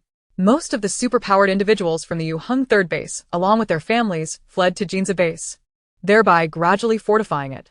Upon arriving at Jinza base, they met the three leaders, and they suddenly felt a sense of belonging. This is why they have such unwavering faith in Wu Liang. As long as he calls upon them for the substantial relocation plan, they are ready to take action. It sounds as if Han Dongxi and Qi Chun resemble the villains from a film. Those notorious antagonists, having traveled a great distance, likely did not come with benign intentions. To be precise, their motives are thoroughly malevolent. Individuals like Han Dongxi and Qi Chun, arrogant and haughty, would not venture forth merely to discuss business. Their sole intention is to seize control of the Magic Fairy Castle. Qin Yuxian, with a playful smile, leisurely settled onto the sofa, preparing to welcome these two significant figures. If Han Dongxi and Qi Chun truly intend to cause trouble, she would ensure they leave without return. No one shall interfere with her pursuit of profit. Debeo, open the door and welcome our esteemed guests. Hihi. My coin collection is about to increase by 2. As a multitude of onlookers trembled in fear, Han Dongxi and Qi Chun arrived at the entrance of the Magic Fairy Castle. Upon entering, Qi Chun immediately spotted the beautiful young woman seated on the sofa. From a distance, they had speculated whether she might be the proprietress of the castle. It appears their conjecture was correct. "Boss Qin, I have long admired your reputation," Qi Chun exclaimed with a grin, though the mirth in his eyes was scant. "We are the decision-makers from Yuheng 3rd Base, and having heard of your elegant establishment, we came to pay a visit." Qin Yuxian smiled, internally tagging Qi Chun as a smiling tiger. She stood to shake his hand, politely inquiring, "Are you both satisfied with what you see here?" "Indeed, absolutely satisfied," Qi Chun replied cheerfully, albeit with an ambiguous undertone, adding, "I wonder if a young lady like you can manage such a large establishment?" Qin Yuxian, with a slight smirk, replied, "Did you not see that I am managing quite well?" She gestured to the over 100 superpowered individuals behind her, indicating that even they sought refuge in the Magic Fairy Castle at the first sign of danger, a testament to the security it offers. Qi Chun chuckled, rubbing his wrinkled hands, his crescent-shaped eyes concealing a sinister glint. Han Dongxi intieted, Boss Qin. "Isn't it rather unsafe for a young lady like yourself to run a shop here? Wouldn't it be better to affiliate with our Yuheng 3rd Base?" Qin Yuxian dusted off her hands, having felt a bit sticky after shaking hands with Qi Chun. She extended her hand, and Debeo promptly approached with a damp towel. After wiping her hands, she tossed the towel into the trash, clearly displaying her disdain for Qi Chun. Comfortably resuming her position on the sofa, she crossed her legs and glanced at Han Dongxi with a hint of challenge. "Is that a suggestion or a threat?" Certainly a suggestion. What if I refuse? You will comply. Han Dongxi pulled a paper cutout from his pocket and flung it towards Qin Yuxian. Gasps filled the room. A level 7 manipulation ability could control a person's actions directly. If Boss Qin fell under Han Dongxi's control, the Jinza base would soon find itself lacking in supplies. Qin Yuxian raised her hand, catching the paper figure midair. This trick again? It seems familiar, she mused, recalling that one of the coins in her acrylic box was associated with this very ability. Han Dongxi activated his power, attempting to manipulate Qin Yuxian's movements. Kneel. Qin Yuxian remained seated, studying the paper figure in her hand. Han Dongxi's pupils dilated suddenly. Why had his ability ceased to function? Qi Chun also sensed the anomaly. Gathering a fireball in his palm and hurling it towards Qin Yuxian, she merely lifted her eyelids slightly, causing the fireball to halt 10 centimeters from her before swiftly rebounding. Qi Chun was taken aback, dodging the fiery projectile as it crashed into the invisible barrier at the convenience store's entrance, dissipating its energy harmlessly. Qin Yuxian tore the paper figure apart and discarded it into the trash. Given Qi Chun's fire ability, she was concerned about De Bao being inadvertently harmed. So she had him assist with tidying the room. She then calmly regarded Han Dongxi and Qi Chun, stating, "It seems you are not here to collaborate with me." It was now lunchtime, and the Wu brothers, Dongfang Bei, and Xin Jianyuan had returned to eat. They found a large group of people gathered, all tense and alert, as if facing a formidable adversary. "What's going on?" Wu Liang inquired softly. Zhang Ziao, standing before him, turned to him, relief washing over his face. "Brother Liang, Brother Ping, Han Dongxi, and Qi Chun have come. They are currently confronting Boss Qin." Upon hearing this, Wu Liang's expression darkened instantly. How can you let Boss Qin, a single girl, face those two perverts alone? He had previously encountered Han Dongxi and Qi Chun when the Jinza base was newly established. They had sought to incorporate Jinza base into Hung Third Base, but he had recognized their malicious intent and refused, seemingly displeased by the rejection. Han Dongxi and Qi Chun had launched an attack on Jinza base. Wu Liang and his brother Wu Ping had poured all their abilities into sealing the base, preventing Han Dongxi and Qi Chun from stepping foot inside. Perhaps frightened by their desperate resolve, Han Dongxi and Qi Chun had not returned since. Little did he expect that 9 years later, they would meet again at the Magic Fairy Castle. Chapter 59. For the sake of pretense, Wu Liang and Wu Ping did not hesitate, pushing through the crowd. Regardless of Boss Qin's prowess, it was unacceptable to leave a young woman to confront danger alone. Zhang Ziao's words had reached Xin Jianyuan, yet he made no move. Instead, turning towards the dining hall, Dongfang Bei seized Shen Jingyuan's wrist, coldly demanding, "Where are you going?" "To eat," Shen Jianyuan replied coolly, casting a disdainful glance at Dongfang Bei as he extricated himself from his grip. Dongfang Bei felt a surge of indignation on behalf of Qin Yuxian, exclaiming, "Boss Qin has shown unwavering devotion to you, risking herself to bring you back, and you respond with such indifference?" Shen Jianyuan regarded Dongfang Bei silently for a long moment, baffled by his mindset. After 9 years of apocalypse, how could he still harbor such romantic notions? "Not necessary," he stated calmly, entering the dining hall to eat. Dongfang Bai was infuriated. What was so commendable about that man? In comparison to him, he was leagues apart. With a snort, he maneuvered through the crowd towards Qin Yuxian. Back with Qin Yuxian, she noted, "It seems you are not here to collaborate with me." Initially, she had hoped for a fruitful partnership, yet it appeared that cooperation was not forthcoming. Han Dongxi's eyes darkened further. "If you refuse to cooperate, then force will be necessary." Aware that his powers were ineffective against Qin Yuxian, he crafted 3 more paper figures and hurled them at several nearby superpowered individuals. The onlookers were gripped by fear, momentarily forgetting to resist, falling prey to Han Dongxi's manipulation. In a flurry, they scrambled to tear the paper figures away, but to no avail, their actions swiftly spiraling beyond their control. "Watch out! Move aside!" they shouted, their powers turning against one another as lightning, vines, and debris erupted chaotically throughout the hall. Qin Yuxian furrowed her brow. If Xinqing were struck by lightning, it would be a significant loss for her. Xian, at this hour, are you still preoccupied with money?" Qin Yuxian pursed her lips, raising a hand, and in an instant, the 3 individuals under her control were ensnared within bubbles, rendering them powerless. With her other hand extended, a blue barrier swiftly enveloped the remaining supernatural beings, thwarting all erratic assaults within the shop. Wu Liang and Wu Ping were left dumbfounded. Her protective abilities far surpassed their own.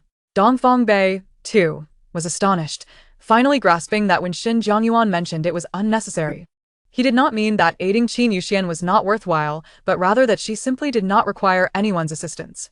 Within the magic fairy castle, she was akin to a deity. Ah, you reckless fools. Qi Chun chuckled ominously, rapidly conjuring fireballs in his hands, directing them towards Wu Ping and Wu Liang. Han Dongxi and Qi Chun's plan was straightforward. Since they could not incapacitate Qin Yuxian, they would tarnish the reputation of the magic fairy castle. If over 100 supernatural beings perished within its walls, who would dare to shop there again? Devoid of clientele, Qin Yuxian would be forced to collaborate with them. The only customer, the sole partner, how could they possibly procure supplies? Such dreams were beautiful, yet reality was stark. Qin Yuxian positioned herself before Wu Ping and Wu Liang with lightning speed. Qi Chun's attack collided with her protective shield, momentarily frozen, before being rebuffed with tremendous force. The rebound sent Qi Chun soaring through the air, crashing against the ceiling before crashing heavily to the ground. Qin Yuxian raised her hand, delicately beckoning, and two bubbles rose from the ground, ensnaring Qi Chun and Han Dongxi.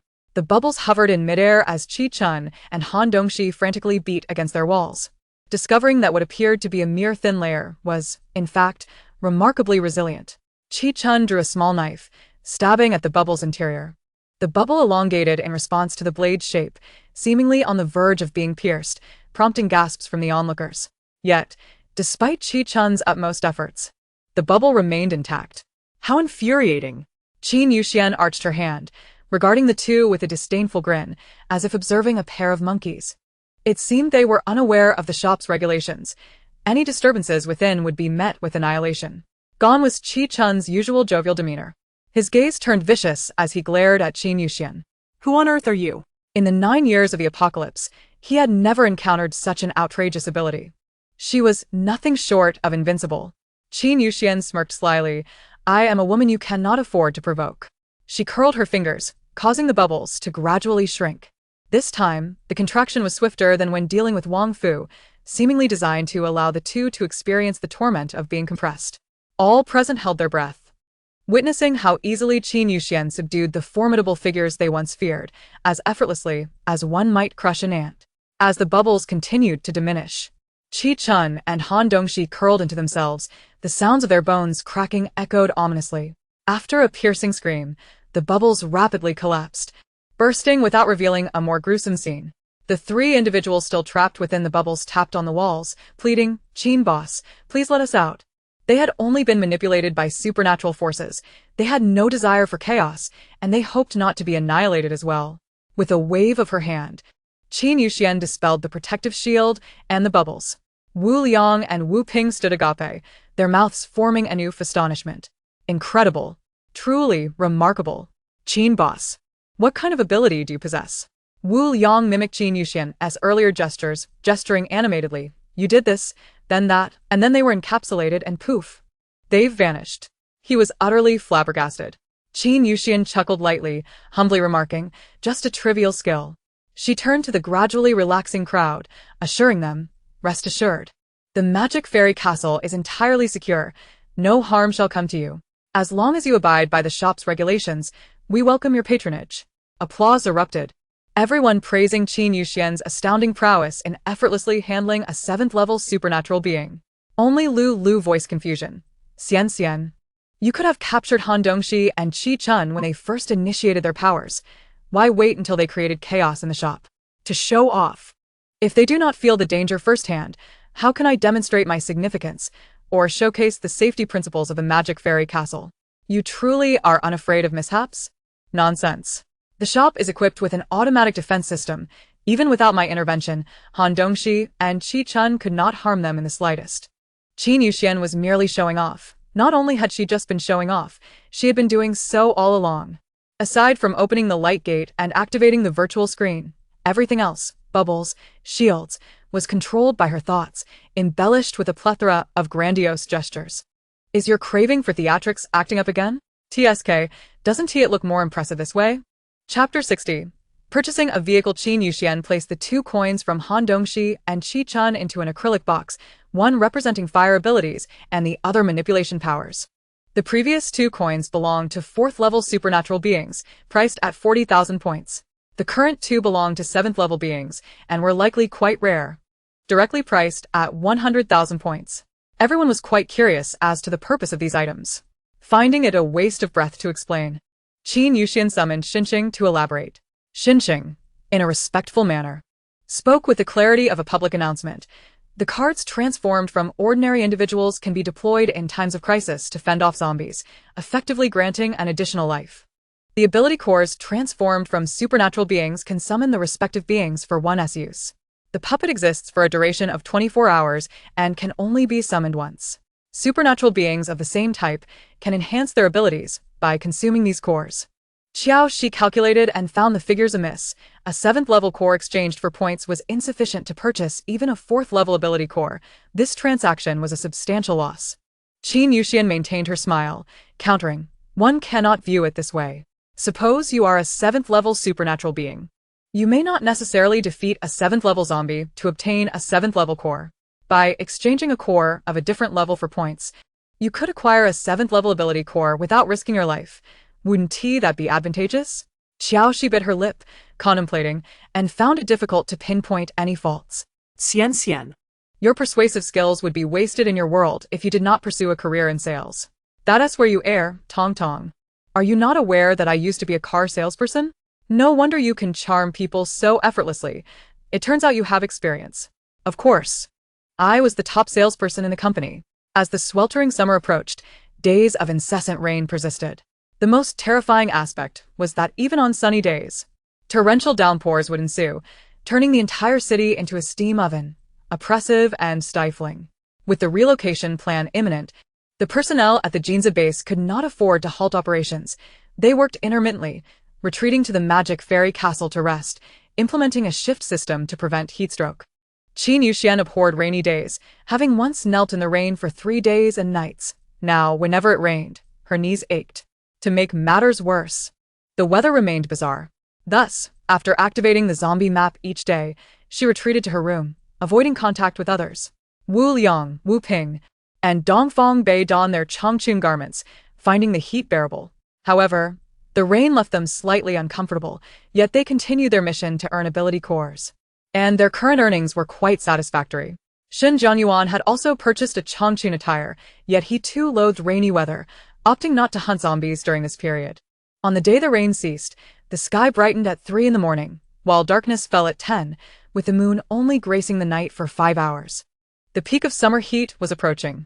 Wu Liang and his companions had amassed sufficient ability cores, paying Qin Yuxian a total of 652,950 points for their Chongqing garments, with the remainder used to purchase bread and bottled water.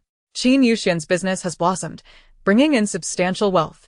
She can now afford to purchase an RV, she stated. There are quite a few items, so I will have them delivered directly to the base later. Wu Liang and Wu Ping trusted Qin Yuxian, believing that with such a large store operating here, she would not abscond with the money. We appreciate your hard work, Boss Qin. Both Wu Liang and Wu Ping had been quite fatigued lately, so they decided to return to the base early, dismissing all the ability users for the day to rest. Qin Yuxian went straight from the reception room to her own quarters, ecstatic as she gazed at the long string of numbers in her account, rolling joyfully on the sofa. She first purchased the supplies needed for the Ginza base, storing them in her space. The profits from the Chongqing clothing, combined with the commission from the zombie map during this period, left her personal and shared accounts still quite substantial. 6. I am about to buy an RV. Congratulations, host. You are finally acquiring your very own RV. Qin Yuxian grinned as she opened them all to browse transportation options, selecting RVs. There were 3 models available, all priced the same, yet differing in features and drawbacks. After much contemplation, she dismissed the combat RV with a turret and the open-air double-decker RV with a bar, finally settling on a cream-colored RV equipped with dual-layer protection and nighttime invisibility features. She had no need for combat. As long as the protective shield was thick enough, she could comfortably retreat into her shell. The RV she chose was of moderate size, besides the dual-layer protection and nighttime invisibility. It featured map navigation and automated driving technology, perfectly compensating for the lack of a world map in the system. Luliozi, I heard you insult me again. Furthermore, this model boasted the longest battery life among the three. Although all were solar-powered and it was currently sweltering, she needed to prepare for the impending cold as well. She pondered whether there were any friends to join her for a gathering. The two-story RV seemed too cumbersome for just one person. This one was just right for her solo outings. With a click, Qin Yuxian purchased the RV, applying a discount coupon, securing her first RV for a total of 600,000. I am now a car owner. Unable to contain her excitement, she rolled around on the sofa. Do not be overly excited, or you might fall. Thud. Just as those words left her lips, Qin Yuxian tumbled off the sofa. Luliozi, Qin Yuxian, your mouth is quite the charmer. With the RV in her possession, Qin Yuxian could venture further. She resolved to set off tomorrow to promote at the Yu-Hung third base. With all 3 leaders of the Yu-Hung third base gone, it was likely in disarray. Arriving with supplies, she was certain to make a fortune. Rising from the ground, she looked outside and realized everyone at the Ginza base had returned. The streets were deserted, and even the zombies had diminished. Heading to a secluded corner opposite the central square, she ensured the area was clear before retrieving the RV from her space. Upon entering, she was astounded by the interior. The driver's seat was particularly spacious, accommodating only 2 passengers. Behind it were a long sofa by the window and a wooden table, alongside a high-end double-door refrigerator and a cabinet filled with various glassware. Directly facing the sofa was the door. Once closed, a hidden curtain could be drawn down. The bathroom was cleverly designed with a wet and dry separation. The bedroom contained a single, plush double bed, flanked by 2 storage cabinets. Sitting in the driver's seat, Qin Yuxian savored the comfort, noting the seat's massage and heating functions. At 600,000 points for this RV, she deemed it a reasonable price. Anything over 1 million points would have felt excessive. Thankfully, she had a discount coupon, otherwise, she would have been at a loss. Chapter 61. Silver Level 3. The RV's battery indicator turned red, prompting Qin Yuxian to activate the invisibility mode and park it to recharge. Although it was solar-powered, the sight of the red battery light left her feeling uneasy. She accessed the smart navigation system, which required an hour to load the world map. Calling Dabao, come to the central square. I'm taking you out for a fun time. Okay, I'll be right there. Zabao promptly added. Having returned all cleaning supplies to the laundry room and received Qin Yuxian's message, pack 2 portions of Odin and grab a bottle of cola. Since they were going out for fun, it was essential to have snacks to satisfy their cravings. Dabao quickly emerged with the items, placing them on the table before climbing into the passenger seat, sitting obediently with hands on her lap. Qin Yuxian chuckled, affectionately tousling Dabao's hair. Each encounter with her awakened a maternal instinct, as if she were taking a well-behaved child out for an adventure. The battery had 5 bars. Once it reached the second, an orange light illuminated. The screen displayed that the map had finished loading. Ginza base, the navigation system swiftly presented route options, as there were no traffic lights. Hence, the routes were determined by the density of zombies and distance. She selected the navigated route. Let us go. Activating the automated driving mode. The system took control of the RV. Qin Yuxian moved to the rear compartment, settling on the sofa, with her fair legs comfortably propped on the table. A short trip is truly delightful. After all that hustle, I finally get a brief respite. Though, I'm not sure what you've been busy with. I still wish you a pleasant holiday. 6. If you cannot speak, kindly keep your mouth shut. While she savored her Odin skewers, even if she had done nothing at all, she would adamantly deny it. As the RV approached the entrance of the Ginza base, the guard recognized Qin Yuxian and allowed them passage. The RV drove boldly into the base, stirring quite a commotion. In this era, electricity relied on crystal cores. Their base was struggling, barely managing to stay lit at night thanks to Wu Liang's light abilities and Wu Ping's fire abilities. But what kind of place was the Magic Fairy Castle?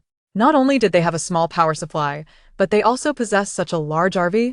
Wu Liang, Wu Ping, and Xiaoyu personally came out to greet her. As the RV halted before them, they were equally astonished. The vehicle door swung open, and Qin Yuxian gracefully descended, her long, dark hair cascading alluringly, clad in a white dress paired with silver heels. She appeared more like a fantasy sprite than a mere mortal. In stark contrast to the dilapidated wooden shanties around her, she seemed utterly out of place. Qin Yuxian beamed as she approached Wu Liang, extending her hand. Leader Wu, I am here to deliver supplies. Thank you, Boss Qin, for bringing us goods in this scorching heat. Your efforts are greatly appreciated. You are too kind, Qin Yuxian replied, turning to the RV's interior, instructing Dabao to unload the supplies ordered by the Jinza base. The supplies were stored in her space, and Dabao first retrieved them before unloading from the vehicle, ensuring that no one discovered their possession of space and infinite resources. While they had protection, rendering them impervious to attacks, being maliciously imprisoned would still pose a problem. The Changchun clothing purchased by the Jinza base had already been distributed to the ability users. What needed to be delivered now was for the common folk. The Changchun clothing was thin enough to be folded into small squares.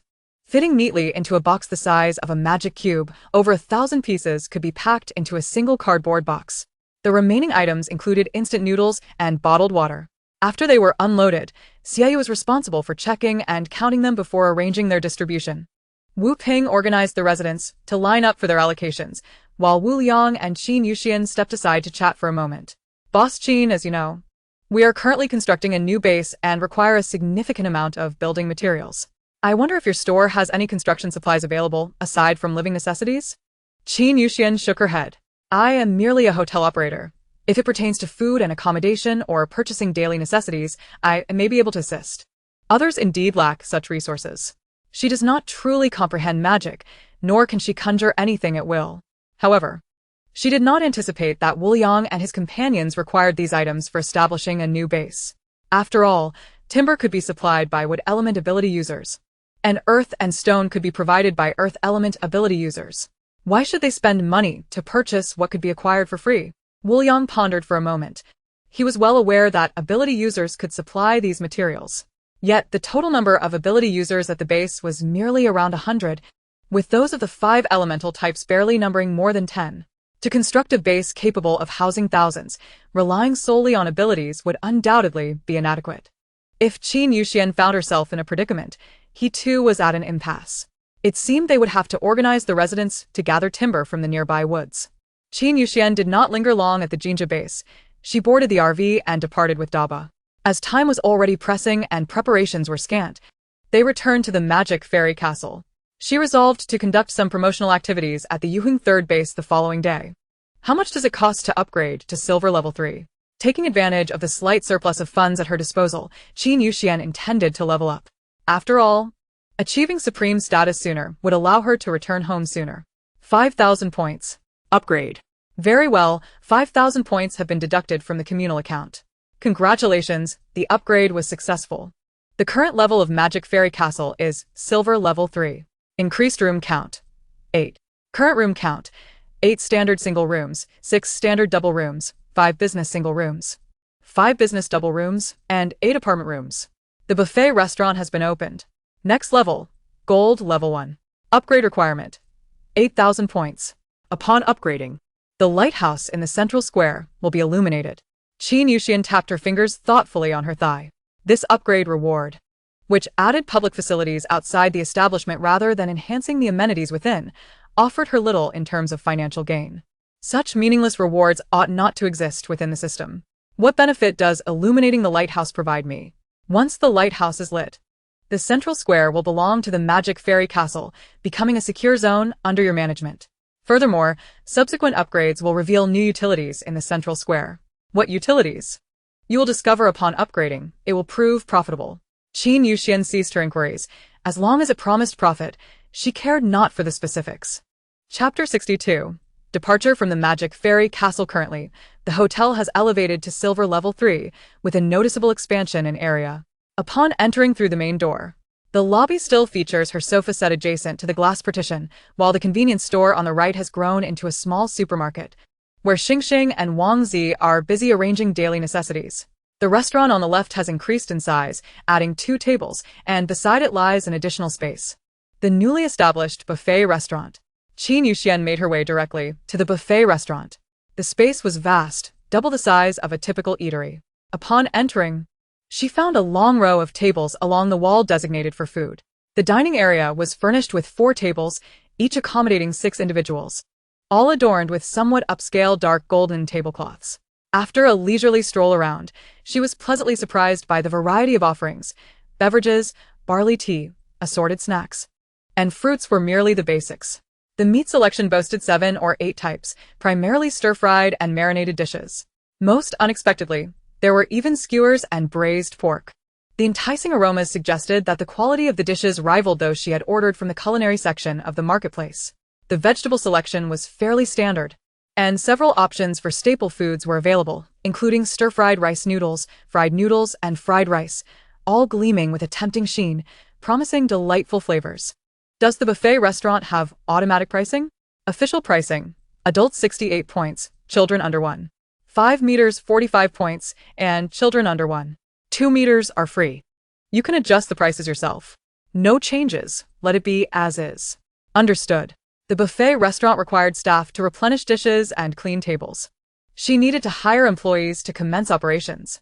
This time, Qin Yuxian was decisive, promptly accessing the talent market to select staff and purchasing a large duck puppet employee to serve in the buffet restaurant. The duck, named Yaya, had fluffy white fur and an orange beak, waddling adorably. Much like Daba, Yaya harbored a fear of fire. After arranging Yaya's duties, Qin Yuxian eagerly took a tray, ready to indulge in a hearty meal at the buffet restaurant. The stir-fried green peppers with meat looked appetizing, so she took some. The egg tarts were perfectly baked, so she grabbed one. The fried noodles were generously mixed with eggs and ham, so she added that to her tray too. The grilled chicken wings were golden on both sides, evenly coated with cumin powder, and she sprinkled a bit of chili powder on top. Simply magnificent. Finally, she grabbed some vegetables and a glass of beer, ready to feast. With the buffet restaurant now operational, she relished the idea of enjoying food and drink without the need to spend her own money on supplies. She could simply take what she desired. Qin Yuxian mused that this was the epitome of a blissful life. The offerings here were impressive, with fresh ingredients that tantalized with color and aroma. And the dishes were still warm, distinctly different from any buffet she had previously experienced. Despite the Magic Fairy Castle having reached Silver Level 3, it still lacked guests. However, she harbored no concerns about future business. After all, the Magic Fairy Castle was the only hotel in a post-apocalyptic world, the sole place within hundreds of miles where one could enjoy a hearty meal, have a good night's sleep, and experience air conditioning. Once the Jinja base relocated to this vicinity, her fortunes would undoubtedly flourish. Qin Yuxian consumed her meal voraciously, having not indulged in such a feast for quite some time, until her abdomen felt pleasantly full. She patted her belly, letting out a satisfied belch. Ah, please. Little fairy. A reminder, Chen Xiang has been absent from the Magic Fairy Castle for 13 days. The boxed meals have filled 2 freezers. Are you not concerned she may not return? Isn't this a greater issue than struggling with business?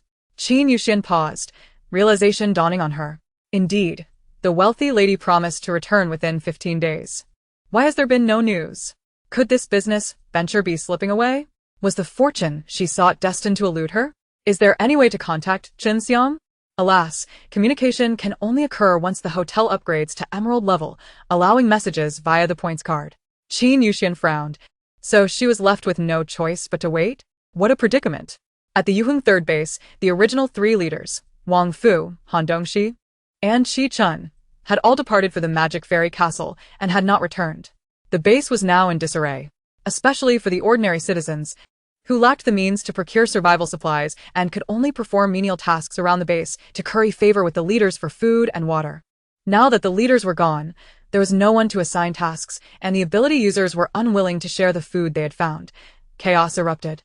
Yanwei and Xylin, as the closest associates of Han Dongxi, found themselves at the center of the storm, besieged by individuals demanding explanations. With no other option, Yanwei reluctantly took charge. Everyone, please calm down. The higher-ups will soon provide specific arrangements. For now, let us adhere to the previous routine. Water ability users and evolved ability users will continue to supply 1 ton of clean water daily for everyone's survival. The ordinary citizens had no objections to this arrangement, as they had always depended on the ability users for sustenance. As long as there was water to drink, they would not perish from thirst. However, with the extreme heat approaching, the weather growing increasingly sweltering by the day, they hoped the higher-ups could expedite new directives. I refuse to accept this.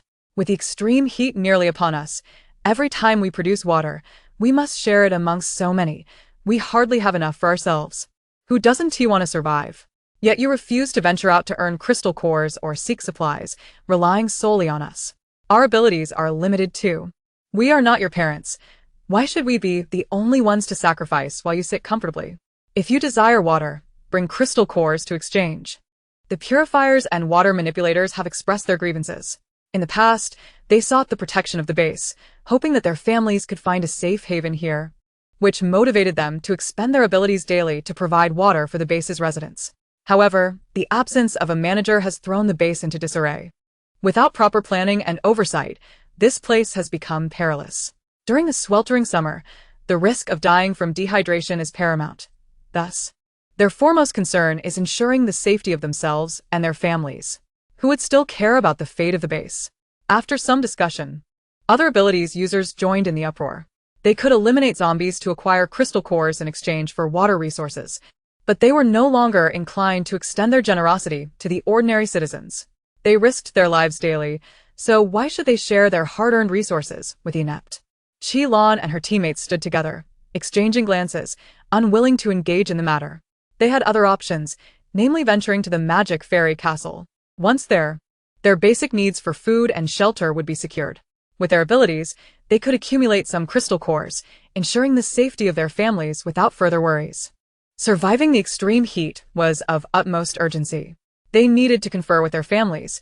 It was clear that remaining here was no longer viable, and they must set off for the magic fairy castle. Those willing to join should gather at the base entrance at dawn, Qi-Lan commanded. Wu Xiu nodded in agreement. All right, I will consult my grandmother. My mother should be agreeable. We will meet tomorrow. After saying this, Foam Fan hurried back home. However, Zhou Qingyu hesitated for a moment, feeling it was unwise to leave the base impulsively. Captain, given the intense heat, it will take 3 to 4 days to reach the magic fairy castle. Without water, we might perish from dehydration along the way. Qi-Lan furrowed her brow, emanating the authority of a leader. Staying here will result in death as well. It is better to set out early in search of a glimmer of hope. Chapter 63. The abandoned third base before Qi-Lan's team could gather and depart. News from the higher-ups arrived. The Yuheng Central Base has decided to abandon the third base, allowing all residents to seek assistance from other bases or choose a solitary existence. Simply put, it meant leaving the inhabitants of the third base to fend for themselves. Upon receiving this message, Yuan Wei felt her composure crumble. When she relayed the news to the other residents, it incited an uproar, especially among the ordinary citizens, who believed they had found a sanctuary, only to be discarded like this. Lacking abilities, leaving the base meant encountering zombies, which would simply lead to death. The Qi-Lan team, preparing to set out, felt disheartened by the central base's decision. Observing the despairing faces of their longtime neighbors, Qi-Lan ultimately decided to speak up. Everyone, the base can no longer protect you. We are now heading to the magic fairy castle, where safety, ample water, and food await. You can choose to accompany us or seek refuge at other bases. While acceptance at other bases is uncertain, the magic fairy castle guarantees survival as long as you possess crystal cores.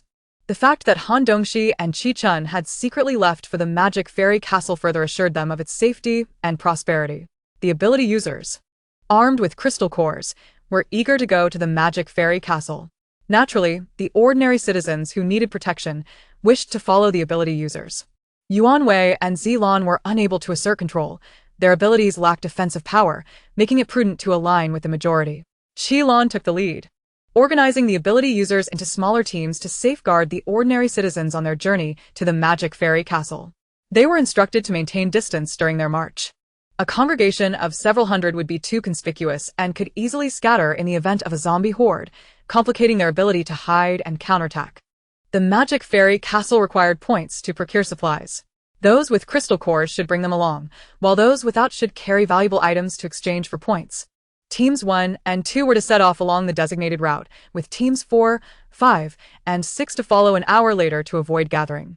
After organizing, Qi-Lan turned to her own team, instructing the ordinary citizens, Wu Xiu and I will lead, while Foam Fan and Zhou Qingyu will bring up the rear. Stay in the middle and do not fall behind. Follow our arrangements. Should you lag, we are under no obligation to rescue you. The base only housed around 30 ability users, yet there were 400 to 500 ordinary citizens, divided into 6 teams. 4 or 5 ability users had the daunting task of protecting over 80 ordinary citizens, which posed a considerable challenge. They could not attend to everyone. The ordinary citizens nodded in agreement, refraining from complaints, and promised to adhere to Qilan's directives. Team 1, led by Qilan, departed first. As they exited the base, a cream-colored vehicle approached slowly. It was clear that only the owner of the magic fairy castle, Qin Boss, could drive in this apocalyptic world. The vehicle came to a halt before them, and Qin Yuxian stepped out in her high heels. You all seem quite the entourage. Where are you headed? Her impression of Qilan had been favorable, and her demeanor softened considerably.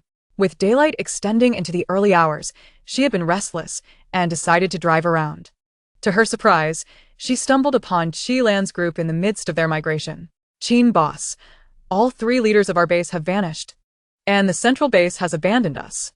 We plan to head to the magic fairy castle, Qilan succinctly explained, hoping for some assistance from Qin Yuxian. However, their hopes were in vain. Qin Yuxian was primarily interested in profit, indifferent to their survival or demise. With a playful toss of her long hair and a charming smile, she replied, "Oh, I intended to come to your base for some publicity. Since you are heading to the magic fairy castle, I shall wait for you to return." Taken aback by her cold indifference, Wu Xiyu quickly inquired, "Sister, we have too many ordinary citizens here. Could you give them a ride? Private car, no passengers allowed." Qin Yuxian replied curtly. After a moment of contemplation, she added, "However, I can guide you on your route. The Jinza base is relocating closer to the city center. Head towards Yutong Road, where there are fewer zombies." Qilan was momentarily stunned. The Jinza base was also relocating? They knew it had always been a well-organized and secure base, expelling any internal threats with decisive measures. The idea of it moving was indeed unexpected. Could it be due to the extreme heat? Qilan refrained from pressing further and politely thanked Qin Yuxian for the advice. With so many ordinary citizens, it was improbable for all of them to settle in the magic fairy castle. If the Jinza base were to move near the magic fairy castle, perhaps they could seek refuge there in the future. "Stay safe. I must take my leave," Qin Yuxian said, getting back into her vehicle and glancing at the time displayed on the screen. It was still early morning, and Qilan's group was on foot to the magic fairy castle, a journey that would take several days, even if they encountered no zombies on Yutong Road. Opening the map, she pondered where to drive next, recalling that Chenxiang was from the Shangjing base. If only she could visit Shangjing base to find her. After a quick search, she discovered that driving there would take 25 hours. Perhaps I should prepare thoroughly before setting off, Qin Yuxian decided, opting to return to the hotel to binge-watch dramas. Meanwhile, Shen Jianyuan and Dongfang Bei sat on the sofa waiting, joined by Zi Yao and Sun Qi, evidently planning to explore the map together. Qin Yuxian arrived back at the hotel right at 9 o'clock, and with nothing pressing to attend to, she opened the map for them. After setting up the protective barrier for the map light gate, Qin Yuxian returned to her room to catch up on sleep. With only 3 hours of night each day, she was on the verge of collapsing from exhaustion in this world. Even after advancing to silver level 3, the layout of her room remained unchanged. However, the terrace, once shrouded in white mist, now featured a new area, the Rose Garden. It required 3,000 points to unlock, and she had already spent her points the previous night, needing to wait 24 hours for it to be constructed. Currently, the progress bar was less than halfway filled, leaving Qin Yuxian feeling rather disinterested as she changed her clothes and lay down on her bed. 6.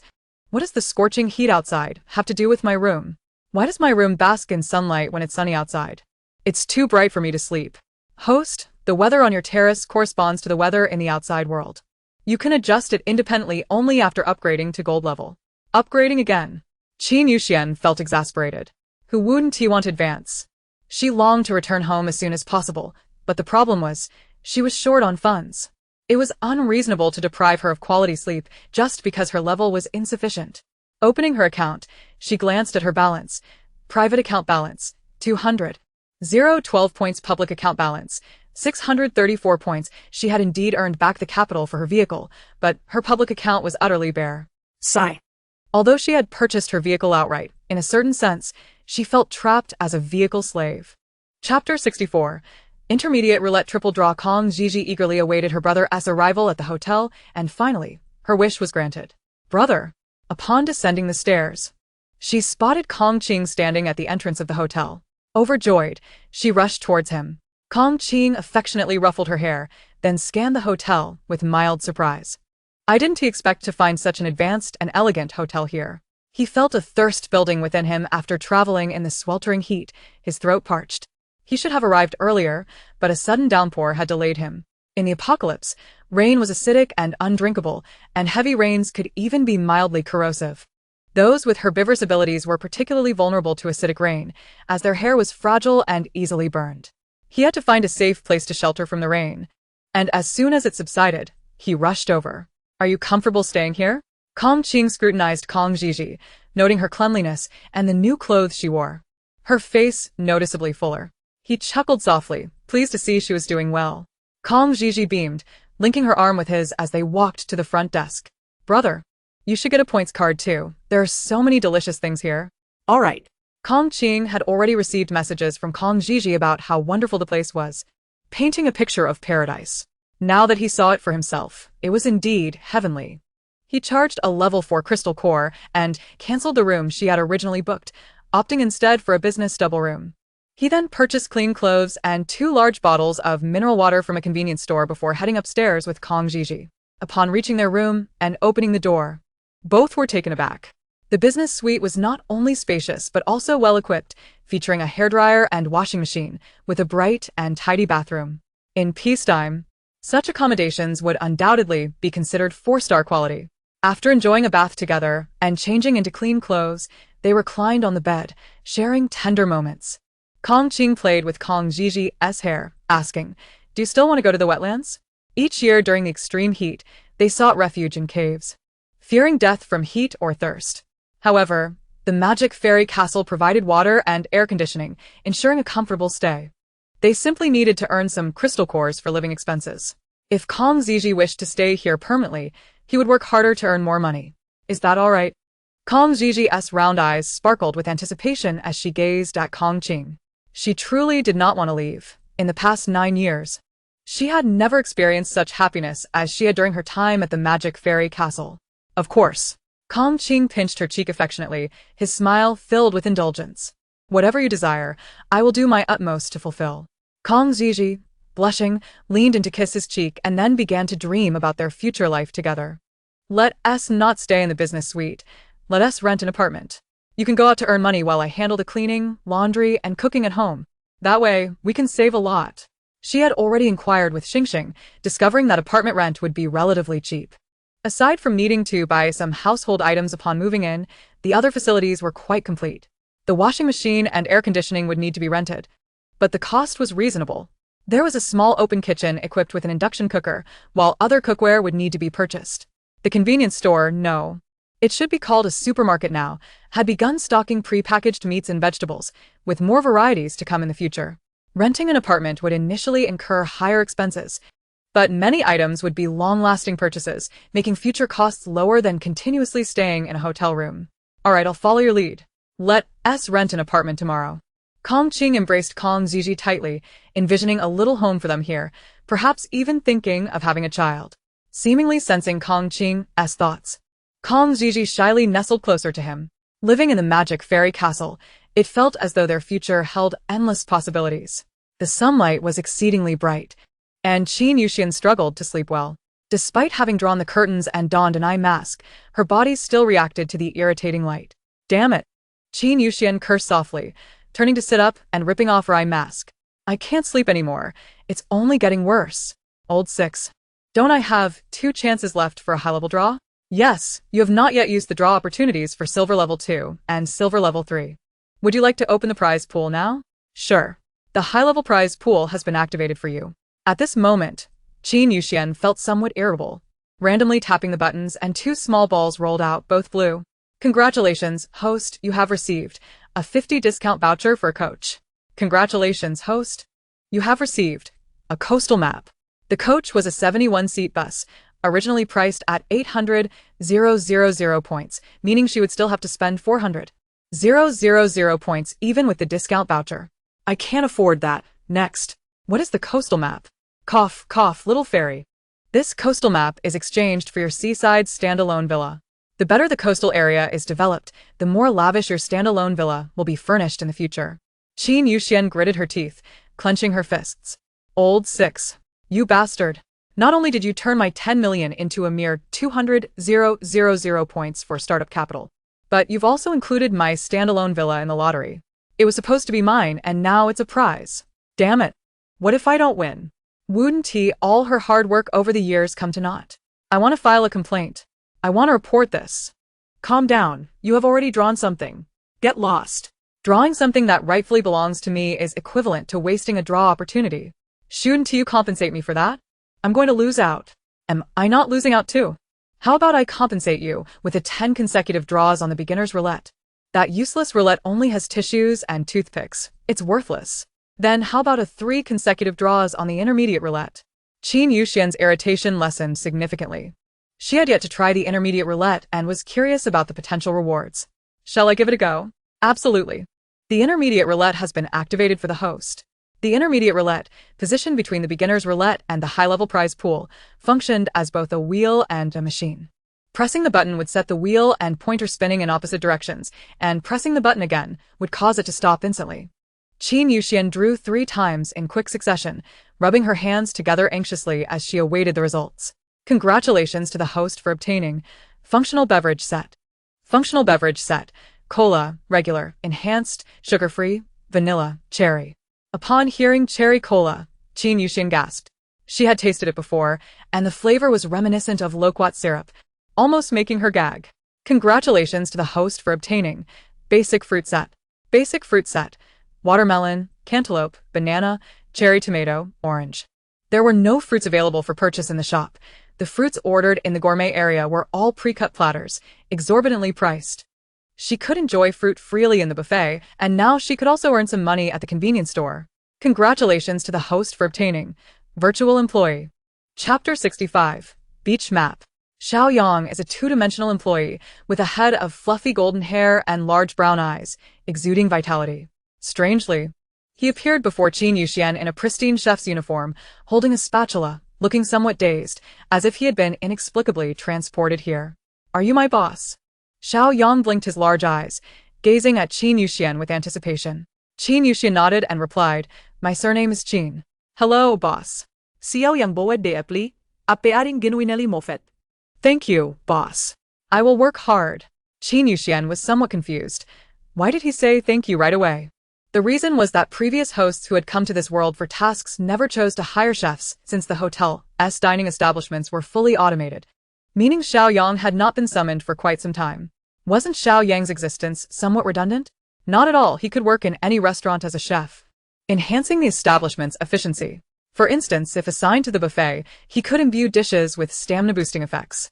If placed in a regular restaurant, he could expedite service. Qin Yuxian understood, realizing Xiao Yang had his merits after all. She got out of bed and took Xiao Yang to the buffet. Yaya, come here. She waved at Yaya, who wiggled her hips as she approached. This is our new chef, Xiao Yang. You two will be colleagues from now on, and you'll need to manage the buffet together. Understood? Yaya stood at attention and saluted. Got it. Xiao Yang, thinking it was a shop rule, also saluted. Understood. Qin Yuxian instructed them to return to their respective posts. Xiao Yang surveyed the surroundings and walked straight toward the dust-proof glass. The airtight glass allowed him to pass through, directly into the food preparation area. A serene smile graced Qin Yuxian's face, and she felt a sense of comfort. Seeing these employees was akin to witnessing her own children, obedient, understanding, and utterly trustworthy, making it far easier than raising a child.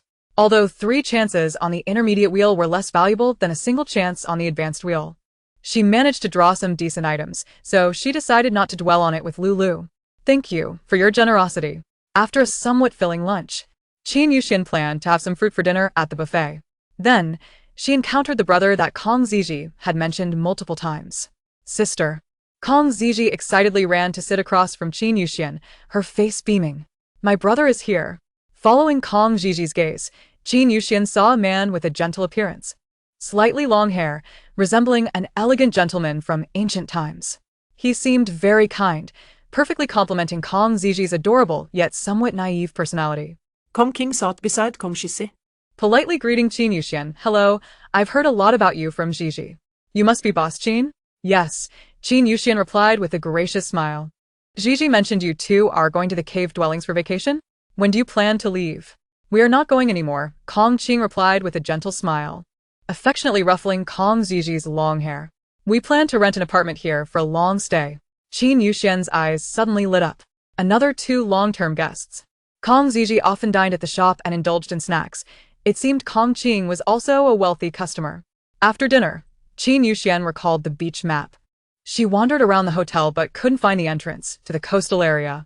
Lulu, where's my ocean? Where's my villa? You have to choose a location to open the beach gate yourself, just like you did with the zombie map. Standing in the hotel lobby, Qin Yuxian surveyed her surroundings and decided to open the beach gate on the external wall of the convenience store. The beach gate, unlike the glowing portal of the zombie map, was a grand double door 3 meters high, adorned with golden rose reliefs, exuding an air of magnificence. Pushing the door open, she was greeted by the sight of golden sands and a deep blue ocean. It felt like another world, devoid of the eerie, unsetting sun. Fluffy white clouds floated by, merging blue sky with ocean. The sea breeze caressed her, filling the air with a refreshing saltiness. The entrance stood upright on the beach, and ahead lay an endless sea, with a small island visible in the distance.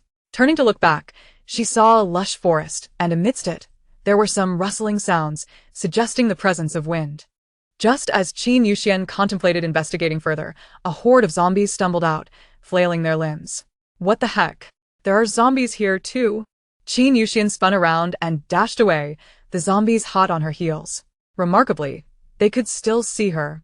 She quickened her pace, bursting through the beach gate back into the hotel lobby, panting heavily. Damn it. Lulu, aren't you going to explain? Host, the beach map is still a map. Having zombies is quite normal, isn't it? Thus, the beaches, sands, and seas were not an entirely different world, but rather a corner of this world. The earth is round. This is an unchanging truth. Given that the magic fairy castle is in an extreme heat zone with a month-long sun, there must be other places in extreme cold and others with normal climates. Qin Yuxian could somewhat comprehend and accept this explanation. But why could those zombies see her? Wasn't it supposed to be absolutely safe? This is a setting issue of the hotel system. The beach map is something I added for you. Therefore, you do not possess the basic invisibility trait here. But rest assured, the talisman I provided you will keep you safe, so even though those zombies can see you, they cannot harm you. Upon hearing this, Qin Yuxian's anger subsided somewhat. As long as she couldn't die, and with the protective shield still in place, she had nothing to fear from those mindless, limbless fools. However, with so many zombies around, if she didn't clear them out, she couldn't conduct business on the beach map. Lulu, what level are the zombies in the beach map? Levels 1 to 4 comprise 90, levels 5 to 7 account for 10%, with a total of 1,000 to 1,500 zombies. Qin Yuxian pondered for a moment, a cunning smile creeping across her face. She decided to retract the beach gate. Clearing zombies herself seemed too troublesome. Such laborious tasks could naturally be handled by free labor to assist her. I can't shake the feeling that the host has ulterior motives, Lulu remarked. You aren't thinking of exploiting the employees, are you? Chapter 66, Jiang Teng Tuo. Jiang Teng Tuo, a makeshift medical station behind the front lines.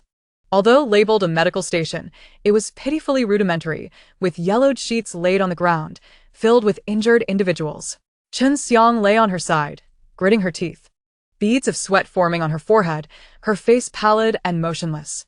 Medical personnel swiftly and skillfully wrapped a roll of yellowed medical gauze tightly around her bleeding calf.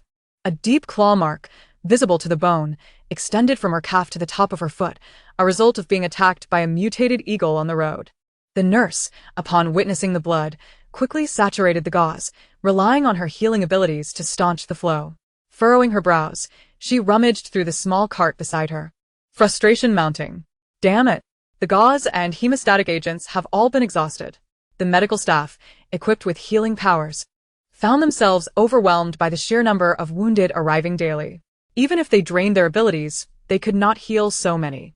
Ultimately, they still had to depend on medications. However, the war at the front raged on, resources were scarce, and with the sweltering heat, the influx of casualties only increased. They simply did not have enough supplies. The little they had were purchased at exorbitant prices from the black market. No, it's fine, this will suffice. A wave of intense pain nearly drove Chen Xiang to madness. She bit her tongue to force herself to stay awake, propping herself up to sit. As long as the bleeding stopped, her teammates were still at the front lines. She needed to go support them. Captain Chun, don't move. If you don't want to lose that leg, you should rest. The nurse pressed down on Qin Xiang's shoulder, preventing her from darting around. No. My teammates are still fighting out there. I cannot abandon them. Qin Xiang broke free from the nurse's grasp, struggling to rise, resolute in her determination to leave. Support? Your teammates are just in the next room. The nurse stamped her foot in exasperation, grabbing Qin Xiang's arm and forcibly pulling her into the adjacent wooden cabin. Look. They are all right there. Don't be reckless. The nurse pointed to a corner where several wounded soldiers, covered in dark red stains, lay. She then left to continue her rescue efforts. These past few days had been truly unfortunate. There were only 5 healers left at the medical station, 3 of whom had been reassigned, and yet the number of injured had increased significantly. Medical supplies were insufficient, and they were so busy they had no time to catch their breath. In the dim corner, 5 injured personnel sat cross-legged, their arms wrapped in bandages or their heads swathed in gauze. Their vacant eyes slowly turned to the sound of the nurse's voice, the hollowness in their gaze gradually sharpening into focus as they silently regarded Qin Xiang. Captain. The sight pierced Qin Xiang's heart. The battlefield was ever-changing, and injuries were the most natural occurrences. Silently, she counted her team, realizing that only 5 remained. 13 were missing. Were those 13 still on the front lines?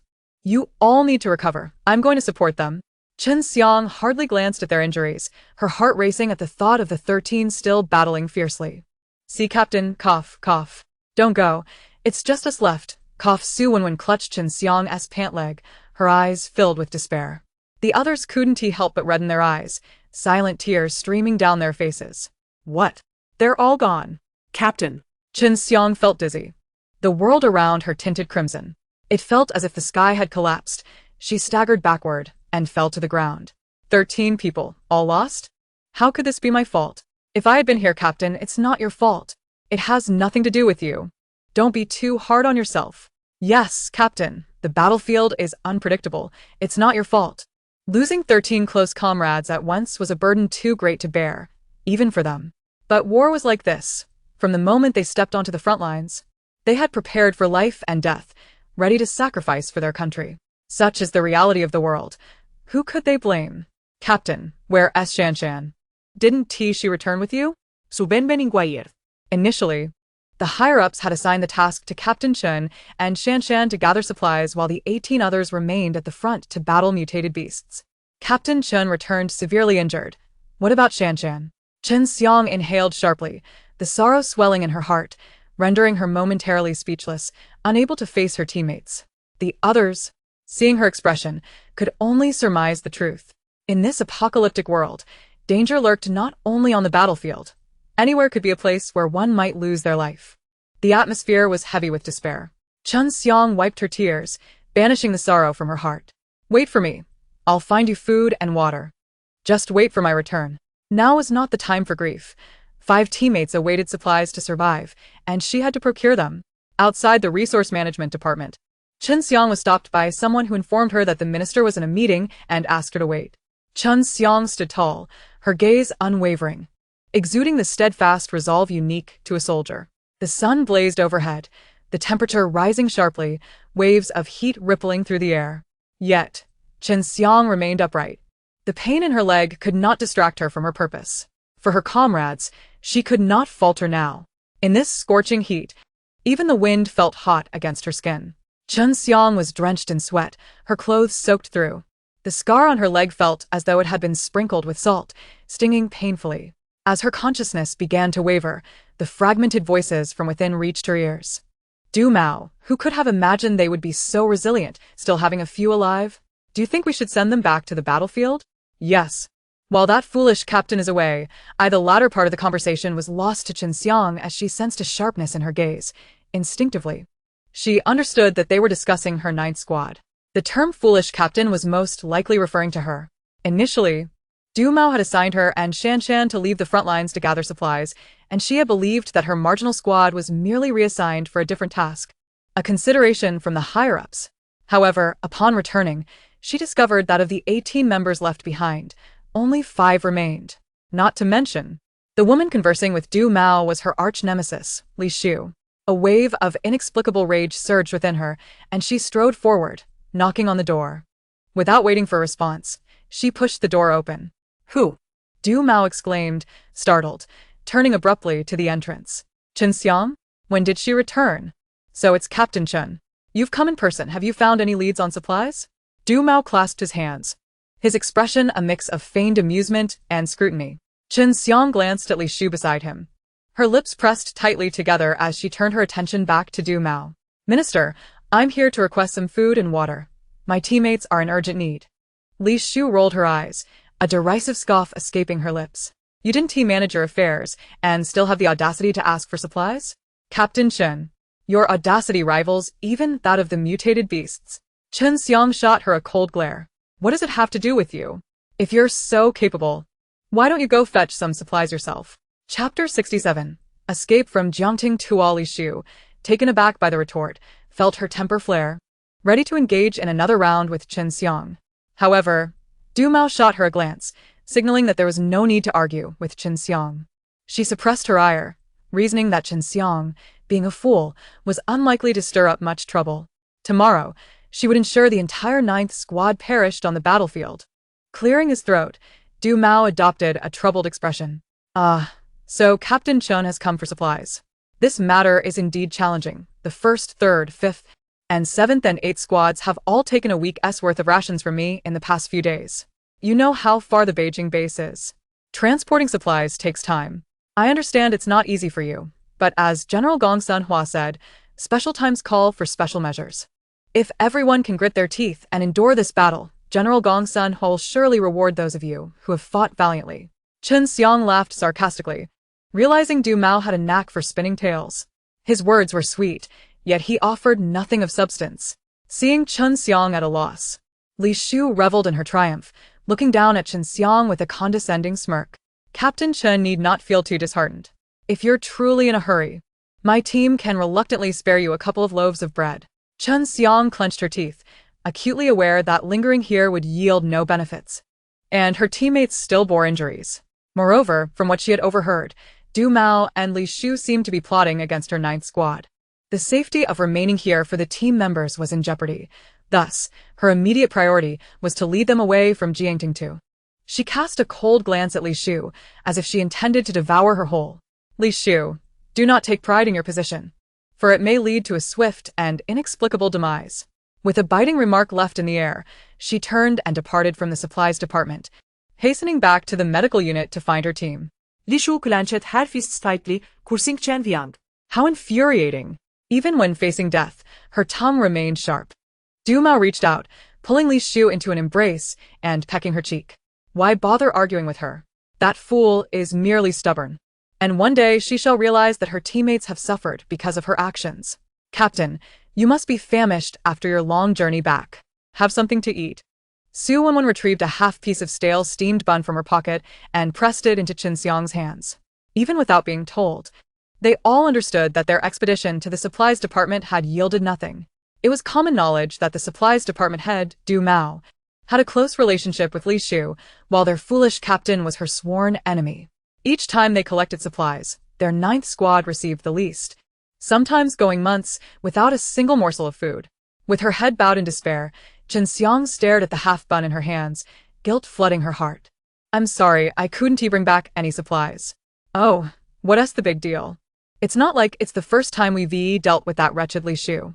Who knows what she whispered to Du Mao? How can we blame you? It's all right, Captain.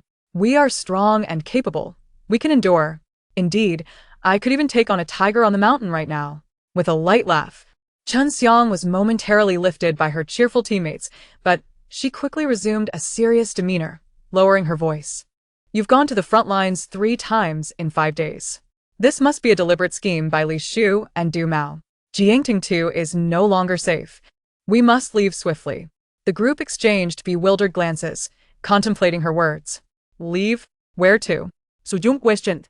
Though they were not a conventional army and would not face punishment for leaving, serving their country had always been their aspiration. Furthermore, with no family left, where could they go if they abandoned Jiangting and the army? Chen Xiang's gaze was resolute. To the Beijing base, we shall seek out General Gong Sunhua. What? How can we meet General Gong Sunhua at will? Exactly. It's normal for a marginal squad like ours not to receive supplies. Why would General Gong Sunhua concern himself with such trivial matters? Chun Xiang, wary of eavesdroppers, refrained from divulging too much about the matter concerning the Maxian fortress. Instead, she grasped their hands, her eyes gleaming with conviction. Trust me, once we meet General Gongsun Hua, everything will improve. Regardless of whether they could meet General Gongsun or safely reach the Beijing base, their immediate priority was to leave Jiangding. Remaining here would render them mere lambs for slaughter. If Li Shu and Du Mao devised another scheme to send their squad to the front lines, the 9th Squad would undoubtedly face total annihilation. All right, Captain. I believe in you. Shun Man tore away the wooden plank used to stabilize her injury and tightened her bandages. Let us rest for a bit. And while the medical personnel change shifts, we'll leave Jiangding. Even if it meant exhausting her abilities and risking her life. She would ensure the captain reached the Beijing base. Yes, we shall leave together. To Beijing. We still possess strength. We can hold our own against mutated beasts. What's Beijing base to us? The team members rallied in support, moving Chen Xiang to tears. She fought to restrain her emotions, urging her teammates to rest well while she stepped outside for some fresh air. Did you hear? The 9th Squad is scheduled to go to the front lines again tomorrow. Who told you that? Shh. Keep your voice down. We'd be in trouble if someone overheard. Speaking of which, Captain Chun is quite unfortunate. Why did she have to offend Li Shu? Everyone knows she is General Sikong's daughter. This is dire.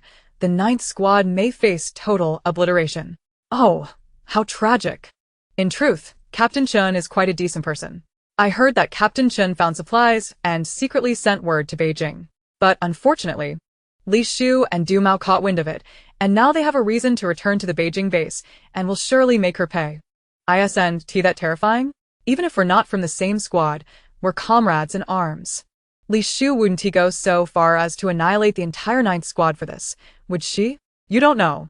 Li Shu has long harbored resentment towards Captain Chen. This time, with Captain Chen claiming such significant merit, it would be surprising if Li Shu didn't take drastic measures. That's quite frightening.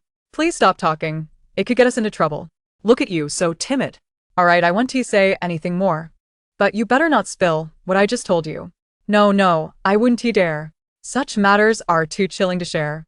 As their voices faded into the distance.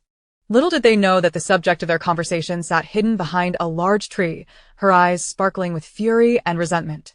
Chun Xiang leaned against the tree trunk, laughing and crying simultaneously, unable to fathom that Li Shu's intent to annihilate the 9th Squad stemmed merely from a desire for recognition. Recalling the joyful faces of her teammates, her heart ached. They were all only 25, in the prime of their lives, yet they faced untimely demise. This was all her fault. If only she hadn't offended Li Shu. If only she hadn't foolishly believed Du Mao's scheme to leave Jiangding. Perhaps her teammates would not have perished on the battlefield. Chun Xiang rose, her gaze fixed on the flag that symbolized power, her expression fierce. Du Mao, Li Shu. You may lack compassion, but do not expect me to act with any sense of righteousness. Chapter 68. Mindless dullard. A sudden knock on the door of the conference hall interrupted the heated argument within. Enter. Gongsun Hua, seated in the principal position, capped his pen and placed it on a blank notebook, his expression composed. The recorder entered, his cheeks flushed, casting an apologetic glance towards the front. General Gongsun. Someone is outside seeking you. They say they have urgent news to report. What urgent matter could possibly arise at such a tense frontline? Is there anything more pressing than this? Bring that person in. I wish to see them. Such audacity. A middle-aged man seated to Gongsun Hua's right slammed his notebook shut with force, his eyes wide with fury, his thick brows raised in anger. TCH. Seemingly oblivious to the charged atmosphere, a delicate-looking young man across from him sneered, his words dripping with sarcasm. I suggest you upgrade your brain along with your abilities next time, Xiahua. General Gongsun hasn't even spoken yet, and you're already so reckless. Not fearing the ridicule of those beneath you. What did you just say? You effeminate fool. You're courting death. The middle-aged man leaped up, furiously kicking his chair apart, rolling up his sleeves to reveal muscular arms, ready to confront. Panic spread among the crowd as they scattered, no one daring to intervene. Some with a hint of excitement in their eyes, eager to see this confrontation unfold. Let us take down this pretentious, androgynous Yuhi. I've long found him insufferable. Yuhi raised an eyebrow, his gaze slyly appraising the middle-aged man from brow to lips, a smirk playing on his face, as he lightly remarked. A brute with brawn but no brains. The middle-aged man's veins visibly bulged, his eyes bloodshot with rage as he swung his fist in the air. As the atmosphere thickened with tension and the notebook teetered on the edge of the table, Gong Sun-hwa raised a hand, firmly pressing down on his pen and notebook, his voice cold and commanding. Sit down. Those two succinct words conveyed an undeniable authority, forcing the middle-aged man to suppress his fury and take a new seat. Simmering with discontent. Seeing the drama dissipate, the onlookers gradually returned to their seats. Let that person in. The recorder trembled as he exited to fetch the visitor. Immediately, the door swung open once more, and a female soldier stepped inside, clad in the most formal attire, with her back straight and her right leg wrapped in blood-soaked bandages. Her aura remained undiminished. Unfazed by the presence of numerous high-ranking officials, she executed a crisp salute and greeted them. Even Sikong Guanghao, who had earlier voiced the loudest dissent, nodded in satisfied approval, displaying an air of military demeanor, a promising prospect indeed.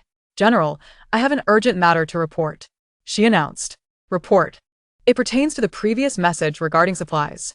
Chun Xiang clenched her jaw, uncertain whether Gong Sun-hwa had received that letter. The number of individuals present who were aware of this matter was unclear, rendering her hesitant to speak plainly. Gong Sun-hwa paused his writing, lifting his gaze to the young girl standing at the door. Was it you who delivered the message? Indeed. My 10-day agreement with Boss Qin has already expired. Merchants value their word, and so must soldiers. Furthermore, supplies are critically scarce at the front. If we can swiftly procure a batch from Boss Qin, victory is assured. Chun Xiang saluted once more, maintaining an appearance of calm despite the sweat pooling in her palms. What was her status compared to General Gongsuan's? How dare she instruct a general on his duties? Yet, for the sake of her comrades, she felt she had no other choice. After all, she had exerted immense effort to locate a resource-rich site like the Magic Fairy Castle, and Shanshan had even lost her life for this cause. She could not allow the likes of Li Shu and Du Mao to usurp the credit. Chun Xiang's declaration resonated powerfully, plunging the conference room into an eerie silence. Sikong Guanghao, who had previously admired Chun Xiang, was now visibly agitated. He rebuked sharply, "You incessantly claim the existence of a wondrous inn where all sorts of supplies are available for sale. Yet you have not returned with a single item to substantiate your claims. In these apocalyptic times, where is this so-called sanctuary? If you wish to lie, at least do so with a semblance of credibility. Whether it is true or not can be verified with a visit, can it not? Your haste to discredit suggests you do not wish for our soldiers to receive supplies or to win this war." He interjected languidly, intentionally stoking the flames of conflict. "What nonsense are you prattling on about, you effeminate fool? I'm criticizing you, brainless waste." The two engaged in a heated exchange, causing Gong Sun-hwa's ears to ache. He surveyed the room, his expression inscrutable, and said with a calm demeanor, "We will ascertain the truth.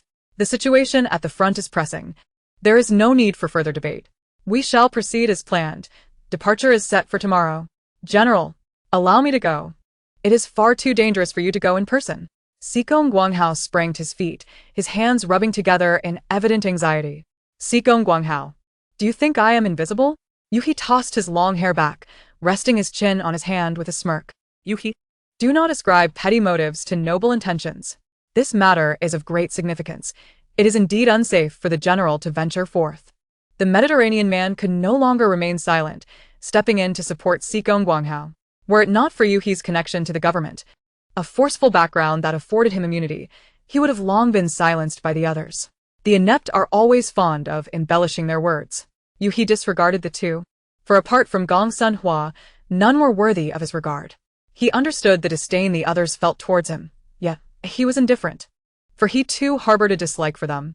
A band of brutes, they only understood loyalty and sentiment, adhering to rigid regulations, relying solely on brute force to resolve matters, utterly devoid of intellect. In this age, what accomplishments can be achieved merely through nationalistic fervor? The enemy is a mutated beast. In peaceful times, such creatures would only exist in superhero comics. The beasts lack intellect, and so do they, relying on sheer strength in battle, wasting their human brains, as if they have been assimilated by the mutated creatures. As tensions flared again, Gong Sun-hwa furrowed his brow, his tone growing firmer. "Everyone, time is of the essence." Yuhi interjected, "Even the general finds your chatter excessive." Gong Sun-hwa shot him a warning glance, prompting Yu-hee to raise his hands in a gesture of surrender. Falling silent. Tomorrow at 6:30, we shall set forth. Yu-hee, prepare accordingly. Yes. Yu-hee provocatively surveyed the crowd, mockingly humming as he exited first, leaving the others in stunned silence. Sekom Wonghao wished to speak again, but Gong Sun Hua pinched the bridge of his nose, signaling that he did not wish to continue the discussion. The meeting is adjourned. The others dared not utter a word, departing one by one in silence. Chapter 69. Kindness is the most useless trait in the vast conference hall. Only Chen Xiang remained, the silence palpable enough to hear a pin drop. She furrowed her brow, feeling a thick liquid seeping from her leg. As the pain intensified, beads of cold sweat formed on her forehead, and her body began to tremble uncontrollably. Gather here tomorrow at 5:30. Yes. Gong Sun Hua began to tidy up the documents on the table. Noticing Chen Xiang still rooted to the spot, he raised an eyebrow slightly. Is there something else? Taking a deep breath, Chen Xiang mustered her courage to meet his indifferent gaze, striving to maintain a formal tone as she spoke. General Gong Sun, I request your approval for a batch of supplies for Squad 9. Go to the supply department. I have. They refused to provide any rations. She understood that Gong Sun Hua had no time for her convoluted tales involving Li Shu and Du Mao, nor could she speak plainly about the schemes at play. Thus, she opted for brevity. My teammates have been on the front lines 3 times in 5 days, all while starving. Now, gravely injured. They cannot obtain a single grain of rice or a drop of water. If I had any other option, I would not dare to trouble you. Please, I implore you to assist us. Chen Xiang deeply bowed, her admiration for Gong Sun Hua sincere. Gong Sun Hua, a central figure in the military, a veteran from peaceful times, still led the charge in the face of apocalypse. Many had witnessed his fierce combat on the front lines, standing atop a mound of wreckage, his face splattered with dark red blood, his gaze resolute and strikingly bright. Had she not held absolute trust and admiration for him, she would never have traveled so far to the capital base to report matters beyond her rank. Gong Sun Hua regarded Chen Xiang thoughtfully before retracting his gaze, picking up his notebook to leave, merely stating at the threshold, return. As the door slowly closed, Chen Xiang hung her head, tears welling in her eyes, cascading down to her shoes. Once again, she had failed to secure supplies. How could she be so ineffectual? Could she not even protect the remaining 5 teammates? Straightening her posture, she cast her eyes upon the chair where Gong Sun Hua had sat. A symbol of power, the one seated in authority could decide the fate of others with a single word. What use were tears? Her strength was insufficient, unworthy of attention, unworthy of respect. Chen Xiang wiped her face dry, distinguishing the weight of her dignity against her teammates' lives. There was still an opportunity. Even if she had to kneel until her knees bled, she would procure those supplies. With determination, Chen Xiang flung open the door and seized a passerby, demanding, "Where has General Gong Sun gone?" To his office. Chen Xiang dashed in the indicated direction, bursting through the door to find 2 individuals staring at her in astonishment. Ignoring her injury, she dropped to her knees before Gong Sun Hua, her complexion pale as freshly painted walls. General Gong Sun, I beseech you for a batch of supplies. I cannot bear to watch my teammates await death. We fight valiantly to defend our homeland, preferring to die on the battlefield than to be slaughtered by our own compatriots. Slaughtered? Gong Sun Hua's eyes narrowed, a fire igniting within him. Chen Xiang recounted the entire series of events to Gong Sun Hua, explaining how Li Shu had colluded with Du Mao to target her Squad 9, detailing how her team had dwindled from 20 to merely 6, including herself. This was all part of Li Shu and Du Mao's scheme, forcing her squad to fight while injured, denying them food and water. Any individual would falter under such relentless torment. Gong Sun Hua's expression grew increasingly somber as he turned to Yu-hee beside him and inquired, "Who possesses the crystal core?" "It was sent to Du Mao a few days ago, ostensibly for the procurement of supplies, and is under his jurisdiction." Gong Sun Hua fell silent. The room remained tranquil for several seconds before he turned to Yu-hee and commanded, "Investigate." Yu-hee promptly exited. Gong Sun Hua then glanced at Chen Xiang. His tone softened slightly. "You may rise." He noticed the severity of her leg injury, blood soaking through the bandages and pooling on the concrete floor. Chen Xiang bowed her head, unwilling to rise until she received the supplies. Gong Sun Hua called out wearily, "Shall Li, fetch some supplies for her." A voice responded from outside, and footsteps gradually faded. Chen Xiang, filled with gratitude, stood up, exclaiming, Thank you, General Gongsun. As a soldier, do not kneel at every turn, he replied. Gongsun Hua took up a pen and scribbled something on a piece of paper, tore it out, and folded it before handing it to Chen Xiang. Take this note back to your teammates. Ensure you are on time tomorrow. Chen Xiang stepped forward, accepted the note with both hands, and carefully tucked it away. At that moment, Shaoli returned with a bundle of supplies, which Chen Xiang gratefully accepted before bowing once more to Gongsun Hua and turning to leave. Once outside, she unfolded the note, which read, "Special approval for all personnel to rest at the base. Return to the front lines after recovery." Gongsun Hua. Chen Xiang felt a mix of relief and bitterness. This bundle of supplies had nearly cost her entire team their lives, and she had humbled herself to plead for it. If only her strength were greater, perhaps her team, the 9th Squad, would command more respect, and no one would dare to manipulate them so easily. Each tear shed in recent days had attested to her incapacity. In that moment, Chen Xiang realized that in a world ravaged by despair, everyone lived in trepidation. And human hearts were inscrutable. Only through formidable strength could one thrive and safeguard those they cherished. She understood now. Kindness alone was utterly ineffectual. Yuhi soon returned with findings, providing Gongsun Hua with an affirmative answer. Upon confirming that Li Shu and Du Mao had indeed conspired to harm their compatriots, Gongsun Hua's expression darkened to an inky hue. In a time of war, the audacity to betray comrades, sending the wounded back to the front lines while hoarding supplies, was utterly intolerable. Du Mao is truly audacious. Replace him, Gongsun Hua stated succinctly. Yuhi acknowledged this, then inquired, what about Li Shu? Inform Sikong Guanghao of all her misdeeds in detail. Understood. Yuhi replied with a satisfied grin before departing. I told you those brutes lack intellect, didn't I? Sikong Guanghao, who frequently preaches justice and patriotism, has raised such a vicious daughter. Once he learns of these events, let us see if he dares to be so arrogant again, even in the council chamber. Gongsun Hua rubbed his temples, his anger simmering beneath the surface. He despised the betrayal of one's own kind. Had he not known Sikong Guanghao's character, he might have pursued accountability for his complicity. The pressing matter was not how to punish Du Mao and Li Shu, but rather to acquire supplies and negotiate with Boss Qin for collaboration. The soldiers on the front lines awaited. As the one in command of the military, he could not afford to let their spirits wane or allow them to be deprived. Chapter 70. An invasion at 9 o'clock. Qin Yuxian awoke punctually. The sunlight streaming onto the balcony was harsh, and she found it unbearable. Having purchased blackout curtains the night before, she slept much more comfortably. She opened the Bluetooth speaker in her room, played some music, and entered the bathroom to brush her teeth with an electric toothbrush. Listening to music each morning invigorated her spirit.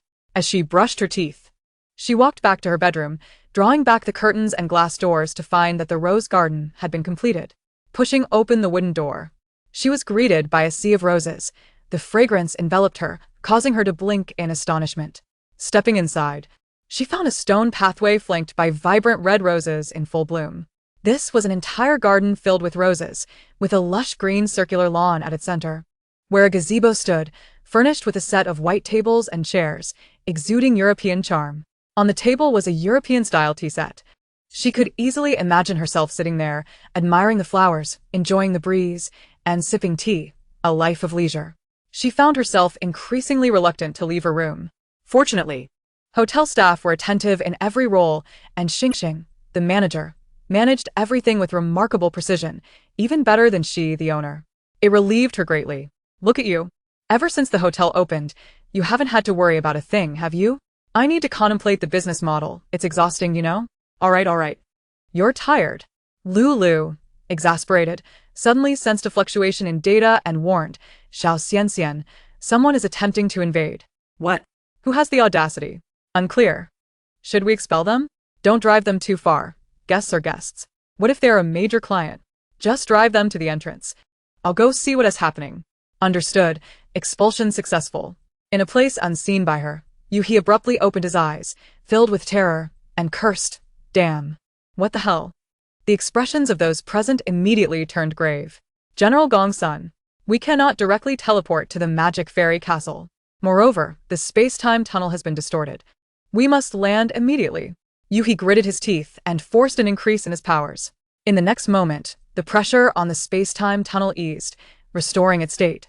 And Yuhi felt a wave of relief as he landed safely. What was that about? It felt as if someone had kicked me. After the space-time tunnel vanished, a gaunt man stared wide-eyed at the opulently decorated hotel before him, astonished. Have we arrived? Hearing this, the others turned to look as well.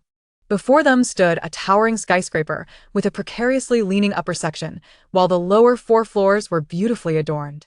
A massive sign hung above the entrance, emblazoned with the words Magic Fairy Castle. Through the clear glass, one could glimpse a small supermarket brimming with goods and a restaurant of indeterminate operation.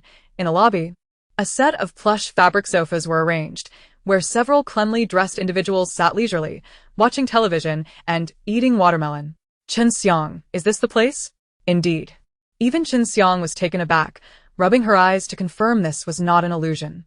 She had only left the Magic Fairy Castle for a few days, and the transformation was beyond her expectations. Yuhi stepped inside first, the comfortable and cool temperature dispelling the heat from his body. Welcome. Are you here to stay or to dine? A blonde youth approached, accompanied by a bear, who sprayed disinfectant at their sides. Chen Xiang recognized Daba. Confirming this was indeed the Magic Fairy Castle she had visited before. She asked, "Where's Boss Qin? I need to see her urgently." Xingxing glanced at the several men behind Chen Xiang and respectfully inquired, "Are you the Miss Chen Xiang who paid a deposit for a large order of box meals?" Yes. The boss has been waiting for you for many days. However, she is still in her room. If you need anything, please let me know. Xingxing placed his hands together at his abdomen, his demeanor indistinguishable from a real person. Could you please have her? Chen Xiang began, but Gong Sun Hua interrupted, casting a meaningful glance at Yuhi.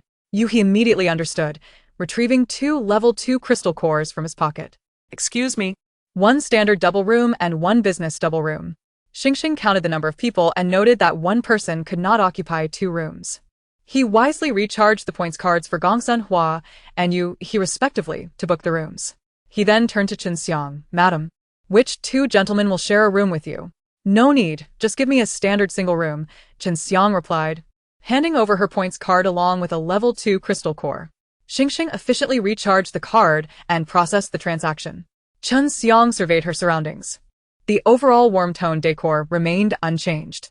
However, the area has significantly expanded, especially with the addition of a restaurant and a buffet. Others were so astonished that they were rendered speechless, their gazes sweeping over every nook and cranny of the hotel, instinctively disregarding the LCD televisions and convenience stores, their attention fixating on 2 distinct signs: restaurant, buffet. Even the most opulent hotels within the Beijing base would hesitate to claim the capability to operate a buffet. Could this possibly be a mere gimmick of the magical castle? The only one maintaining his composure was Gong Sun Hua. Previously, he had meticulously examined the materials related to the magical castle submitted by Chen Xiang and had engaged in discussions with several leaders. Arriving at a conjecture, there is formidable power backing the magical castle. According to Chen Xiang, the magical castle is abundant in water, electricity, and food, and it ensures safety during the night, making it undoubtedly a coveted haven for all ability users. It is highly likely that countless ability users have painstakingly established this hotel in pursuit of a shared belief. This place stands as a dream destination for many, even surpassing the Beijing base in terms of decor, arrangement, and facilities. The emergence of the magical castle remains shrouded in mystery, prompting Gong Sun Hua to visit personally. His intent was twofold: to seek a long-term partnership with the magical castle and to ascertain the influence lurking behind it. "Good morning, Boss Qin." Qin Yuxian greeted the few individuals seated on the couch with a smile, unfazed as she proceeded to activate the portal to the level 5 zombie map. Hearing the sound, Gong Sun Hua slightly turned his head, his gaze landing on a young woman dressed in a pristine white dress, her feet clad in slender, high heels. He was momentarily taken aback. Is she the owner of the magical castle? She appears far too youthful. Qin Yuxian watched as Shin Zhongyuan, Kong Qing, and Dongfang Bei entered the map, setting up the portal barrier before turning her attention to the 5 individuals who had been waiting. A smile adorned her face. Yet her tone was laced with frost as she directly inquired, "Were the intruders just now you're doing?" Yuha stared in disbelief, his eyes wide. "Was it your trick?" The phenomenon of spatial tunnel distortion had never occurred before. Just how powerful could this young woman be to affect his spatial tunnel? Chapter 71. Advanced Medical Room. Gong Sun Hua cast a warning glance at Yuha, who obediently fell silent and took a step back. Qin Yuxian discreetly scanned them. noting their tidy attire and vibrant spirits, deducing they must be from the Beijing base. From the earlier actions of the group, she recognized that the man at the forefront, Gong Sunhua, was their leader and possessed absolute authority. The aura of an upper echelon was evident in his succinct speech and piercing gaze. Xinxing, have you checked in the guests? Xinxing slightly bowed and confirmed. It is all taken care of. Chen Xiang mustered her spirit and addressed Qin Yuxian, Boss Qin. Do you recall our 15-day agreement? Due to certain circumstances, I arrived late and am unsure if the agreement still stands. Qin Yuxian smiled. It stands. Chen Xiang visibly relaxed, though her pallor remained ashen, betraying the injury on her leg. Gong Sunhua seized the opportunity to inquire, Boss Qin, may we discuss the details? Of course. Qin Yuxian glanced at the clock on the wall, noting there was still time. I wonder if you all have had breakfast? We have a breakfast room open from 7 to 10 on the 4th floor. We can eat while we talk. All right. Originally, the breakfast room was on the 3rd floor, but since the last upgrade transformed the 2nd floor into a medical room, all the rooms shifted up and the breakfast room was relocated to the 4th floor. Leading the group upstairs, Qin Yuxian turned to Chen Xiang as they passed the 2nd floor and asked, do you need to attend to your leg first? Chen Xiang, reluctant to leave the group of leaders, sought Gong Sunhua's approval with her eyes. Gong Sunhua, known for his care for his subordinates, promptly nodded and added, let us go together. I am also curious about what new wonders Boss Qin has here. Dining was not of pressing concern for him. He was more eager to uncover what made the magical castle exceptional and to investigate the forces behind it. Qin Yuxian was not naive and understood that Gong Sunhua's curiosity was not purely innocent, yet she complied with his request. After all, she too was curious about the machines in the medical room and how they functioned. Thus, the group abandoned breakfast and accompanied Chen Xiang into the surgical medical room. Upon entering, an automated broadcast resonated. Please have the patient lie flat on the treatment table. Following the instructions, Chen Xiang removed her shoes and reclined on the table. Please remain still. Preparation for scanning is underway. A machine elevated its mechanical arm, employing a scanner to conduct a comprehensive scan of Chen Xiang from head to toe. The scan completed successfully, revealing the diagnosis. Right leg injured by a zombie scratch. Severity: serious. Suggested treatment plan: hemostasis and suturing. Please select your preferred treatment method. The tablet connected to the treatment table rose, facing Chen Xiang, displaying various treatment options, each with differing costs. For instance, the simplest hemostatic bandaging required only 10 points, while hemostasis, suturing, and the application of a rapid healing agent demanded 60 points. Following the plan, the combined hemostasis and suturing would cost 30 points. Chen Xiang made her selection. Instantly, several machines surrounding the treatment table sprang into action, their mechanical arms deftly and swiftly unwrapping the blood-soaked bandages from Chen Xiang's leg, disinfecting the wound with antiseptic and applying an unidentifiable ointment. Despite being machines, the mechanical arms executed remarkably delicate operations, accurately suturing the wound with an embroidery needle, resulting in neatly aligned stitches. Finally, a layer of medication was applied before wrapping the leg in fresh bandages. Treatment successful. Please pay the consultation fee. Using the same tablet, Chen Xiang tapped her points card as instructed. The transaction was successful, and a message read, wishing you a speedy recovery. This left everyone in awe. Even the resource-abundant Beijing base could not boast such an advanced medical room. Moreover, the procedures for treating Chen Xiang's leg involved numerous steps and various medications. Yet the consultation fee was astonishingly inexpensive. In the black market, a single level 1 crystal core could scarcely purchase a roll of bandage. The emaciated man gazed at Qin Yuxian with newfound admiration and eagerly inquired, Boss Qin, are your medical supplies available for purchase? As the one responsible for medical supplies in the military, he had heard rumors of the magical castle's comprehensive offerings and had come to see if he could procure medical supplies. If he could acquire medical tools and medications in bulk here, the soldiers' recoveries would be expedited, alleviating their suffering on the battlefield. You may check the pharmacy for what you need. Qin Yuxian gestured invitingly, leading them towards the pharmacy. Hee, this deal is mine for sure. Upon entering the pharmacy, a diverse array of medications awaited, causing the emaciated man's eyes to widen in astonishment. Boss. Upon seeing Qin Yuxian enter with guests, Xiaoying cheerfully bounced over, her twin ponytails bobbing energetically. The pharmacy rarely saw visitors, and she had been growing bored sitting there every day. Qin Yuxian acknowledged. turning to see that aside from Gong Sunhua, the others wore expressions of naive wonder, silently appreciating the composure of their leader. Gong Sunhua asked, Boss Qin, can these medications be purchased in bulk? Yes, just provide a list of what you require. Gong Sunhua exchanged glances with the emaciated man, who quickly grasped the cue, eagerly accepting the paper and pen Xiaoying offered, beginning to draft a list atop the counter. Estimating that he would not finish quickly, Qin Yuxian instructed Xiaoying, once this guest completes the list, you'll be responsible for preparing the stock. Preparing stock indicated that she would procure items from the store based on the list, allowing Xiaoying to utilize her private account. Xiaoying flashed a V sign in front of her eyes, exuberantly declaring, rest assured, boss, leave everything to Xiaoying. Qin Yuxian has always placed great trust in her employees. Gong Sunhua cast a glance at the gaunt man, then at the clock on the wall. The breakfast hours had already passed. Could we trouble you, Boss Qin, for a brief tour? Of course, Qin Yuxian replied, leading the way. After exiting the pharmacy, she ascended the stairs, guiding them to their respective rooms.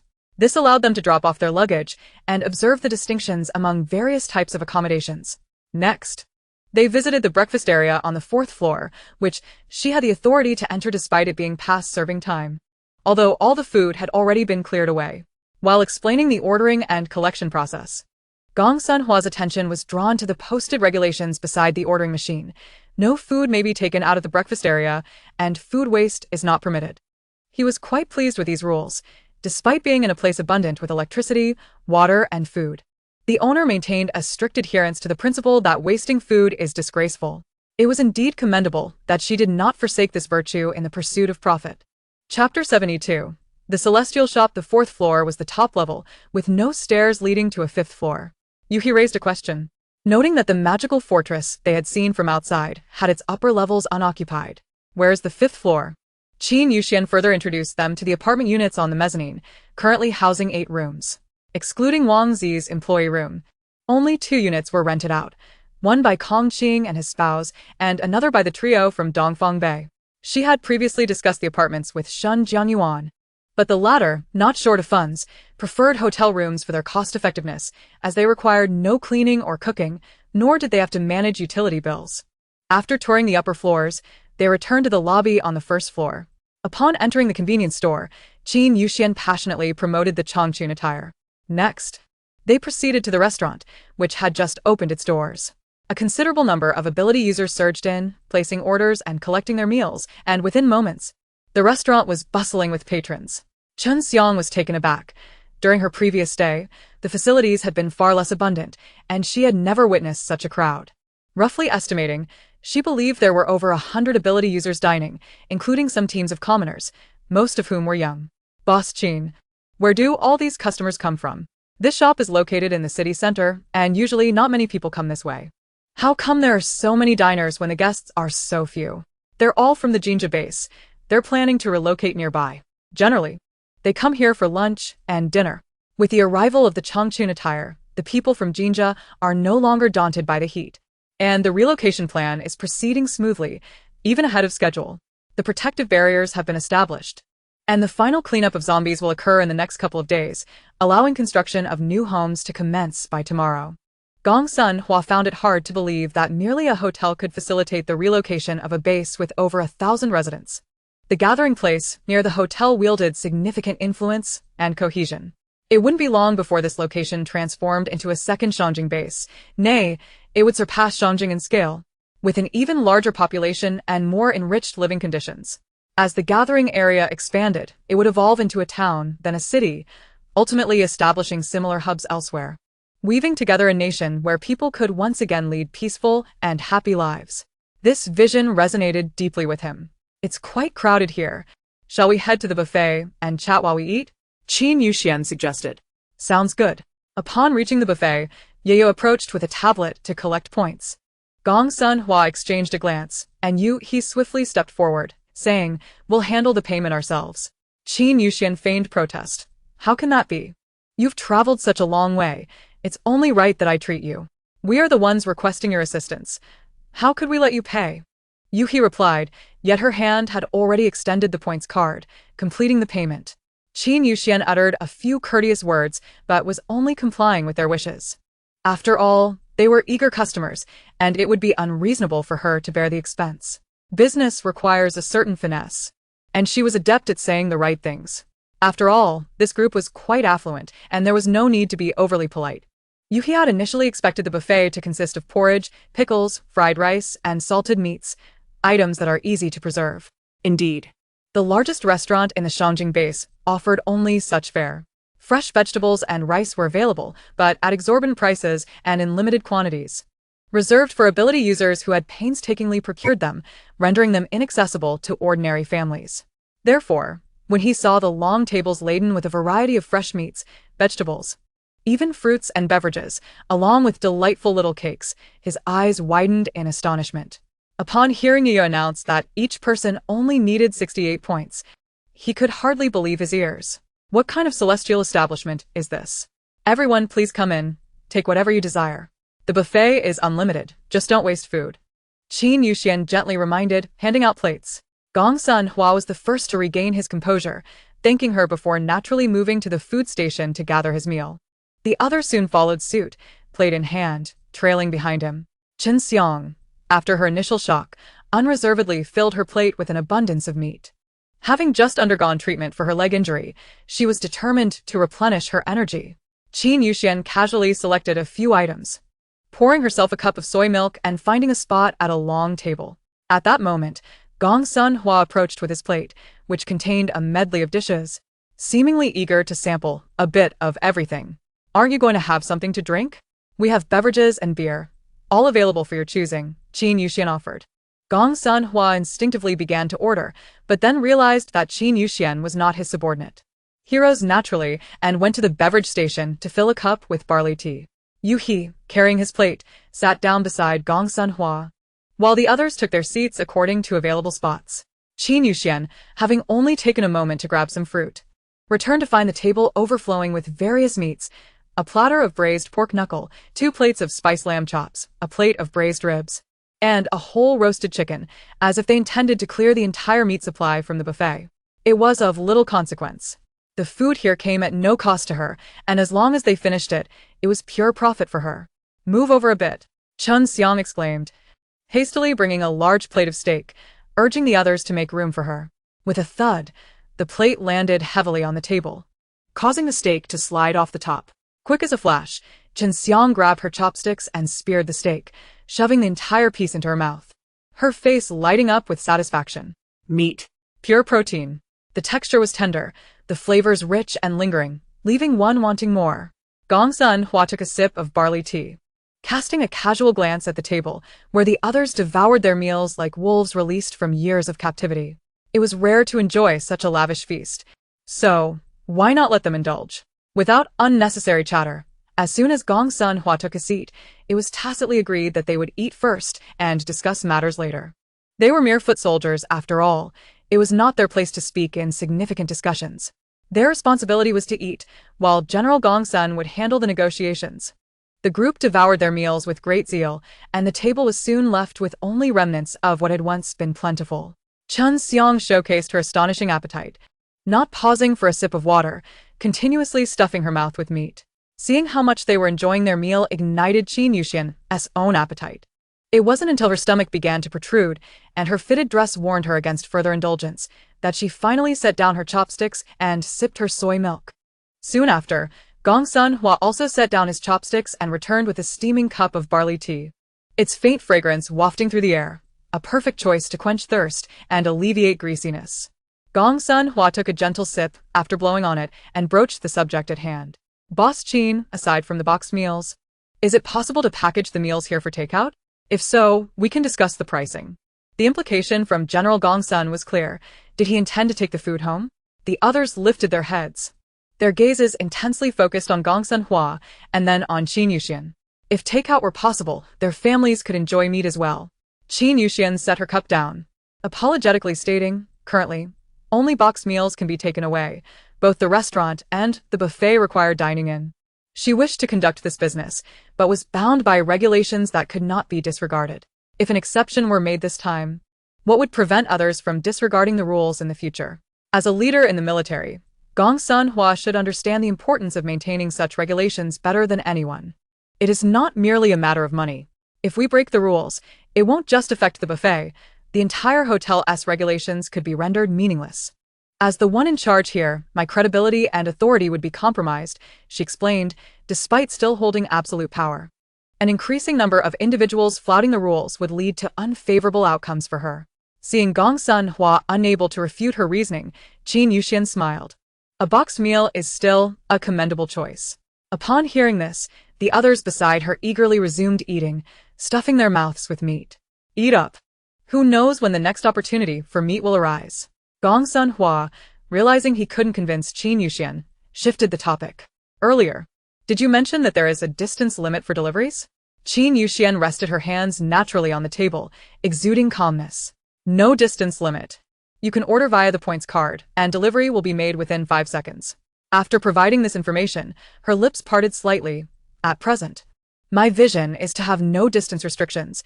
Regardless of location, orders can be placed through the points card, enabling ultra-long distance delivery service. Gong Sun Hua was taken aback by the concept. He harbored doubts that Qin Yuxian had concocted this explanation merely to pacify him.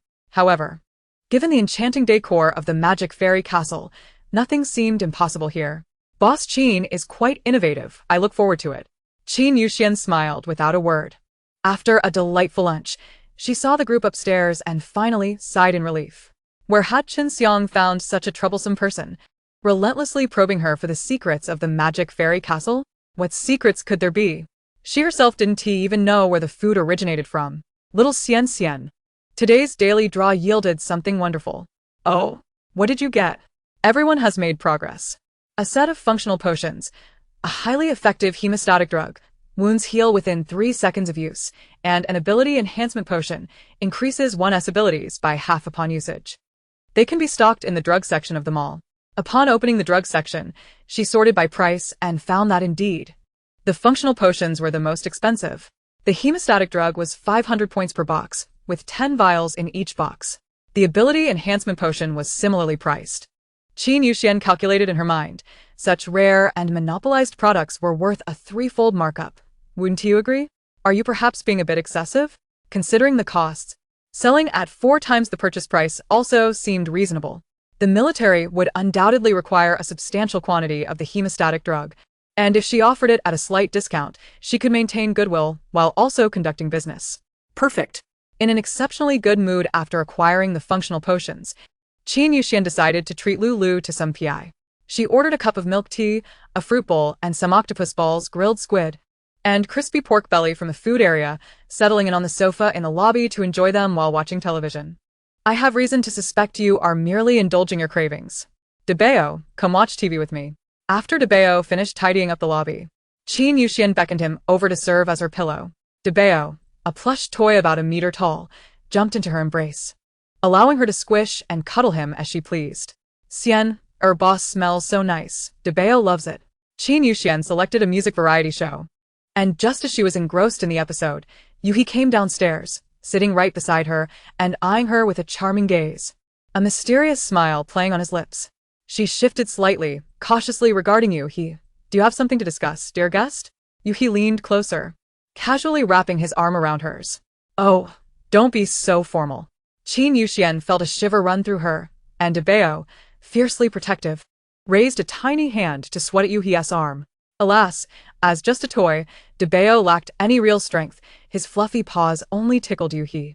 So adorable, Yuhi remarked, ruffling Debeo's head, finding the toy's loyalty intriguing. Dressed in a yellow outfit adorned with bamboo designs, Debeo looked even cuter. Flustered, Qin Yuxian withdrew her hand from Yuhi's grasp, coldly stating, "Have you carefully reviewed the store regulations posted at the front desk?" Yuhi paused for a second before casually responding, "You misunderstood. I was admiring your beautiful dress and wanted to ask where you bought it." Qin Yuxian was momentarily taken aback, scrutinizing Yuhi anew. His delicate features and long, glossy black hair, coupled with his pristine floral shirt, indicated he was someone who took care in his appearance. Was he perhaps one of those men who appreciated women as clothing? Seeing that Qin Yuxian seemed to have guessed a secret, Yuhi put a finger to his lips and whispered, "The dress is out of reach for me, but I would like to buy a few pretty outfits. Do you have any connections?" After all, he was trying to make a living in a predominantly male military environment, And those rough men were already judgmental of him. If they discovered his orientation, who knows how they would treat him in the future. So, Despite his admiration for women's clothing, he had never considered wearing them himself.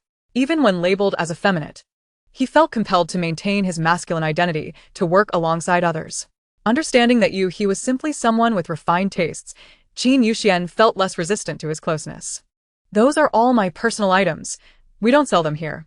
Come on, convenience stores sell clothes too. They just aren't as lovely as yours. You must have a way to help me buy a set, right? I trust your judgment. Whatever you choose will surely look great. Having never encountered a male friend with such tastes before, Qin Yuxian felt a peculiar sensation but ultimately agreed. What size do you wear? I'll help you buy a set. thank you. Headpieces are essential. My long hair has become quite the inconvenience. Yuhi's smile is as radiant as a flower, and he finds Boss Qin to be far more congenial than that group of brutes. Chapter 74, The Androgynous Enchantress. It has been ages since he last watched television. He lingered in the lobby for a while, even managing to snatch De Bao into his embrace. Qin Yuxian felt a flush of embarrassment. If he were not a male companion, his demeanor and grace could easily be mistaken for that of a wealthy young heir. Yet he happens to be gay. When Shun Jianyuan returned from the zombie-infested map, he saw Qin Yuxian seated with another person, engrossed in the television. From behind, they appeared to be two close friends. As he approached, he realized that the long-haired beauty was, in fact, a man. Since when did Qin Yuxian grow so close to a man? A boyfriend, perhaps? Boss Qin, he called out, drawing Qin Yuxian's attention from the screen, before presenting two pristine, 5-level crystal cores. Qin Yuxian accepted the cores with a radiant smile. Oh, you're back early today. Mr. Shun. Yes, it's raining over there, Shin Jianyuan replied coolly, then entered the convenience store.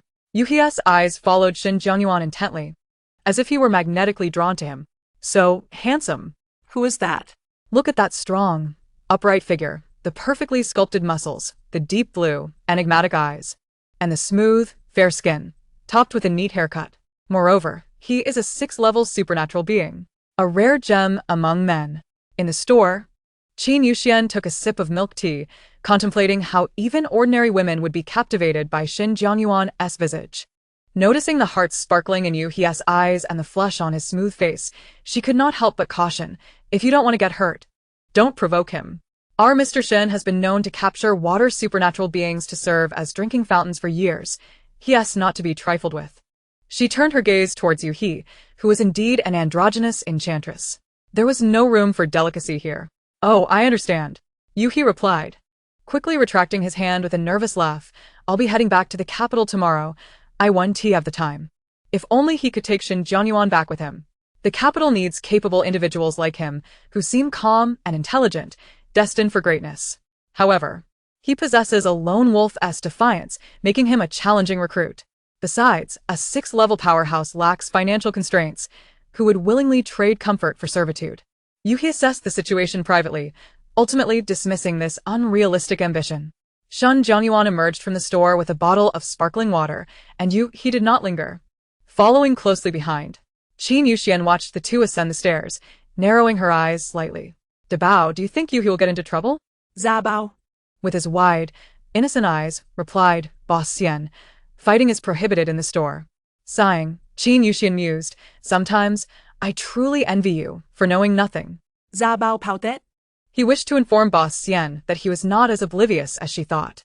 He knew she enjoyed sleeping in, loved snacks, and that her happiest moments came from earning points.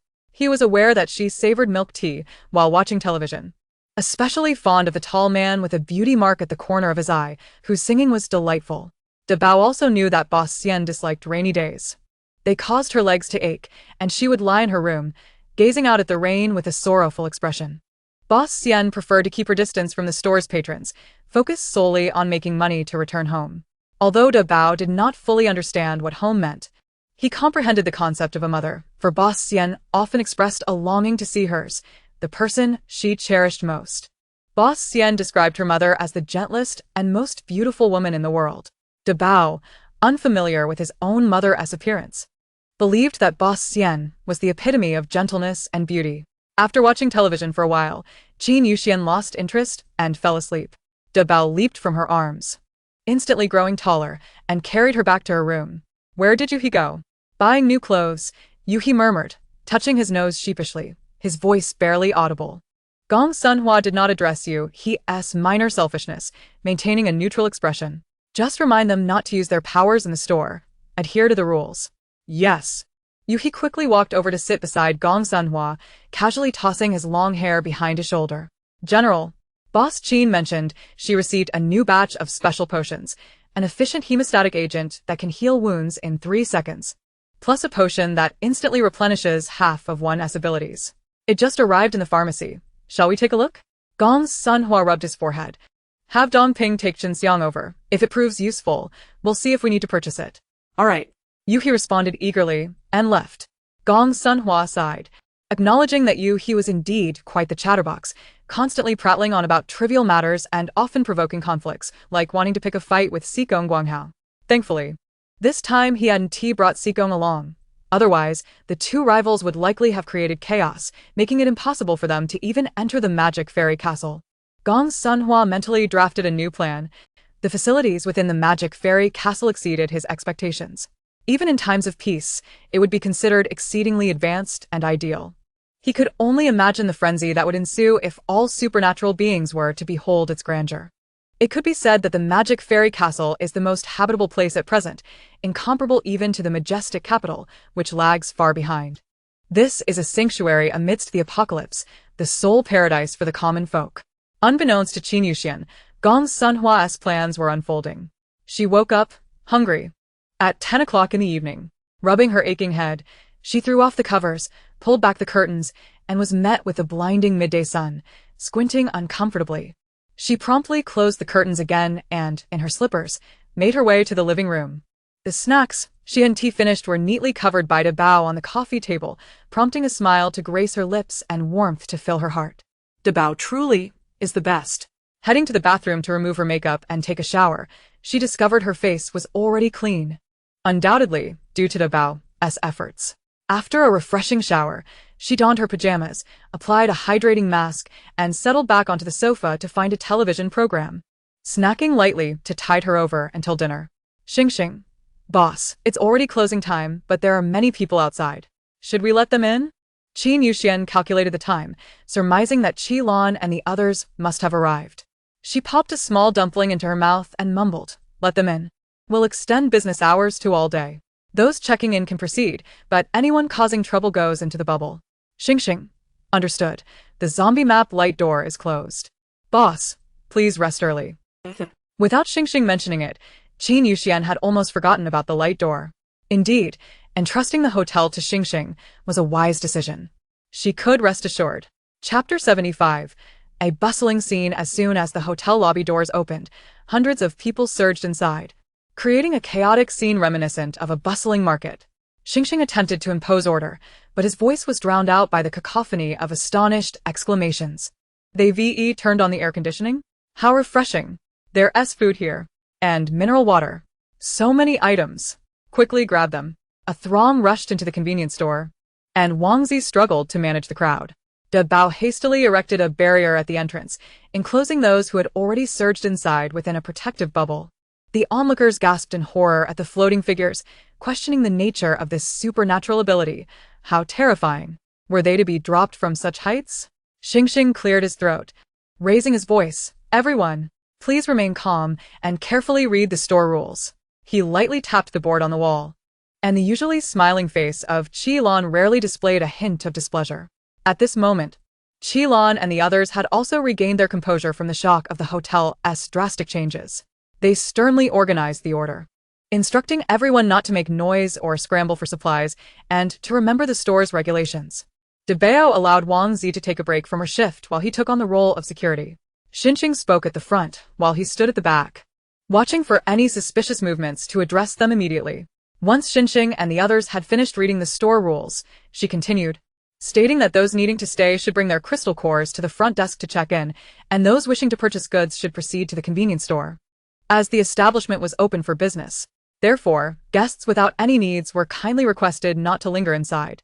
An elderly lady shouted, "What if I don't have a crystal core? Can I exchange it for something else?" "Yes. I have gold, can I trade that?" What about my jade bracelet? Xinqing hesitated and had to consult the boss. Upon hearing about gold and jade, Qin Yuxian's eyes brightened. In the apocalypse, these items were as good as worthless. But back in her world, they would fetch a high price. Can we exchange them? Please give me a definitive answer. Yes. The mall has a valuation device that can convert other items into points. She opened the mall and eventually found the valuation device at the very end. 5,300 points? Buy. Xinqing, there's a valuation device in the space. Take it out and use it. Okay. Once the valuation device was set up at the front desk, the crowd instinctively formed a line. Even those without crystal cores had some valuable items left over from before, such as gold rings, necklaces, bracelets, and jade pendants. Although they knew these trinkets had lost value in the apocalypse, they still held sentimental value. Now that these items could be exchanged for points to buy food and beverages, their lives were undoubtedly more important. What Qin Yuxian didn't expect was that after finishing a variety show, Lulu informed her that the hotel was fully booked. Fully booked. Completely full. The first to sell out was actually the apartment rooms. She checked the store's accounts and confirmed it was indeed full. Moreover, the convenience store's revenue had reached an astonishing 10,000 points in just 1 hour. Debeo was frantically restocking while customers were eagerly purchasing. Heavens! Were the people from the Yuheng third base really this wealthy? Qin Yuxian was still a bit dazed, but soon realized it was all due to the valuation device. Items that were valuable in peaceful times would yield higher point values. Even a gold ring could surpass a third-level crystal core in worth. As for the jade bracelet, its price in good condition would be in the thousands. Even if converted to points at a discounted rate, it would still be quite substantial. Qin Yuxian was overjoyed, dancing with excitement. Fantastic! An income of 40 to 50,000 in one night. Xiaoxian, there are guests who haven't checked in yet. Do you need to upgrade now? No. I'll wait until I send off Chenxiang and the others tomorrow before upgrading. Why? Gongsun Hua is no simple character. He likely suspects that there is a strong force supporting the magic fairy castle, which is why he doesn't dare to act recklessly. If he sees the sudden changes in the magic fairy castle, he might not leave and even see me as a dangerous person. Having more partners is always better. Why create an enemy for myself? She was not afraid of Gongsun Hua. She merely feared trouble. Someone like him, with intelligence, strength, power, and status, would attract unwanted attention, which could lead to calamity. Xiaoxian has changed. You are no longer the naive Xiaoxian I once knew, who was blinded by money. Get lost. As the sweltering heat set in, the Jinza base, benefiting from the one-size-fits-all spring attire, began round-the-clock shifts to build a new home. Upon learning that the magic fairy castle was open all day, the night shift workers were ecstatic, relishing the opportunity to enjoy air conditioning and relax during breaks while purchasing cold drinks. However, Qin Yuxian was troubled by the 24-hour operation. She needed to hire more staff. Currently, there was only one human employee, Wang Zi, who needed rest, while the other virtual employees were robots that didn't require food or sleep. Yet, she wasn't a heartless employer who would deny her staff even a moment's respite. Moreover, with the hotel fully booked, people from the Yuheng third base and the Golden base were congregating there, and only Xinqing and Debeo were managing the lobby, which was clearly overwhelming. The convenience store could operate without supervision, but she was unsure of what Wang Zi could do if she was reassigned. Furthermore, she occasionally took Debeo out for leisure. So the store was indeed short-staffed. Qin Yuxian opened the talent market, contemplated for a moment, and purchased 4 more semi-human employees. With so many names, she couldn't be bothered to remember them all. They all looked quite similar, so she renamed them Hong Hong, Huahua, Huang Huang, and Huhua. Well, those last 2 names didn't sound quite right, so she settled on Gigi and Lily instead. After sending Hong Hong, Huahua, Gigi, and Lily to report to Xinqing, Qin Yuxian brushed her teeth and prepared to rest. She had to discuss supply issues with Gongsun Hua tomorrow, and if she didn't rest her mind well, she might easily be ensnared by this general, and if she made a loss, it would break her heart. Waking up at 8 in the morning, Qin Yuxian opened her eyes, her gaze bright as if illuminated by light bulbs. Resting well made a significant difference, and suddenly an idea for a lucrative scheme struck her.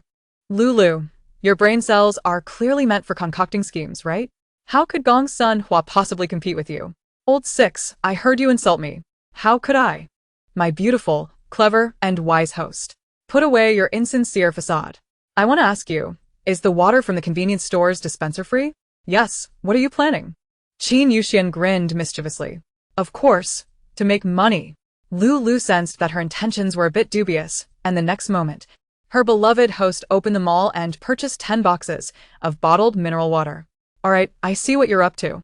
She was even trying to save on the cost of purchasing mineral water, not allowing it to make a single point. Chapter 76. Wearing new clothes after washing up and applying a light makeup, Qin Yuxian stood before her wardrobe, selecting a butterfly-printed halter dress to wear. Spraying on an orange blossom fragrance and slipping into a pair of high-heeled sandals, she left her home holding a gift box, feeling refreshed. Today was a good day. It was the day she would become rich. Good morning, boss. Xinqing greeted politely with a bow. Good morning, Qin Yuxian replied with a gentle smile before looking at Hong Hong. Huohua, Gigi, and Lily instructing, you all go to the convenience store's water dispenser and fill the empty bottles from the space. Yes. Qin Yuxian ascended the stairs to the 4th-floor business room to find Yuha. Knocking on the door, it was Yuha who opened it. Upon seeing the box in Qin Yuxian's arms, he immediately understood, stepping outside and shutting the door behind him. Is this for me? Not for you, it's for sale. Alright, I didn't say I wouldn't pay. Yuha frowned, looking displeased as if questioning whether he appeared impoverished. Qin Yuxian extended the box to him. A complete set for 780 points. Yuha had little concept of points, as he had an abundance of crystal cores and wasn't short on money. He eagerly took the gift box and opened it. The topmost item was a redwood hairpin, shaped like wings, exquisitely crafted. Not the cheap goods one might find at roadside stalls in peaceful times. Beneath the hairpin lay a pure black shirt, adorned with a subtle butterfly pattern, featuring 3 bright golden buttons at the collar, shining and glossy, with smooth fabric.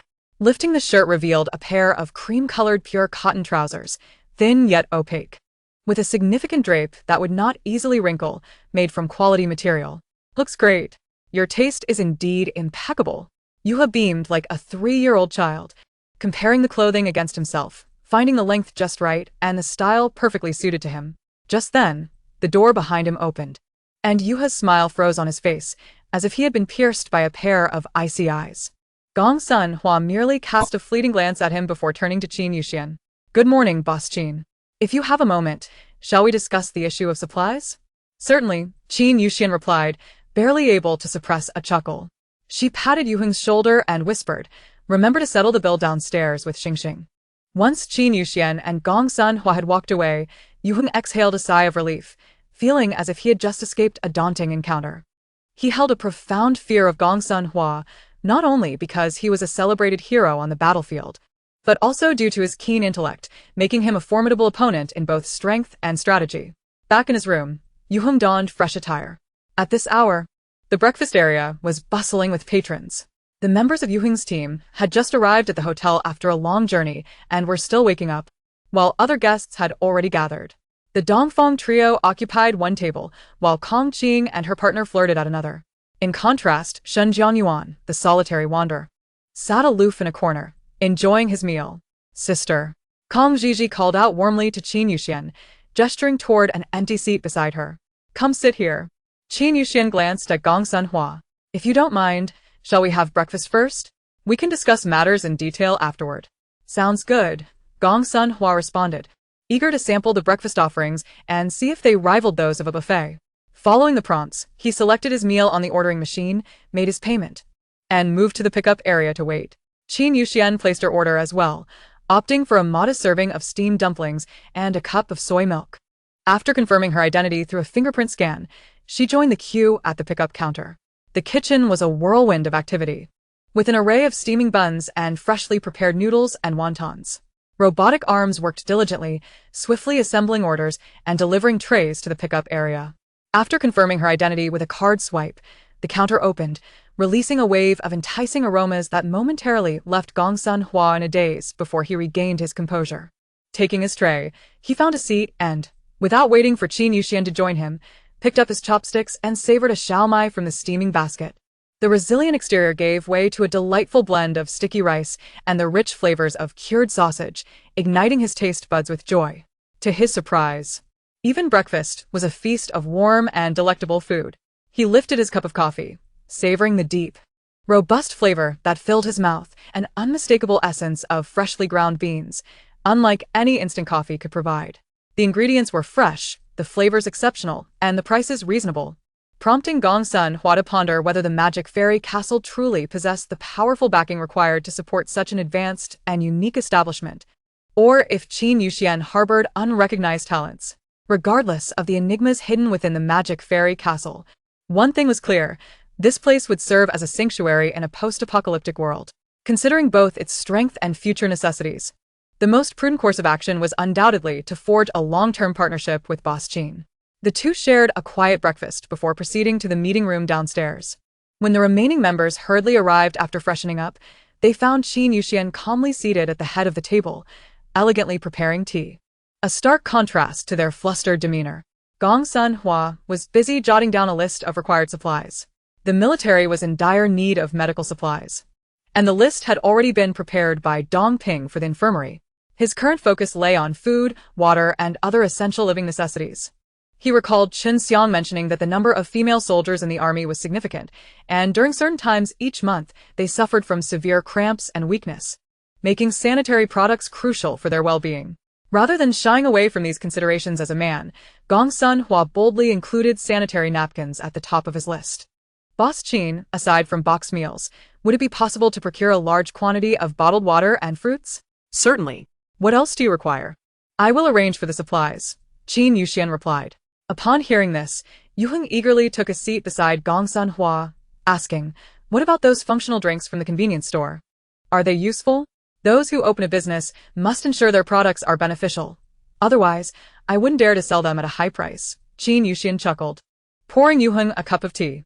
Functional drinks were among the best-selling items at convenience stores, capable of quickly replenishing energy and abilities. However, they merely alleviated fatigue, lacking the potency of ability-enhancing potions. If functional drinks were as miraculous as they seemed, her potions would hardly be profitable. Gong Sun Hua quietly listened, penning functional drinks. 300 boxes in the second column of his list. In addition to the 300 boxes of functional drinks, he requested 1,000 boxes of bottled water and bought watermelons, bananas, and oranges by the crate, refraining from purchasing other fruits that wouldn't last long. With the heat of summer upon them, it was imperative to provide each soldier with proper summer attire. Compiling the shopping list consumed 2 full hours, as they discussed and added items along the way. Meanwhile, Qin Yuxian quietly preventait. Listen, they are deliberating on how to send me money. After the 5th infusion of tea, the list was finally finalized. Boss Qin, could you prepare this quantity of supplies? Qin Yuxian examined the list, her brow furrowing as she seemed to find it challenging. After a moment of contemplation, she replied, "Yes. I will need time to gather everything. I can have it ready for you by 2 o'clock this afternoon." "Thank you," Gong Sun Hua said, rising to leave the meeting room with his entourage. By now, it was 11 o'clock and the hotel lobby was bustling with even more guests. Yuheng expressed a desire to enjoy the buffet one more time, and the others eagerly awaited Gong Sun Hua's nod of approval before they all raced off to the dining area. In the meeting room, Qin Yuxian glanced at the balance of her personal account, then at the extensive list in her hand. She was uncertain whether she could cover the costs of such an order. "Dear, could I possibly extend credit?" "Oh, I promise to pay you back soon. Once I collect their payments, I will replenish your funds immediately. When you employ schemes to save costs and profit, do you ever consider my points?" Little 6. Your argument is flawed. If I successfully secure this major deal, wouldn't I level up quickly? Wouldn't that mean more points for you? These points aren't for my indulgence.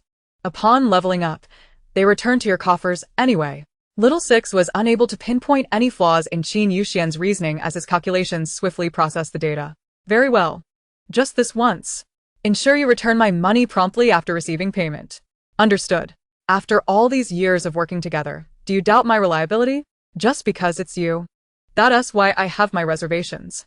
With credit secured, Qin Yuxian swiftly arranged for the supplies, also purchasing 100 boxes of bottled water for the bustling operations of the hotel. Each empty bottle cost a mere dime. She simply needed to fill them and pack them back into boxes, thus saving on costs. With a dime's expense, she could sell each bottle for $3, an impressive profit. Bananas and oranges were conveniently purchased in boxes from the store, making things easier. However, watermelons posed a challenge.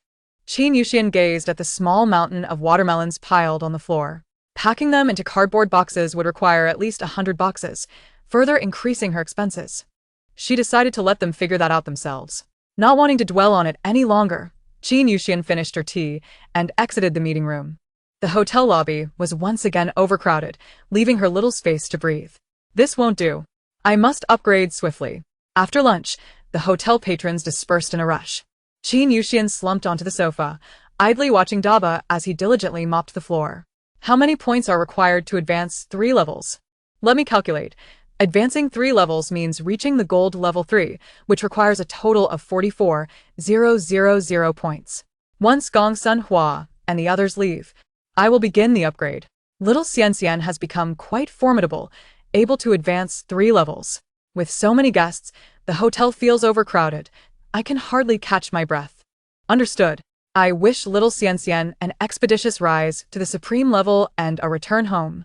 As the time drew near, Qin Yuxian and Xinqing worked together to unpack the goods prepared in the space, arranging them in the lobby with great efficiency.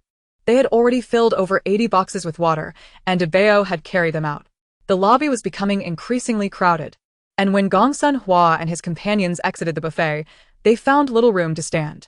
Observing the abundance of materials scattered about, they were filled with surprise. Was it not risky to leave such goods out in the open, especially given the rapid pace of stock replenishment? They had agreed on 2 o'clock, and yet it was still not even 1.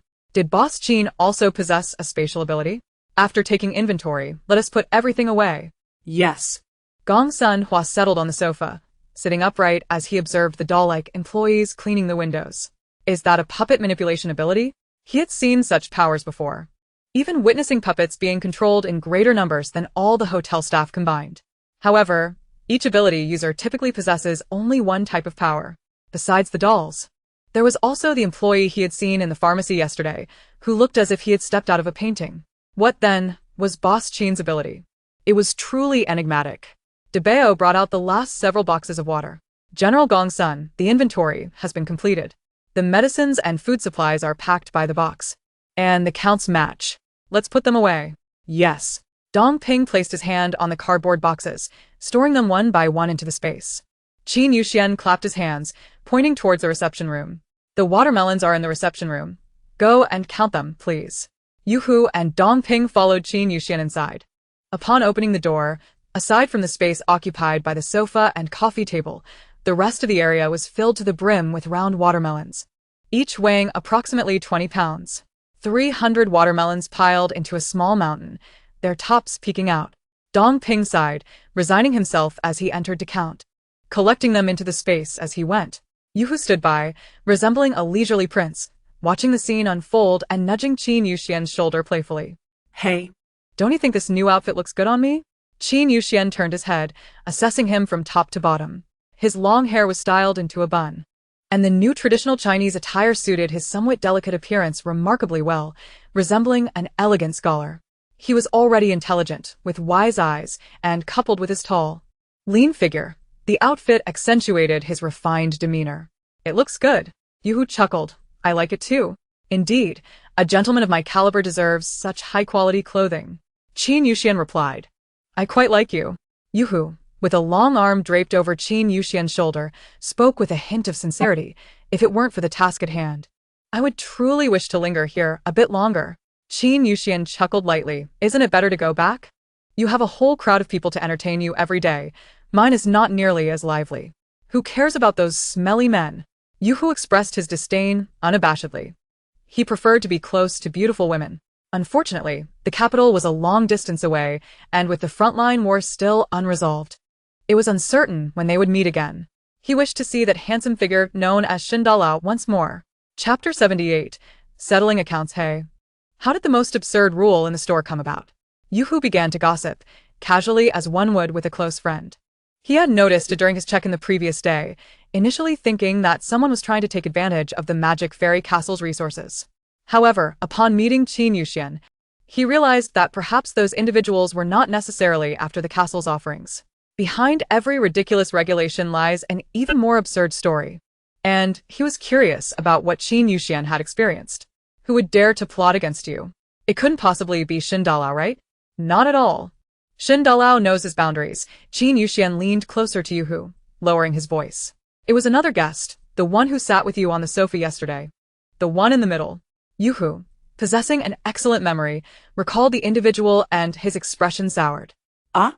He was quite the pretender. Qin Yuxian chuckled, amused to find that he was not the only one who perceived the pretentiousness of that individual. As they chatted idly, Dong Ping had already finished counting the watermelons and stored them away. Advisor, the count is complete. The numbers are accurate. Of course. Would Boss Qin be the sort to cut corners? Dong Ping scoffed. You're brilliant, and you're close with Boss Qin. While I'm the one doing all the work. Now, it was time for Qin Yuxian to glance at the list in hand. She marked off the checked items and noted the only thing left was the box meals. She turned to lead the others outside, instructing DeBeo to bring out the freezer filled with boxed meals. 3 upright freezers were lined up, revealing a neat array of various boxed meals, crammed to the brim, with the glass doors barely able to close. There are 732 portions here. Do you need to count them? No need. I trust Boss Qin's integrity. Gong Sun Hua exchanged a knowing glance with Dong Ping, who stepped forward to open the freezer door, quickly emptying all 3 refrigerators. Chen Xiang, arriving late, saw the empty freezers and hurriedly pulled Qin Yuxian aside. Boss Qin, are there any boxed meals left? I haven't bought any for my team yet. None at the moment. I'm unsure if there are any leftovers in the meal machine. You might want to check. Chen Xiang rushed to the convenience store in a flurry. Qin Yuxian smiled at Gong Sun Hua. The inventory has been completed. Shall we go to the reception room for tea and settle the accounts? All right. He also had a few matters he wished to discuss with Boss Qin. The group made their way to the reception room. Qin Yuxian took the host's seat and began boiling a kettle of water. While waiting for the water to boil, she retrieved a tablet from under the table. Let us start with the medicines. 3,000 boxes of ordinary hemostatic drugs. 1,000 boxes of efficient hemostatic drugs. 3,000 boxes of antipyretics and 5,000 units of basic medical supplies such as gauze, tweezers, and scissors. The total comes to 306,000 points. The left side of the tablet produced a detailed invoice listing the unit prices, quantities, and total costs of each item. Qin Yuxian handed it over to Dong Ping. Mr. Dong, please verify this. Dong Ping examined it closely. Just then, the water boiled, and Qin Yuxian skillfully prepared the tea, serving each attendee a cup. Everything checks out. Dong Ping passed the invoice to Gong Sun Hua.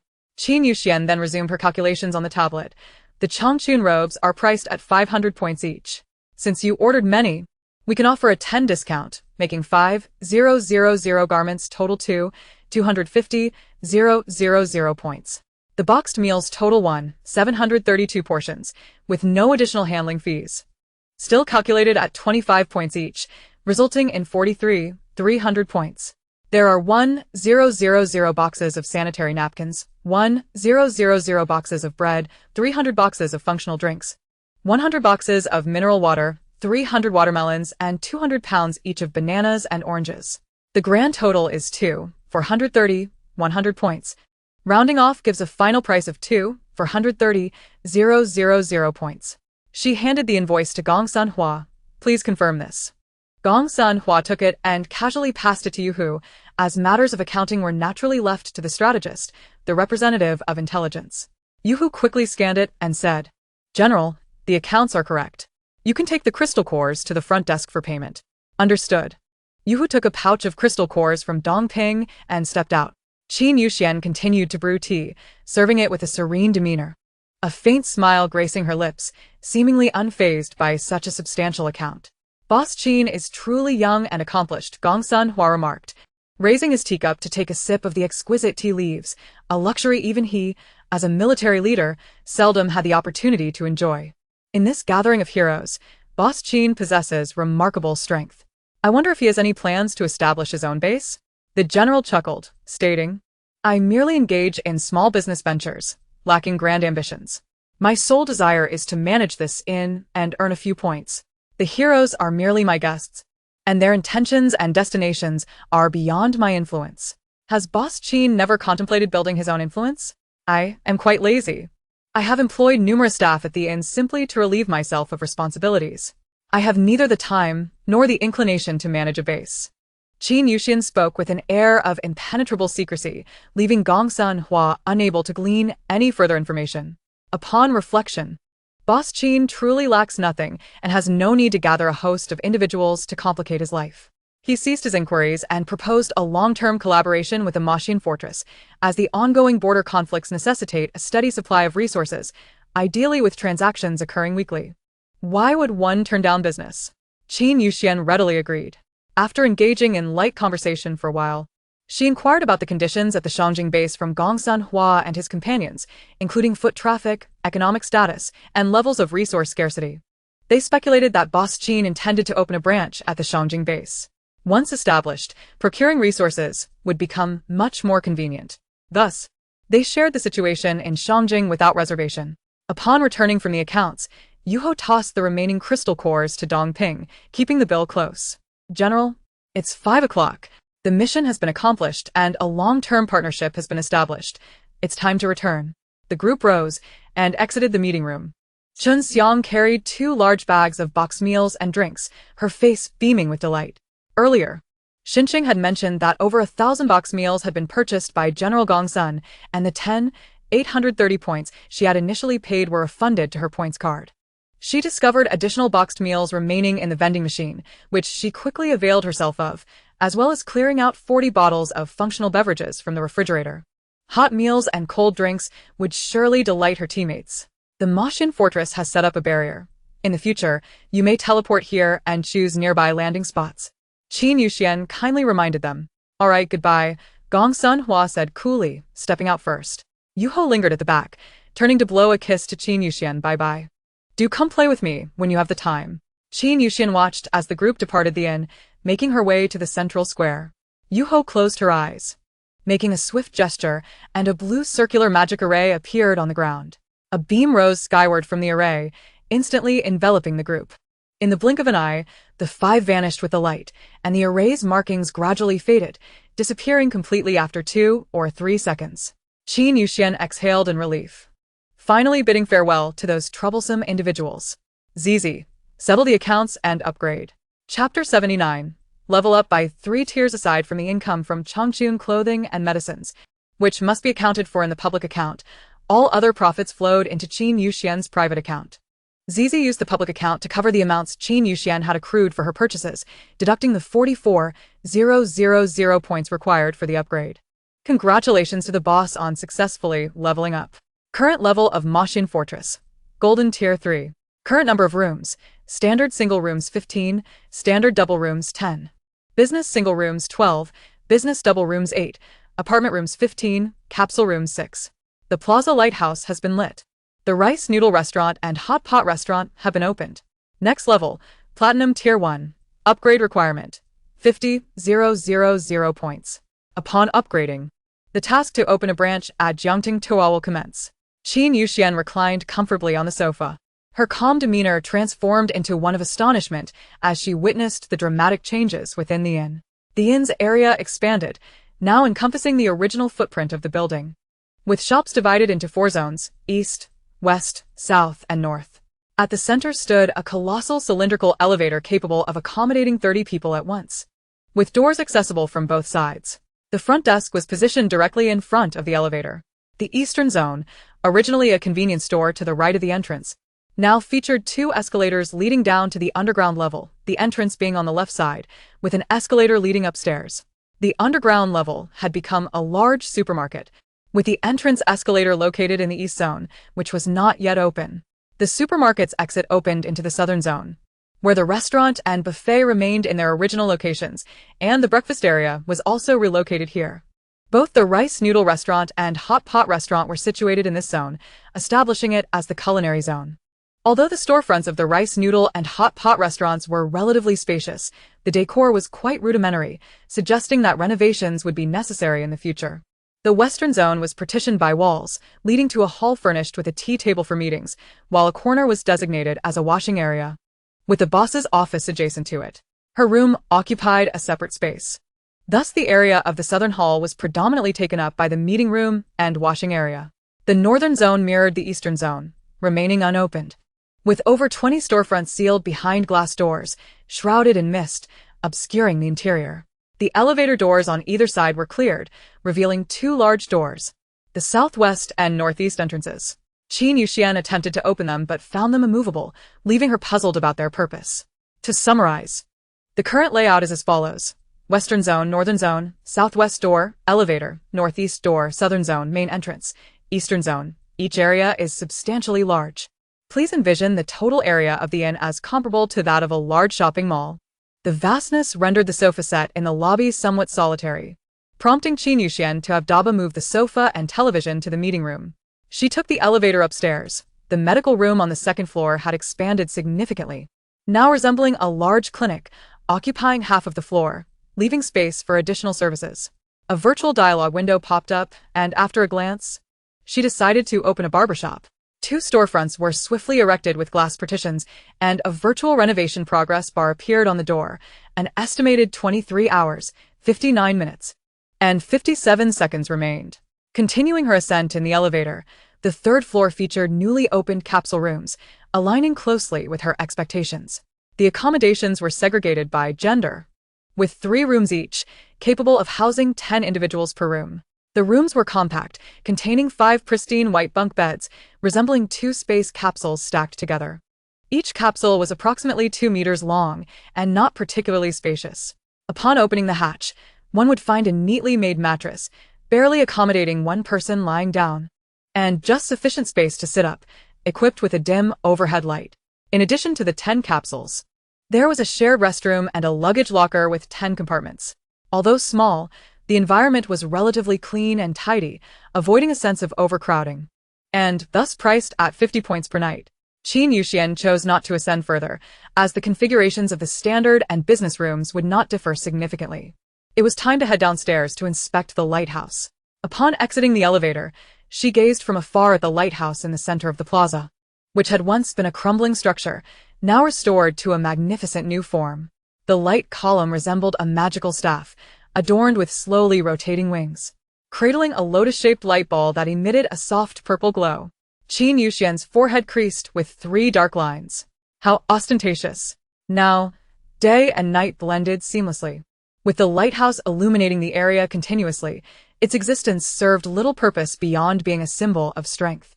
Since the relocation plan for the Jinza base commenced, the nearby zombie presence had diminished, and the streets were considerably cleaner, albeit excessively quiet. After lingering outside for a while, Qin Yuxian grew bored and returned indoors. Traversing the long southwest corridor, she returned to the meeting room, reclining on the sofa to continue watching a variety show. Congratulations to the boss for achieving the hidden accomplishment, rising step by step. Achievement description: the hotel has ascended 3 levels or more. Reward for achievement: functional restaurant. Functional restaurant. All food in the restaurant will enhance the abilities of the gifted by 10 and the capabilities of the ordinary or half-corporeal beings by 10. Congratulations to the boss for attaining the hidden accomplishment, daily prosperity. Achievement description: daily profit reaches 1 million points. Reward for achievement: doubling card. Doubling card. Within 24 hours of use, all income will be doubled, excluding private deliveries, commissions, and other external earnings. Congratulations to the boss for accomplishing the hidden achievement, guiding light. Achievement description: the hotel has reached gold level, illuminating the lighthouse in the central square. Reward for achievement: awakening potion. Awakening potion. Ordinary or half-corporeal beings can awaken their abilities after use. A series of official notifications left Qin Yuxian in a state of shock. She had merely leveled up, yet had somehow unlocked 3 hidden achievements. Wait, daily prosperity. Daily profit reaching 1 million points. She hurriedly checked her account balance. Although her private account had yet to recover to 200,000 points, thanks to the cost-effective spring clothing line, after deducting the funds for upgrades and the new barbershop. Her public account still boasted an impressive 5 million points. After a moment of astonishment, Qin Yuxian confirmed she had indeed made an error, and her expression transformed from disbelief to radiant joy. She had struck gold. A staggering 5 million points. Surely, this was enough to elevate her directly to the supreme level and return home, right? However, Lu Liuzi interjected, "You're thinking too simplistically. It's not that easy." Having managed the business for so many years, its strategies are not inferior to Qin Yuxian's. The PI hasn't yet been fully earned. How could it easily let her return home? Though the hotel had indeed experienced a thrilling 3-level rise, it also demanded considerable effort. The original small supermarket had transformed into a vast commercial hub, compelling Qin Yuxian to ponder what goods to stock to fill the gaps. Some appliances were necessary, yet lacked matching counterparts, necessitating purchases to supplement them. Given that the hotel now offered apartment rentals with cooking facilities, essentials such as pots, pans, rice, oil, and various seasonings were a must. Kitchen tools including spatulas, ladles, bowls, chopsticks, and aprons were also required. Fresh produce such as vegetables, fruits, and meat were essential and needed to be purchased in bulk. Reclining on the sofa while browsing the marketplace, Qin Yuxian spent a good 2 hours completing her inventory. She instructed Xinqing, Hong Hong, and Wang Zi to plan the supermarket area, while the hotel lobby would be temporarily overseen by Dabo. Gigi Lily was dispatched to manage the rice noodle shop and hot pot restaurant. Just when she thought she could finally take a break and later sample the offerings at the rice noodle shop, Dabo sent another message. Xian, the monk from before has returned. Upon hearing this, Qin Yuxian leapt from the sofa. Oh. The monk who had wielded a machine gun. It had been quite some time since she last saw him. Chapter 80. Creatures that resemble zombies yet bear human traits outside. The sun shone brightly, and the electronic clock in the lobby displayed 2047. Although the day would not darken, hunger would still prevail. Gradually, guests began descending in search of food. Yet, as they stepped out of their rooms, they found themselves utterly bewildered, glancing left and right, mirroring the confusion of the neighboring guests, utterly lost. Upon walking around the corridor, they were astonished to discover that there was indeed an elevator. As the construction team from the Jinza base finished their shift and headed to the Magic Fairy Castle for a meal, they wore similar expressions of astonishment. Eyes widened, they gazed through the glass at the remarkable transformations inside. The entire commercial plaza had been overtaken by the Magic Fairy Castle, no longer resembling the quaint hotel it once was. Upon entering, they found the lobby spacious, flanked by neatly arranged shops, and to their surprise, escalators had appeared alongside the glass curtain walls. Dabo activated the store's intercom, and a youthful voice began announcing, "Dear guests, welcome. The store has undergone renovations, and the layout has changed. It is now divided into 4 areas. The supermarket is located on the underground level, accessible from the east area escalator. Guests wishing to dine may proceed to the south area. Elevators are available in the central area for residents to travel between floors." This announcement repeated, and simultaneously, the layout map of the hotel was transmitted to each guest's point card, presenting a virtual panel that clearly indicated their location and the routes to take. It was merely a matter of hours, yet Qin Yuxian had managed to conjure up something new. After reviewing the layout map, Zhang Chong clicked the upper right corner to close the dialogue window, astonishment evident in his eyes. Xiao Shi stretched lazily, appearing more composed. It was not their first encounter with Qin Yuxian's enigmatic abilities. "Let us go, brother. The rice noodle shop is newly opened. It's bound to be crowded. We should hurry and grab a spot." Right. Zhang Chong snapped back to reality and dashed off. The hot pot was relatively expensive and not very filling. He didn't have high expectations. However, the rice noodles were worth trying. They could be both affordable and delicious. As the two raced into the Magic Fairy Castle, the others began to react, sprinting to secure their own positions. The functional restaurant was also newly opened, and many who could not secure a spot at the rice noodle shop and hot pot restaurant settled for the functional restaurant instead. Upon ordering, they soon realized that not only did the decor resemble that of ordinary restaurants, but the dishes offered were identical as well. The only notable difference was the significantly higher prices. Could someone please explain why the same dishes cost nearly 30 more in the functional restaurant than in the regular dining area? As guests pondered this, a broadcast resonated through the restaurant. "Welcome to the functional restaurant. All dishes here can enhance the abilities of the gifted by 10 and the capabilities of the ordinary by 10. We wish you a pleasant dining experience." It sounded impressive. Wasn't this akin to a functional beverage? Refreshing and invigorating, sweeping away fatigue and restoring one's true self. Given its purported efficacy, they found the price reasonable and promptly queued to order, seeking a place to sit. Due to the overwhelming influx of customers, the combined capacity of all the restaurants in the south area could not accommodate such a crowd. Those without seats began forming an orderly queue at the entrance, sitting quietly on the ground, chatting occasionally with those beside them, exhibiting remarkable organization and discipline. As the bell at the hotel entrance chimed, the last few individuals in line caught sight of the newcomers. Leading the group of 4 was a tall, gaunt monk, his pale skin giving him an otherworldly appearance as he wielded a heavy machine gun in one hand. Following him was a short-haired girl with a long sword, and a plump little monk, round-faced and clutching a spiked club. Trailing behind was a boy of merely 12 or 13, slender and slightly hunched, his sharp gaze piercing yet shrouded in an air of darkness. The guests stared in stunned silence as the four entered, having never encountered beings that resembled both zombies and humans. Yet, instead of panicking or fleeing, they remained calm. In their understanding, zombies and mutated beasts could not perceive the magic fairy castle. Since the four had entered unharmed, no matter their appearance, they were undoubtedly human. Furthermore, the establishment was assuredly secure. Regardless of their species, once inside, they posed no threat to others. Master, what is this place? It's so impressive. So many people. So luxurious. The round-headed little monk gazed around, his small eyes brimming with curiosity, exclaiming in wonder. Having spent his entire life in a temple, he had never descended the mountain or witnessed a thriving world.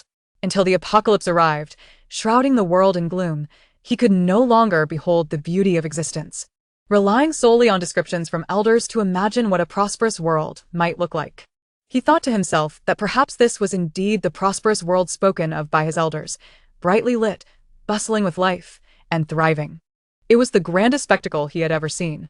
The woman with the buzz cut pressed her lips tightly together, exuding an air of composure that nonetheless failed to mask a hint of surprise in her expression.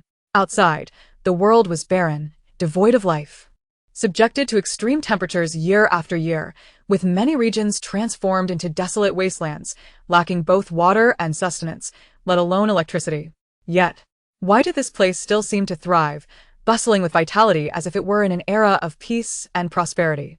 The monk, with an impassive demeanor, remained unaffected by the drastic changes in the hotel since his last visit, his mind untouched by worldly concerns. He approached the front desk with light steps, his cloth shoes making no sound against the floor, and with a single hand gestured respectfully towards DeBeo, requesting that he inform Master Qin of his urgent matters. DeBeo, not comprehending the monk's formal speech, but recognizing that Master Qin referred to the proprietor, directly relayed the message to Siener that the monk had arrived. Su Qian, glancing around, noticed that most of the patrons were gathered in the dining area, leaving other parts of the establishment eerily empty. "Abbot, did you not say that Xiaozi was here?" he inquired. "Patience," the monk replied coolly, prompting Su Qian to fall silent. Before long, the sound of high heels echoed through the empty corridor, drawing nearer. "Master Wuqing," Qin Yuxian greeted with a gentle, serene smile, her hands clasped in a gesture of respect. It has been a while. Upon seeing Qin Yuxian, Su Qian's eyes brightened, and he emerged from behind the monk, joyfully exclaiming, "Sister, do you remember me?" Qin Yuxian glanced at the young boy, noting his fair complexion. Though his face lacked a rosy hue, he seemed spirited, dressed in a patched and faded garment, yet his eyes sparkled with intelligence. "Of course, I remember you, Su Qian. My very first little customer," she replied with a smile. "Did you really remember me?" Su Qian exclaimed, both astonished and elated.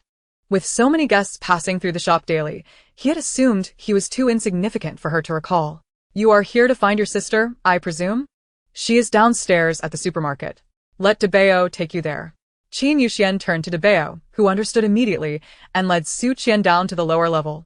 "Master Wuqing, please come inside," she invited, realizing that the presence of two unfamiliar faces indicated that the monk's visit was not merely to accompany Su Qian in search of his sister, but likely involved other discussions. Wuqing inclined his head slightly, silently following Qin Yuxian along the path she had taken. The small-headed monk turned to glance at the plush toy bear leading Su Qian away, then at the proprietor guiding the abbot, feeling somewhat at a loss. Master Qin." Qin Yuxian halted, noticing the small monk and the buzz-cut woman still standing awkwardly. "Please, both of you, join us," she said with a smile. "What if no one is at the front desk?" he asked, concerned. "Not to worry. The patrons here are all considerate individuals," she reassured him. However, she recognized that the hotel had expanded significantly and more staff would be necessary. They proceeded to the reception room, where Qin Yuxian gestured for them to sit at the tea table. The small monk and the buzz-cut woman were momentarily mesmerized by the television, reluctant to move to the tea table. Once seated, they would no longer have a view of the screen. Wuqing and Qin Yuxian took their places opposite each other, and Wuqing turned to the two distracted individuals, stating with indifference, "Qingjing, Wenju, do not be rude." The two lowered their heads, looking disheartened, and shuffled toward the long table. Qin Yuxian found it amusing. While she accepted that the buzzcut woman might not be a monk, this little monk named Qingjing was intriguing, likely still unrefined, as he was captivated by the television program. She waved her hand dismissively, adding, "Let them sit there and watch. It is perfectly fine for you and me to discuss matters privately, Master Wuqing." With a proprietor-esque consent, Wuqing permitted Qingjing and Wenju to remain on the couch watching television for a while. Qin Yuxian brewed tea and casually inquired, "Which temple do you belong to, Master Wuqing?" How did you come to be with Su Qian? "I am a monk from Zhongguang Temple. When the zombie virus outbreak occurred, even our temple, located atop a mountain, could not escape disaster. Many disciples descended to aid the common folk as best as they could. Over time, more and more refugees gathered at the temple, and the number of those joining the rescue efforts increased. One day, while I was out searching for supplies with Qingjing and Wenju, we heard screams and roars coming from the direction of Sujia village. While rushing towards the sound, we encountered mutated beasts in the woods, which scattered us. To avoid further casualties, Wenju and Qingjing stayed behind to deal with the beasts, while I proceeded to investigate the situation in Sujia village. After they dealt with the mutated beast, they rescued Su Qian, who was being chased by zombies, exhausted and on the verge of collapse, with numerous injuries. They took him back to Zhongguang Temple for treatment. After I eliminated the zombies near Sujia village, I encountered a survivor named Wang Zi, who mentioned waiting for her brother at a place called Maxian Fortress. I took her there. Upon returning to Zhongguang Temple, I learned that Wang Zi's brother had been rescued by Wenju and Qingjing. However, Su Qian's injuries were severe, and he insisted on finding his sister. It was only after learning that Wang Zi was safe at Maxian Fortress that he agreed to rest and recuperate. Once he was healed, he beseeched me to take him down the mountain to find his sister. After hearing the full account, Qin Yuxian remarked on the fortuitousness of Su Qian and his sister, having been inadvertently led into her shop and later encountering Wuqing and his companions, becoming two of the few survivors from Sujia village. She poured a fresh cup of hot tea for Wuqing, also filling glasses for Wenju and Qingjing. The water used for brewing tea was pure, sourced from a connected drinking fountain, and far superior to the bottled mineral water available for purchase. "Thank you, Master Qin," Wenju and Qingjing said hurriedly, bowing with hands clasped, receiving their cups. Qin Yuxian returned to her seat, continuing her conversation with Wuqing. "So, Master Wuqing, you journeyed thousands of miles merely to bring Su Qian to find Wang Zi?" As the conversation turned serious, Wuqing set down his teacup, placing his hands on his knees, sitting upright like a steadfast pine. "Not quite.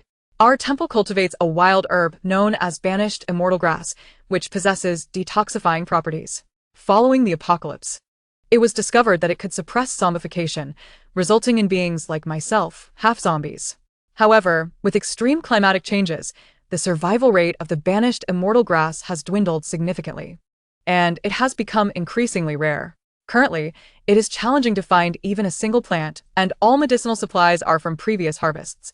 Yet, upon learning of the herb's efficacy, the government confiscated some for pharmaceutical research, leaving our temple with very little. The last time we met, Master Qin, you exhibited capabilities beyond the ordinary. I humbly request your assistance in cultivating the banished immortal grass." With that, Wuqing carefully produced a plant with slender, lush leaves from a shoulder bag, as if presenting a treasure capable of saving the world. Qin Yuxian examined the palm-sized herb, noting its striking appearance. "No wonder it is called banished immortal grass. However, beauty aside, I lack both the knowledge and the space to cultivate it. Master Wuqing, as you can see, I can manage meals, rest, and shopping, but I have no means to allocate land for your herb," she stated. Wuqing's calm gaze revealed a trace of melancholy, and his tone turned even more sincere.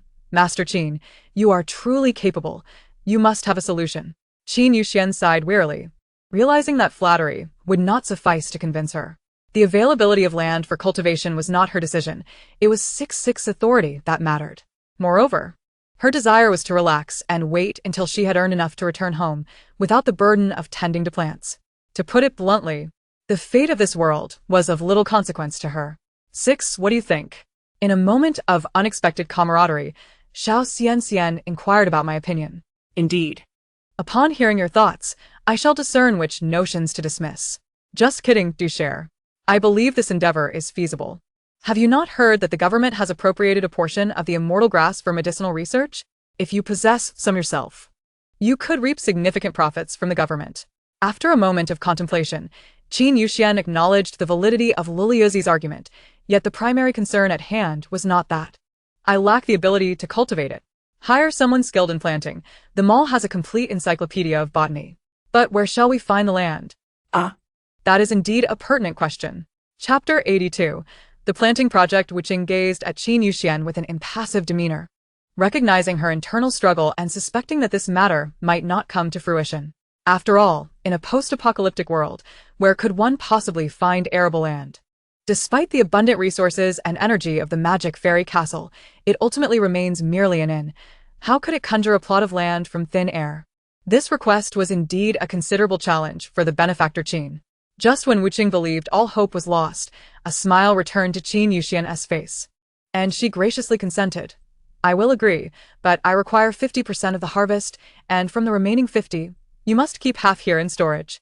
As long as it can be cultivated, Wuqing had no objections to her terms, but he was puzzled. Why? Yes, why indeed? Liliuzi was equally baffled by Qin Yuxian's strategy. Storing it here would necessitate careful handling and packaging for space preservation, resulting in a needless expenditure of manpower and resources. You provide the seedlings, I provide the location. And we must also invest time and labor in cultivation. There is a reason for my approach, do you agree or not? A faint smile graced Wuqing's lips, akin to ripples on a serene lake, calm yet gentle. If benefactor Qin is willing to assist, this monk has no objections to the terms. I am grateful for your aid. Qin Yuxian offered him hot tea, to which Wuqing replied courteously, I am a merchant. It is only logical to pursue beneficial endeavors. She could not bear his gratitude. After all, should she be placed upon a moral pedestal for merely lending a hand, future troubles might ensue. It was far more comfortable to embrace her avaricious nature. Once their conversation concluded, hunger gnawed at Qin Yuxian's stomach. Although she was aware that monks typically lacked wealth, she felt compelled to invite her guests for a meal out of courtesy. The group departed the reception room and made their way to a rice noodle shop. In the supermarket, Wang Zi busily arranged several boxes of drinks, needing to neatly place them in the refrigerator. She was startled when the supermarket suddenly expanded, but it meant more tasks for her, alleviating her feeling of being idly supported by her employer. As she bent to retrieve a box of cola, a pair of bronze hands intruded upon her line of sight. Raising her head, she was met with the visage she had longed for. In an instant, her nose tingled, and her eyes brimmed with tears as she rubbed them in disbelief. Brother! The cola she held slipped from her grasp as Wang Zi flung herself into Su Qian's embrace, sobbing uncontrollably. She had waited so long for him to come. She had feared he would never return. Su Qian, with his usual tenderness, caressed her head, a bittersweet smile gracing his features. Xiaozi, I am back. The siblings embraced tightly, and despite the ongoing work hours, Xingxing chose not to intrude. As a simulated employee, he appeared more human than others and understood human emotions better. Wang Zi seemed oblivious to his virtual nature, often confiding in him her yearning for her brother. Over time, he had come to comprehend the feeling known as longing. Wang Zi wiped her tears and asked through her sniffles, Brother, where have you been all this time? I was recuperating at Zhongwang Temple. Once I healed, Master Wuqing brought me here. Master Wuqing is here too? Wang Zi's eyes lit up. It had been ages since she had seen him. Yes, he is discussing matters with Sister Qin. Su Qian squeezed Wang Zi's small hand, noting her neat work attire with a smile of satisfaction. His sister had learned to be independent. What time do you finish work? 10 o'clock. That's soon. Let me help you tidy up. Su Qian squatted down, handing Wang Zi a cola to spare her the effort of bending down repeatedly. I earned a few crystal cores on the way here. I will treat you to something delicious later. Really? Of course. I noticed there is a buffet restaurant. Shall we go for a buffet? Yes. Wang Zi beamed with joy, recounting to her brother the interesting encounters she had with customers and her experiences at work. She also mentioned Qin Yuxian, her employer. In truth, she could see that initially, Qin Yuxian did not intend to keep her. The shop had no tasks for her, and she even had to be provided with work clothes and accommodation. Retaining her was a burden, perhaps out of kindness. Sister Jean ultimately allowed her to stay at the inn, ensuring her safety while she waited for her brother. Sister Jean had helped her 3 times. The first time was when she and her brother inadvertently stumbled into the magic fairy castle, where Sister Jean not only dealt with the villains, but also provided them with food and many crystal cores. The second time was when Master Wuching brought her over, and Sister Jean apprehended Su Gui, revealing to her how the village had suffered and avenging her and the villagers. The third time was when she took her in, offering her a job and a safe haven. When she grew older, she vowed to repay Sister Jean's kindness. Meanwhile, Qin Yuxian remained blissfully unaware of Wang Zi's thoughts as she savored the delicious eggplant before her. Dining at the rice noodle shop, she sought to relish the flavors, mindful that monks abstain from meat. Regardless of the restaurant's hospitality, it lacked sincerity. Thus, she opted for the rice noodle shop, ordering vegetarian dishes paired with braised eggplant and donpa tofu, a delightful combination. Moreover, it was affordable, though, as the owner, she need not pay for her meals. During the meal, the trio was remarkably quiet, not a sound escaping their lips. Even the young monk, faced with the rare sight of white rice noodles, ate with decorum, eschewing any gluttonous display. Qin Yuxian slurped the rice noodles, so famished that she paid no mind to conversing. After finishing a bowl of clear broth noodles, she felt revitalized. Following their tranquil meal, the 3 settled into the magic fairy castle. They had gathered some crystal cores while fighting zombies and mutated beasts. Wuching and Qingjing each recharged a first-level crystal core, while the remainder was deposited into Wenju's card.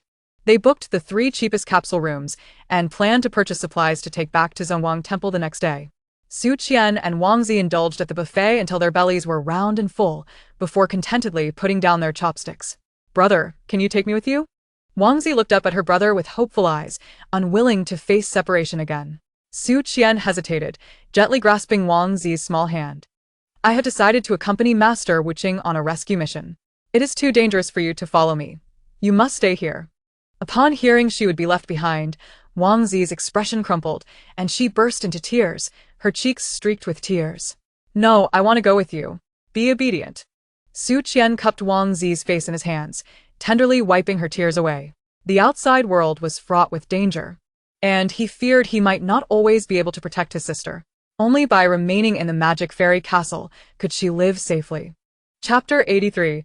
Special employee. After returning to her room for a shower, Qin Yuxian reclined on her bed, opening the talent market in search of employees skilled in cultivation.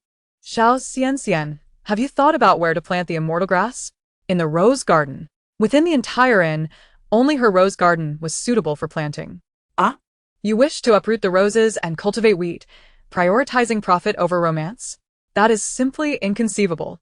Those are Bulgarian roses, after all, quite valuable. The roses must remain untouched, but the grass? That can certainly be removed. The entire lawn at the garden center shall be excavated and replaced with celestial grass. After all, grass is grass, regardless of the variety." Lu remarked. "Indeed, you are still the little fairy I know." Qin Yuxian scoured the talent market and ultimately discovered an employee named Ding, who possessed knowledge of cultivation. After making the purchase, she handed Ding a botanical encyclopedia, instructing him to study the celestial grass in the rose garden at his leisure. The search for talent must persist, for the current hotel is indeed understaffed, and the rice noodle shop and hot pot restaurant require additional servers. Hey, "Little fairy, you've leveled up 3 times without drawing a prize yet. Why not test your luck?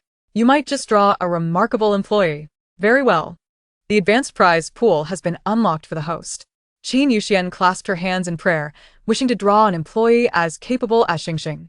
She pressed the button 3 times, and 3 differently colored balls emerged, one of which was golden, while another was silver. wow. "Did I just score 2 excellent items at once?" She first examined the golden ball.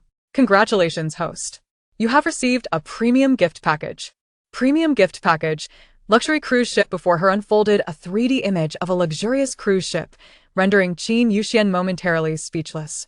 A 3-tiered vessel, resplendent in lights, with a zoomed-in view revealing its lavish interior, a grand bar on the first floor, the shelves adorned with an array of red and foreign wines.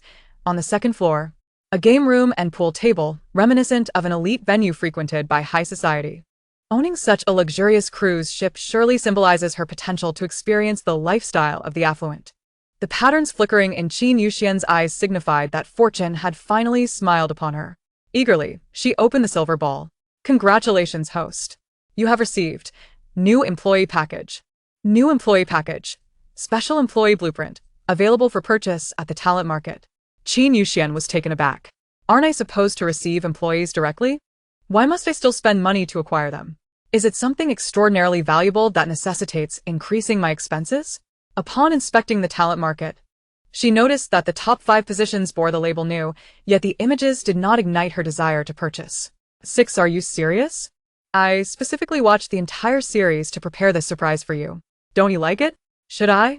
These are special employees, tailor-made with additional skills. You're sure to appreciate them. Qin Yuxian found herself at a loss for words as she beheld 5 simulated employees, each clad in distinctive costumes from the series and wielding props. Yet, appreciating Lulu's thoughtful gesture, she decided to examine the unique enhancements they offered.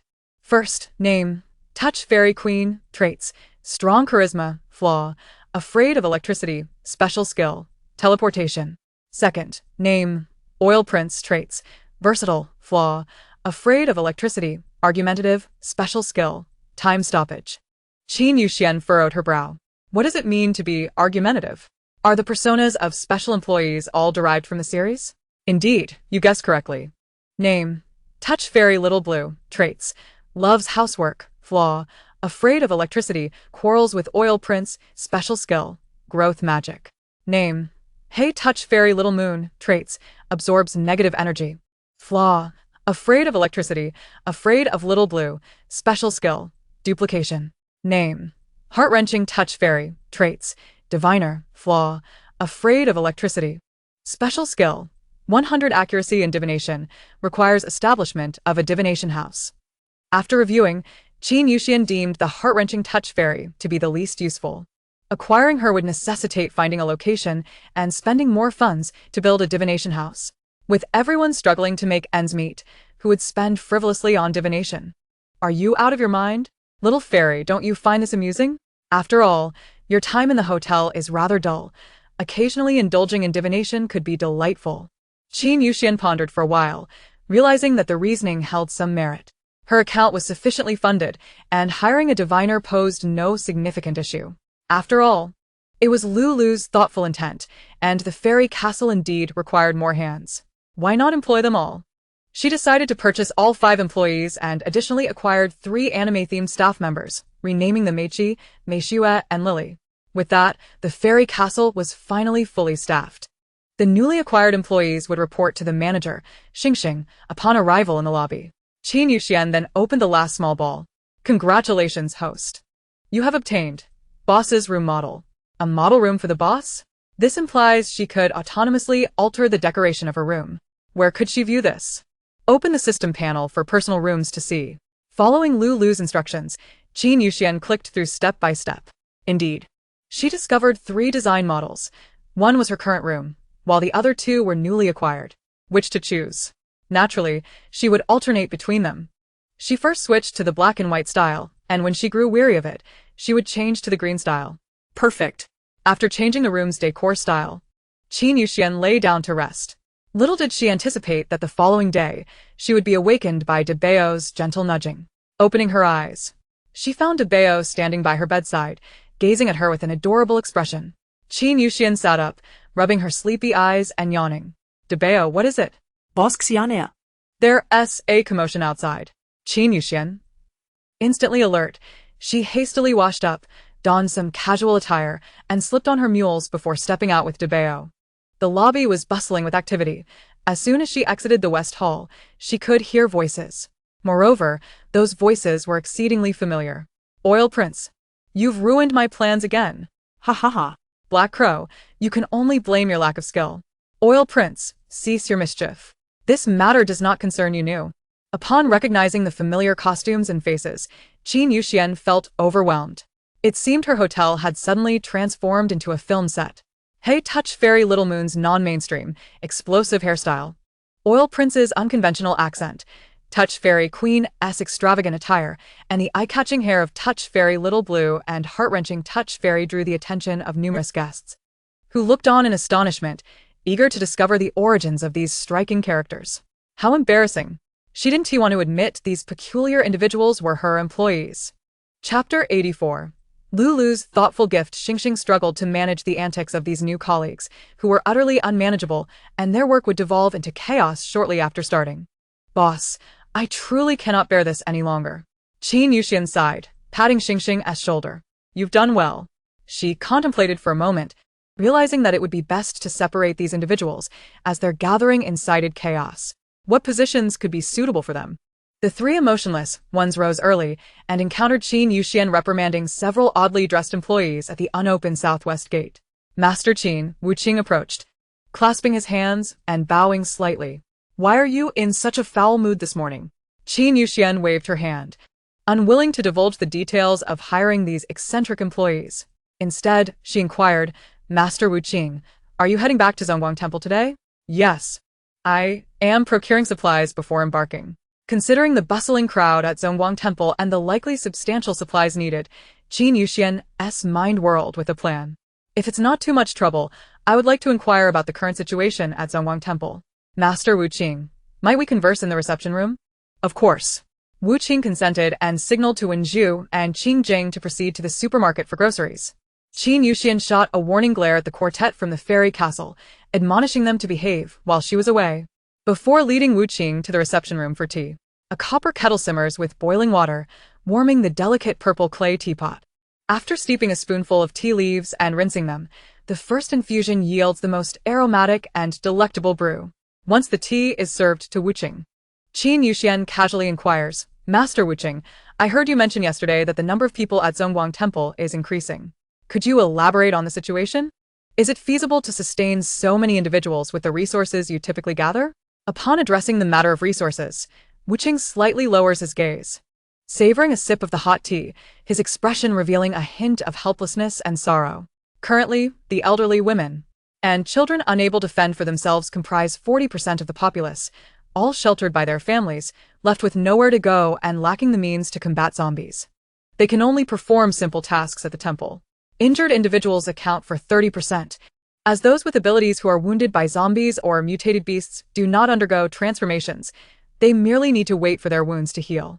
Those who have not yet recovered are experiencing internal ailments, and the limited supply of immortal grass within the temple can only temporarily suppress their degeneration. The remaining 30% consists of capable individuals engaged in rescue missions and resource searches, including approximately 190 disciples from Zhongguang Temple. Buddhism advocates for the salvation of all beings, yet Zhongguang Temple is now overwhelmed with many injured and dwindling resources, making it increasingly challenging for Wu Qing to provide for their sustenance and shelter. Did you not save enough crystal nuclei after exterminating so many zombies and mutated beasts? Qin Yuxian inquires. They have all been given to the injured abilities users. Consuming crystal nuclei enhances their powers and accelerates their healing. Moreover, it is imperative for the ability users to attain higher levels in order to protect everyone residing at Zhongguang Temple. The crystals in their possession serve no other purpose, so they were willingly given to the injured, leaving little in reserve. The nuclei used for procuring resources were entirely acquired during the journey yesterday. Qin Yuxian ponders, stroking her chin. Many people? Strong ability users? This presents a lucrative opportunity for my business.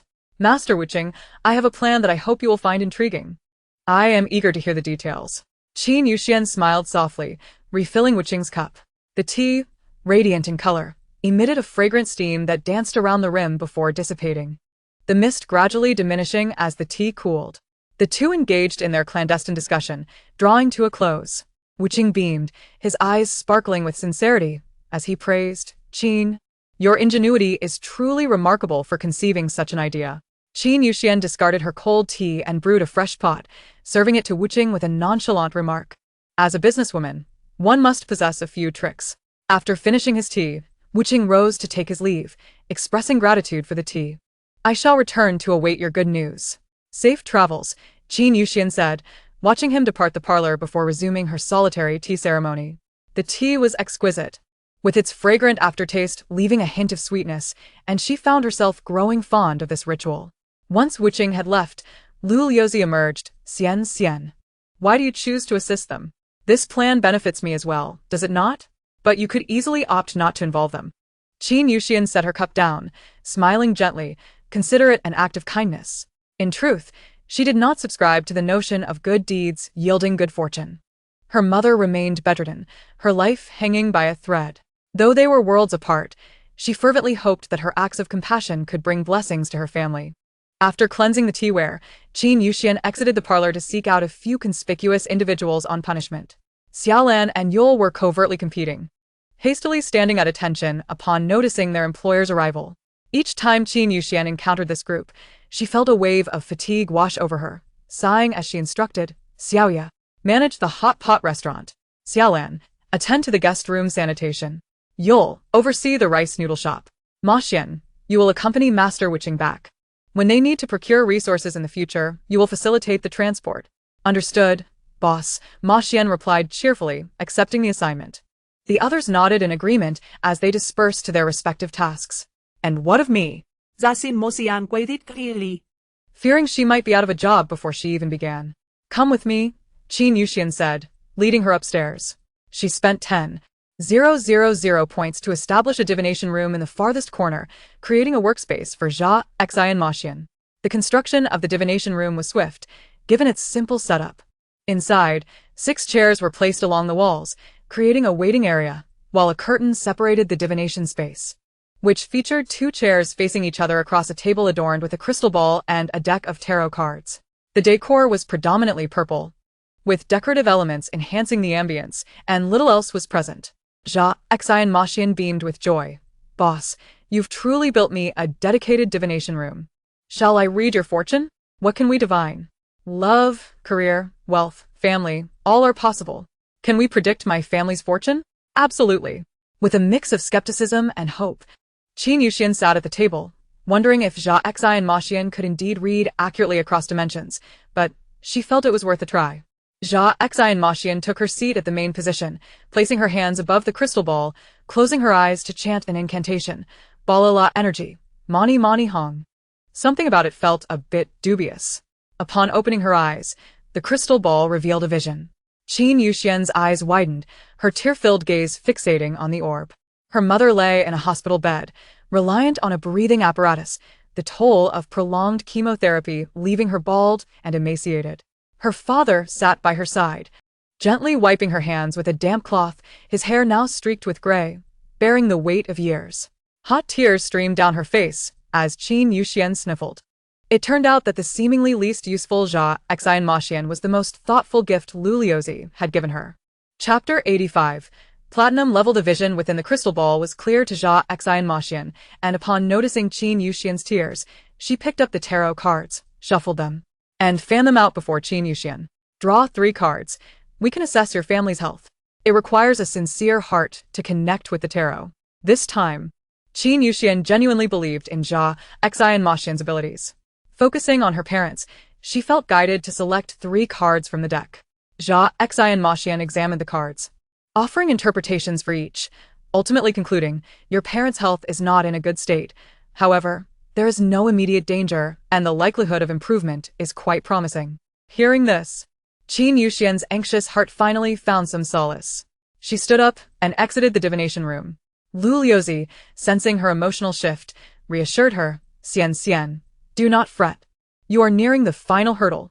After completing the task, you can return. It has only been 10 days on that side. Qin Yuxian responded with a subdued acknowledgement. 10 days felt like a significant span.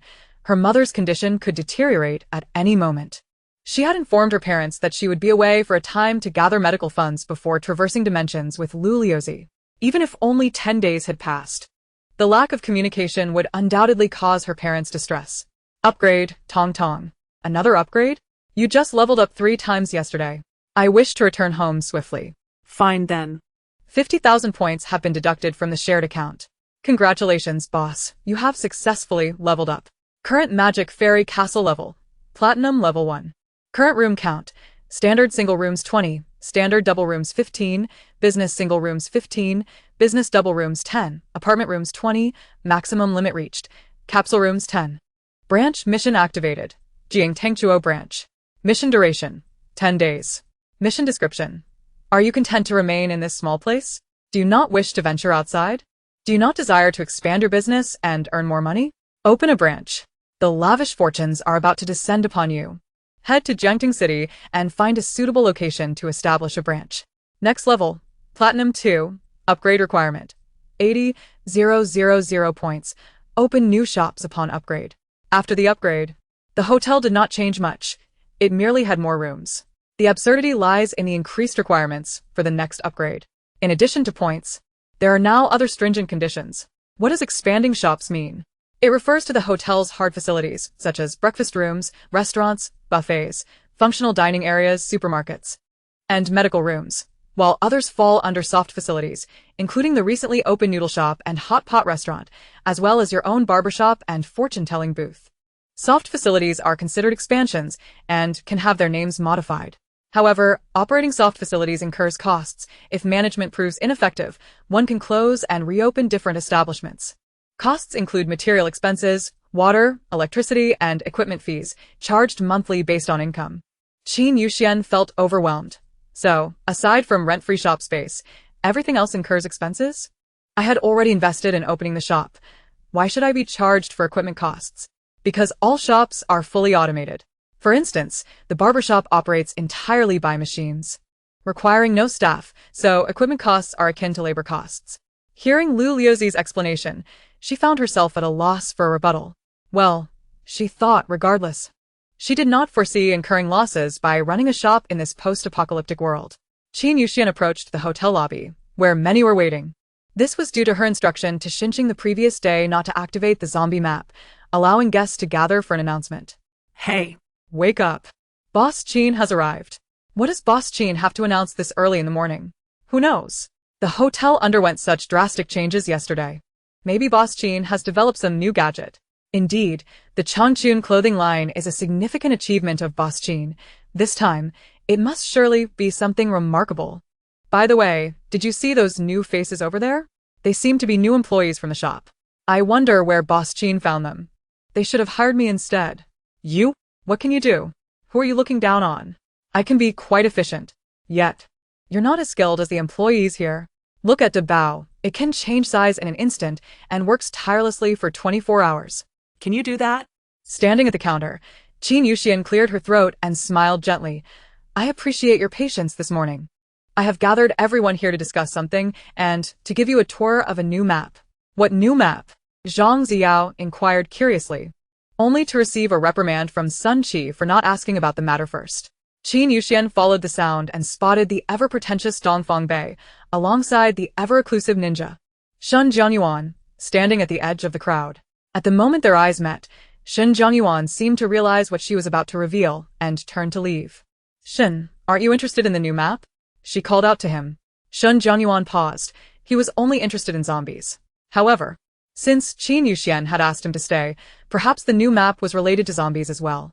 Qin Yuxian decided not to keep them in suspense. From today onward, the level 5 zombie map will be temporarily closed. Upon hearing this, the lobby erupted in a clamor, with everyone questioning why the map, which had been functioning well, would suddenly close. Many high-level abilities relied on entering the zombie map daily to earn crystal nuclei, which allowed them to live comfortably in the magical fortress. Not to mention the people from the Jinza base, who depended entirely on the zombie map to sustain their entire base. Boss Qin, why is the zombie map suddenly closing? Yes.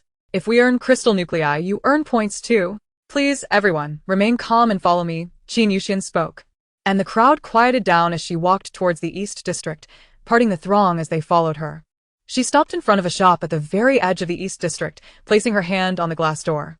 With a swift motion, the glass transformed into an elegant seaside entrance. Upon pushing the door open, the view revealed a golden beach and an expansive ocean, with a refreshing sea breeze sweeping over them, invigorating everyone. She turned to the crowd with a smile. Welcome to the new map, the Seaside Beach. Chapter 86. Forming teams. The scene beyond the door resembled another world as everyone followed Qin Yuxian inside, gazing around in awe. Sunshine, ocean, beach. It felt like a vacation paradise. Could it be that the new map Boss Qin intended to open was a seaside resort? They must work diligently to earn crystal nuclei to enjoy this new lifestyle. Before the astonishment could subside, movement from the woods drew their attention, and instinctively, everyone became alert. Emerging from the trees were a horde of zombies and mutated beasts. a large group of zombies and mutated beasts. They gathered their powers, preparing to defend themselves. This time, Qin Yuxian was well prepared. With a wave of her hand, a protective wall rose between the woods and the beach. The zombies and mutated beasts clawed and roared at the barrier, but it was as if pebbles struck the water's surface, creating mere ripples. As you can see, There are many zombies and mutated beasts here, which will become your new map for earning crystal nuclei. To enter and kill zombies here, each person only needs to pay an entry fee of 100 points, and all the crystal nuclei you earn will belong to you. However, once inside, your safety is not the responsibility of this establishment. Should you encounter danger, you can only return to the hotel through the seaside door. And you will need to pay the entry fee again to re-enter. Qin Yuxian's voice was cold and devoid of emotion. Shun Jingyuan's icy gaze swept over the zombies and mutated beasts trapped by the protective wall, silently calculating. Most of the zombies were of lower levels, with only a few level 4 and 5 zombies mixed in, while mutated beasts were scarce, mostly at level 4. Although the crystal nuclei obtainable here were significantly less than those in the level 5 zombie map, given his ability level, he could easily navigate this new map.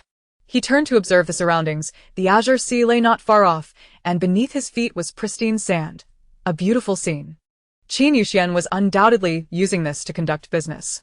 Treating this place as a zombie map was merely a strategy to eliminate potential threats without any cost, while also reaping a small profit.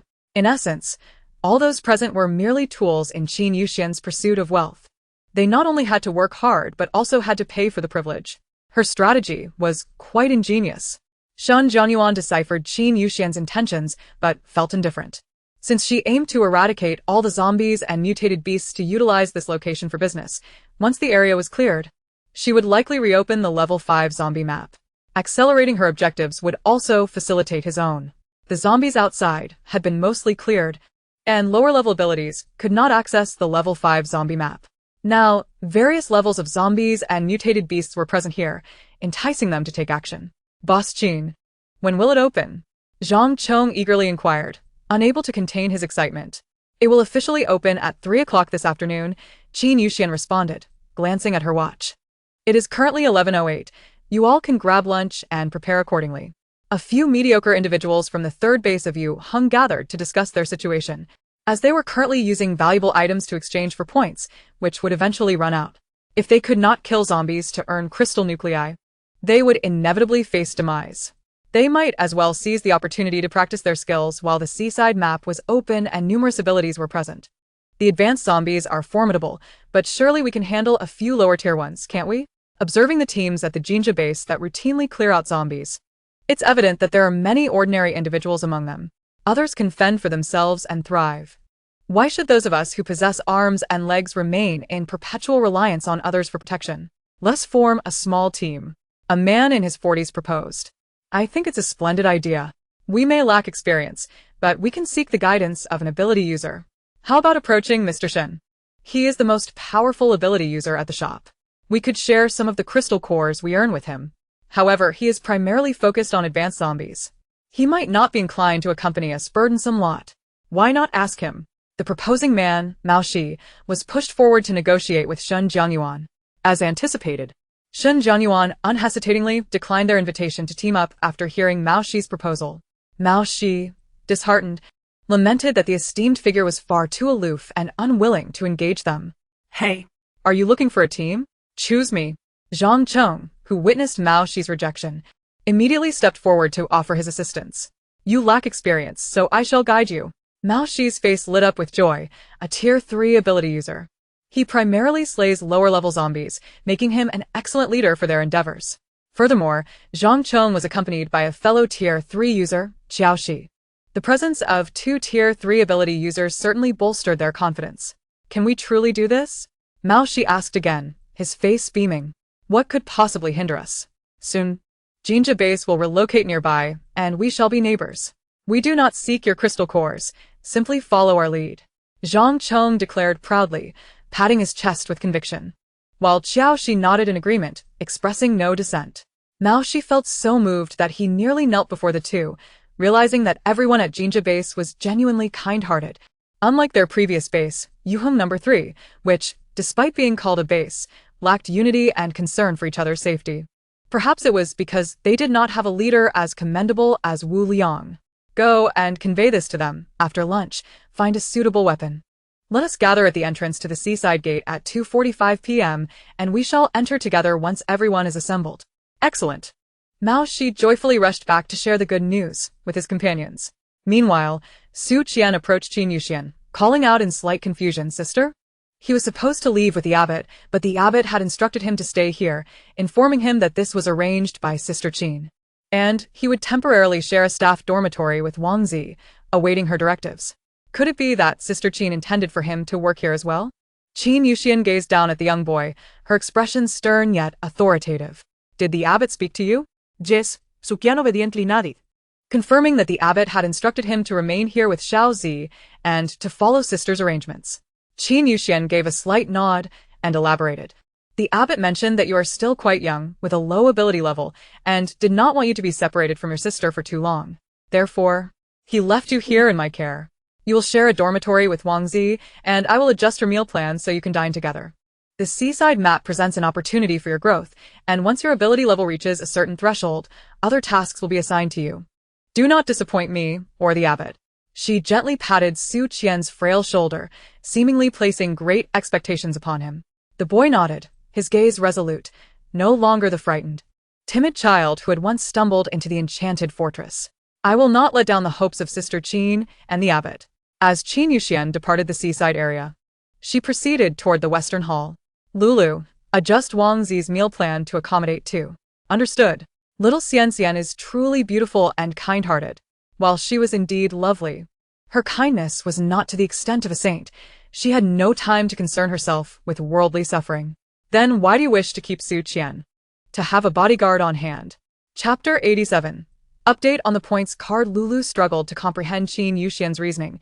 If she sought a bodyguard, she could easily enlist the assistance of many high-level ability users willing to serve her. Not to mention the solitary Tier 6 expert Xin Jianyuan and the lovesick CEO Dongfang Bei. If Qin Yuxian had a need, Wu Liang and Wu Ping would likely wish to protect her as well. After all, her survival ensured the continued existence of the enchanted fortress and the entire Jinja base. With so many powerful figures at her disposal, why would she choose to invest time, money, and energy into nurturing a mere Tier 1 child? Children are easier to manage than adults. A simple treat can secure their loyalty for a long time, not to mention that I saved his and his sister's lives.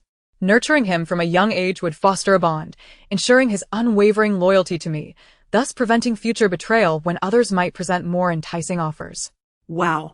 Lulu marveled at the complexity of humanity. Having ruled for centuries, she still found it elusive to comprehend the human heart. Retaining Su Qian and training him as a bodyguard was not mere talk for Qin Yuxian. Even after leaving the enchanted fortress, she possessed protective charms that rendered her impervious to attacks. However, remaining like a turtle within its shell was not a prudent approach. Occasionally, one must strike back to maintain an aura of deterrence. Lacking abilities in the outside world, she required a formidable bodyguard to serve as her weapon. Trusting others was difficult, leading her to conclude that cultivating a child was the most reliable option. Upon returning to her room, Qin Yuxian made her way to the rose garden. The central lawn had been entirely cleared, and a Ding sat beneath the pavilion, diligently studying the cultivation methods of the immortal grass from a botanical encyclopedia. She approached and seated herself beside a Ding. How is your research progressing?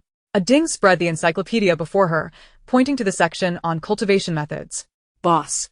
It's quite challenging. The immortal grass requires morning dew, but the rose garden lacks any dew. The rose garden does not change with the world's climate. It exists as an alternate space created from a specific set of data. In simpler terms, it is akin to a painting created using data on a computer, remaining unchanged regardless of when viewed.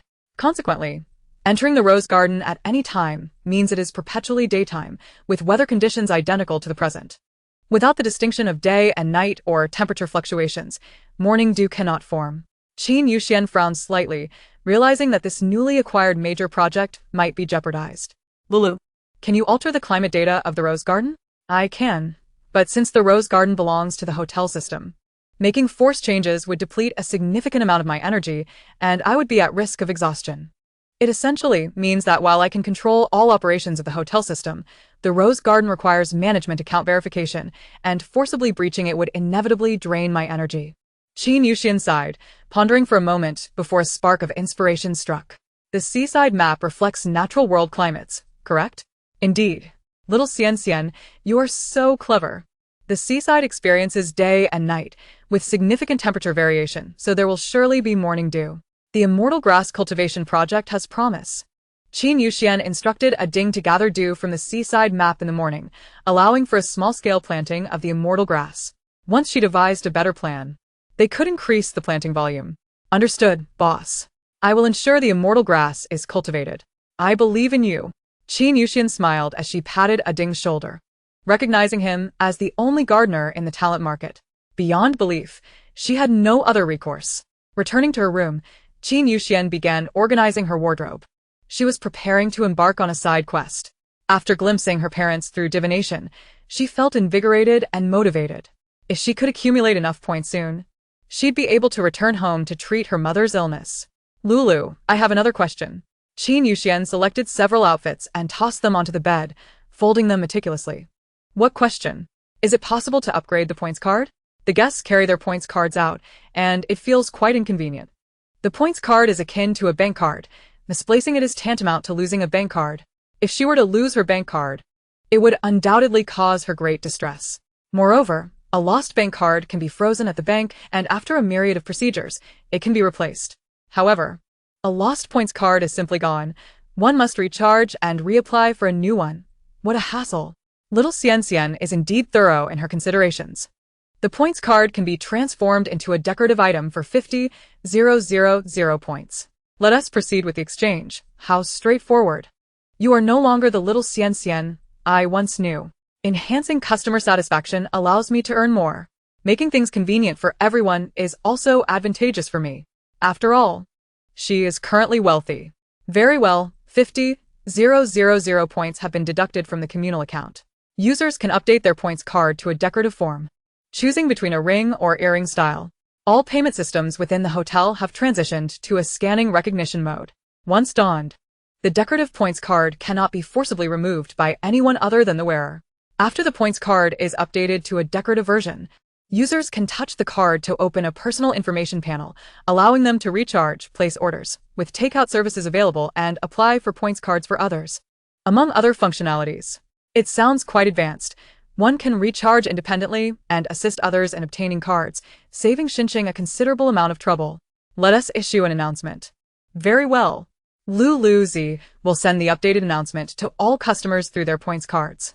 In the dining establishment of the Southern District, everyone simultaneously received a familiar virtual pop-up. After reading the announcement, a wave of astonishment swept through the crowd. Has Boss Qin developed something new again? The points card can now be updated. It has long been inconvenient to carry this card. During zombie encounters, I often worried it might drop. It's my lifeline. One can even select styles. Let us hurry and update it. The man clicked to update, revealing 3 options: ring, ear studs, and earrings. He chose the ring. And like a fan of cards unfurling, a row of 10 ring styles appeared before him, each adorned with a gem depicting his unique abilities. Oh, dear. They all look so cool. I am struck by choice paralysis. Meanwhile, several high-ranking officials at the Beijing base also received the announcement. During a meeting, a virtual dialogue window suddenly popped up, startling them. Initially, they feared it was an attack from an ability user or a provocation from a rival faction. Only after reading the lengthy text did they realize Boss Qin had launched a new initiative.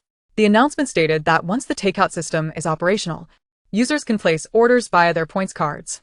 Gong Sunhua narrowed his eyes.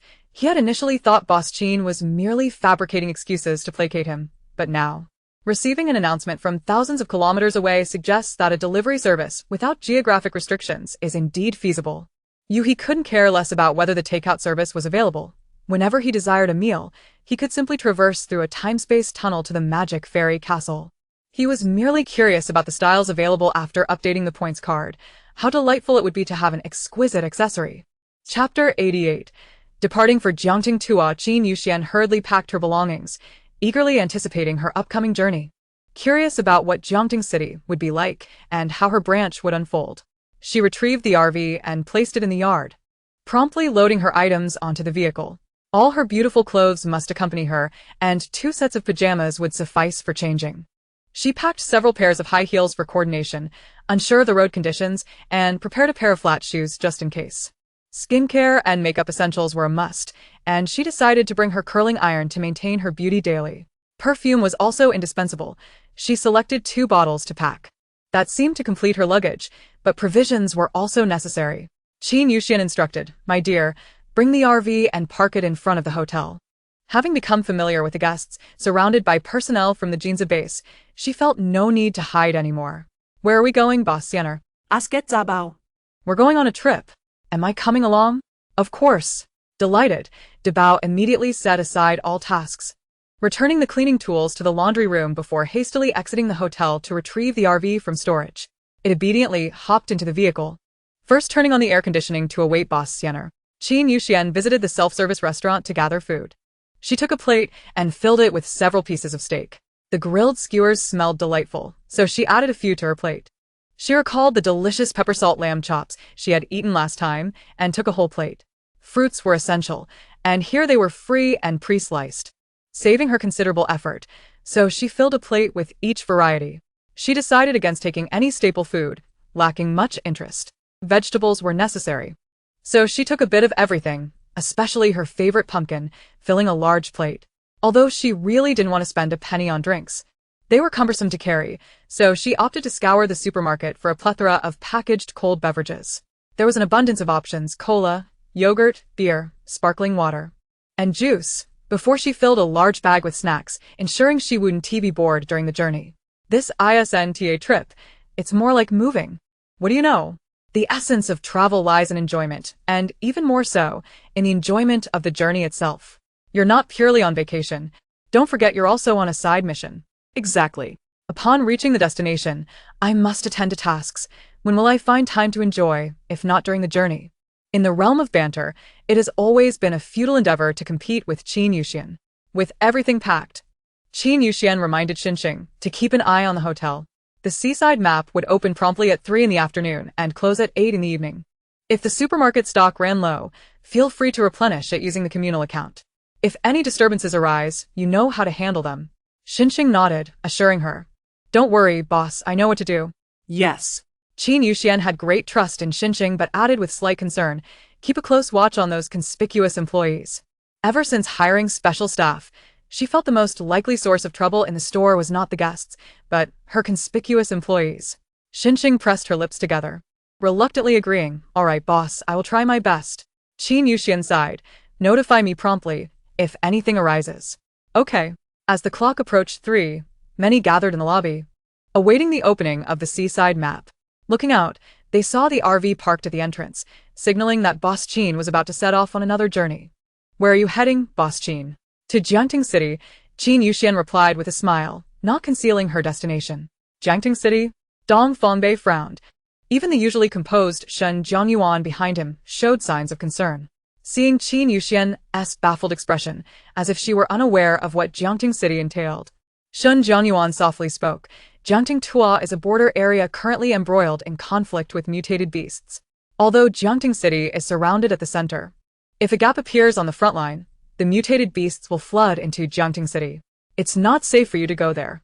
Concerned glances from the crowd directed towards Qin Yuxian suggested they were reluctant to let her leave the magic fairy castle for such a perilous place. Qin Yuxian chuckled lightly, waving her hand nonchalantly, "Don't worry, zombies can't harm me." As everyone watched Qin Yuxian depart, their eyes filled with reluctance, their hearts silently praying, "Boss Qin, please stay safe. Otherwise, where would they find a place as blissful and secure as the magic fairy castle?" Dong Fongbei could no longer remain calm and rushed out to intercept Qin Yuxian as she was about to board the vehicle, stating, "I will accompany you." What if Da Bao lacks compatibility and cannot protect her? Qin Yuxian tilted her head. "Do I look like someone who needs protection?" Dong Fongbei was rendered speechless, recalling her formidable abilities, capable of easily vanquishing a level 6 ability user with a mere gesture. Indeed, she seemed quite self-sufficient. Seeing him at a loss for words, Qin Yuxian's gaze drifted past him towards the hotel. All the guests were watching, their expressions resembling those sending her off to battle. Her gaze met Xinjiang Yuan's, whose ice-blue eyes were devoid of any emotion. As the entrance to the seaside opened, he slowly averted his gaze and stepped into the coastal zone ahead of her. Ah, He remained the same aloof and formidable figure. Qin Yuxian turned and entered her vehicle, shutting the door behind her as they set off for Jingtangchuo. After she departed, guests began to trickle into the coastal area. Upon passing through the entrance, an automatic deduction of 100 points was made as an admission fee. With the exception of Su Qian. His level was too low, and he had yet to master the adept manipulation of his abilities, rendering him no different from an ordinary person. He needed someone to guide him. His gaze fixed on the formidable Shen Jiangyuan, who was wreaking havoc upon entry. According to Xiaozi, Shen Jiangyuan had a good relationship with Sister Qin and was the most powerful among all residents. If he could become Shen Jiangyuan's disciple, his abilities would undoubtedly experience a qualitative leap. With resolute steps, he approached Shen Jiangyuan, undeterred by the chilling aura surrounding him, and boldly inquired, "Could you take me as your apprentice, Master Shen?" The twin daggers whirled gracefully in the air before returning to Shen Jiangyuan's grasp. He turned to glance at the small boy who had just reached his waist, pausing in silence for a few seconds. The child was young, yet his eyes gleamed with determination. His voice, though youthful, was tinged with an underlying coldness, an aura of resentment and unyielding spirit that reminded him of his own past. Not rushing to agree, he pointed at a level 1 zombie charging toward them and coldly stated, "Eliminate it, and I may consider." Su Qian turned to face the zombie, his expression growing serious as he prepared for this test. Channeling his internal abilities, he gradually formed a fireball in his hands. Just as the zombie was about to reach him, he hurled the fireball at its head. The zombie suffered a heavy blow to its forehead, collapsing to the ground. But lacking any sense of pain, it quickly rose again and lunged at Su Qian. A flicker of panic crossed Su Qian's eyes. He had no time to evade as the zombie opened its jaws to bite him. At that moment, a long, powerful arm reached out, and with swift precision, a dagger plunged into the zombie's temple, ending its life in an instant. Su Qian stared in awe at the towering Shen Jiangyuan, his eyes filled with admiration.